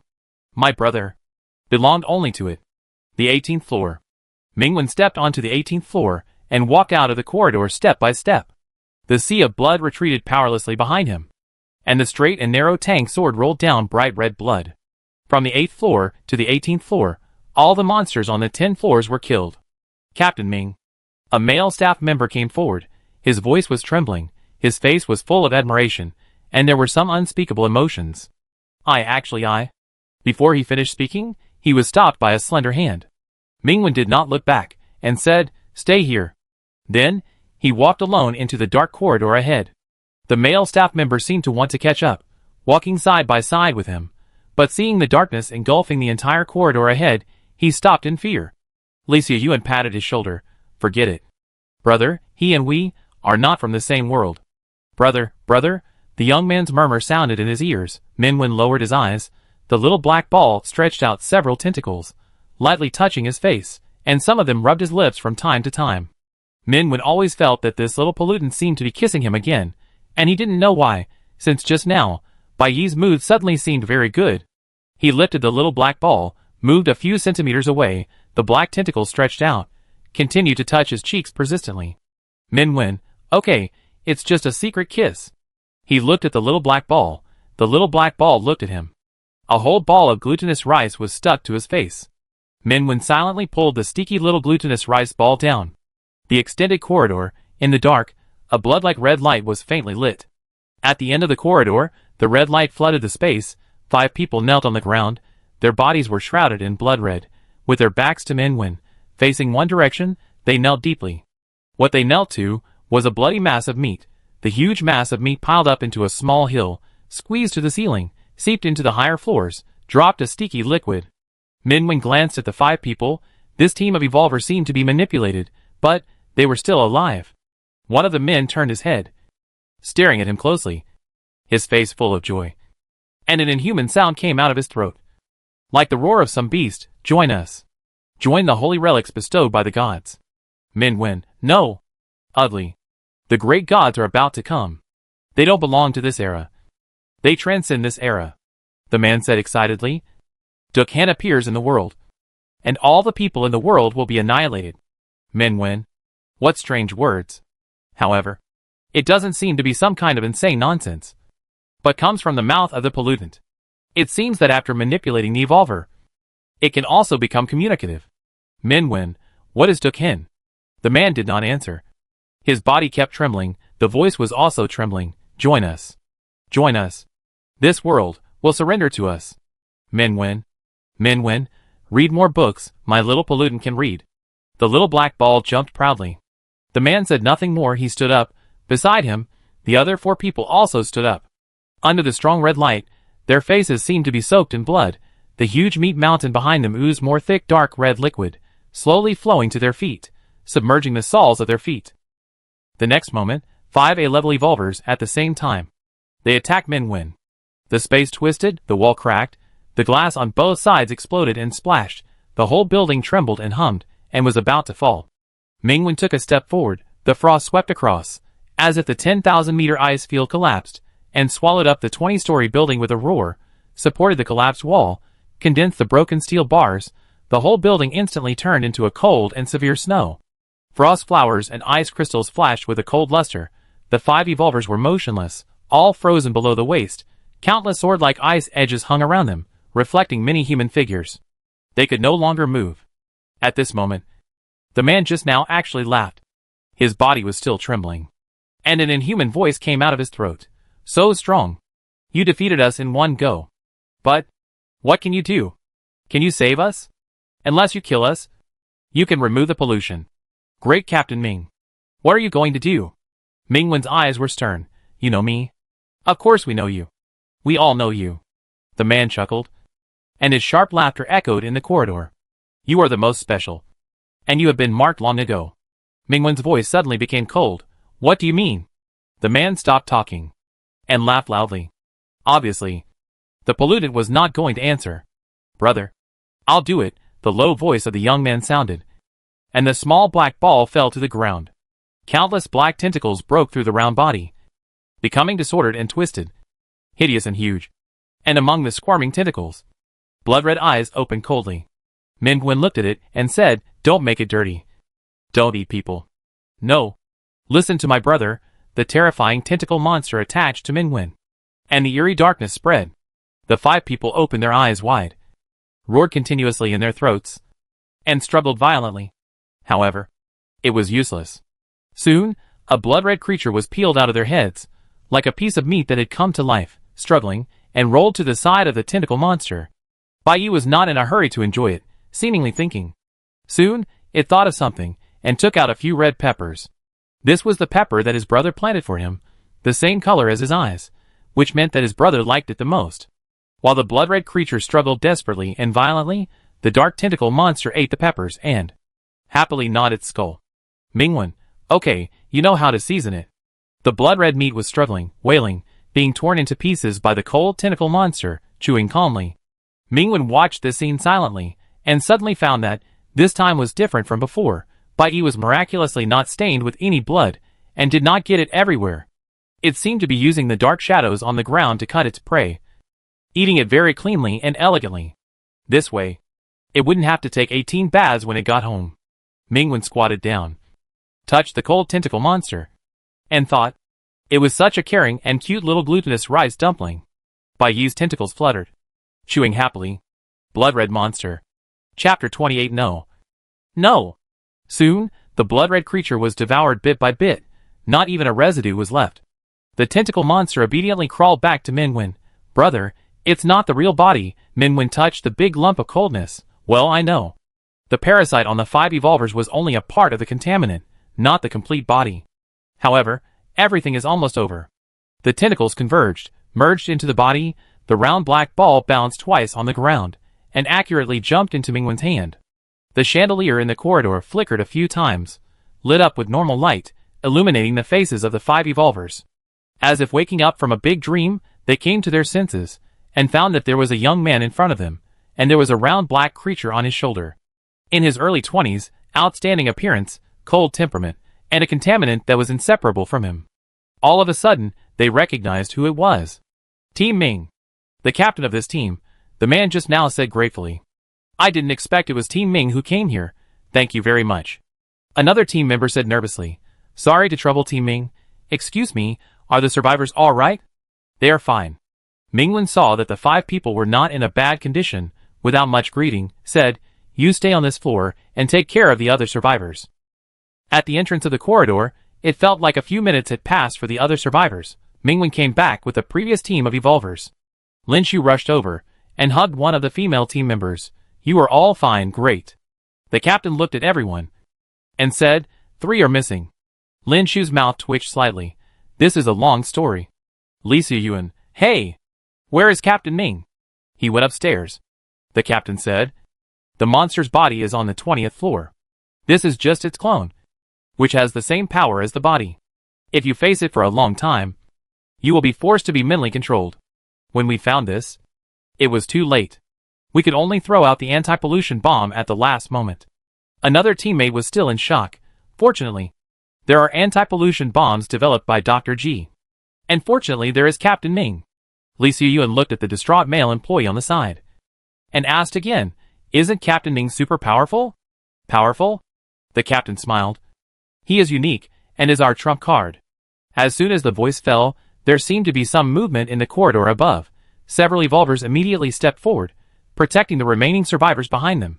Then, they saw, in the dark corridor, an ugly blood-red alien rolled down from the 19th floor, jumped past them in the blink of an eye, and went to a lower floor.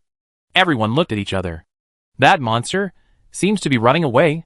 On the 5th floor, Hausher had moved out of the room where he had been hiding before. Just now, the building shook, and the ceiling above their heads fell down, almost crushing them to death. As a result, a bunch of flower vines jumped out from nowhere, helped them block the falling rocks, and they finally escaped by rolling and crawling. Escape from death, Hausher was still cursing. That bastard. He dared to look down on me, and abandon me, by relying on his status as an evolver. When I get out, I will report him to the higher-ups, have him expelled from the base, and ruin his reputation. Beside him, the 2 staff members who stayed to please him were silent, and didn't want to say anything.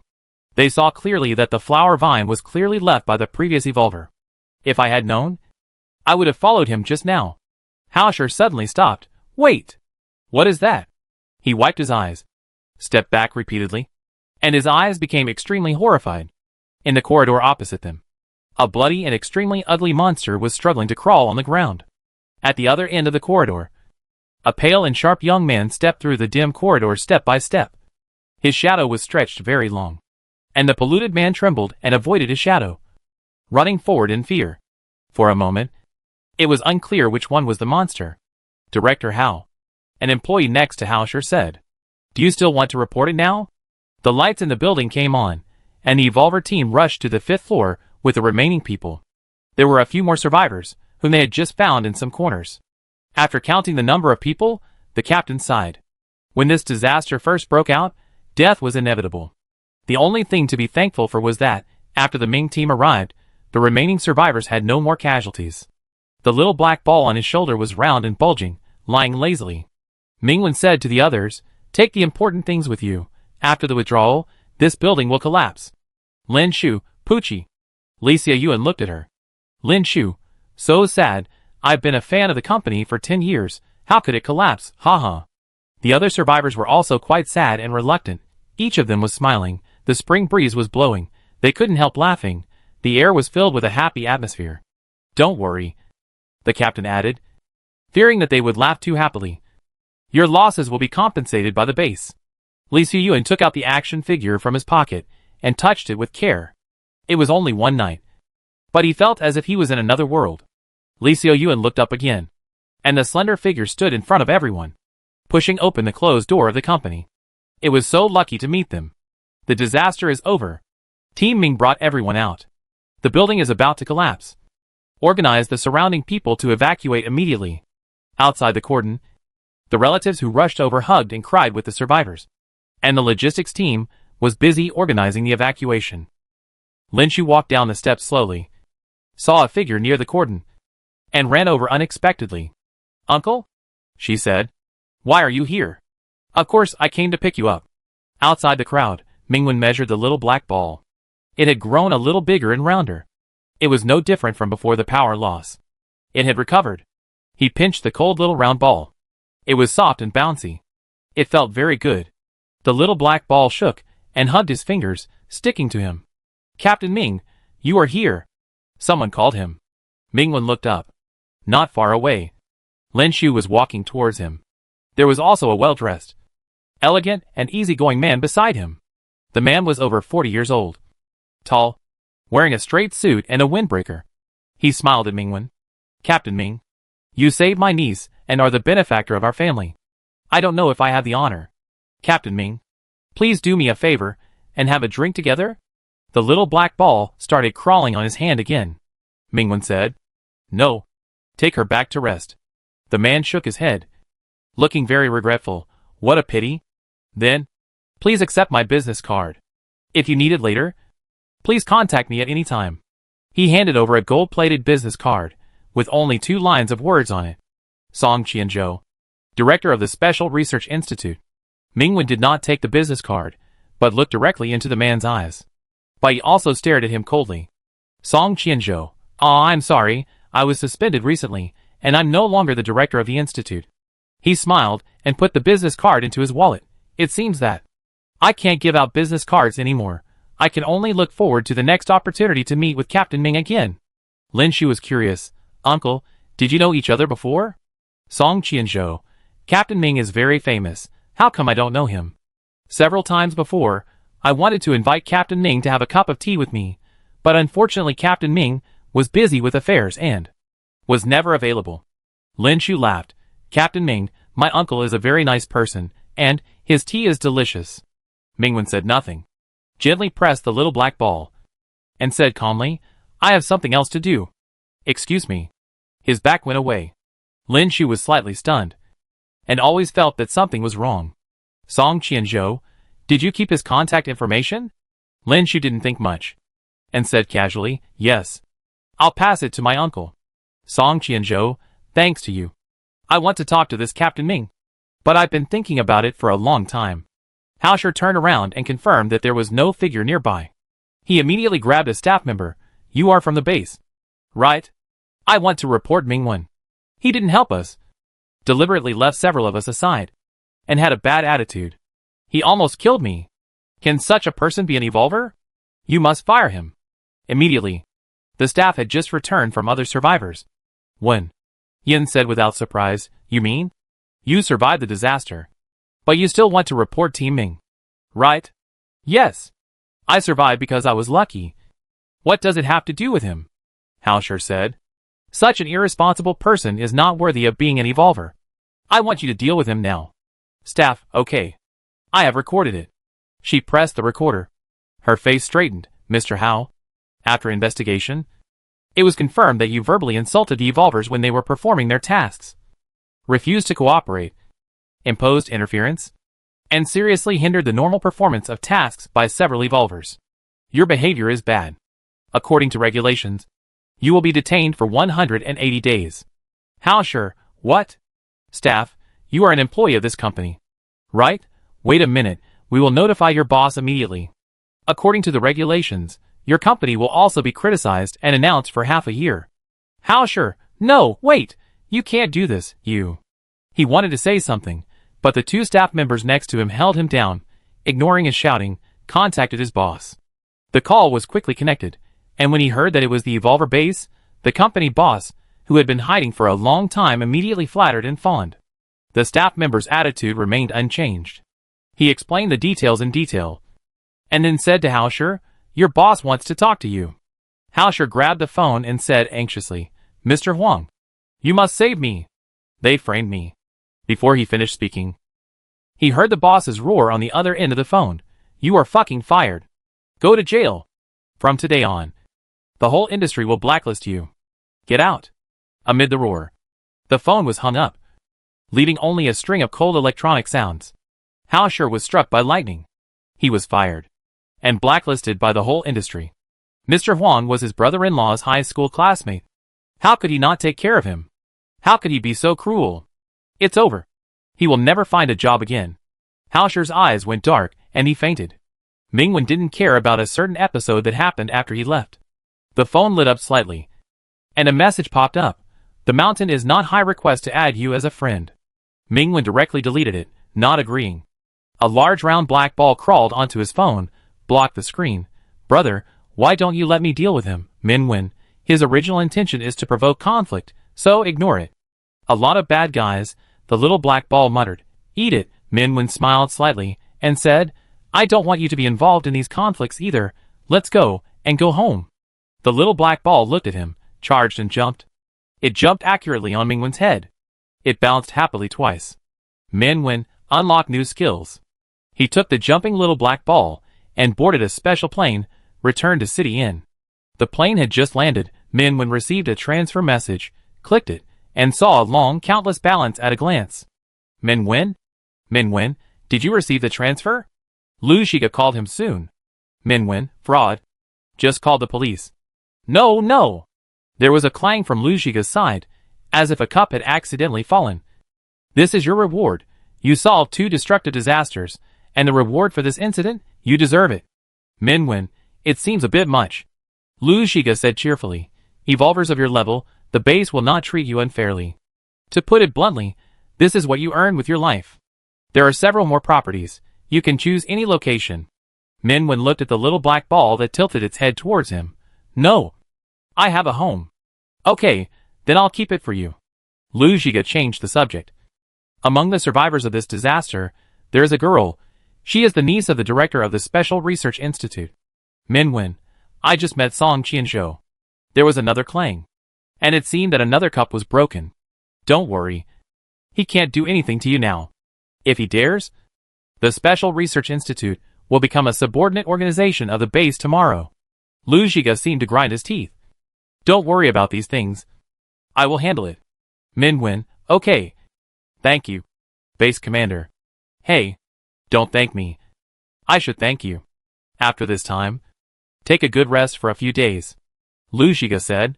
Some evolvers from foreign bases will come here soon, saying that they are here for exchanges. But in fact, they are here for the 2 destructive disasters. If you don't want to contact them, just stay in City Inn. Foreign base? Mingwen thought for a while, and said, no. I just happen to have some things to ask them.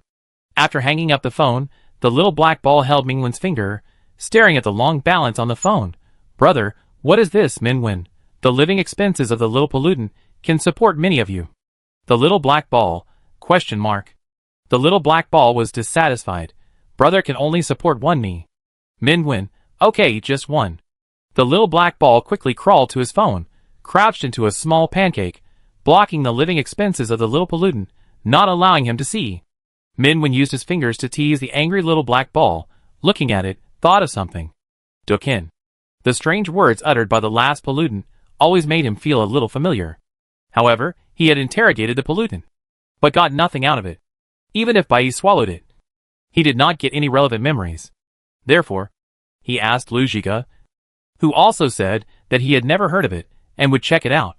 After thinking for a moment, Mingwen scratched the little black ball and spread his palm. The little black ball swooshed into his sleeve, popped out a little head, watched Mingwen click on a contact, and sent a message. Duchen. What is it? The pollutant manipulated the evolvers, and said through his mouth that if Duchen appeared, the world would be destroyed. The contact with the username Heezy replied almost immediately. Read. Mingwen turned off his phone and looked at the little black ball. He played rock paper scissors with it, and because it kept producing rocks, he won 10 games in a row. After returning home and resting for half a day, Mingwen got up early the next morning to clean up. There will be guests coming later, he said to the large group of tentacle monsters that came out of the quilt. So we have to clean it up. The tentacle monster lay on him, and the sticky tentacles crawled everywhere between his waist and clothes. Outsiders. Eat, Mingwen. No eating. Then he pulled up the quilt, covered the tentacle monster, and changed his clothes. The morning sun was just right. and the flowers and plants on the balcony were moved. Minwen heard something and turned around. In the living room, the little black ball sat on a sweeping robot, looking around, pointing at the mountains and rivers, and riding the sweeping robot to patrol the territory. Minwen laughed, took out his mobile phone, and took a few photos. The little black ball rode the sweeping robot and got under the sofa. When he came out again, he became a dirty little ball with a dusty face, shaking and shaking, and a little dust fell off. Minwen, pick it up, take a shower. At 9:30, there was a knock on the door. Minwen opened the door. Zhang Chengming, carrying fruits and snacks, stood at the door. Next to him were Ning Kankan and Bai Fei. Hi, we. Before he finished speaking, the three of them suddenly saw behind Minwen a bunch of terrifying and weird humanoid tentacles, mopping the floor with a mop. Zhang Chengming and Ning Kankan took a breath of cold air and closed the door. Minwen? After a dozen seconds, there was another knock on the door. Minwen opened the door silently. This time, the three of them saw behind him a silver-haired, red-eyed, gloomy boy holding a rag, wiping the shoe cabinet. Zhang Chengming and Ning Kankan took another breath of cold air. Ning Kankan took a particularly loud breath and closed the door again. Minwen? After a while, he silently opened the door, with a round black ball on his head, looking at the guests outside without saying a word. Zhang Chengming and Ning Kankan. Yes. Yes. Yes, it's right this time. Finally, they dared to step into Minwen's house. Minwen. Chapter 29A Family. With a small black ball on his head, Minwen asked Ning Kankan and the others to find a seat. There were suddenly many more people in the room, where only he and his brother lived. The tentacles of the small black ball stretched out faintly and floated everywhere. Minwen poked it gently, and the small black ball retracted its tentacles. In the living room, Ning Kankan was in front of the sofa. What is this? Minwen, who had just picked out a set of cups from the cupboard, heard this, looked over there, and fell silent. At some point, the sofa was filled with sheets of paper, all the way to the coffee table, the same papers, the same content. Team registration form. Minwen took the small black ball down and looked at it. The small black ball curled up innocently into a standard circle and looked at him innocently. Very cute, and you can tell at a glance that it has no bad intentions. Minwen, okay, he said. It accidentally dropped it there. Zhang Chengming picked up a registration form. Captain Minwen, team member Bai. Haha, it's actually called this name, Little White Ball. Ning Kankan said faintly, you've seen it, it's quite white. Hearing this, Zhang Chengming suddenly thought of the boy who had silver hair and red eyes, and pale skin standing next to Minwen just now. Even if he only appeared for a few seconds, he made people feel extremely dangerous, and his laughter stopped abruptly. Minwen put the little black ball on the sofa, let it take the registration forms by itself, and said to the other three, can I have honey tea? Zhang Chengming, yes. Yes. Minwen, want ice cream? Ning Kankan, yes. Yes. Yes. Minwen asked the three to stay in the living room, and he went to the kitchen. After he left, Ning Kankan sat on the edge of the sofa with mixed feelings. To be honest, after she found out that the boy with silver hair and red eyes was the little black ball, she was shocked. After all, Yu Yeshui's appearance at that time was too tragic. Even an evolver would not be so cruel. This also made her realize more clearly that this pollutant was definitely not as cute as it seemed, but a very dangerous existence. At this moment, watching the little black ball slowly crawling on the sofa, neatly stacking the team registration forms, holding tight, and putting it in its round body in a good mood, thinking of Yu Yeshui's miserable state, Ning Kankan couldn't look straight. Zhang Chengming was also very surprised. He went home after the devastating disaster ended. He never expected that after such a period of time, this seemingly weak pollutant actually had several forms, and could become a human. Only Bai Fei had no idea, and sat calmly in the middle of the sofa. The little black ball slapped a registration form on his face. Bai Fei? Ning Kankan coughed twice, and said to Bai Fei, come to think of it, you didn't become the captain? Bai Fei shook his head. Ning Kankan knew that if she didn't ask, he wouldn't answer on his own initiative, and asked, why? Bai Fei, mental evaluation failed. Ning Kankan, this. She remembered that. Bai Fei attacked them because of his bad mental state. Unexpectedly, therefore, he did not pass the captain assessment. But looking at Bai Fei's appearance, he did not regret it. After packing up the registration form, the little black ball did not care about the 3 people in the living room, and slithered to the kitchen to find its brother. Strange. Zhang Chengming looked at the round back of the little black ball. Did it eat the papers? Also, I just wanted to ask, after it became a human, why did it suddenly have more clothes on its body? Ning Kankan, this is not simple, it is a noble space system, and the clothes are usually placed in the space. Hearing the conversation in the living room, Mingwen looked at the little black ball that was crawling to his side, and stretched out 2 tentacles to ask him to hug it. Usually, this little black ball can often take out some strange things from itself, such as photos, such as candy, such as team registration forms. Pick it up gently, and shake it. The little black ball looked at him, and shook out a registration form. Minwen stuffed it back silently, the little black ball nestled under his fingers. The cool little sticky balls filled his fingers. Like soft and bouncy jelly, Minwen thought, it's easier to hold the bigger Mingqiu. Before, due to the loss of strength, it was smaller, but now it's just right. For cups of honey tea, one of which had 2 more spoons of honey, the little black ball lay on Mingwen's legs, and its tentacles quietly reached into the bottom of the cup. Ning Kankan stuffed a candy into her mouth. Why isn't it in human form normally? Minwen looked at the little black ball that was drinking his honey tea openly. Power-saving mode. After all, Baiyi's power is not stable yet. There is no need to keep expending power to maintain his human form. Ning Kankan said oh, and opened a bag of potato chips. She glanced down at the message on her phone. Her sunny face turned cloudy in an instant. Damn base. Ning Kankan burst into tears. My mother told them a few days ago that she was afraid that I would fall behind in my studies, and asked them to help. Then they arranged a one-on-one teacher for me. I will start math class tomorrow night. I hate math the most. I want to be a shark. In the sympathetic eyes of Zhang Chengming and Bai Fei, Mingwen said, it doesn't matter. If you want. Before he finished speaking, Ning Kankan looked at him with tears in her eyes. Brother Wen, I knew you would help me turn it down. Mingwen calmly said the second half of the sentence. You can also learn it in advance. I will tutor you now.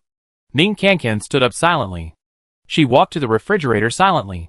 When she took an ice cream and slipped back to the living room, she found a thick calculus question bank spread out on the sofa, and a small black ball holding a pen, brushing on it. And the pen moved like a dragon. Solving the problem was as easy as sprinkling sugar on the salted pork dumplings. Ning Kankan? Too much. Ning Kankan pointed at the small black ball and screamed. I'm going to call the police. I'm going to report to the headquarters. Zhang Chengming, the headquarters can't do anything. They can't do anything. Minwen picked up the small black ball. Maybe. You can also let it tutor you. When the small black ball heard this, it seemed to glance at Ning Kankan with a bit of disdain, moved away. Ning Kankan cried even louder. Brother. Bai Fei, who was squatting under the TV cabinet looking for the remote control, took out a red and blue machine. Can it be played? Mingwen silently looked at the familiar colored stickers on the game console. After a moment, he said, it was a few years ago. I don't know if it's still useful. Obviously, the game console can still be used. Bai Fei sat on the carpet and skillfully played a game called Sa Yu Lian Fu Shu. The little black ball looked at him, then looked at Mingwen, looked at him, and then looked at Mingwen, and many tentacles popped out. Mingwen rubbed it, and skillfully comforted it. I'll buy you a new one later, and this one will be given to you later. The little black ball obediently retracted its tentacles. Zhang Chengming touched his chin, and inexplicably felt a little familiar. Soon it was almost time for dinner. Minwen said. Stay for dinner.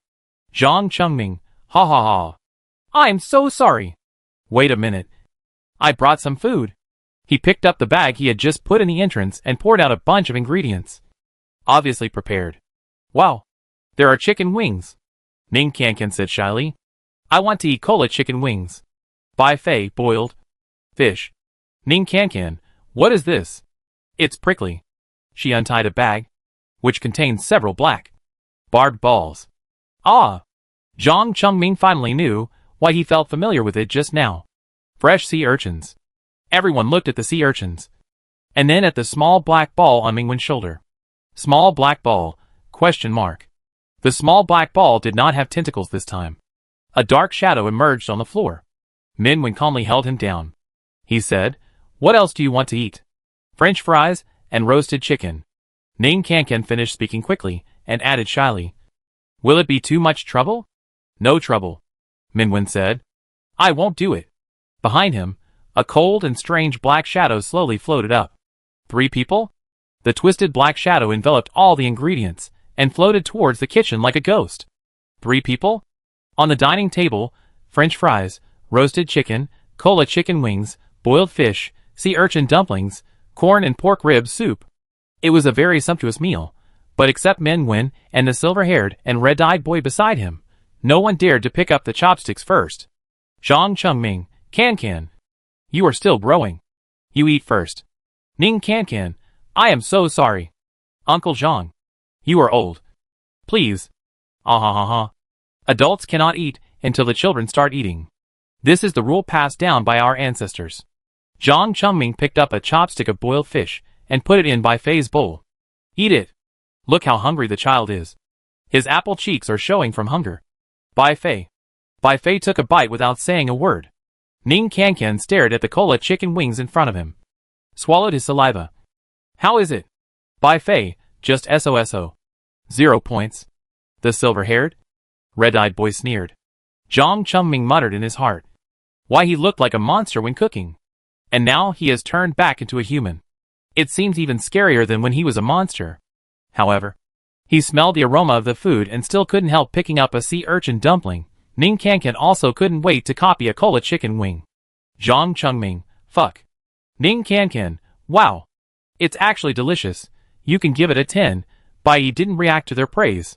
He watched Minwen use his well-proportioned and beautiful hands to serve a bowl of the soup he made, took a sip, and nodded. It tastes good.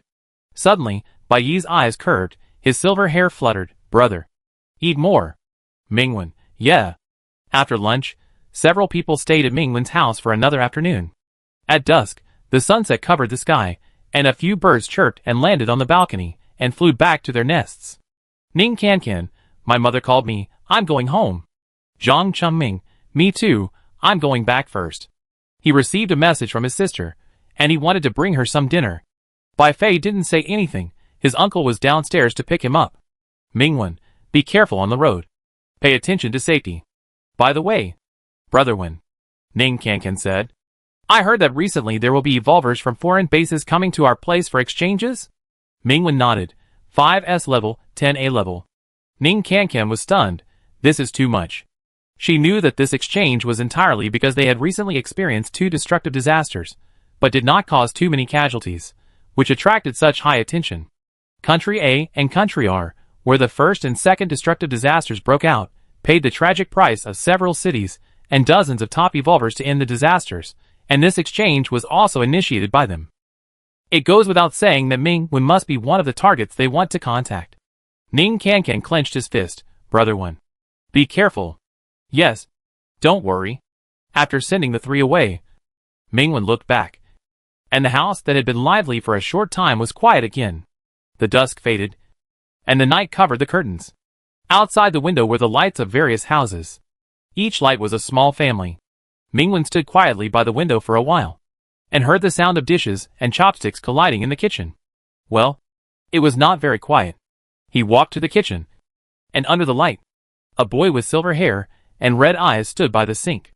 Many tentacles jumped out of his body, rolled up pots and pans, squeezed detergent, and quickly brushed. Minwen stared at the boy's figure motionlessly. When did his life begin to change? Was it after he met this little pollutant? This house that had been silent for a long time would never become quiet again, because he was the only one. Feeling his brother looking at him, Bai Yi turned around and heard his brother's pleasant voice. Will you go for a walk later? Bai Yi liked this world with only his brother. He even washed the dishes faster. Soon, the kitchen was cleaned up, and the floor was mopped. Minwen picked up a small bag of peppers. The little black ball held his phone, and slid his tentacles across the screen skillfully. Take a picture. Take a picture of only him and his brother. Minwen, let's go! The little black ball raised his phone, and took a photo of him. The tentacles stretched out, and took another photo of the two of them. After looking at the photo, he moved closer to the screen with great satisfaction and stuck to it. Minwen laughed and took his little pollutant out for a walk amid the sound of clicking. Chapter 30 Hotel, outside of people teaching? City A, the city where the headquarters is located. Captain Ming, hello, please come this way. At the airport, the base personnel responsible for receiving Ming Wen came forward enthusiastically, with a smile on their faces. I am the accompanying personnel assigned by the base for you. Every time you come to City A, you can contact me directly for any needs, and I will be there at any time. The special car that picked them up, the back row was spacious and comfortable, the baffle was lowered, the curtains were drawn, it was a small room for people to rest. In the elegant fragrance of flowers and fruits, Mingwen took a box of ice cream and poked his sleeve. The little black ball came out of his sleeve, his tentacles touched the ice cream, shaked a little, and quickly retracted. Mingwen took another small cake, chocolate flavor. The little black ball sniffed, with no interest, his tentacles reached into Mingwen's pocket, took out a red chili chewed. Mingwen, chili ball. Recently, the little black ball has always tasted like chili peppers. And there is no need to add extra spicy food to meals. There are fresh fruits in the freezer. He picked up a strawberry, and the little black ball nestled in his palm and ate a few of them. After a while, it tasted sweet strawberries. Mingwen sniffed it and was slightly satisfied. Then he saw that the little black ball took out another chili pepper and chewed it. Okay. Mingwen rubbed the chili pepper ball. The little black ball rubbed his brother's fingers and continued to chew. The little chili peppers that his brother planted for him were sweet and tasted better than anything else. As sweet as his brother. Captain Ming. During the exchange, all the evolvers live in a hotel near the main base. Do you want to go to the base now, or the hotel, or just go for a stroll? Mingwen, let's go to the hotel first. Okay. At the hotel entrance, someone greeted him. It was Ning Kankan, brother 1. Not long ago, she joined Rao Songda's team, and those familiar faces were standing beside her. Yang Chili. Oh, who is this? Isn't this our noble secondary evolver with multiple abilities of group attack and displacement, S-level pollutant destroyer, the strongest face of the Arc base? The little black ball raised his head and chest, clapping, very proud. Mingwen, there are so many people, I don't know them, let's go. Rao Songda came over. The exchange personnel this time are not easy to get along with. Mingwen, have you met them? Yang Chili. Yesterday they arrived at the Arc base first, and wanted to go directly to the western suburbs of In-City, but the head of the main base disagreed, saying that the western suburbs were still blocked, and they could only observe along the periphery. We took them around, but they kept complaining, saying that it was just that, and that it was not a devastating disaster at all, and that we deliberately faked it, just to brag about our achievements. After that, she rolled her eyes. Ning Kankan was still a little angry, even if we produced evidence to prove the existence of the shell. They pretended not to see it, and kept emphasizing that they didn't believe it, and that it must be us who faked it. This is the first time I have met someone who is so difficult to communicate with. She is a survivor of the disaster. And not only did she really experience that hell, she also faced S-level pollutants twice, and knew how terrifying they were. However, she was laughed at by several evolvers who had never seen a destructive disaster, saying that her experience was nothing special and not worth mentioning. If she hadn't taken into account the other S-level people, she would have quarreled with them. Shueqingbi, in the final analysis, they just want to suppress us and lower our level of evolvers.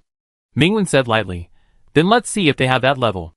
At the main base, Lu Zhiga came out of the office and said to Xinxing, tell Mingwen that he can just watch for the next 2 days, and he doesn't need to take action. Xinxing, okay. However, several S-level people in the Heaven base have asked to communicate and learn with Team Ming. Exchange and learning? Humph. Lu Shiga sneered. The drunkard's intention is not to drink. At 10 o'clock in the morning. At 12 o'clock, the evolvers arrived at the training grounds of the main base one after another. Chu Xiong stepped into the hall and said to the man in black shirt and black trousers next to him, I thought you weren't coming. Chung Chung, the former most recognized evolver at the main base, raised his eyebrows. Why didn't I come? Should I cry at home with my pillow? As he spoke, he shook his head. Oh, it's useless. Oh, I'm old. Oh, it's time to retire. Oh, Chu Xiong laughed. He thought he would be affected by his loss to the newly born S-class at the Special Research Institute. But now it seems that he is not affected at all. When will I get off work? I have something urgent to do. A muscular man with a broad back and strong waist came to the hall and started to yell. He Dong. S-level healing system. Chu Xiong turned around. What's the hurry? Isn't it just taking your cat fishing? Chung Chung laughed. Last time he told me that he found a feng shui treasure land and asked me to go fishing for his cat. As a result, I squatted for a day and a night. My feet were numb, and I couldn't catch a single fish. He Ingong's eyes slanted. Is there a possibility that it's your problem? Chung Chung, impossible. Absolutely impossible. It's your problem. Chu Zhong, is there a possibility that it's a problem between you two? He Ingong. So when do you get off work? No. We have to stay in the base these days, and be available at any time. A faint female voice floated over. And Lin Mahai came over, with the mutant Samoyed. He Ingong. Oh my god, why do you make me work overtime? Chu Zhong, you left early from meetings a few times before. He Ingong opened his eyes wide. How can you slander someone's innocence out of thin air? What do you mean by leaving early? Can the affairs of the Evolvers be considered as leaving early? Lin Mahai, leaving early is reasonable and correct. Working overtime is shameful and wrong. Chung Chung applauded. Right. Right. Right. Chu Zhong. It's hopeless. Inside the training hall, Chung Chung mentioned it casually. Well, who is it? He Ingong. Yes, who is it? Lin Mahai. What are you talking about? Chu Zhong. Mingwen. Ahem. Chung Chung immediately looked away. I didn't say that. Don't talk nonsense. Chu Zhong. Mingwen, you are here. Chung Chung turned around. At the entrance of the hall, a tall and straight-looking young man with cold features and a very outstanding appearance walked in with another team of Evolvers. Oh my god. Chung Chung thought. I am indeed better looking than the photo. No wonder he surpassed me in the forum vote last time. He Ingong walked over silently, raised 2 fingers, twice. Mingwen understood what he meant. Before coming, he had seen the list of Evolvers participating in this exchange, and knew that this was the S-level healing system of the headquarters, He Ingong. In the 2 previous destructive disasters, he was seriously injured. The first time, Ji Sui found He Ingong. The second time, Bai Yi took him to the main base, and the main base found He Ingong again. Thank you, Mingwen said. I owe you a favor. If you need help, I will do my best. You're welcome, He Ingong said. Let's go fishing together next time. Brother. Brother. Little black ball lay beside Mingwen's ear. No fishing for anything else. Mingwen knew as soon as he heard it that this little pollutant had learned something strange from the internet again. And patted it. It's real fishing. Little black ball. Oh, but he still insisted, brother. Fish for me. No fishing for anything else. Mingwen silently stretched out a finger and was hugged by little black ball. He caught it. He Ingong. My Wonkai is also so attached to me. He took out his mobile phone and clicked on a photo. It was a snow-white kitten. Yang Chioli next to him. Wang Kai? Yes. He Ingong, who was full of muscles, looked at the kitten on his phone and smiled from the bottom of his heart. It likes to eat the fish I catch the most. So I go fishing every week. Mingwen looked at the fluffy kitten. Very cute. Brother. Brother. Not long after, Bai Fei also arrived. He found Mingwen accurately in the crowd at a glance and ran to his side. The little black ball, who had just been praised by Mingwen for being cute, glanced at him sinisterly, and then concentrated on hooking Mingwen's drooping hair with his tentacles, without paying attention to others. The Evolvers who participated in the exchange arrived one after another, and Lu Zhiga also appeared with the person in charge of the foreign base. The leaders of both sides walked side by side, talking and laughing, and a large group of people beside them entered the hall. 5S level, 10A level, all unfamiliar faces, from the heaven base abroad. This exchange and learning, both sides are young people, the main purpose is to let them have more contact and make friends. Lu Zhiga said. So, the first floor is the battle area. Everyone just needs to exchange some knowledge. The second floor is the exchange area. Those who don't like to exchange can stay upstairs. It's voluntary, no one is forced. Minister Anderson, do you think it's okay? The person in charge of the heaven base, Anderson clapped his hands and laughed. Chief Lu is really thoughtful, and the arrangements are well made. In your words, it's really refreshing. Evolvers on both sides. Lin Mahai, oh my god, this is the first time I saw the head of the base laughing so strangely. Chung Chung, it smells very explosive. Wait, that guy is provoking me. On the first floor, a yellow-haired young man met his gaze, made a gesture, and showed a disdainful look. Chu Xiong, Chiao-sen, is also an S-level attacker with multiple abilities, awakened 2 months earlier than you. Chung Chung turned over and jumped directly from the second floor. Xue Qingbi leaned on the railing. Okay. Okay. Both sides started fighting. TSK. Chung Cheng's start is not good. Chung Chung seems to be in trouble. Not good. Chung Chung made many stupid moves. Chung Chung is in prison. Alas. Chung Cheng's defeat is inevitable. Hey wait. Chung Chung is pretending. Chung Chung won. Chung Chung waved to the audience. Chung Chung gave a victory speech. Chung Chung, thank you. I want to fight 10. During the fight, some of the evolvers from Heaven Base stayed on the first floor, and the rest went up to the second floor. Through the headset translator, the communication between the two sides was smooth. Are you Mingwen?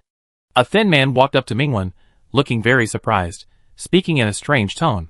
I heard that you killed 2 S-level pollutants by yourself. Is this true? Are you lying? Mingwen, what do you want to say?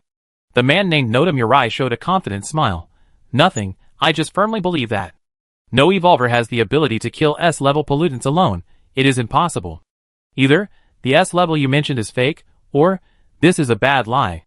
The so-called lies will be exposed sooner or later. In that case, Minwen stood up and said lightly, you can verify it now. Noda Murai looked at Minwen, who was much taller than him, and immediately took a step back. This is the second floor. You can't break the rules.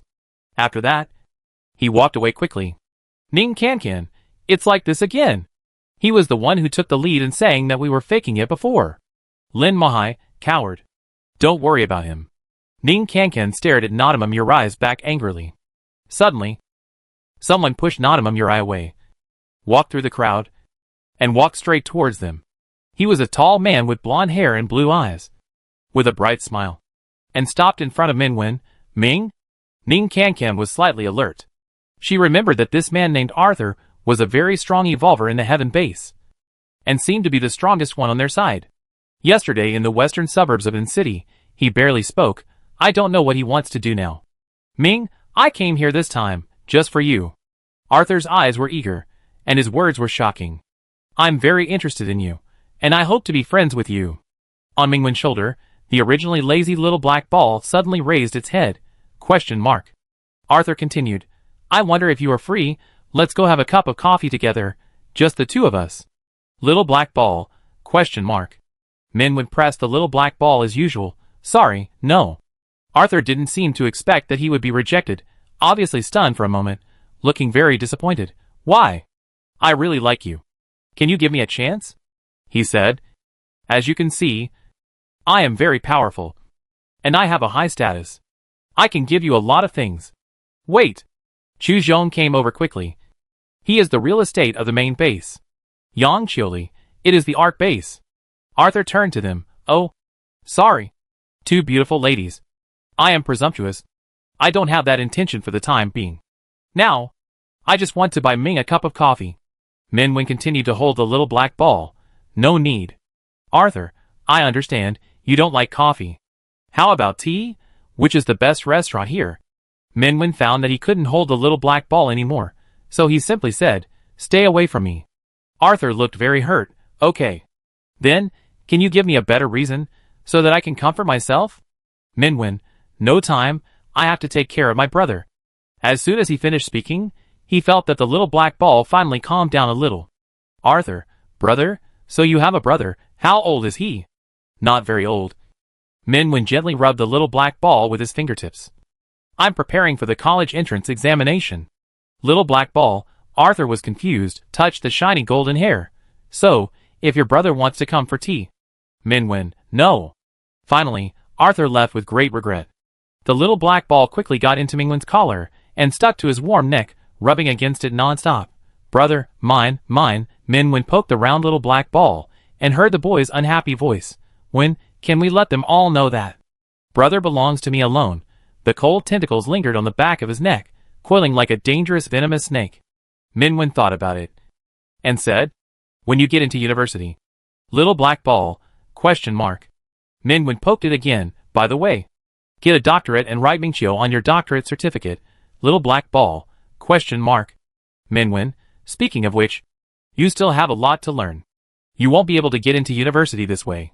I'll teach you when we get back to the hotel.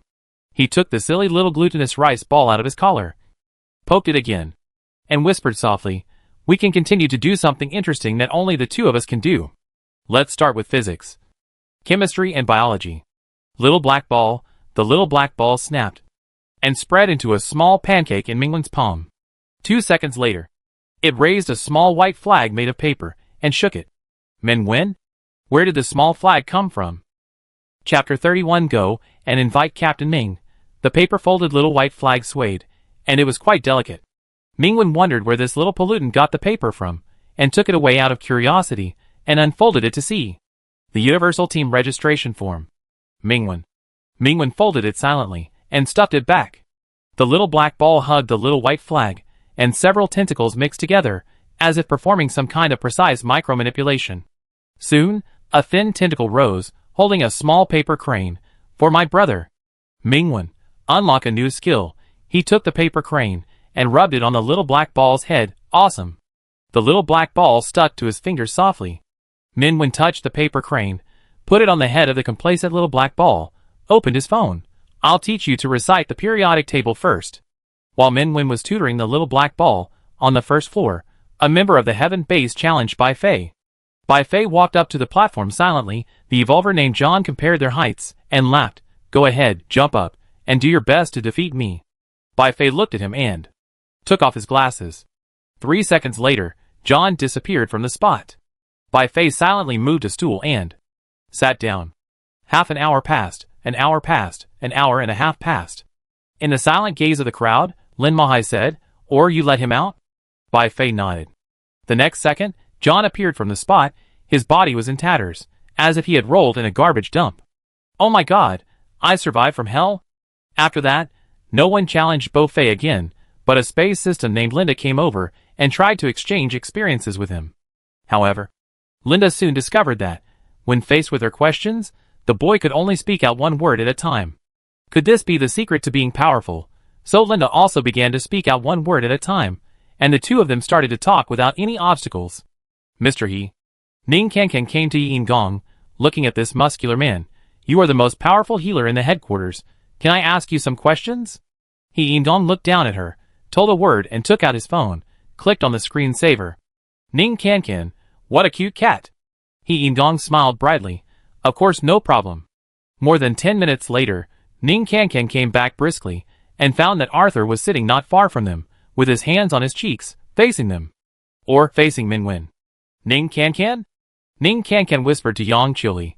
"He is so weird. Have you noticed that? He has a high status on the opposite side."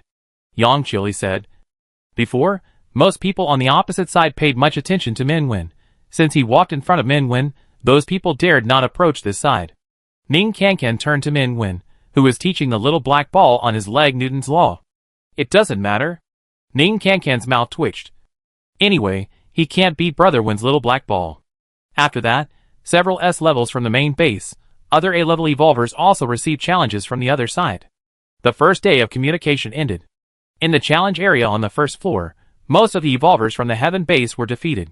For some reason, it seemed that there was some kind of tacit understanding. None of the evolvers from the opposite base challenged Mingwen. Lu Shiga was very happy. "Minister Anderson, I know a very good pub. Let's go for a drink together." Anderson, "Haha, next time, I'm a little tired today." On the second floor, Mingwen pinched the tentacles of the little black ball holding the pen. "Have you learned it?" "Learned." Mingwen was very satisfied. Bai learns everything very quickly. This talent cannot be wasted. So he picked up this soft little pollutant and took it back to the hotel. As soon as the door was closed, the little black ball in the sleeve crawled out and turned into a big tentacle monster. It covered Mingwen, and the tentacles almost wrapped around him. "Mingwen, I can't see it anymore." He took 2 steps forward, touched the sofa, and sat down. The pitch-black tentacles moved all over his body. Mingwen pulled them off one by one with some difficulty, and rubbed Bai Yi's cold head. The scarlet eyes opened one by one, and the ferocious tentacle monster lay on Mingwen, staring at him without blinking. Likes to be with his brother. Likes to be in a place where it is only with his brother. Doesn't like his brother to be seen by others. Enjoying the long-lost world of two people for several hours, Bai Yi's mood improved again, and the long tentacles circled around Mingwen's waist, sticking to every inch of his brother's body. she kept wandering around his waist and collarbone. And when her brother wasn't paying attention, she sneaked under his clothes. Her brother was so warm, so fragrant, and she liked it. Snap. 3 books were gently placed on Baiyi's head and spread out. Start reviewing now, Mingwen said, to help you consolidate your knowledge.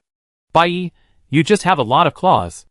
Mingwen took out a stack of test papers that had been prepared long ago from the suitcase and stuffed a few pens into Baiyi's twisting tentacles. You can do more papers. Then he tapped Baiyi's head. Come on, Ming Qiuqiu. Get a doctorate as soon as possible. Baiyi, the tentacle monster, lowered his head and said a little aggrievedly, oh, brother, the cool breeze in the evening dispelled the heat of the day. In the hotel corridor, Lin Mahai was wearing slippers and taking Mimi for a walk. At the corner of the corridor, several evolvers just met. Chu Zhong said, let's go. Call Minwen and have a barbecue together. Lin Mahai sighed. They have been to a world of 2. Yang Qiuli, oh my! Is this true? Lin Mahai, really? I just passed by and knocked on the door. And I saw Minwen letting his ball right down the periodic table while doing a physics test paper. Then he pulled Mimi's head. Look at the neighbor's ball. He really lost at the starting line. Mimi scratched her head unmoved. Ning Kankan was shocked.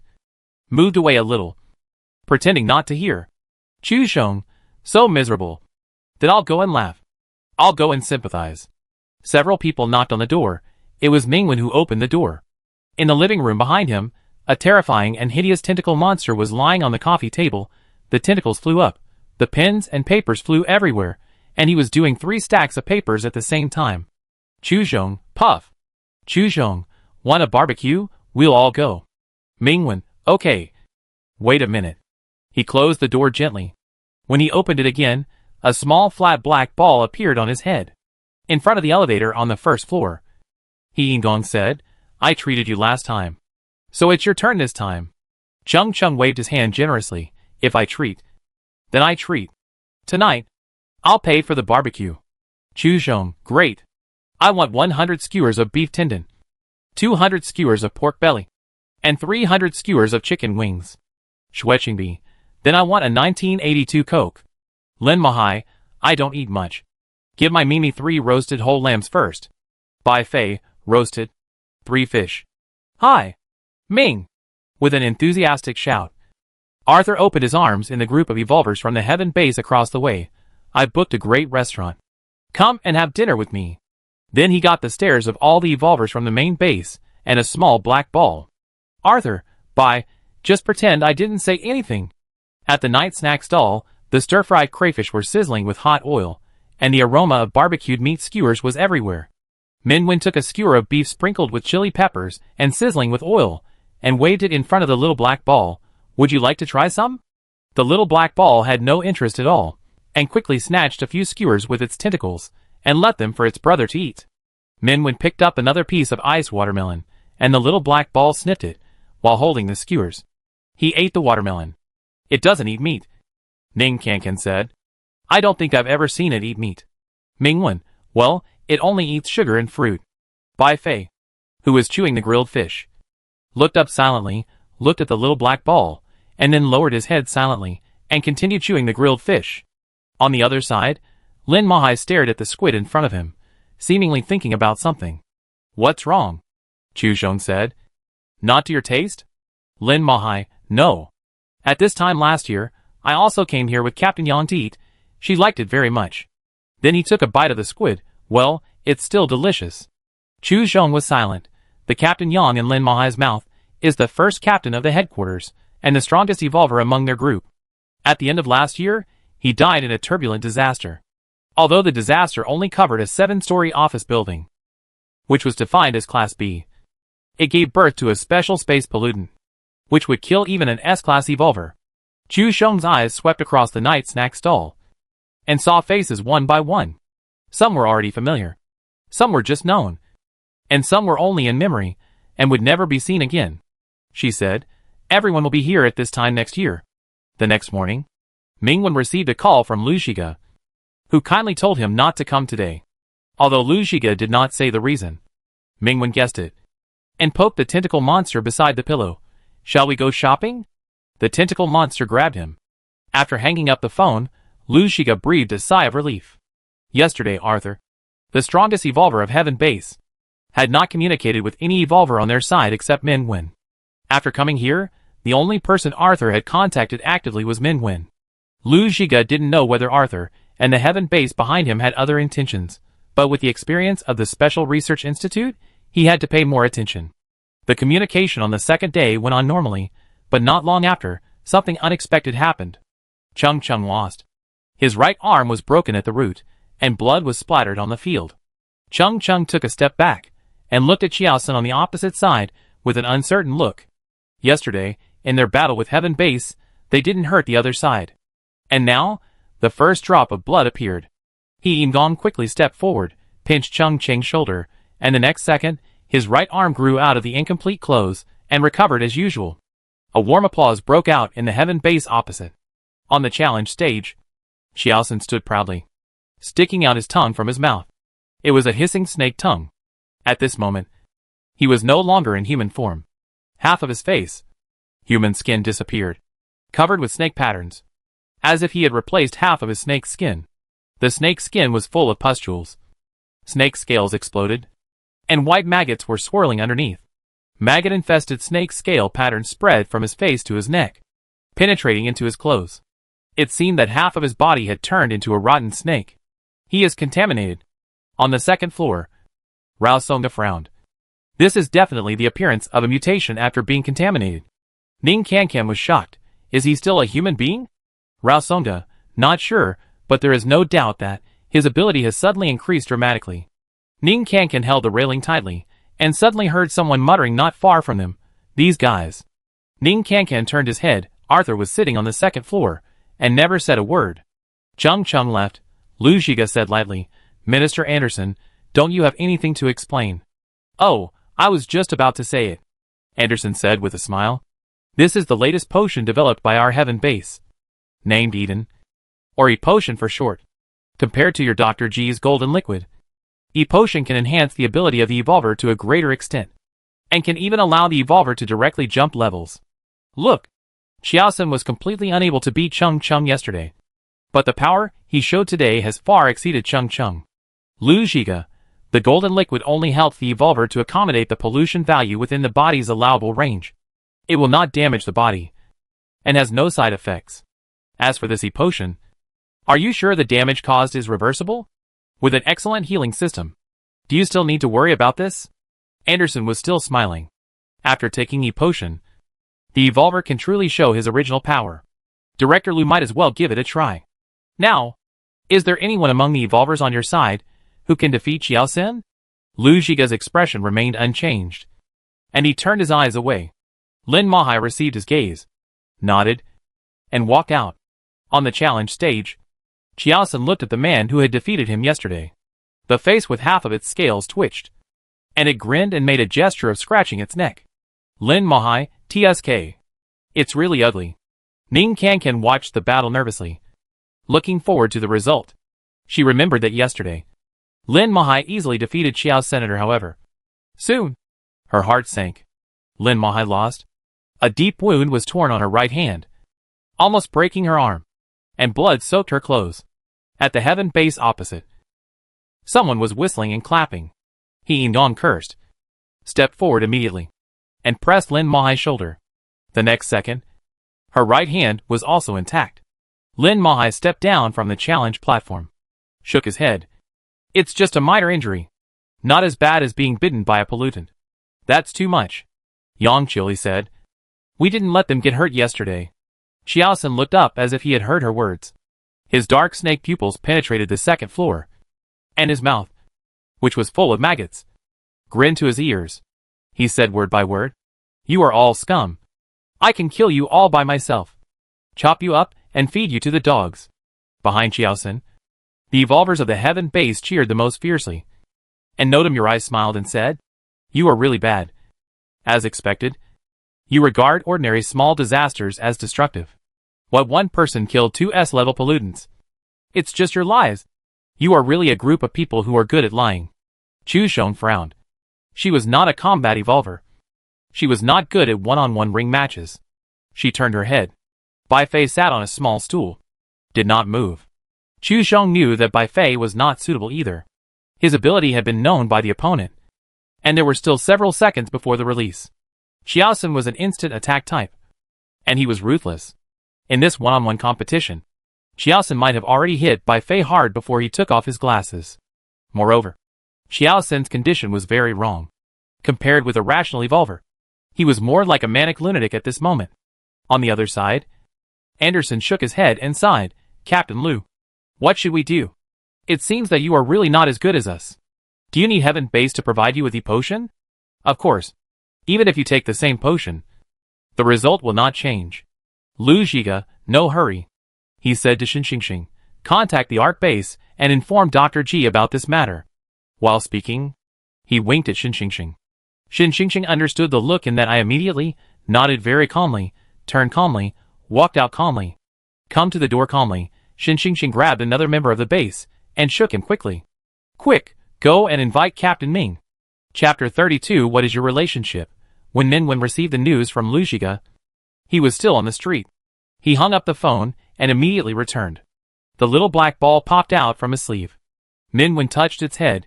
Don't come out later. The little black ball stuck to his wrist. Listen to my brother, at the training ground of the main base. Xiaosun, who had been yelling impatiently for several times, finally calmed down because of Mingwen's arrival. On the challenge stage, Xiaosun's eyes turned into slender snake pupils, flashing with greed, like a mouse in the gutter spying on the outside world, ready to come out at any time to gnaw on the food he has set his eyes on. Brother, rotten smell, the young man's cold voice sounded in his ears. Minwen looked at Xiaosun's half-rotten, maggot-infested snake-scale face and said, you cut off their hands. Xiaosun's mouth was grinning again. It's a pity that I wasn't fast enough, and I couldn't chop them into pieces. And you will be the next one. Before he finished the last word, he suddenly attacked. The air was distorted. In Xiaosun's hot vision, the flowing wind suddenly turned into an invisible blade, flying around Mingwen. In just 1 second, the young man could be cut into countless pieces. The beautiful corpse would become his new collection, and he would put it in the display cabinet in the basement. Xiaosun's smile became more and more ferocious. The strong wind occupied his vision. Countless solid wind blades flew through at a high speed, wrapping Mingwen, like the blades of a meat grinder, spinning and bringing up a frenzy of cold white light. Mingwen's figure quickly disappeared in the wind blades, and it seemed that he could not break through the wind walls on all sides. The cold knife light that was enough to torture an evolver stirred up a tornado, and it rushed straight into the sky, making the other evolvers in the venue retreat. A few seconds later, the layers of knife light, and a little blood appeared. Ning Kankan grabbed the railing at once. Mingwen had been inside, and could not come out. Her worries seemed to be confirmed. Soon more large patches of blood seeped out from the wind blades. The snow-white wind blades turned blood red, and stirred up a bloody tornado. Xiaosun spit out his snake tongue, and laughed hissingly. It's really a scumbag. The next second, the blood-stained flower vines tore through the wind blades collapsed, the petals flew all over the sky, and a gorgeous rain of flowers fell. Plop, plop. The two arms fell to the ground, blood gushed out, Xiaosun's knees softened, and he knelt on the ground. The petals stained with blood flew everywhere. Mingwen stood there, safe and sound, without even a single piece of his clothes torn. That's what I told you, Xueqingdi said. There is smoke but no wound. The pain of having his arm severed was dozens of times more intense than any wound he had ever suffered. However, what tortured him more than the wound was the shame and humiliation of being easily defeated. The heart-piercing pain made him live a life worse than death. Why? Xiaosun roared, pieces of flesh falling from his rotten snake-scaled face. Why? In front of him, the elegant and indifferent young man lowered his eyes and looked down at him calmly. There was no anger or hatred in his eyes, just a calm lake. Because you are weak. Xiaosun, impossible, I beat them. You can win because they don't want to hurt you. They see you as a human being, not a monster. No, that's not right. It's because I'm stronger than them. I'm stronger than all of you bastards. Xiaosun roared. His face suddenly cracked. I will kill you. He stood up, rushed towards Mingwen, like a vehicle that was about to be scrapped. His ability was activated to the limit. Mingwen's slender fingers casually passed in front of him, like blocking a little flying dust. The bright ice crystals refracted the sunlight cast by the dome, and the flawless frost and snow condensed the wind and gravel. At this moment, all of Xiaoxin's attacks stopped, and were blocked outside the ice layer. The crystal-clear ice seemed like an insurmountable ladder to heaven, becoming the bottom of his eyes, the last bit of despair in his eyes. Bang! Xiaoxin fell to the ground. His skin festered, his body collapsed, his bones seemed to be melting rapidly, pulling the deformed snake skin to wrap the lump. The collapsed body dropped a floor of smelly snake scales. In just a few seconds, Xiaoxin's body underwent an irreversible transformation, completely lost his human form, became a real monster. Under the collapsed dome of the training ground, the heaven base was dead silent. Ning Kankan wanted to cheer, but seeing Xiaoxin's miserable appearance, she politely held back. She looked around. Everyone looked at Mingwen with shining eyes, wanting to praise, but holding back, feeling very uncomfortable. It's worthy of being, the rumored Ming team. Anderson clapped his hands one by one, and casually brushed off the dust on his suit. It seems, the development of E-Potion is not perfect yet, there are still omissions. Lu Shiga, I'm afraid it's not just that. After taking E-Potion, the mood of the Evolver will also be greatly affected, from irritability and bloodthirstiness, to killing, and finally completely losing reason, and becoming a monster. Meeting Lu Shiga's eyes, Anderson laughed. Director Lu is joking, Xiaoxin's personality is like this, he is mania, and these are his normal reactions. Really? Lu Shiga's expression was indifferent. He can't hold on any longer, Minister Anderson. Don't you plan to let your healing system go? Anderson, we still have a lot of evolvers like this, don't worry about waste. Soon, the half-dead Xiaoxin was dragged down by the other people in Heaven Base. The little black ball came out of Mingwen's pocket. Mingwen lowered his hand, and gave it the flower vine between his fingers. The little black ball held the flower vine, sat in his hand, and broke the petals on it to play. Ming! Just as Mingwen was about to step down from the challenge platform, a figure fell from the sky and landed steadily in front of him. Arthur stood up, showing his white teeth. Let's have a fight. There will be a wonderful fight between us. Mingwen, no fight. Arthur, why? Mingwen held the little black ball, without answering. Arthur obviously didn't intend to give up. He stood in front of Mingwen, like a tall wall, a way to save time. We each make a move, one move determines the outcome, how about it? Mingwen continued to hold the small black ball. Are you sure? Arthur, of course, it's just that you may suffer a little, because I am an explosive evolver. Mingwen didn't say anything, said, let's start. He will lose. Challenging the audience, Noda Murai said. Just now, he was just lucky, and met Xiaoxin who was in a bad state. Unfortunately, his luck won't always be so good. Around him, other members of the Heaven Base ignored this sentence. Noda Murai raised his voice again, repeated it. Still no one responded. On the challenge stage, Mingwen looked across and said, I have a question. Arthur, tell me. Mingwen, in the disasters you have solved, have you ever seen a person wearing a black raincoat? Is it something strange? Arthur said. No. But since you said so, I will keep an eye out for you. Mingwen, thank you. Arthur grinned. Ming, do you want to take out your Tang sword in advance? I have seen the video of you fighting other evolvers. And that Tang sword is very cool. Mingwen, no. Arthur, what a pity. I really want to see it. Because later, you won't have a chance to take it out. His palm was suspended in front of him.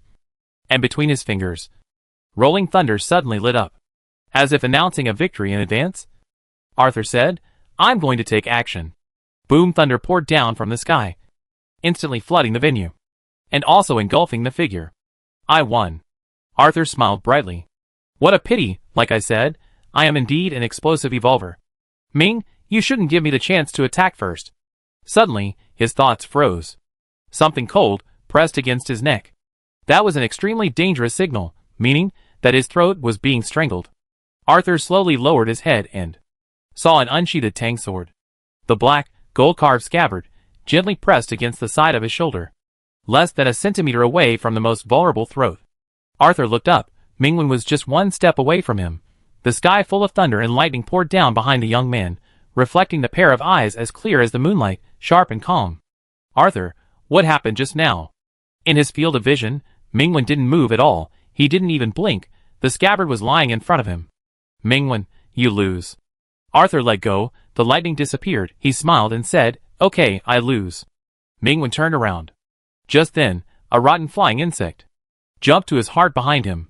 Mingwen did not even turn his head, unsheathed his Tang sword, and slashed it directly. Puff. The flying insect was cut in two, and its body fell to the ground, and instantly rotted a piece of the floor. Blood splattered, challenging the stage. Noda chest was cracked with blood. He fell to the ground, covering his bloody chest in astonishment, and between his fingers was the second flying insect that he had not yet released. Shameless thing, you actually attacked by surprise. On the second floor, the evolvers of the main base were all angry. However, there was another person who was even angrier than them. Arthur strode forward. You pissed me off. At this moment, he was like an angry golden lion, staring at Noda, and raised his hand. Noda let out a shrill scream, wailing in pain, and the shadow beneath him turned into a cold and piercing darkness. It seemed that a terrifying monster was born in the darkness, crushing his bones inch by inch, and tearing off his skin and flesh. The terrible sound of bone breaking and tearing echoed in his ears, making him extremely painful and desperate to the point of horror. Arthur looked at his hands, and his anger dissipated a little, and he was a little confused for no reason. I haven't made a move yet. Noda screams became more and more miserable. He tried to reach out to his companions around him and ask them for help, but those people just looked at him with disdain and laughed at him. Too weak. He is the weakest one, and he is not worthy of joining us. Arthur is back. Go and greet him. On the other side, Mingwen lowered his head and stroked the cold little black ball. It's okay. The little black ball hugged his fingers, and its tentacles climbed along his arms to his chest, and stayed near his heart. After a few seconds, the boy's gloomy voice sounded, Listen to my brother, Noda, who was struggling. Stop moving. In his shadow, the cold and chilly darkness slowly faded away, and he was in great pain, and fainted directly. Mingwen casually thrust the Tang sword into the ground. The Tang sword sank into the ice and snow, and he walked down the challenge platform. This time, in front of him, there was a burst of warm cheers and applause. That was his third ability. Quicksand, Lin Mahai said while clapping. Control time. Force time to stop, and ignore all attacks during the still time. Rao Sonda, quicksand? Who named it? Lin Mahai, Dr. G. Chu Zhong was curious, why him? Xueqingbi, Dr. G is from the Arc base. And Minwen is also from the Arc base. It makes sense. Chu Zhong, no. Minwen is from the main base. Xueqingbi, sorry. His file is still with us. And we also pay his salary. Don't argue. Don't argue. He Dong said. He can also be from both bases at the same time. Anyway, he will stay in both places for a period of time every year. You can just get along harmoniously. If you make a fuss over a small matter, it will make him feel embarrassed. Ning Cancan, I don't think Brother Wen will be embarrassed. He will only choose one. Bo Fei, it's me. Ning Cancan, it's not you. It's the little black ball. Quicksand? On the other side of the venue. Arthur seemed to react. His eyes lit up, and he waved to Mingwen from a distance. I know you have this trick. I always thought that it would cost a lot to activate it. I understand. Next time, I will find a way to deal with it. I believe we will meet again soon. Mingwen didn't look back, and walked faster. Lu Zhiga looked over there with relief, and heard a voice beside him. You are indeed a member of our Arc base. Lu Zhiga turned his head quickly, and saw the person in charge of the Arc base. Ming Shanhai? Old Ming? This is your fault, Lu Zhiga said. Mingwen's team registration information has long been posted here at the main base. Everyone knows that he is from our main base. Old Lu, don't be crazy, Ming Shanhai said. He first joined the Arc base, and you were still slacking off at that time. You on the other side. There was suddenly another person in front of Minwen. It was the smiling Anderson. I'm sorry, Captain Ming. There was an unpleasant accident just now. That Noda wasn't originally in our base. He got in disgracefully with some connections. Don't worry. We'll get rid of this kind of trash soon. I hope Captain Ming won't be angry. I wonder if Captain Ming is interested in visiting our heaven base. Before he finished speaking, Anderson put a hand on each of his shoulders. Minister Anderson. Lu Zhiga smiled. It was too windy just now. I couldn't hear what you said. Ming Shanhai, I think we need to talk. In the brief chaos, Mingwen left alone with the little black ball. They first returned to the previous street, lined up to buy the handmade candies they hadn't bought before, strolled around for a while, and then returned to the hotel. Dong dong dong. The hotel corridor, Someone knocked on the door. But there was no response. Knock. Knock. Knock. The person outside the door continued to knock. And after several minutes of persistence, the door creaked and opened impatiently. Ming! Arthur stood in the corridor, his expression full of expectation, and a little bit of subtle entanglement and shyness. I will go back the day after tomorrow. So, I want to tell you. His voice stopped abruptly. Behind the door of the room, a pale and beautiful boy with silver hair and red eyes, wearing a half-open bathrobe, with gloomy eyebrows and a cold voice. What are you talking about? Arthur was stunned. Arthur was at a loss. Arthur went crazy. Who are you? Why are you here? Where is Ming? He even took a step back and confirmed the room number. Bai stared at him coldly, and suddenly showed a smile that did not reach his eyes. He is taking a shower. Arthur, then what are you doing? Bai, waiting for him to finish. Arthur, you. What is your relationship? As soon as he finished speaking, he saw the handsome and gloomy boy in front of him, who was only wearing a bathrobe, tilted his head, and smiled provocatively. What is the relationship? He and I sleep in the same bed every day, take a bath together, eat together, and are inseparable. He hugs me every day, and also told me that he likes me the most and only me. In Bai's smile, the glaring ridicule and disdain almost overflowed. With undisguised arrogance and self-righteousness, you say, what is our relationship? The sound of water in the bathroom stopped. Mingwen found that the bathrobe hanging at the door was gone, and his clothes were gone, and he fell into deep thought.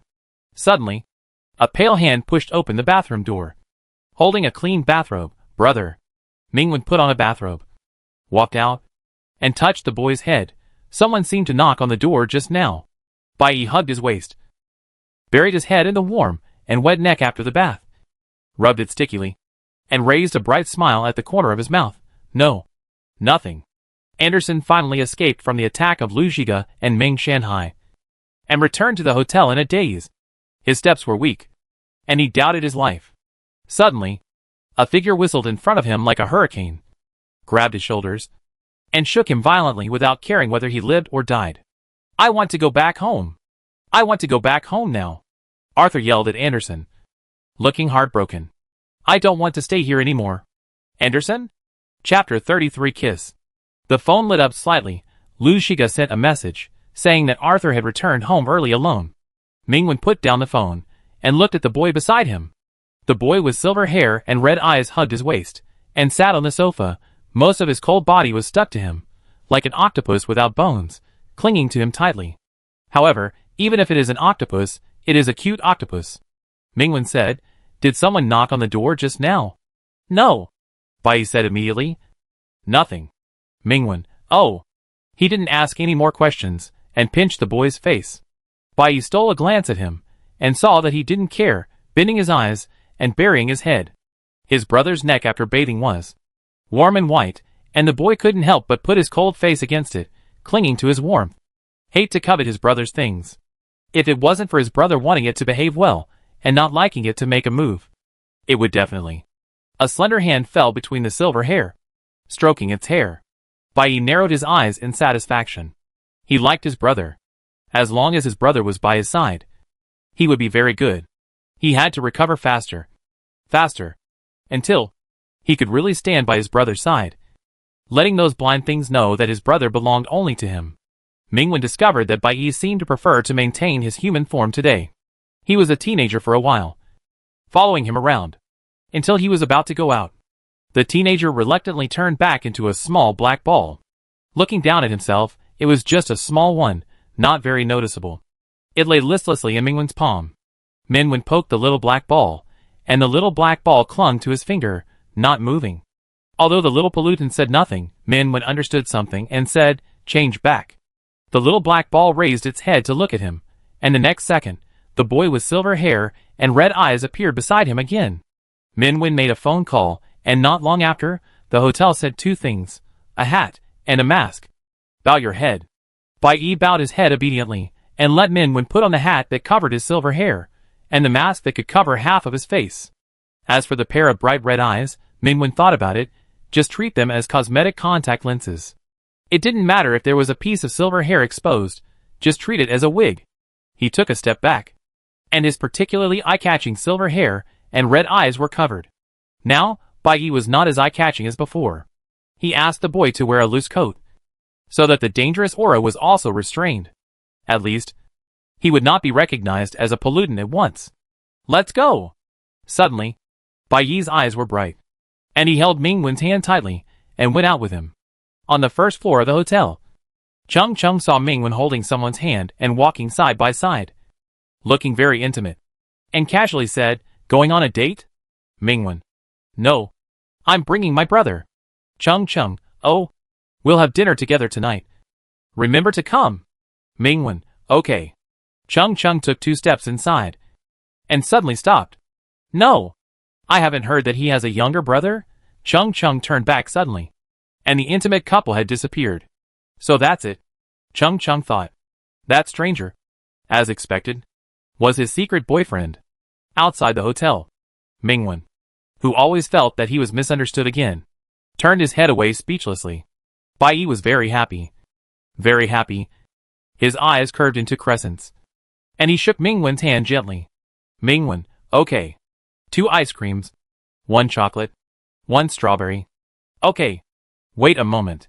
Soon, the clerk handed the ice cream to the customer, and unexpectedly found that it was a very good-looking young man. And there was also a boy with white hair who was very close to him. I don't know why. This boy, wearing a mask and whose face could not be seen clearly, always gave the clerk a feeling of very dangerous, very scary. The clerk's hand trembled. Mingwen silently took the ice cream. Bai Yi held his fingers tightly, and the two walked side by side. The sense of danger disappeared, and the clerk was confused. He began to wonder if he had worked too much and had an illusion. However, those 2 people seemed to be a couple. Along the way, Bai Yi was in a good mood, and his silver hair fluttered slightly. If it stood beside his brother, those people would know that his brother was his, and they would never dare to use their hateful eyes to spy on his brother. Moreover, they could also see that his brother only looked at him and was only good to him. The chocolate-flavored ice cream was delicious. Mingwen patted the boy beside him. "Change back when you eat tonight. After all, they are all people from the base, unlike outside. No one knows each other." Bai Yi has been coaxed, nodding happily, coming over to take a bite of his brother's ice cream. Mingwen was silent. Bai Yi moved his ice cream over. His brother also took a bite. Mingwen: "No, I'll just eat one." The boy looked very disappointed. Mingwen: finally, he still insisted on the bottom line and only ate 1 ice cream. After the exchange, the evolvers returned to their original places one after another.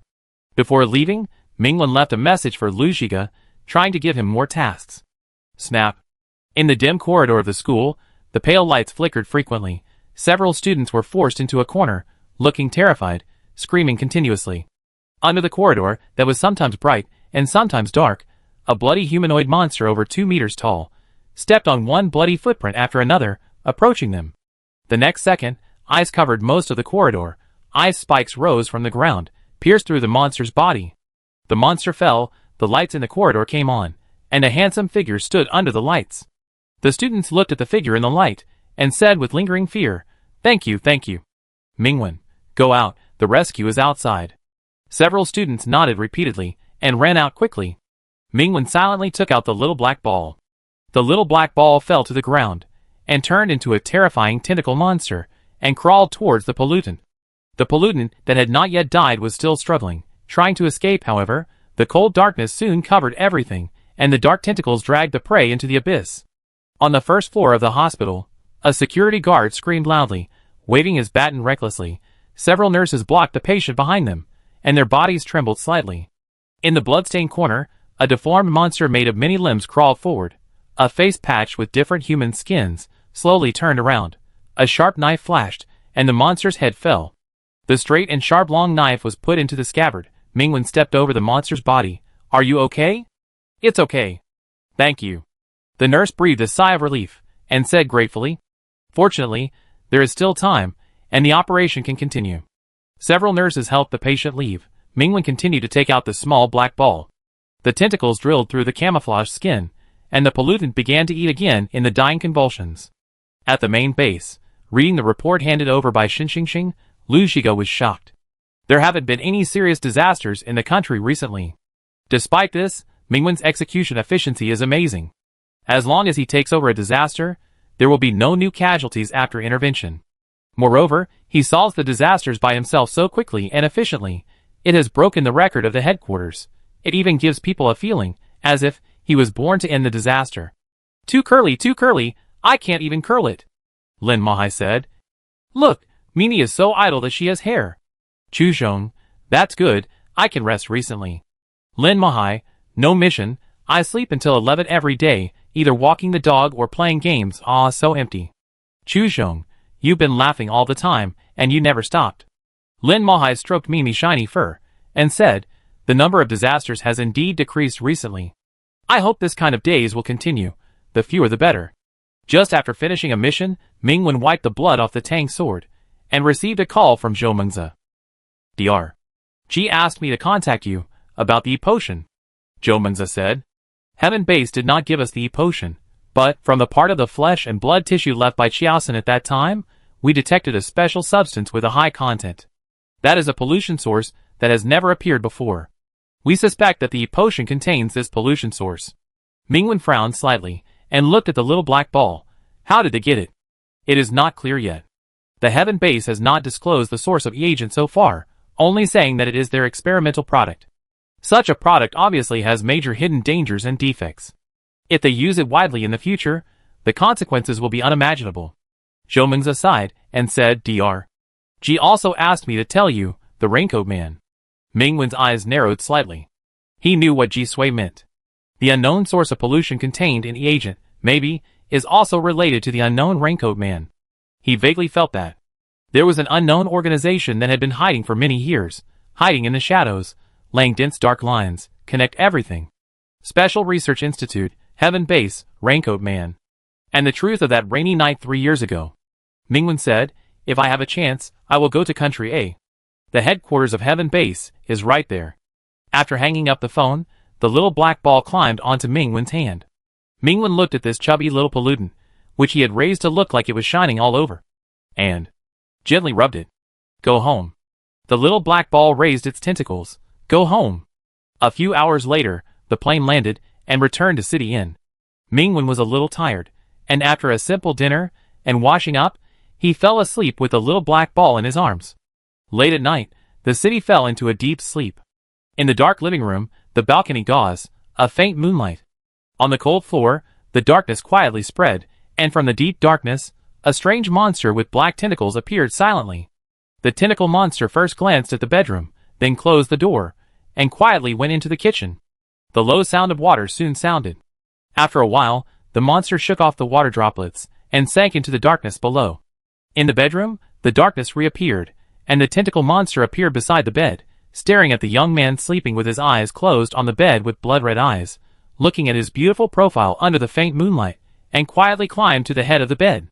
Carefully climbing halfway, Mingwen's clear and pleasant voice sounded in the room. Are you back? Bai paused. Mingwen reached out, picked up the tentacle monster, and shook its tentacles, and did not smell blood. There were no wounds either. Bai did not move, and allowed Mingwen to check him obediently. After a while, Mingwen patted the little pollutant, pulled a quilt over, and covered it. Brother, in the room, the boy whispered. I just went out and ate a monster, Mingwen. Well, is it a new disaster? Yes, 10 kilometers away, it just appeared, Mingwen. It's good. He knew that. Because the distance was very close, the little pollutant could sense it directly. Its spatial ability can help it move quickly within a certain range, and can also cross long distances, but it is very costly for it at present, and it will not be used easily. Just like the previous island base, Bai brought him from the island to the main base, and then brought him back to In City. Such a high-intensity crossing, plus the power lost before, after turning back into a small black ball. It shrank directly. Mingwen touched Bai's cold back with tentacles moving, and said, Go to sleep. The tentacle monster nestled in Mingwen's arms, leaning against his brother's warm chest, with its tentacles on his waist, between his legs, and wrapped around him again and again. Next time, it can't sneak out by itself. Bai thought quietly. His brother would be worried about it, and couldn't sleep. Thinking of this, a warm current surged out of its cold body, like the warmth given to it by his brother. But soon, it felt a little distressed, and each tentacle tip felt a piercing pain. It wanted to recover quickly, so it went out. But such a low-quality product, it was not enough to make it pay the price of leaving its brother, even if it was only for 10 minutes. It didn't want to leave its brother. These 10 minutes, every minute and every second, it was very uncomfortable. The tentacles rubbed Mingwen's back, wrapped around his lower back, gently and reluctantly. After that, it didn't have to leave again. It was only a few steps away from complete recovery. Originally, Mingwen was holding the pollutant, but as he fell asleep, more and more tentacles wandered over him, wrapped around his body, wrapped him, and contained him in the monster's embrace as dense as a nest. Like the smell of my brother. One blood-red eye after another stared at Mingwen's face, from his beautiful eyebrows to his beautiful lips. The monster was reluctant to move any of its side away. After a moment, silently lowered its head, slowly approached the warm lips that it liked very much. Closer, closer. Mingwen lifted the quilt. Wrap and wrap, wrap this monster in the quilt, wrap it like a dumpling. Go back to sleep. Bai, after a few seconds, Bai quietly rubbed his brother through the quilt. His brother ignored him. He didn't give him a kiss either. This tentacle monster had no choice but to shrink in the quilt aggrievedly, sticking to his brother obediently, and sleeping with him. Chapter 34 A Corpse. In the morning, Mingwen woke up from the warm quilt, with soft tentacles wrapped around his body. He silently looked at the dark tentacle monster in his arms, and at the top of each tentacle, the red eyes were closed. Mingwen, a bit obedient. He reached out very gently and picked up the phone on the bedside. In the faint light, Mingwen searched why pollutants have the habit of kissing their relatives. He didn't find any useful answers. So he sent another message to someone. Does your Mimi kiss you often? Mimi's father, with a mutant Samoyed avatar, quickly replied, yes, she licks my face every day and wakes me up, very hateful, but pollutants cannot be generalized. If your Chio also licks you, I think it may have entered the oral period. You know, pollutants have the oral period, Mingwen. Really? He thought for a moment, and forwarded the last message to Ji Sui. Heezy, question mark. Heezy, question mark. In the screen full of question marks, another sentence popped up soon. Bring that thing here, now. Immediately Mingwen turned off his phone. He lowered his head, and met the blood-red eyes. Several soft tentacles stretched out, slid across Mingwen's face. And Mingwen sat up and picked up the tentacle monster. It was a little heavier than before. After eating several pollutants, it became a little bigger. Mingwen looked at the red eyes, and fell into some kind of contemplation again. When he came to his senses, he found that in just a few seconds, his body was once again covered with cold tentacles. The sticky tentacles tightly wrapped around him, and the soft, boneless monster fit his body perfectly, as if it wanted to merge with him, and didn't want to separate for a moment. Mingwen pinched a tentacle wandering around his waist, and said, it's getting bigger, it seems a bit crowded to sleep together. Add an extra quilt tonight, and let's sleep separately. Suddenly, the hideous and deformed monster curled up its tentacles, and at the top of each tentacle, the bright red eyes kept blinking. It was aggrieved. Mingwen. He felt a little soft-hearted when he saw the aggrieved look of this little pollutant, and said, okay, we won't separate. The tentacle monster hugged him tightly, rubbing. The tentacles roamed happily on his body. Mingwen picked up his phone. Shomengza sent him a message. Are you free? Dr. G said that he would perform a very small operation on your Chio. Mingwen. No. Then he knocked on the tentacle monster's head. Next time you don't listen, I will take you to have the operation. Bai felt wronged again. How could it not listen to its brother? Last night, when its brother didn't let it kiss him, it was also obedient. It seems that its brother doesn't like to be kissed by it. Bai lay on Mingwen, sniffing its brother's pleasant scent, and felt a little depressed. However, it had learned human knowledge, and knew that lovers could do this. It was obviously its brother's little lover.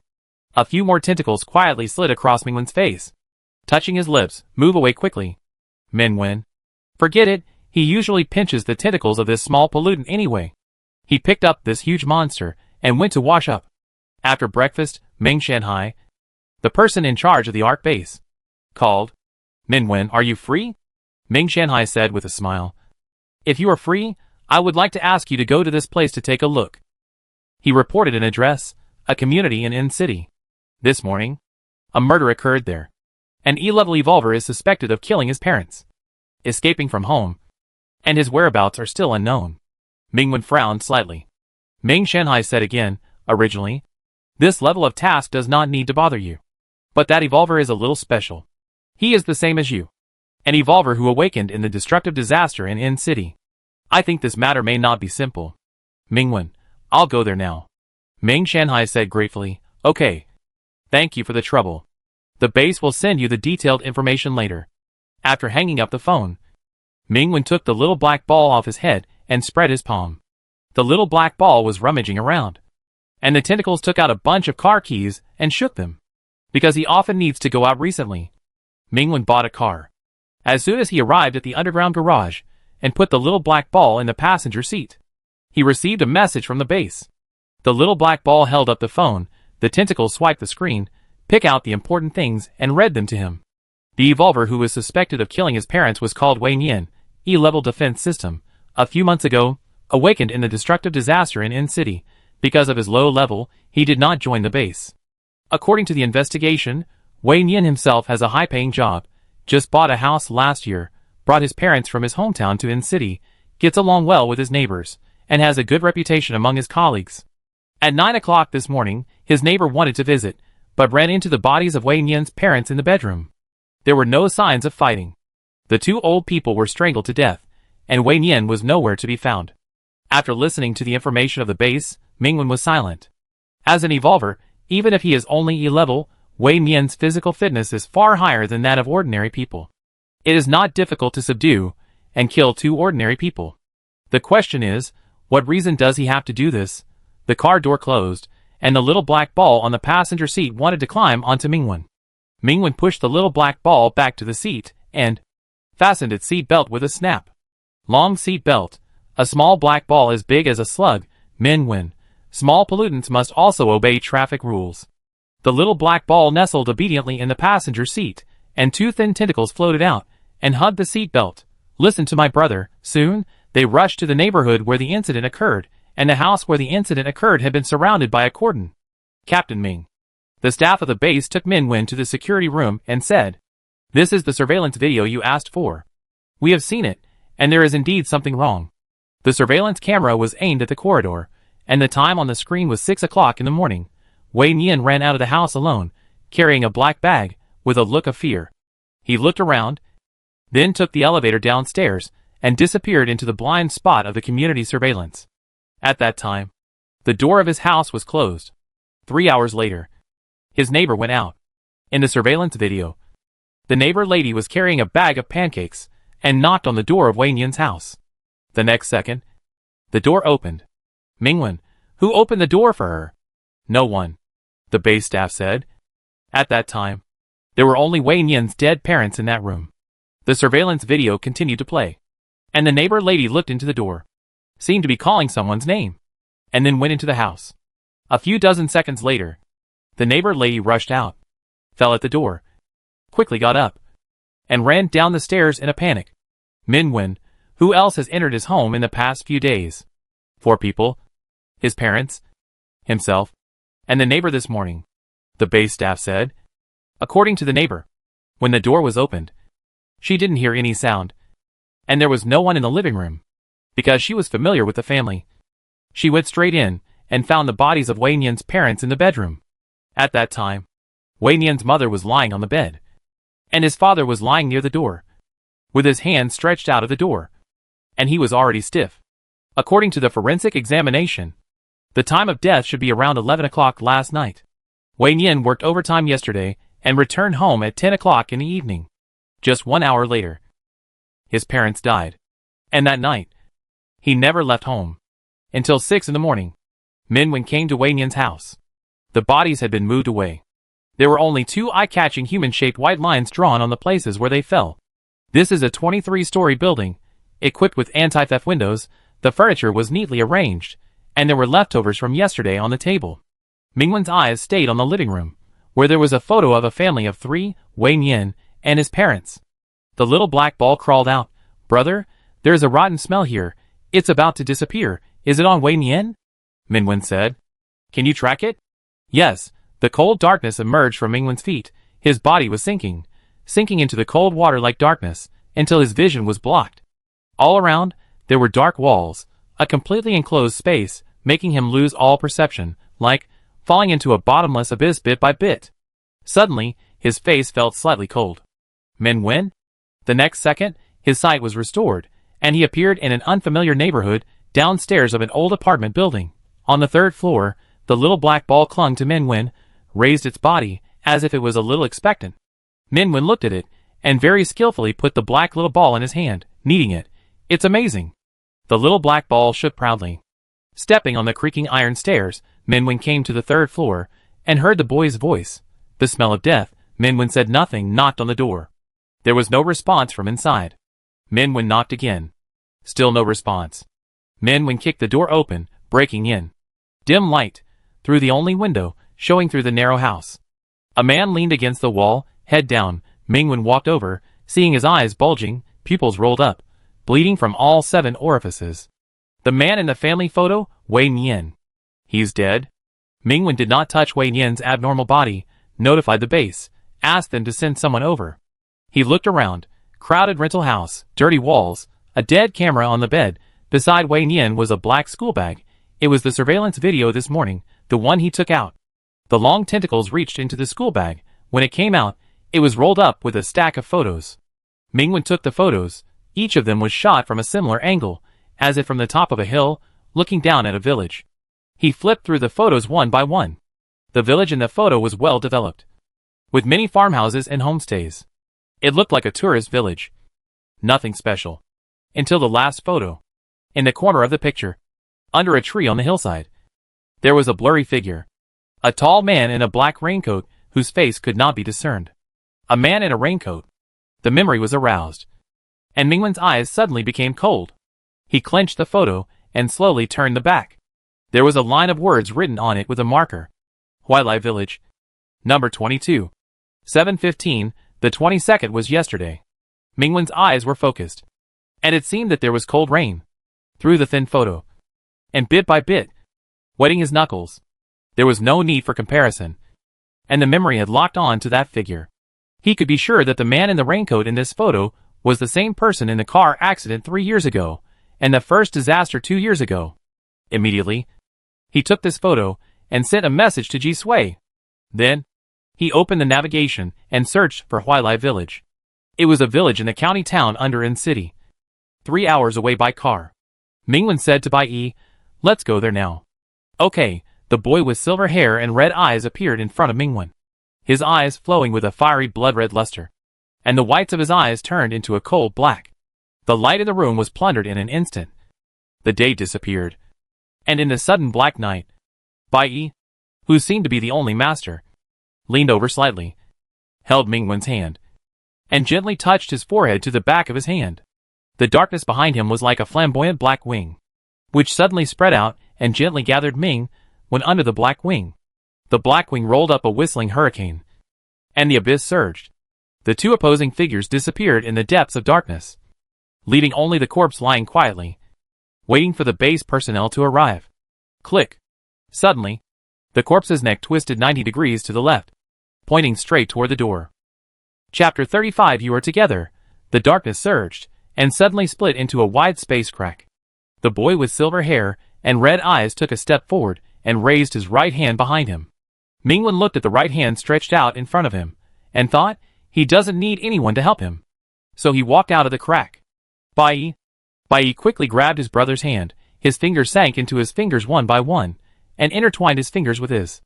Min Wen indulged the boy's small movements and observed the surroundings. Not far away was the highway. They stood on a dirt path, which extended downwards, leading to a bamboo forest. Min Wen took out his mobile phone, searched for navigation, and put a hat and mask on the boy next to him. Bai Yi lowered his head obediently, stared at his brother's beautiful fingers, moved closer, and rubbed his face against his. Min Wen rubbed the boy's cold silver hair, and spread his palm. Bai Yi quickly put his hand on it, and interlocked his fingers with his brother again. Huailai Village in the navigation is 2 or 3 kilometers away from their location. Min Wen gently shook the boy's hand. Let's go. Passing through the quiet bamboo forest, the view suddenly opened up. Under the hillside, there was a village. Min Wen took out the photo taken by Wei Nian. On the same hillside, not far away, there was another tree. But now, there was no man in the raincoat under the tree. Ming Shanhai sent a message, saying that he had found the dead Wei Nian according to the address he gave. Ji Sui also sent a message. With only 2 words. Don't move. Mingwen turned off his phone and went with Bai Yi. Walking towards the village. Huailai village, near the highway, is not closed. A wide road has been built at the entrance of the village, and there are small rural buildings on both sides of the road, many of which have been converted into homestays and farmhouses, seemingly a tourist attraction. Near the entrance of the village, a breakfast shop called Sister Sun's Beef Noodles is opening, and the shop owner is dozing off on the table. Minwen, boss, 2 bowls of beef noodles. Okay, just find a seat. The shop owner, who was drowsy just now, immediately responded enthusiastically and lifted the steaming pot. The small shop has few customers. A middle-aged man is sitting in the corner, sipping noodles with his back to the outside. Minwen pulled Bai Yi and chose a seat close to the boss. Bai Yi took a tissue, wiped the table in front of Minwen, rinsed his chopsticks with hot water. This series of actions was skillful and natural, reminding Minwen of how this little black ball washed dishes at home every day. The breakfast shop owner quickly brought 2 large bowls full of beef, glanced at Bai Yi's face, without any expression, and left. Bai Yi picked up the beef with chopsticks, and put it into Mingwen's bowl one by one. Mingwen, a vegetarian ball. Then he saw the boy in front of him took out 2 peppers, broke them, and threw them into the clear soup noodles. The clear soup was dyed red by the peppers. Bai Yi drank a mouthful of the spicy soup and squinted his eyes with great satisfaction. Then he recommended it to Mingwen. Brother, it's delicious. Mingwen chuckled. No. Eat it yourself. He picked up the clear soup beef noodles, looked at the boy, and took a bite of the noodles. It tasted good. Boss, we are from other places. Do you have any recommendations for places around here? Yes. You have come to the right place. Our Huailai village is a famous resort, the boss said proudly. Now is the off-season.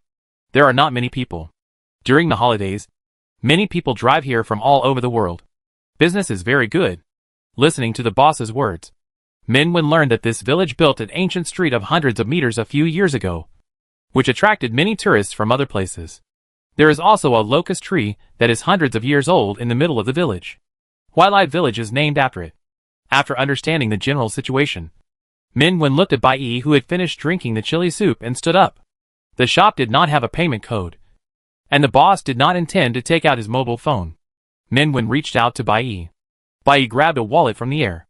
On the wallet, he drew a round black ball with a pin. It liked the picture drawn by the brother very much. With curved eyes, it gave the wallet to Minwen. Goodbye. Come again next time. The boss took the banknote with a smile and rubbed it. Almost the next second, her eyebrows stood up, and she threw the banknote on the table.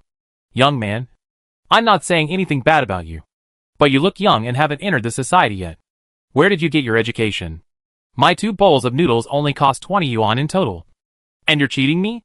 The boss spoke a lot of words, like a machine gun, blocking the door and not letting Minwen and Bai Yi leave. You dare to cheat me with fake money? What did your parents teach you? You were born by your father, but not raised by your mother. Right. Bai Yi's eyes immediately turned cold. Minwen gently pressed his shoulder, said, This is not fake money. You can cheat others, but don't cheat yourself. I have been working in this shop for more than 10 years, and I have touched more money than you have eaten salt. How can I not tell the difference between real money and fake money? The boss shouted. If you don't pay, I will call the village chief to arrest you. Hey, sister son, don't be impatient, don't be angry. In the breakfast shop, the middle-aged man who had been sitting in the corner stood up, took out a few coins from his pocket, and stuffed them into the boss's hand. I think these 2 guys may have encountered some difficulties. I will pay for them. This matter will be over. Sister Sun shook the money in her hand. Her face was much more relaxed, and she said to Minwen, If you really have any difficulties, just tell me directly. It's just 2 bowls of noodles. You 2 guys look pretty good, and you have hands and feet. Why do you have to come out to cheat people? If you are caught by me next time, I will call you the village chief. Mingwen's eyes moved slightly, and he looked at the middle-aged man. Thank you. Then he opened his wallet. Sorry, someone exchanged change with me on the road just now. I wonder if I was cheated.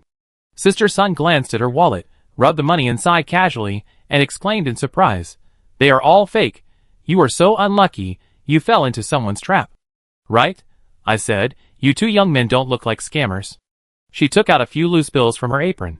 Here, Use them to buy 2 tickets, go home and call the police, maybe you can catch the scammer. Thank you. Min-Wen took the money handed over by Sister Sun. I will pay it back. His fingertips touched the back of the loose bills and rubbed them imperceptibly. The same amount, the same pattern, and no difference in appearance. However, the paper of these bills seemed to be more brittle and harder than the ones he usually used. The texture was completely different. There was a subtle difference. Fake. Min-Wen handed the wallet to Bai, his expression unchanged. It didn't look like it. People here were obviously using this kind of money, and they had been using it for more than 10 years. In other words, in their perception, this kind of money was real, and his real money had become fake. Huailai Village was not closed to the outside world, and there were often tourists from outside. Could it be that? They couldn't find this abnormality. Min-Wen and Bai looked at each other. Bai shook his sleeves, and the two walked out of the breakfast shop, and the middle-aged man just followed. Young man, you're not here to play with us. Are you? He came over and smiled. I know you are evolvers. Ming-Wen turned to him without saying a word, and the middle-aged man immediately raised his hands. Don't look at me like that. We have quite a few evolvers here, and among the tourists every year, there are always a few who finally stay here. I don't know why, but I guess you are the same as them. Why don't you stay here for a few more days? I can provide a place to stay. He pointed to a third-floor homestay opposite the breakfast shop. That's my shop. I don't charge money. If you want to go back in a few days, please help me promote it. Look at you. It must be very special among the evolvers. Having such a big guy staying in my hotel, I can also use it as a gimmick to attract more customers. Right? Of course, if in a few days, you want to stay here like the previous evolvers, then you have to make up the room fee for me. After he finished speaking, he looked at the two people in front of him expectantly. Ming-Wen's expression did not change much. He nodded slightly. Okay, what's your name? The middle-aged man was overjoyed. Just call me Brotherly. Let's go. There is not much business in the off-season recently. The room is empty anyway. I will open 2 rooms for you. Bai, 1. He looked as if it was a matter of course. Brotherly looked at him, and then at Min-Wen. Oh, okay, no problem. Min-Wen. Min-Wen pretended not to hear and said, even if you don't stay, I will make up the room fee. Brotherly. Then don't forget to promote it for me. Call a few more people over. Min-Wen. Okay. He asked a question. Have the foreign evolvers you just mentioned been cheated of fake money? Brotherly. No, you are the first couple I have seen being cheated. He muttered to this point. Your money looks real, but it's fake when you touch it. I really don't understand how you could be cheated. Min-Wen was silent. That is to say, the evolvers and tourists who came here before all used the real money here. Of course, there is also a possibility that someone is lying. Afterwards, Min-Wen learned some information about Huailai Village from Brotherly. I got a similar answer to the breakfast shop owner. This B&B owner is an ordinary person. Not long ago, he accidentally discovered that some of the tourists were evolvers. He thought this was a big business opportunity, and quickly opened a B&B. As for why those evolvers came here, Brotherly said he didn't know. At present, Min-Wen and Bai are the first couple of guests in his B&B. Look, it's upscale, and there's no difference from the big hotels outside. At the door of the B&B room, Brotherly said proudly, I'm very conscientious. For a room like this, I only charge you 100 yuan on weekdays, and it will be doubled at most on holidays. So you must call a few more people over. There are discounts for group travel. Min-Wen. Okay, I will. A clean and brand new room. Open the window. Pedestrians on the street are normal, just like an ordinary tourist resort. Min-Wen sat by the window and sent the abnormality of Huailai Village to Meng Shanhai. At the other end of the room, the silver-haired, red-eyed boy glanced at him, then stared at the 4 pillows placed together on the only large bed.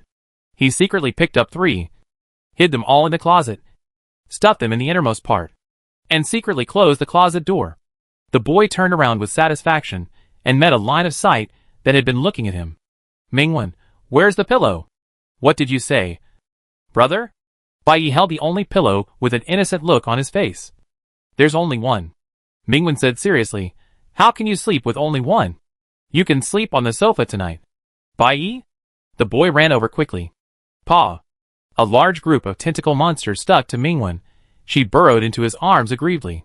Ming-Wen silently closed the window and pulled down the tentacles that covered his face. Pa. The tentacles covered his face again. Okay. Ming-Wen laughed, poked the tentacles. I won't sleep on the sofa. The ferocious tentacle monster rubbed against him. Its red eyes blinked, as if it was acting coquettishly towards him. Mingwen, so cute. He took out the stack of photos, and placed them on top of the tentacle monster's head, comparing them one by one. From the photos, Wei Nian took the photos of the village on the outer edge, and had never entered here. On the back of the photo, the earliest time recorded was 5 days ago. Pollution can change people's cognition. If an invisible disaster broke out here, the real time might also be 5 days ago. Mingwen, let's go, and take a look at other places. The tentacle monster touched his skin that was exposed outside the collar, and turned back into a boy with silver hair and red eyes. In the center of Huilai village, 100-year-old locust tree spreads its lush crown, and its interlaced trunks are hung with red prayer boards. Around the locust tree, an obviously man-made ancient street stretches for hundreds of meters. Various modern shops with ancient decorations sell similar items. Perhaps it is the off-season, so there are indeed few tourists here. Moreover, all the shops, big and small, do not have payment codes. Brother. Bai shook Mingwen's hand, and his voice sounded a little expectant. Mingwen followed the boy's gaze, and looked over to a small shop selling silver products. On the outermost counter was a pair of silver wedding rings.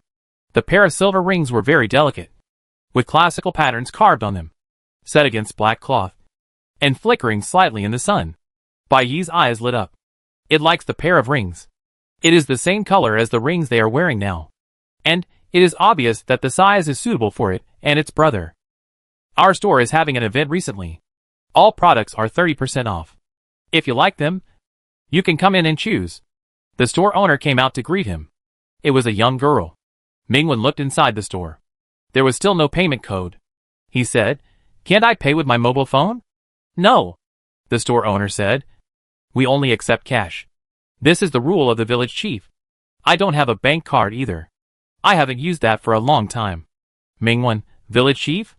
The store owner looked at him, didn't reply, turned and went into the store, obviously not intending to communicate. Mingwen turned his head. The boy next to him was still looking at the pair of rings. Mingwen, poor Qiuqiu. He sighed, "No money." Bai also sighed. "Really no money. Their money is no different from waste paper here." Mingwen comforted his little pollutant again. "After we get out, I will buy you a new one. The same as this one." Bai was successfully comforted, and his voice suddenly rose. "I want a pair. One for him and his brother." Mingwen did not speak. The boy looked at him, tilted his head, "Brother." Before he finished speaking, Mingwen suddenly raised his hand and stood in front of Bai. On one side of the long street, the bluestone floor tiles suddenly collapsed, and in the crackling and splashing gravel, a deep and long crack went all the way forward, like a long whip, extending to Mingwen's feet in an instant, and then stopped, unable to move forward an inch. The shop owner ran out quickly, put the counter inside the shop, and closed the door. The shops on both sides were closed. Across the long street, 3 figures appeared silently. Outside Evolvers. "What are you doing in our territory? You are not welcome here." In front of the 3 people, the leading man in black had a hoarse voice and a bad look on his face. "Get out." Mingwen met his gaze. "Are you Evolvers outside the base?" The other 2 did not speak. The man in black spoke again. "Get out. Don't let us say it a second time." Mingwen raised his hand, and the flower vines between his fingers grew long, and the blood-stained petals drooped. "I'm afraid not." His eyes were calm. "I won't leave until you explain clearly." The 3 people opposite seemed to sense something in an instant, and their faces changed, and they took a step back. "Are you a dust crosser?" Mingwen said nothing. Dust crosser. He had heard of this word. The disaster in G City not long ago. The spiritual pollutant that can only manipulate the Evolvers. Said in front of him. Dokkan descended to the world, and the world was annihilated. He said, "Who are you?" "No, that's not right. It's Nirvana." The leading man in black took another big step back, with a strong disgust in his eyes. "Are you the source of the disaster? Is Nirvana real?" Behind the man, a young man in a jacket had a cold face and shouted angrily. "Kill him! Take his head to the temple. Kill!" Mingwen. Beside him, Bai sneered. The abyss instantly submerged the entire long street, the cold darkness surged, and the long night fell. The expressions of the 3 Evolvers changed again. This time, Their expressions were extremely angry. It's the Death Realm, the betrayer. You are the betrayer who owns the Death Realm. Great, Nirvana and the Death Realm are together. You two dogs. You are in love with each other. You are in love with each other. If we don't kill you today, we will not be human. As if some kind of deep hatred suddenly appeared, the three evolvers' eyes were bloodshot, and they were fully exerted, swearing to crush the two people in front of them into pieces. 10 seconds later, the three of them fell to their knees, unable to get up again. Mingwen stepped through the cold darkness and lowered his eyes indifferently. Explain what you said just now. The man in black vomited blood and said coldly, you can kill me or cut me up. But if you touch us, you will never get out alive. The young man in the jacket struggled and shouted, dogs and boys. Sleeping together. A perfect match. That's not how you use that damn word. Next to him, another bald man cursed. It's collusion. The young man in the jacket. Collusion. Collusion. Mingwen was silent for a moment and said, you should have something useful on you. The young man in the jacket raised his voice. What do you mean? What do you want to do? Could it be that these two evil people who like men are going to? In the eyes of the three people with fear, Mingwen had no expression on his face. Robbery. Bai Yi sneered grimly. Take all your money. The three evolvers? Chapter 36 Small pollutants. Snap. 3 wooden signs, and 3 wallets fell to the ground. The next second, the 3 evolvers on the opposite side disappeared without any warning, and in the distorted air, there was no trace of him. Mingwen looked at the wooden sign on the ground. Bai Yi walked over, patted the dust on it, and handed it to him. The heavy wooden sign, with some scribbled patterns outlined with a red pen. Mingwen, it looks like a special space prop. There is nothing like this in the base. With the ability of the space evolvers, as long as the wooden sign is thrown, it can disappear on the spot.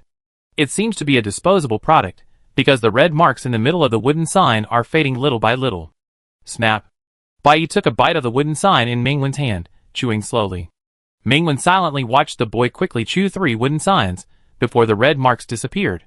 He touched its head lovingly. Is there a polluting power on it? Bai Yi nodded, showing a little sharp fangs. It tastes bad. Mingwen, I'll make you something delicious when I get back. Bai Yi's lower jaw pressed on his shoulder, sniffing the good smell of his brother, which immediately relieved his mood of eating bad food. There were 3 wallets lying on the ground.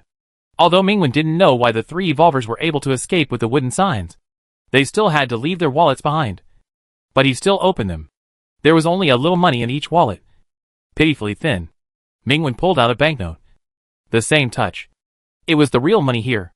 The evolvers from Huilai village, extremely repulsive to outsiders, obviously knows some different information. Mingwen even has a hunch that the evolutionists here may know more about pollution than the base. He turned to the boy beside him. Your ability is Death Realm? Bai Yi said disdainfully. I don't want the name they gave it. Mingwen looked at the little pollutant, which had awakened from a devastating disaster. It had existed before, but had been sleeping. It was originally a pollutant, but now it stood beside him. From the perspective of pollution, Bai Yi might be a traitor, but from the perspective of evolutionists, he is definitely not. However, those evolutionists still called it a traitor. As for the source of disaster, did he bring disaster to them? Brother. Bai Yi looked into Mingwen's eyes and said, what they said may not be true. Brother is not a disaster, but the dawn that belongs only to him. Yeah, I know, Mingwen said. It could be a lie, or it could be that we have different positions from them, so we have different angles. He didn't think Bai Yi was a traitor, because he was obviously a cute little pollutant. On one side of the street, the door of the shop quietly opened, and the young shop owner poked his head out from behind the door. They were beaten away. That's great, the shop owner said with surprise. Mingwen, do they often make trouble? The young shop owner nodded repeatedly. That's right. They make trouble several times every once in a while, which affects business a lot. There is no pollution here at all. I don't know why they stay here. It's just that the village chief is kind-hearted and often lets these dangerous evolvers in. After saying that, the young shopkeeper opened the counter and took out the silver ring with carved patterns. I'll give you this pair of rings as my thank you gift. If you don't drive them away, I won't be able to open the store today. Mingwen shook his head and handed over all the money in his wallet. No. No. The shopkeeper waved his hand quickly. Wholesale, the cost price is not high, I have a lot here. Then he pulled a drawer, and inside was a pile of identical rings. Walking through the eaves of the lanterns, Mingwen turned his face. The silver-haired and red-eyed boy stared at the ring in his palm, his hair hanging down, seeming a little lost. Mingwen hooked his finger. "Don't you like it?"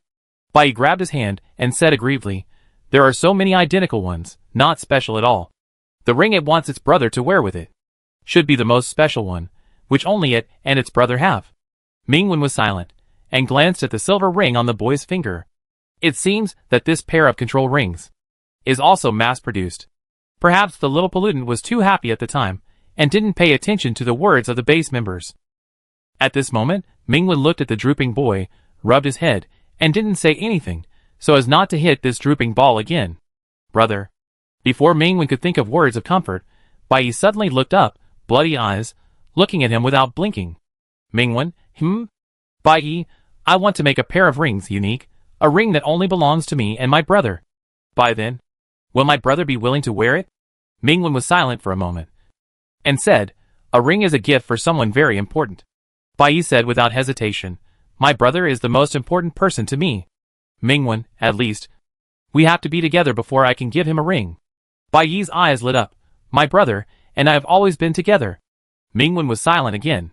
This little pollutant seemed to know nothing, and yet seemed to know everything. He wanted to say something, but when he met the boy's eyes, he couldn't say no. Bai Yi looked into his eyes, which were always bright, like falling stars. He didn't want such stars to go out. "Okay. Wait until you make it," Mingwen said gently. "Anyway, there is still some time. They will meet more people, experience more things. I wonder what the ring made by Bai Yi himself will look like. Perhaps by then, the person to whom the ring will be given will no longer be him, but someone else."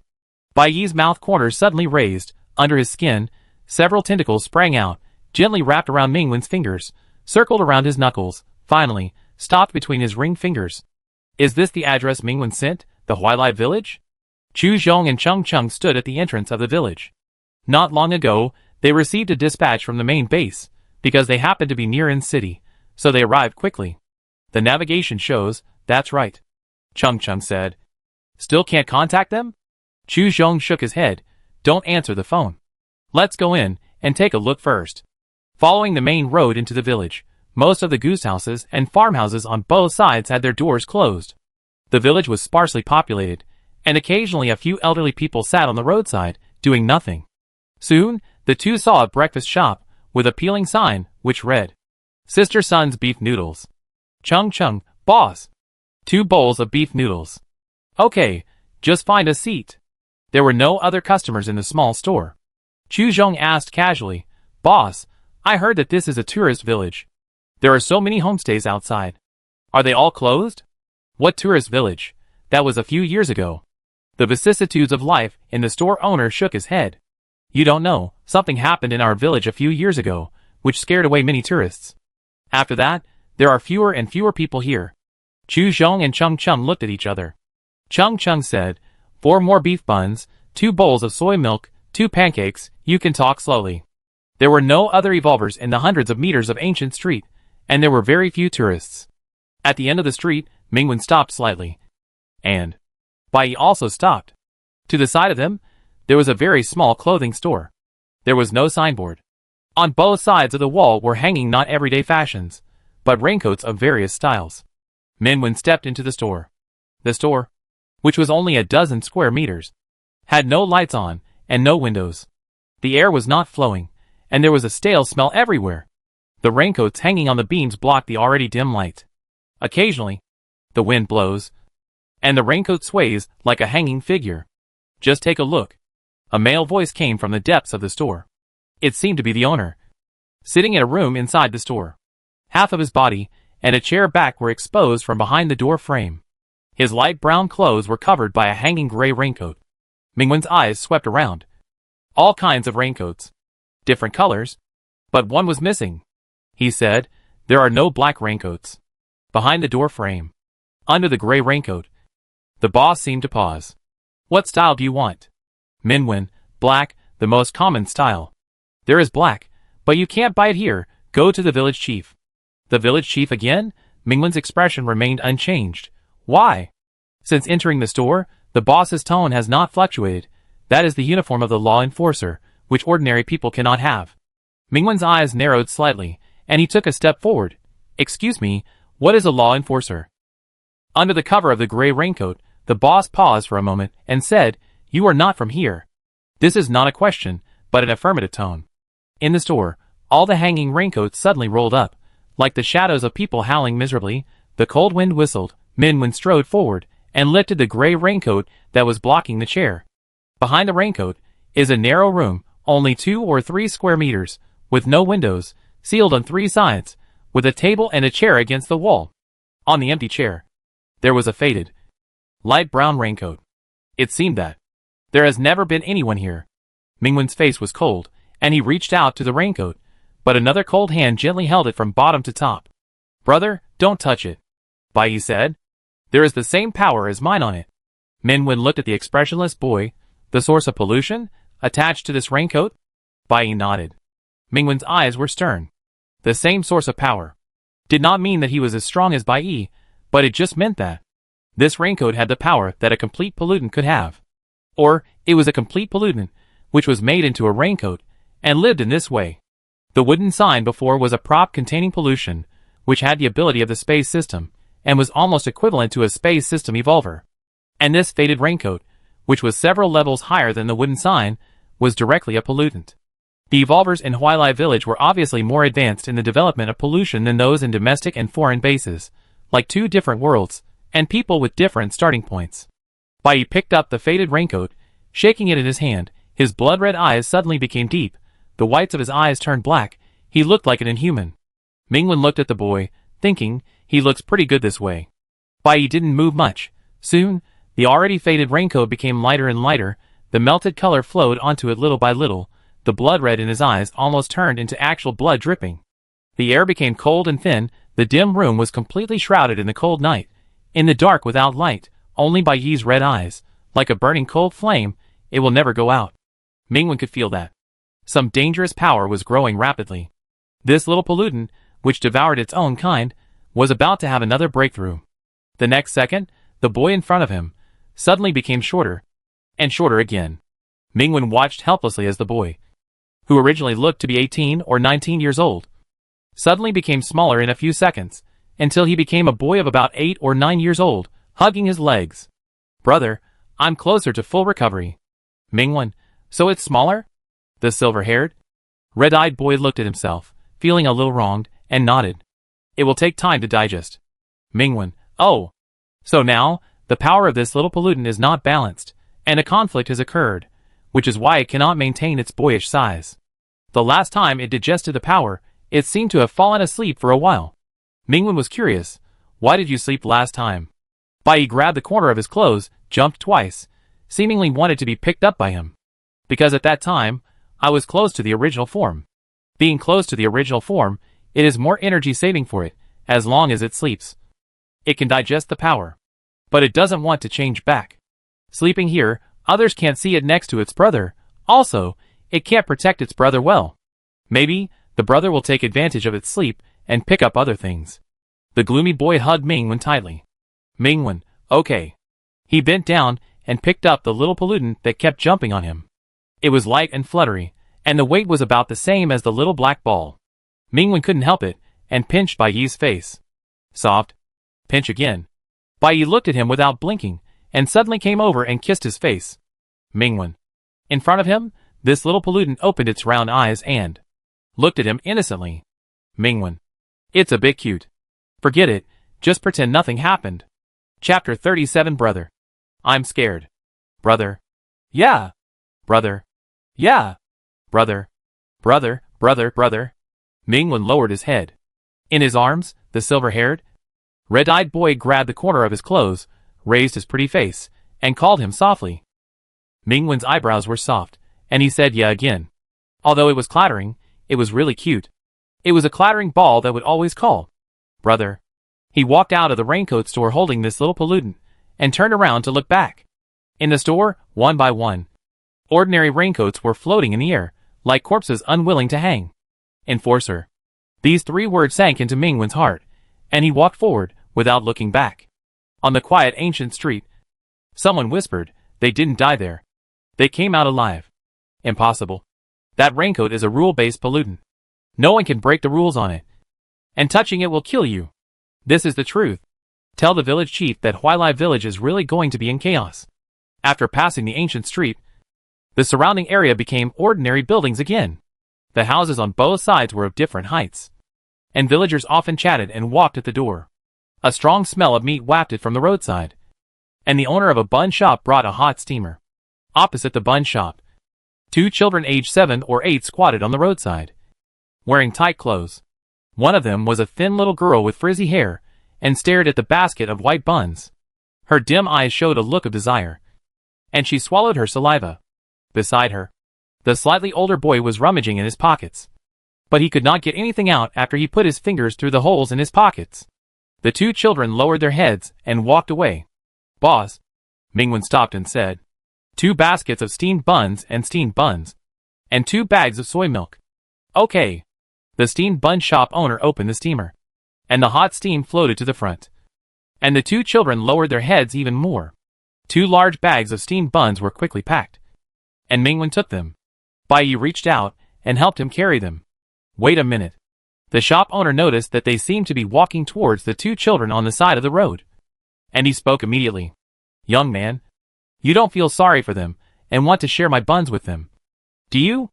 Mingwen turned around, and the shop owner added, I advise you to stay away from them. Those 2 are unlucky. Nothing good will happen if you get close to them. Mingwen, why do you say that? The shop owner laughed. Their whole family died in the pollution, and only the 2 of them survived. If they are not unlucky, then what are they? After saying that, he found that the boy in the arms of the young man opposite him suddenly had a terrible look in his eyes. Very terrible. On the side of the road, the boy held his sister's hand, lowered his head, and kicked a small stone one by one. He was very hungry, and there was still a little porridge sent by his mother-in-law, which he had to save for the evening. The boy kicked the stone again, and his toes suddenly felt cold and his shoes cracked. He quietly retracted his toes, feeling a little sad, and quickly comforted himself, saying that he would just go back and glue it together. Brother, the girl whispered, I want to drink porridge. The boy shook his head. Wait a little longer. You can drink it in the evening. The girl's voice was even lower. Isn't Grandma coming? The boy didn't say anything. Yesterday, Grandma secretly brought them porridge. This morning he heard that Grandma was scolded by Uncle Wang. Grandma won't come, the boy said. Let's be good and don't cause trouble for Grandma. Okay? The little girl didn't say anything, and silently hung her head. The rope loop for her braids broke, revealing a piece of rubber band. The boy's nose was sour. It was the hair tie left by his mother. But this morning, it was torn. No one bought a hair tie for his sister. His stomach growled, and he heard his sister's stomach growling too. His toes were cold and rubbed out of his shoes again. He tried hard to curl up his toes, but he was afraid that he would damage the shoes too hard, and he wouldn't be able to glue them back when he got home. The boy stopped by the roadside, bent down, and took off his shoes. When he looked up, there was a bag of hot buns and steamed buns in front of him. The 2 children were stunned. A few minutes later, Mingwen took Bai Yi's hand and came out of a shoe store. On the roadside, the 2 children seemed to have been hungry for a long time. They didn't care about the hot buns and just ate them. Mingwen, eat slowly, there's soy milk. He squatted down, opened the bag, shoes for the boy and girl, 2 pairs each for winter and summer. The boy stammered, It's a lot of money. We don't want it. It doesn't matter, Mingwen said. The money was stolen. The 2 children were stunned again. Mingwen, what are your names? Boy, Su Tian. Girl, Su Lily. Mingwen looked at Bai Yi beside him. Ming Qiuqiu, 3 children. Bai Yi's eyes were gloomy. Meeting his gaze, quickly hugged his arm.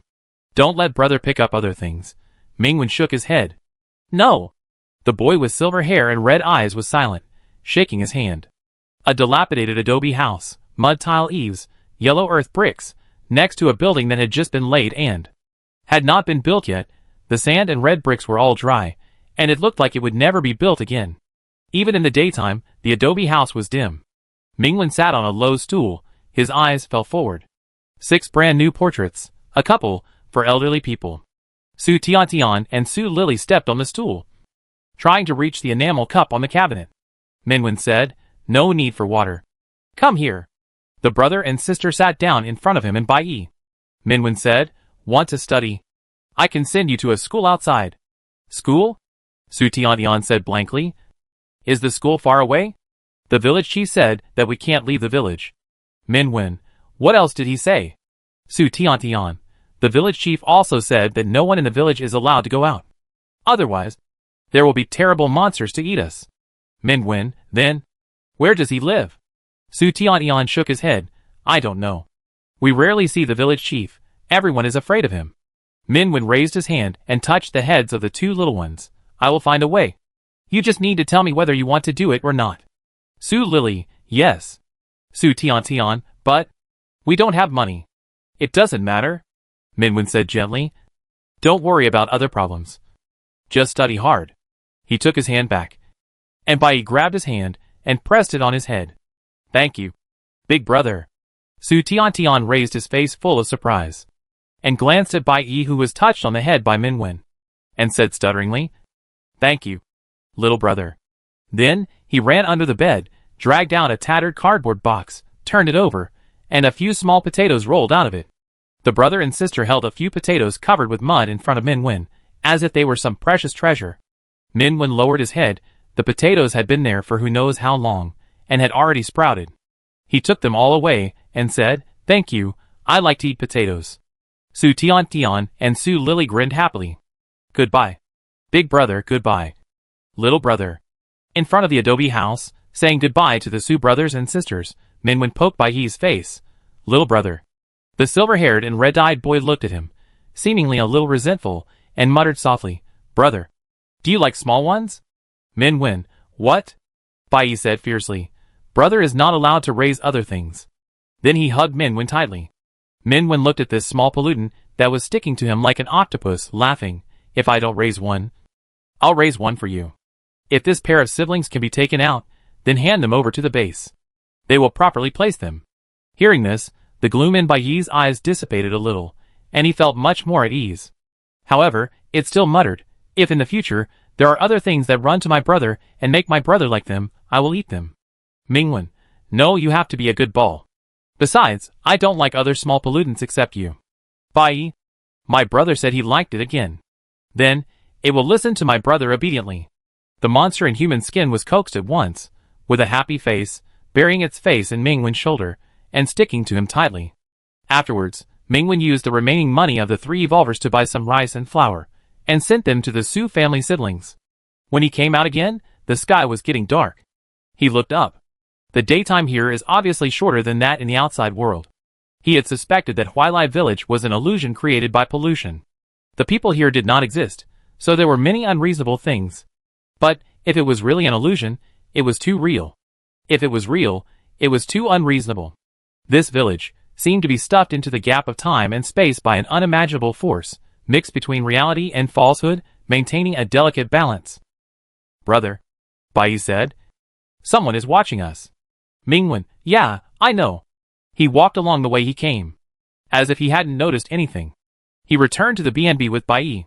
At the front desk of the BNB, Li Gu, who was sipping noodles with his head down, saw Minwen walking in with a boy with silver hair and red eyes. He was shocked. "Did you give birth to this?" Minwen: "No, my brother has become smaller. I was scared to death, so he has become smaller." Li Gu picked up the enamel cup and took a sip of tea. "I thought you gave birth to a child when you went out, after all. You evolvers seem to know everything." Minwen was silent, and lowered his head slightly, and found that Bai was looking at him with bright eyes. "Minwen?" he said to Bai. "No, you can't." Bai: "Oh." He looked a little disappointed. However, it soon thought of something and became happy again. "Then, my brother will only be mine."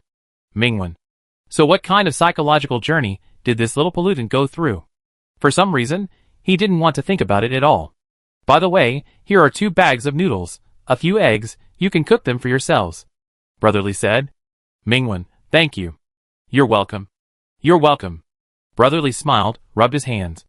"Remember to find a few more people." In the guest house room, Minwen boiled a pot of water, turned his head, and saw a dark tentacle monster lying on the bed. "Are you going to sleep?" "No." The tentacle monster lazily put its head on Minwen's hand, and at the top of each tentacles, its red eyes half closed, slowly rubbing him. Mingwen knew that Bai Yi was speeding up the digestion of that power. Tonight, maybe someone will come to visit. Not long after, a pot of noodles was cooked. Mingwen patted the half-closed-eyed tentacle monster on the bed. Do you want to eat some noodles? Bai Yi moved, and the dark tentacles crawled across the bed in a daze. A little sleepy. Eat what my brother cooked for it. The tentacle monster slowly crawled to the table, squinting its eyes, and picked up something with its tentacles, chewing it. Mingwen cleaned up the kitchen utensils, turned his head, and found Bai Yi lying on the table, biting off half a raw potato. Mingwen? He immediately rushed over, took the potato from the tentacle. You can't eat it, it sprouted. Then he picked up the tentacle monster, and shook it wildly, trying to make it spit out the potato in its mouth. Bai Yi swayed back and forth. The tentacle circled Mingwen's waist. The young man's voice was soft. Brother, that doesn't work on me. Mingwen slowly stopped. Really? Will he really not become the first small pollutant to be poisoned by eating sprouted potatoes? Bai Yi did not answer. Mingwen wanted to check its condition, but before he knew it, this tentacle monster entangled him again. Countless sticky tentacles crawled all over his body, trapped him in the monster's cold body, tightly, unable to separate. Mingwen, well, it looks really sleepy. When this little pollutant really revives, maybe he will sleep for several days. Mingwen moved step by step to the bed, pulled up the quilt, gently covered Bai Yi, and stroked its cold back again and again. Go to sleep, I'm here. Brother. The boy's voice was still very light, like a dream talk. Eat it, Mingwen? Mingwen knocked on the head of this monster. Suddenly, Bai Yi was quiet. Late at night, dark clouds covered the night sky. Without the moonlight, the deserted streets became even more desolate. In the room, the window was half closed, the curtains were hanging low, and the person on the bed seemed to have fallen into a deep sleep. Creaky. With a slight sound, in the windowless room, the window slowly opened outwards. The floor reflected a strange shadow. In the dark night, a dark figure climbed up the window, and crawled into the room. It was a doll made of rags, twisted stitches, crooked button eyes. The mouth was sewn with rough red thread, stained with a little suspicious bloodstains. He. A sharp sneer echoed in the room, and the doll opened its bright red mouth. Snap. The lights came on. In an instant, the walls of the room were filled with ghostly shadows, which were the shadows cast by countless dark tentacles. In the strange light and shadow, a terrifying tentacle monster sat on the big bed in the room. Each tentacle had a blood-red eye on the top, staring at the intruder coldly like the abyss. Gaw! Caught off guard by such a monster, the giggles in the doll's mouth suddenly twisted into a terrified scream, and the woolen hair exploded. Snap, and fell from the window. Fainted. Mingwen walked over, picked up the fainted doll, looked at it, looked at Bai Yi again. Bai Yi tilted his head innocently, and the tentacles hooked his brother's waist, and hooked him back to his side. Mingwen shook the doll, and the head made of rags swung back and forth, and the doll suddenly twitched, and woke up. The button eyes turned, and despairingly found that he was still in the room just now, and faced the very scary monster. The blood-red eyes met the button eyes of the doll, and the next second, the tentacle monster climbed onto Mingwen, and from under the creepy skin came the aggrieved voice of a young boy. Brother, it looked so scary. This sentence was not deliberately hidden, and was directly played out. The doll that accidentally heard it. It started to twitch again. Don't be afraid. Mingwen touched the tentacle monster and said gently, It's a little ugly. Not as pretty as you. The fashionable blonde, curled eyelashes, and cherry-like mouth doll? Its button eyes suddenly widened. The hideous and terrifying tentacle monster curled up in the arms of the handsome young man, and its twisted tentacles drilled into his body. It seemed very scared, and its voice became more aggrieved. Brother. It glared at me. It's so fierce. Mingwen picked up the doll. Don't glare at it. The doll. A second later, the doll made a click sound. It was gasping again. Chapter 38. Don't you have a brother of your own? The dark tentacles rolled up a doll, slapped it on the floor, slapped it on the wall, slapped it back and forth. The doll had no desire to live, as if it wanted to strangle itself with its own hair. But it couldn't move. The moment it was rolled up by the tentacles, it was like being dragged into a terrifying abyss, trembling and unable to die. Mingwen, tell me, where are you from? The doll closed its mouth tightly. Slap. It was slapped to the floor by the tentacles again. Mingwen looked at the tentacle monster, who was having fun, and shook his head. Forget it. The doll twitched, and a strange light flashed in its eyes. Finally, it survived. These two hateful people were going to let it go. Then it heard The young man said calmly, "Give it a quick death." A minute later, the tentacles retracted, and the light in the room returned to normal. The silver-haired, red-eyed boy took Mingwen's hand, and said with disdain, "Brother, it's so disgusting." Mingwen looked at it. Bai Yi looked at him. 2 seconds later, they were still looking at each other. "Bai Yi, brother, why are you staring at it all the time? Do you want it to kiss you?" Bai Yi happily leaned over. Mingwen raised his hand, and pressed its head. It doesn't seem to have grown taller. He compared the heights of the two. Nor has it grown bigger. Last time it was revived, this little black ball directly turned into a human form, but this time, there was no big change. Bai Yi, oh. It felt a little disappointed, staring at Mingwen's lips. He said obediently, "When I am truly revived, my body will transform again." Mingwen, "Okay. Maybe it will become a super large black ball. I am looking forward to it." Bai Yi looked at him again, and suddenly became a little alert. "By then, will your brother dislike me because I have become ugly?" "No." Mingwen patted the boy's head. "You look good in any form.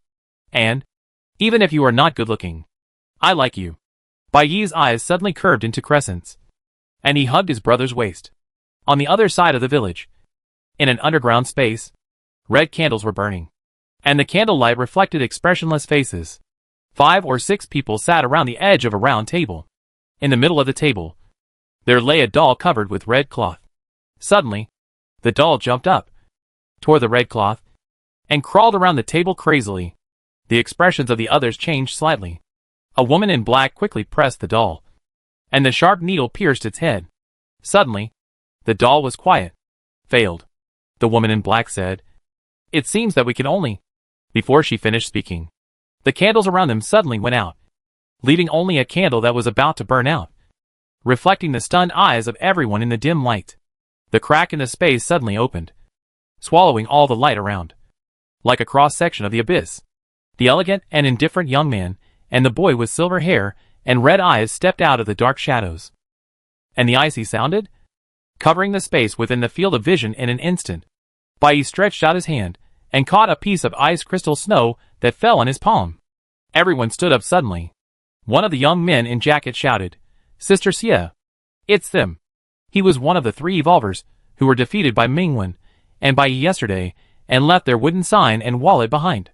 The woman in black took a step back and said in a deep voice, "Why are you here?" "Looking for someone," Mingwen said. The man in the black raincoat, "Your law enforcer." The woman said nothing. The young man in the jacket gritted his teeth and said, "You really don't take the road to heaven."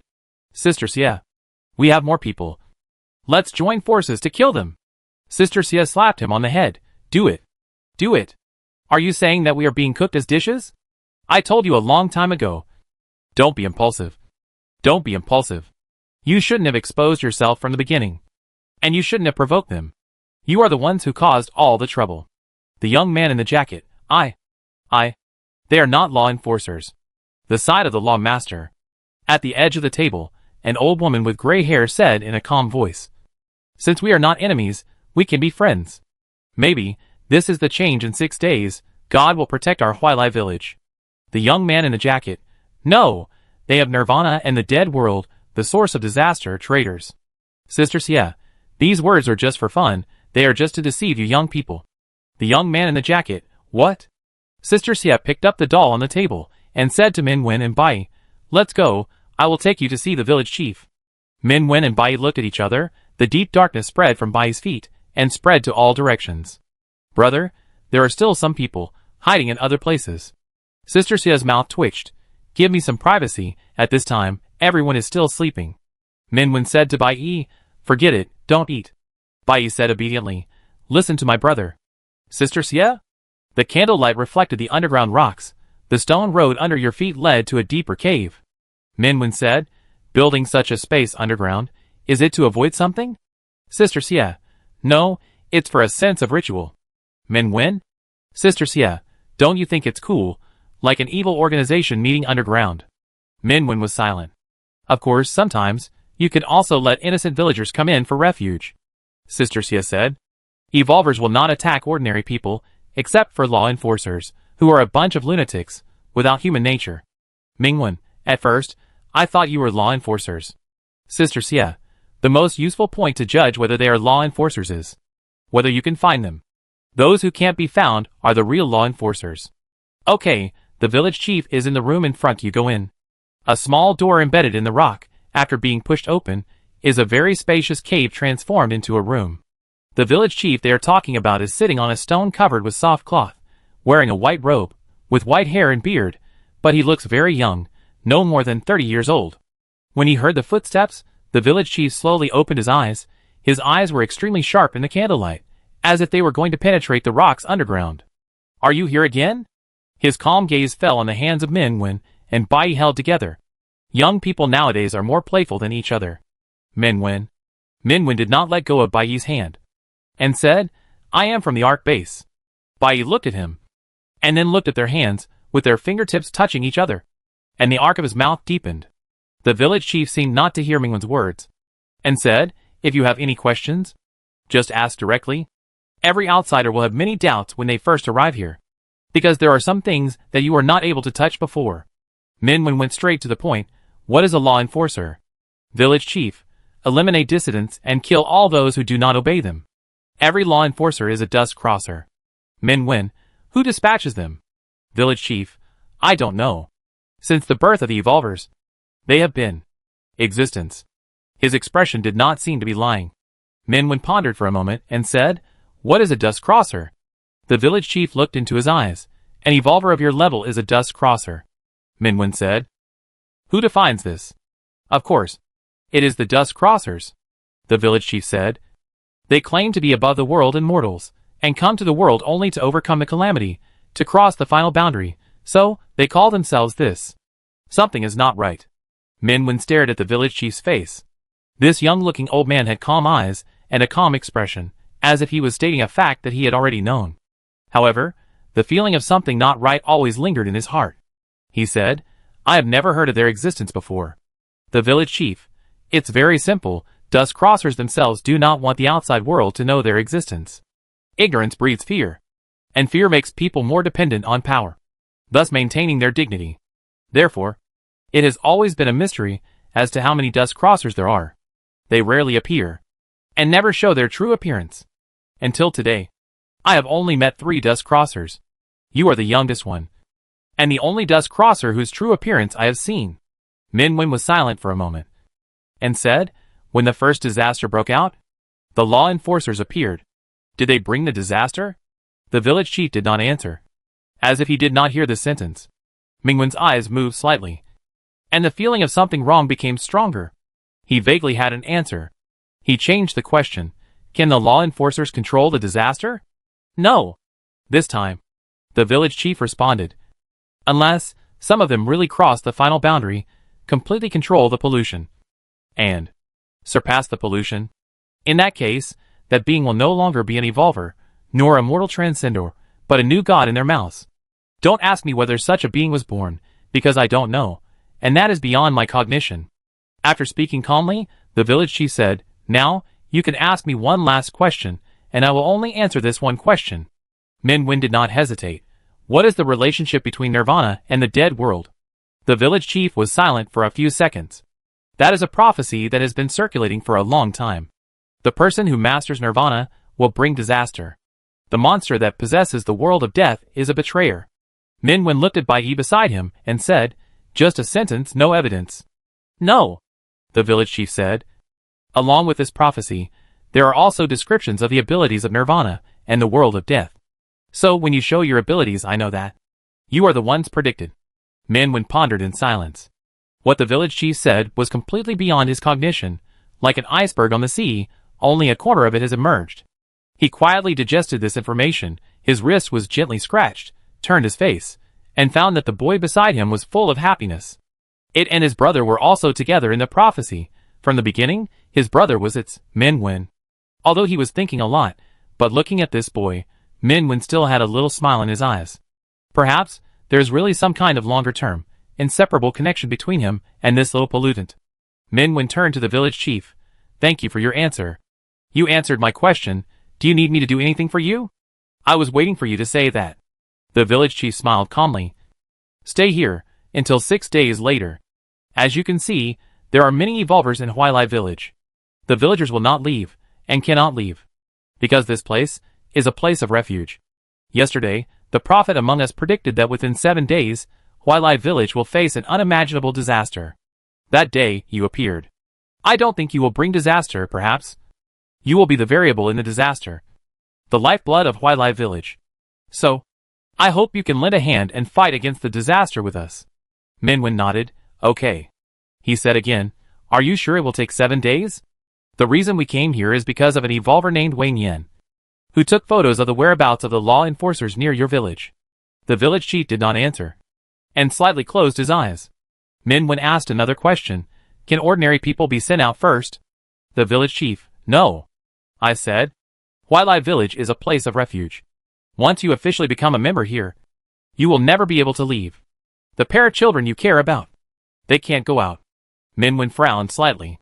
The wooden door was pushed open, and Sister Xie, who was waiting outside, stood up and said without surprise, welcome to be one of us. Temporarily, the young man in the jacket was squatting at the door. Hearing this, he gritted his teeth. Mingwen held Bai Yi's hand and walked in front of him. Bai Yi stopped. The young man in the jacket was as if facing a great enemy. What do you want to do? Bai Yi grabbed 3 wallets from the void and threw them in front of him. So few. You? The young man in the jacket felt that he was greatly insulted. He jumped up angrily and opened his pocket. I still have some. Come and grab them if you have the guts.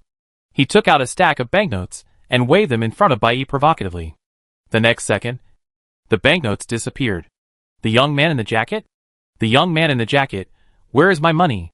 Sister Xie's face was full of a kind of numbness. Didn't you ask them to rob? I have never heard of such a strange request. The young man in a jacket? Minwen looked at Bai Yi. Bai Yi looked at him, grabbed a stack of banknotes from the air, and threw it to the young man in a jacket. The young man quickly hugged the money he had lost and found, and hid away in fear. Bai Yi shook Mingwen's hand, still in a good mood. Brother, let's go back. Minwen, yeah. The young man in a jacket squatting in a dark corner looked at the dangerous and gloomy boy clinging to the young man affectionately, and walked out with him, and said sourly, you are so old, and you still call me brother, as if no one has it. Bai Yi glanced at him, hugging Mingwen's arm, and gently pressing his chin on his shoulder. Brother, he bullied me.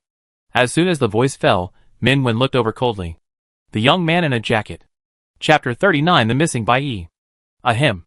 When they were about to walk out of the underground cave, Sister Xie cleared her throat. Can you return the raincoat from before? Forget the wooden sign, that raincoat is very expensive, and there is only one. Mingwen knew that she was referring to the special faded raincoat in the raincoat shop, and shook his head slightly. Sorry, it's gone. Sister Xie was surprised. No more? That raincoat is something that even the dust crosser can't destroy. Did you throw it in the trash can? Beside Mingwen, the silver-haired and red-eyed boy showed a sinister smile. I ate it. Sister Xie. At this moment, everyone, including the young man in the jacket, all took a step back. Their eyes were full of fear and vigilance, and the atmosphere suddenly tensed. Mingwen said nothing, and stood in front of Bai Yi. Bai Yi looked at his back, his eyes curved, and his face gently pressed against his shoulder. What are you doing? Sister Xie turned around and scolded the others. It's just a raincoat. If it's gone, it's gone. Is it worth offending 2 dust crossers? That's our trump card. Someone's voice was unwilling. Such a big loss. Are we just going to let it go? Really? Bai Yi walked in front of Mingwen. His blood-red eyes swept over everyone, and a sneer appeared at the corner of his mouth. At that time, weren't you trying to kill us? The darkness climbed up the surrounding stone walls, and the cracks in the abyss spread out under the cold and pale young man's feet. As if it were the ghostly hell in the rumors, it will devour people at any time. In the shadows of ghosts, the monster in human skin smiled and said, You failed. Excuse me, can I kill you now? Everyone's face changed. Mingwen stepped forward and gently took Bai Yi's hand. Bai Yi looked at him, obediently came over, in front of everyone, gently rubbed his shoulder with his face. Mingwen's eyes fell on Sister Xie. The wooden sign and raincoat. Are they all props you made? Sister Xie quickly answered, The village chief gave them to us. The wooden sign is not rare. You can buy it easily. The raincoat is rare. It is made of a rule-based pollutant, because it is impossible to break the rule. Touching it will kill you. Usually when we use it, we wrap it with a special anti-pollution cloth. It was indeed my companions who were wrong before. After finding out that you were outsiders, They wanted to kill you. However, everyone was very worried about the prophecy of a disaster in Huilai village, and they lost their minds for a while. I promise that there will never be a next time. Minwen said nothing more, and said to Bai Yi, "Let's go." Bai Yi said sweetly, "Okay." The darkness receded, and the well-behaved and docile boy let Minwen lead him and take him away. The two figures disappeared into the night. Sister Xie breathed a sigh of relief, turned her head, and said sternly, "I told you a long time ago not to do anything too extreme. You haven't figured out the details of the person. You don't know if he is an enemy or a friend. And you want to kill him right away? You have been here for a long time, and your mind is full of killing. Fortunately, that dust crosser has a good temper, the monster that suppressed him. If it weren't for him, who knows what the monster would do?" Someone said in a deep voice, "It was my mistake. At that time, I just wanted to test them." Sister Xie, test? You know that if you touch the raincoat, you will die. You call this a test? If they were not strong enough, you would have really lost 2 lives. You are responsible for all the losses this time. The man did not speak, and retreated silently. The surroundings fell into a moment of dead silence. Someone exclaimed in disbelief, "It ate a pollutant. It's really a monster in human skin. I was wondering why I couldn't feel the breath of the dust crosser. It turns out that it is not even a human. How did the dust crosser next to it tame it?" Darkness seeped out from the floor, and there were 2 more figures in the bright room. "Back to the B&B," Minwen said. "I think I guessed where this is." "Bai Yi, then, brother. Will you stay here?" Minwen nodded. "There are still some things that have not been resolved, the brother and sister." Bai Yi looked at him dimly. "If they really can't leave." Minwen rubbed the boy's head. "Then we can only think of other ways." Bai Yi said nothing, quickly hugged Mingwen's waist, with a sour expression. Mingwen touched the sour boy, thinking, "I can eat dumplings with this little black ball next time." He was about to say something, but was interrupted by a sudden knock on the door. Dong dong dong. Dong dong dong. Heavy knocks on the door rang out one after another. Minwen opened the door and saw Brotherly, the owner of the B&B, standing in the corridor. "So you are here." The corridor was dark, and Brotherly was mostly in the shadows. He said, "I just heard some noises, and thought you were out." Minwen, "No. We have been here all the time." Brotherly said, "Oh, are there enough quilts?" Minwen nodded, and Brotherly said nothing more, and went back along the corridor. I don't know if it was because of the light, but in the dark corridor, for a few seconds, the back of his head seemed to be sunken. Minwen retracted his gaze, closed the door, and turned back. The boy with silver hair and red eyes was lying on the pillow, with the quilt pulled up to his waist. "Brother, it's time to sleep." Minwen paused. "Aren't you going back?" "Bai Yi, brother. Do you dislike me like this? Brother dislikes me?" After a while, Minwen lay on the bed, looking at the boy whose face was rubbing against his neck, thinking a little. Something seemed to be wrong. Bai Yi hugged his waist, and his limbs turned into countless black tentacles, and swished around him, from his ankles to his waist, and then spread all the way to his chest, until he was completely trapped in the soft and inextricable tentacles. The half-monster-like boy was satisfied and said sweetly, "Brother, good night." "Minwen, it seems that a quilt is missing." "Forget it." Snap. The lights in the room were turned off by the tentacles. The next morning, Minwen and Bai Yi went to visit the Su family's brother and sister. On the small wooden table at the door, Su Lily held a thumb-length pencil and scribbled on a wrinkled draft book. The draft book was almost used up, so she carefully scribbled an apple tree in the corner. "Big brother. Little brother." Seeing Minwen and Bai Yi, Su Lily was very happy. "Several uncles and aunts came today and gave us a lot of things." Minwen nodded, knowing that they were the village chief's people. Hearing the voice, Su Tian ran out of the house and raised his little face. "Big brother, when can we go to school?" "Minwen, maybe we have to wait a little longer. When the time comes, I will ask the teacher to come here." Su Lily, "Great. We have a teacher."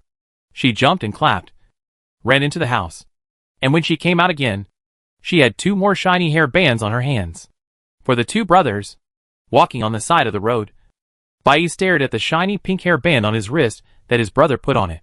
"Brother, why is it this color?" Minwen, "Pink, it's a bit like your eyes, I like it." Bai Yi's silver hair fluttered around, pulling up her sleeves a little, so that everyone could see the hair band that she put on her because her brother liked it. When they returned to the ancient street, the sky suddenly darkened. The sun, which was high just now, was covered by dark clouds in an instant, and the haze-covered sky seemed to be very close to the ground, and it would collapse at any time, burying the entire village. Did the disaster break out ahead of time? Many figures suddenly emerged on the ancient street. It was the Evolver here. Why is it early? There are still a few days to the 7th day. Where are the monsters? Why is there nothing? The Evolvers talked a lot, staring anxiously at the oppressive sky. No one made a move, and no one dared to make a move. Sister Sia's face was uncertain, looking at Minwen and Bai. Master Dekins, this time I ask you to help as much as you can. If you can help Huilai Village survive this disaster, we will definitely reward you handsomely. Let ordinary people take refuge underground first, Minwen said. I promised, I will do it. Sister Sia, no problem, this has been prepared. The alarm sounded in the middle of the village. Some Evolvers began to guide the villagers to hide underground. In the chaotic crowd, Minwen saw the figures of Su Tian and Su Lily. The brother and sister didn't know what happened, hand in hand, still holding the unfinished buns. Seeing Minwen, wanted to run to him. Minwen shook his head slightly. The brother and sister stopped obediently and followed the crowd. Soon, the doors of every house were closed, and all ordinary people were moved to the underground cave. Under the locust tree in the middle of the village, there were many Evolvers.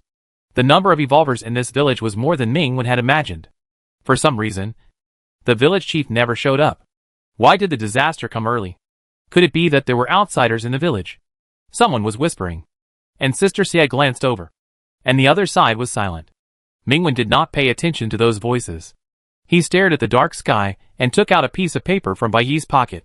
He took out a photo. The first photo of Huilai Village taken by Wei Nian, the time written on the back, was exactly 7 days ago. Perhaps at that time, Wei Nian came here by accident and found the specialness of this village, so he began to observe and took a few photos every day. On the 5th day, Wei Nian accidentally photographed the law enforcer. Another day later, Wei Nian's family died. Minwen and Bai searched for the photos and found Huilai Village. Today, it happened to be the 7th day. The disaster did not come early. The predicted 7 days, from the moment Huilai Village was observed, had already begun. Minwen took the photo and gently waved it in front of other people. Those people had no reaction, as if the photo in his hand did not exist at all. They all stared at the sky, alert for the impending disaster. Suddenly, someone shouted, "It's coming!" Above the sky, the dark clouds turned bright red without any warning, and large patches of blood spread across the sky, like a boiling sea of blood, spreading to the distant horizon. At this moment, everyone's eyes were drowned in the bright red. For no reason, Minwen pressed his chest, under his clothes, near his heart. The old wound that had been silent for a long time suddenly felt a sharp pain. Brother, Bai gently held his hand, and a voice without emotion sounded next to his ear. I sense my origin, my true birthplace. It's right there. Minwen's heart skipped a beat, looking at the boy beside him, and blurted out subconsciously, "Are you leaving?" Bai stared at him solemnly, seemingly wanting to say something. The next second, the huge sky pressed down, the blood-red wave engulfed his vision. Minwen was forced to take a step back. His heart seemed to be torn apart. The familiar and long-standing pain made him unable to breathe. When he opened his eyes again, the boy with silver hair and red eyes disappeared beside him, leaving no trace. Chapter 40 Black Sun and Monsters. The blood in the sky poured down, and the entire Huilai village was covered by a surging red fog. The bright red fog filled the surroundings, obstructing the vision, and the figure of the young man with silver hair and red eyes could not be found in his eyes. Minwen took a step forward, and his heart seemed to burst from his chest. He clenched the clothes on his chest and bent down in pain. Brother! Darkness rolled up from the ground, whistling away, shattering the surrounding red fog, and the young man with silver hair and red eyes took a step forward and huddled Minwen. I found you. The familiar breath and cold body temperature returned to his side again. Minwen raised his eyes and grabbed Baiyi's arm. You. Just now, I almost separated from my brother. Baiyi's face pressed against Minwen, his hands tightly wrapped around his waist, their chests pressed against each other, leaving no gap. Fortunately, I caught you. Minwen, I thought you were going back to the source. I won't leave. Baiyi rubbed his forehead and said softly, Where my brother is my home. Minwen looked at the blood-red, deep and focused eyes. Without words, lowered his eyelashes, and gently pressed against the boy's forehead. Bai Yi touched his chest. "Brother, are you feeling uncomfortable?" Mingwen shook his head. Bai Yi, brother, lied. But its voice was gentle, like the strength of a palm caressing Mingwen's heart. "It will be over soon." As soon as the voice fell, with Bai Yi as the center, the darkness boiled, roaring and setting off a storm. The earth cracked open, revealing the dark extending downwards. It was a bottomless ravine, as if it was connected to the legendary netherworld. Darkness colder than the night surged out from the abyss, engulfing every inch of space within sight. In the torn night, hideous tentacles tumbled, interspersed with cold blood-red eyes. The collapsed sky was supported by an unimaginable force, and the blood in the sky was peeled off bit by bit. The blood mist that originally covered the entire Huailai village was also receding, swallowed by the darkness, until the last trace of blood disappeared in the cold darkness. The abyss that the earth cracked suddenly shrank and disappeared under Bai Yi's feet. In the Huailai village that returned to normal, the faces of the evolvers were full of astonishment. Just now, they were scattered to various corners, lost contact with their companions, and could only fight the blood-filled mist in vain. And now, the sky is blue again. It seems nothing happened. Is the disaster over? The evolvers were puzzled, suspicious. No one dared to speak, and their eyes were full of fear, cast towards the two figures in the middle of the village. They saw it clearly just now. Swallowing the blood red was the cold darkness. The darkness came from that terrifying monster. At this moment, the monster in human skin did not give any eyes to other people.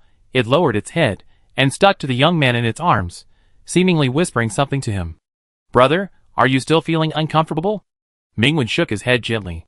In fact, since just now, his heart, as if the pain of being torn apart has never stopped.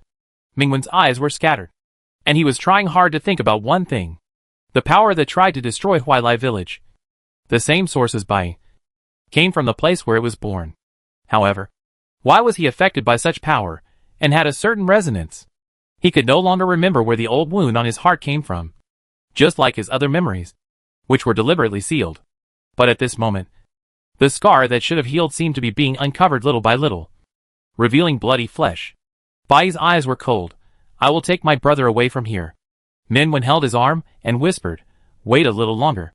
Under the locust tree, the village chief walked out step by step, looked up at the sky, and said loudly, "Dear law enforcers, are you not showing up yet?"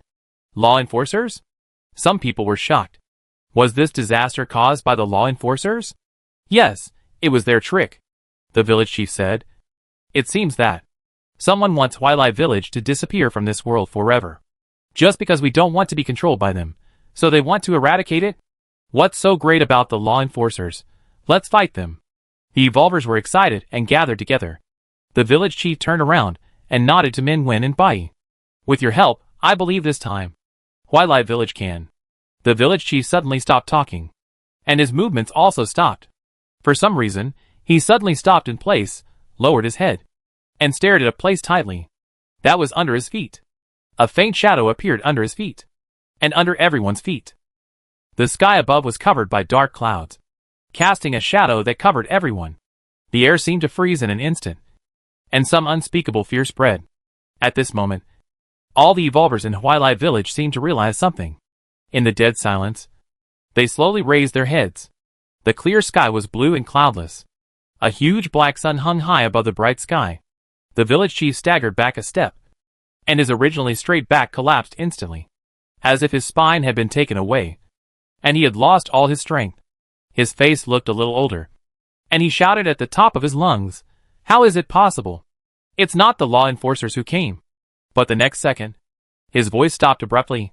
Not only him, but the voices of everyone in Huailai village, all the unuttered shouts, were all erased at the same time. Above the bright sky, the black sun was hanging high, slowly turning.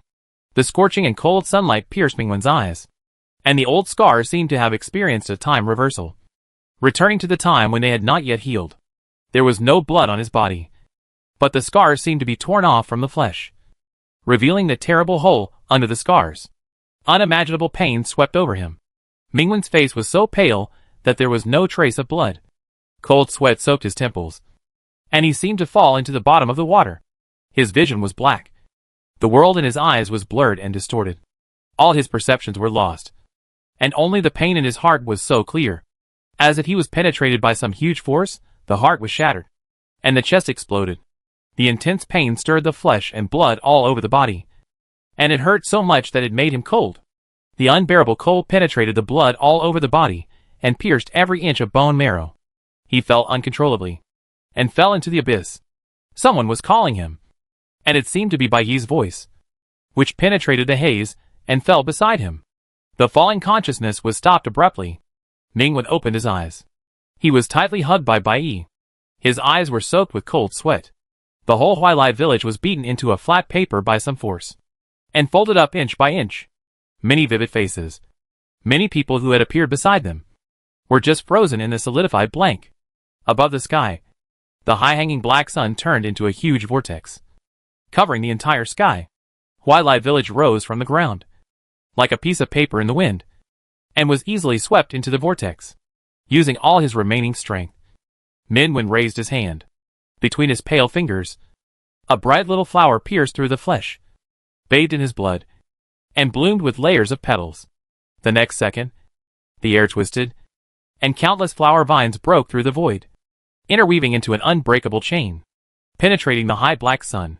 The chain sank into the darkness, and from the vortex that crushed everything, it pulled the entire Huailai village back.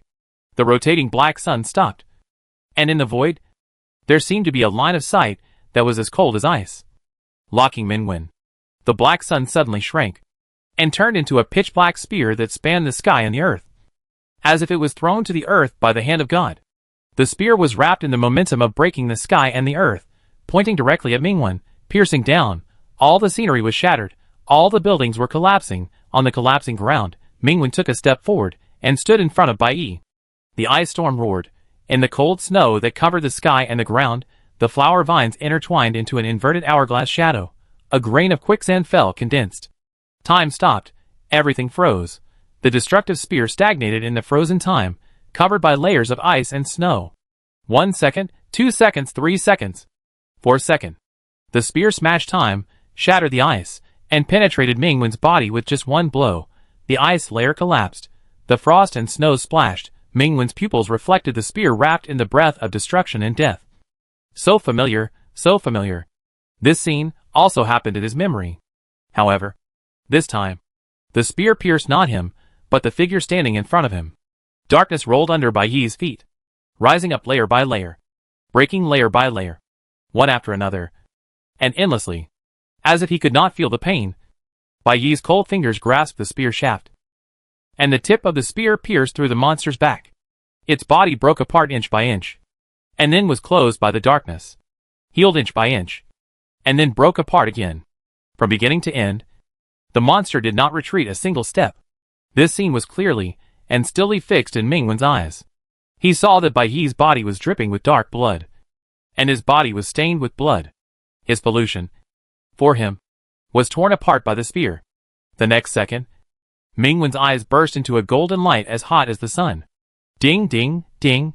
It seemed like there was a heavy bell sound, reverberating 3 times. Chu Zhong looked around in surprise.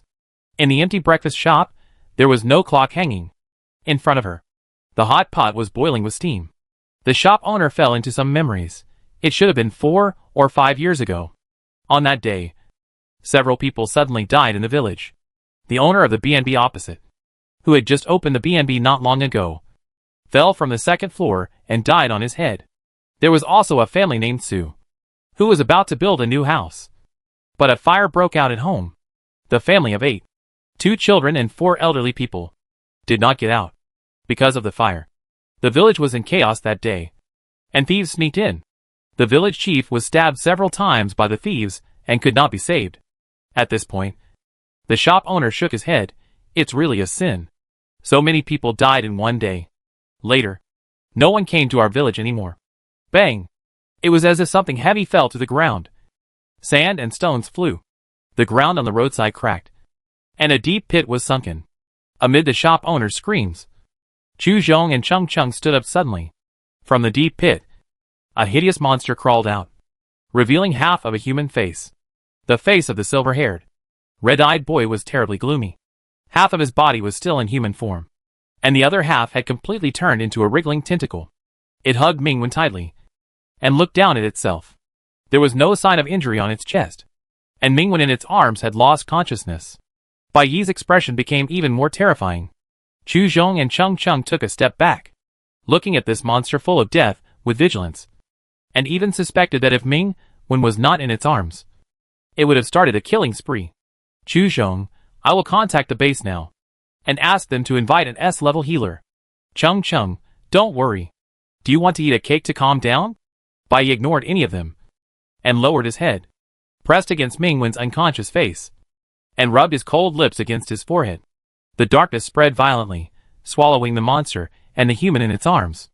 In a blink of an eye, they disappeared from the spot. Cheng Cheng and Chu Sheng looked at each other for a while, and then sat back silently. Chu Sheng, so what happened? I don't know, Cheng Cheng said. Let's eat the cake. Chu Sheng,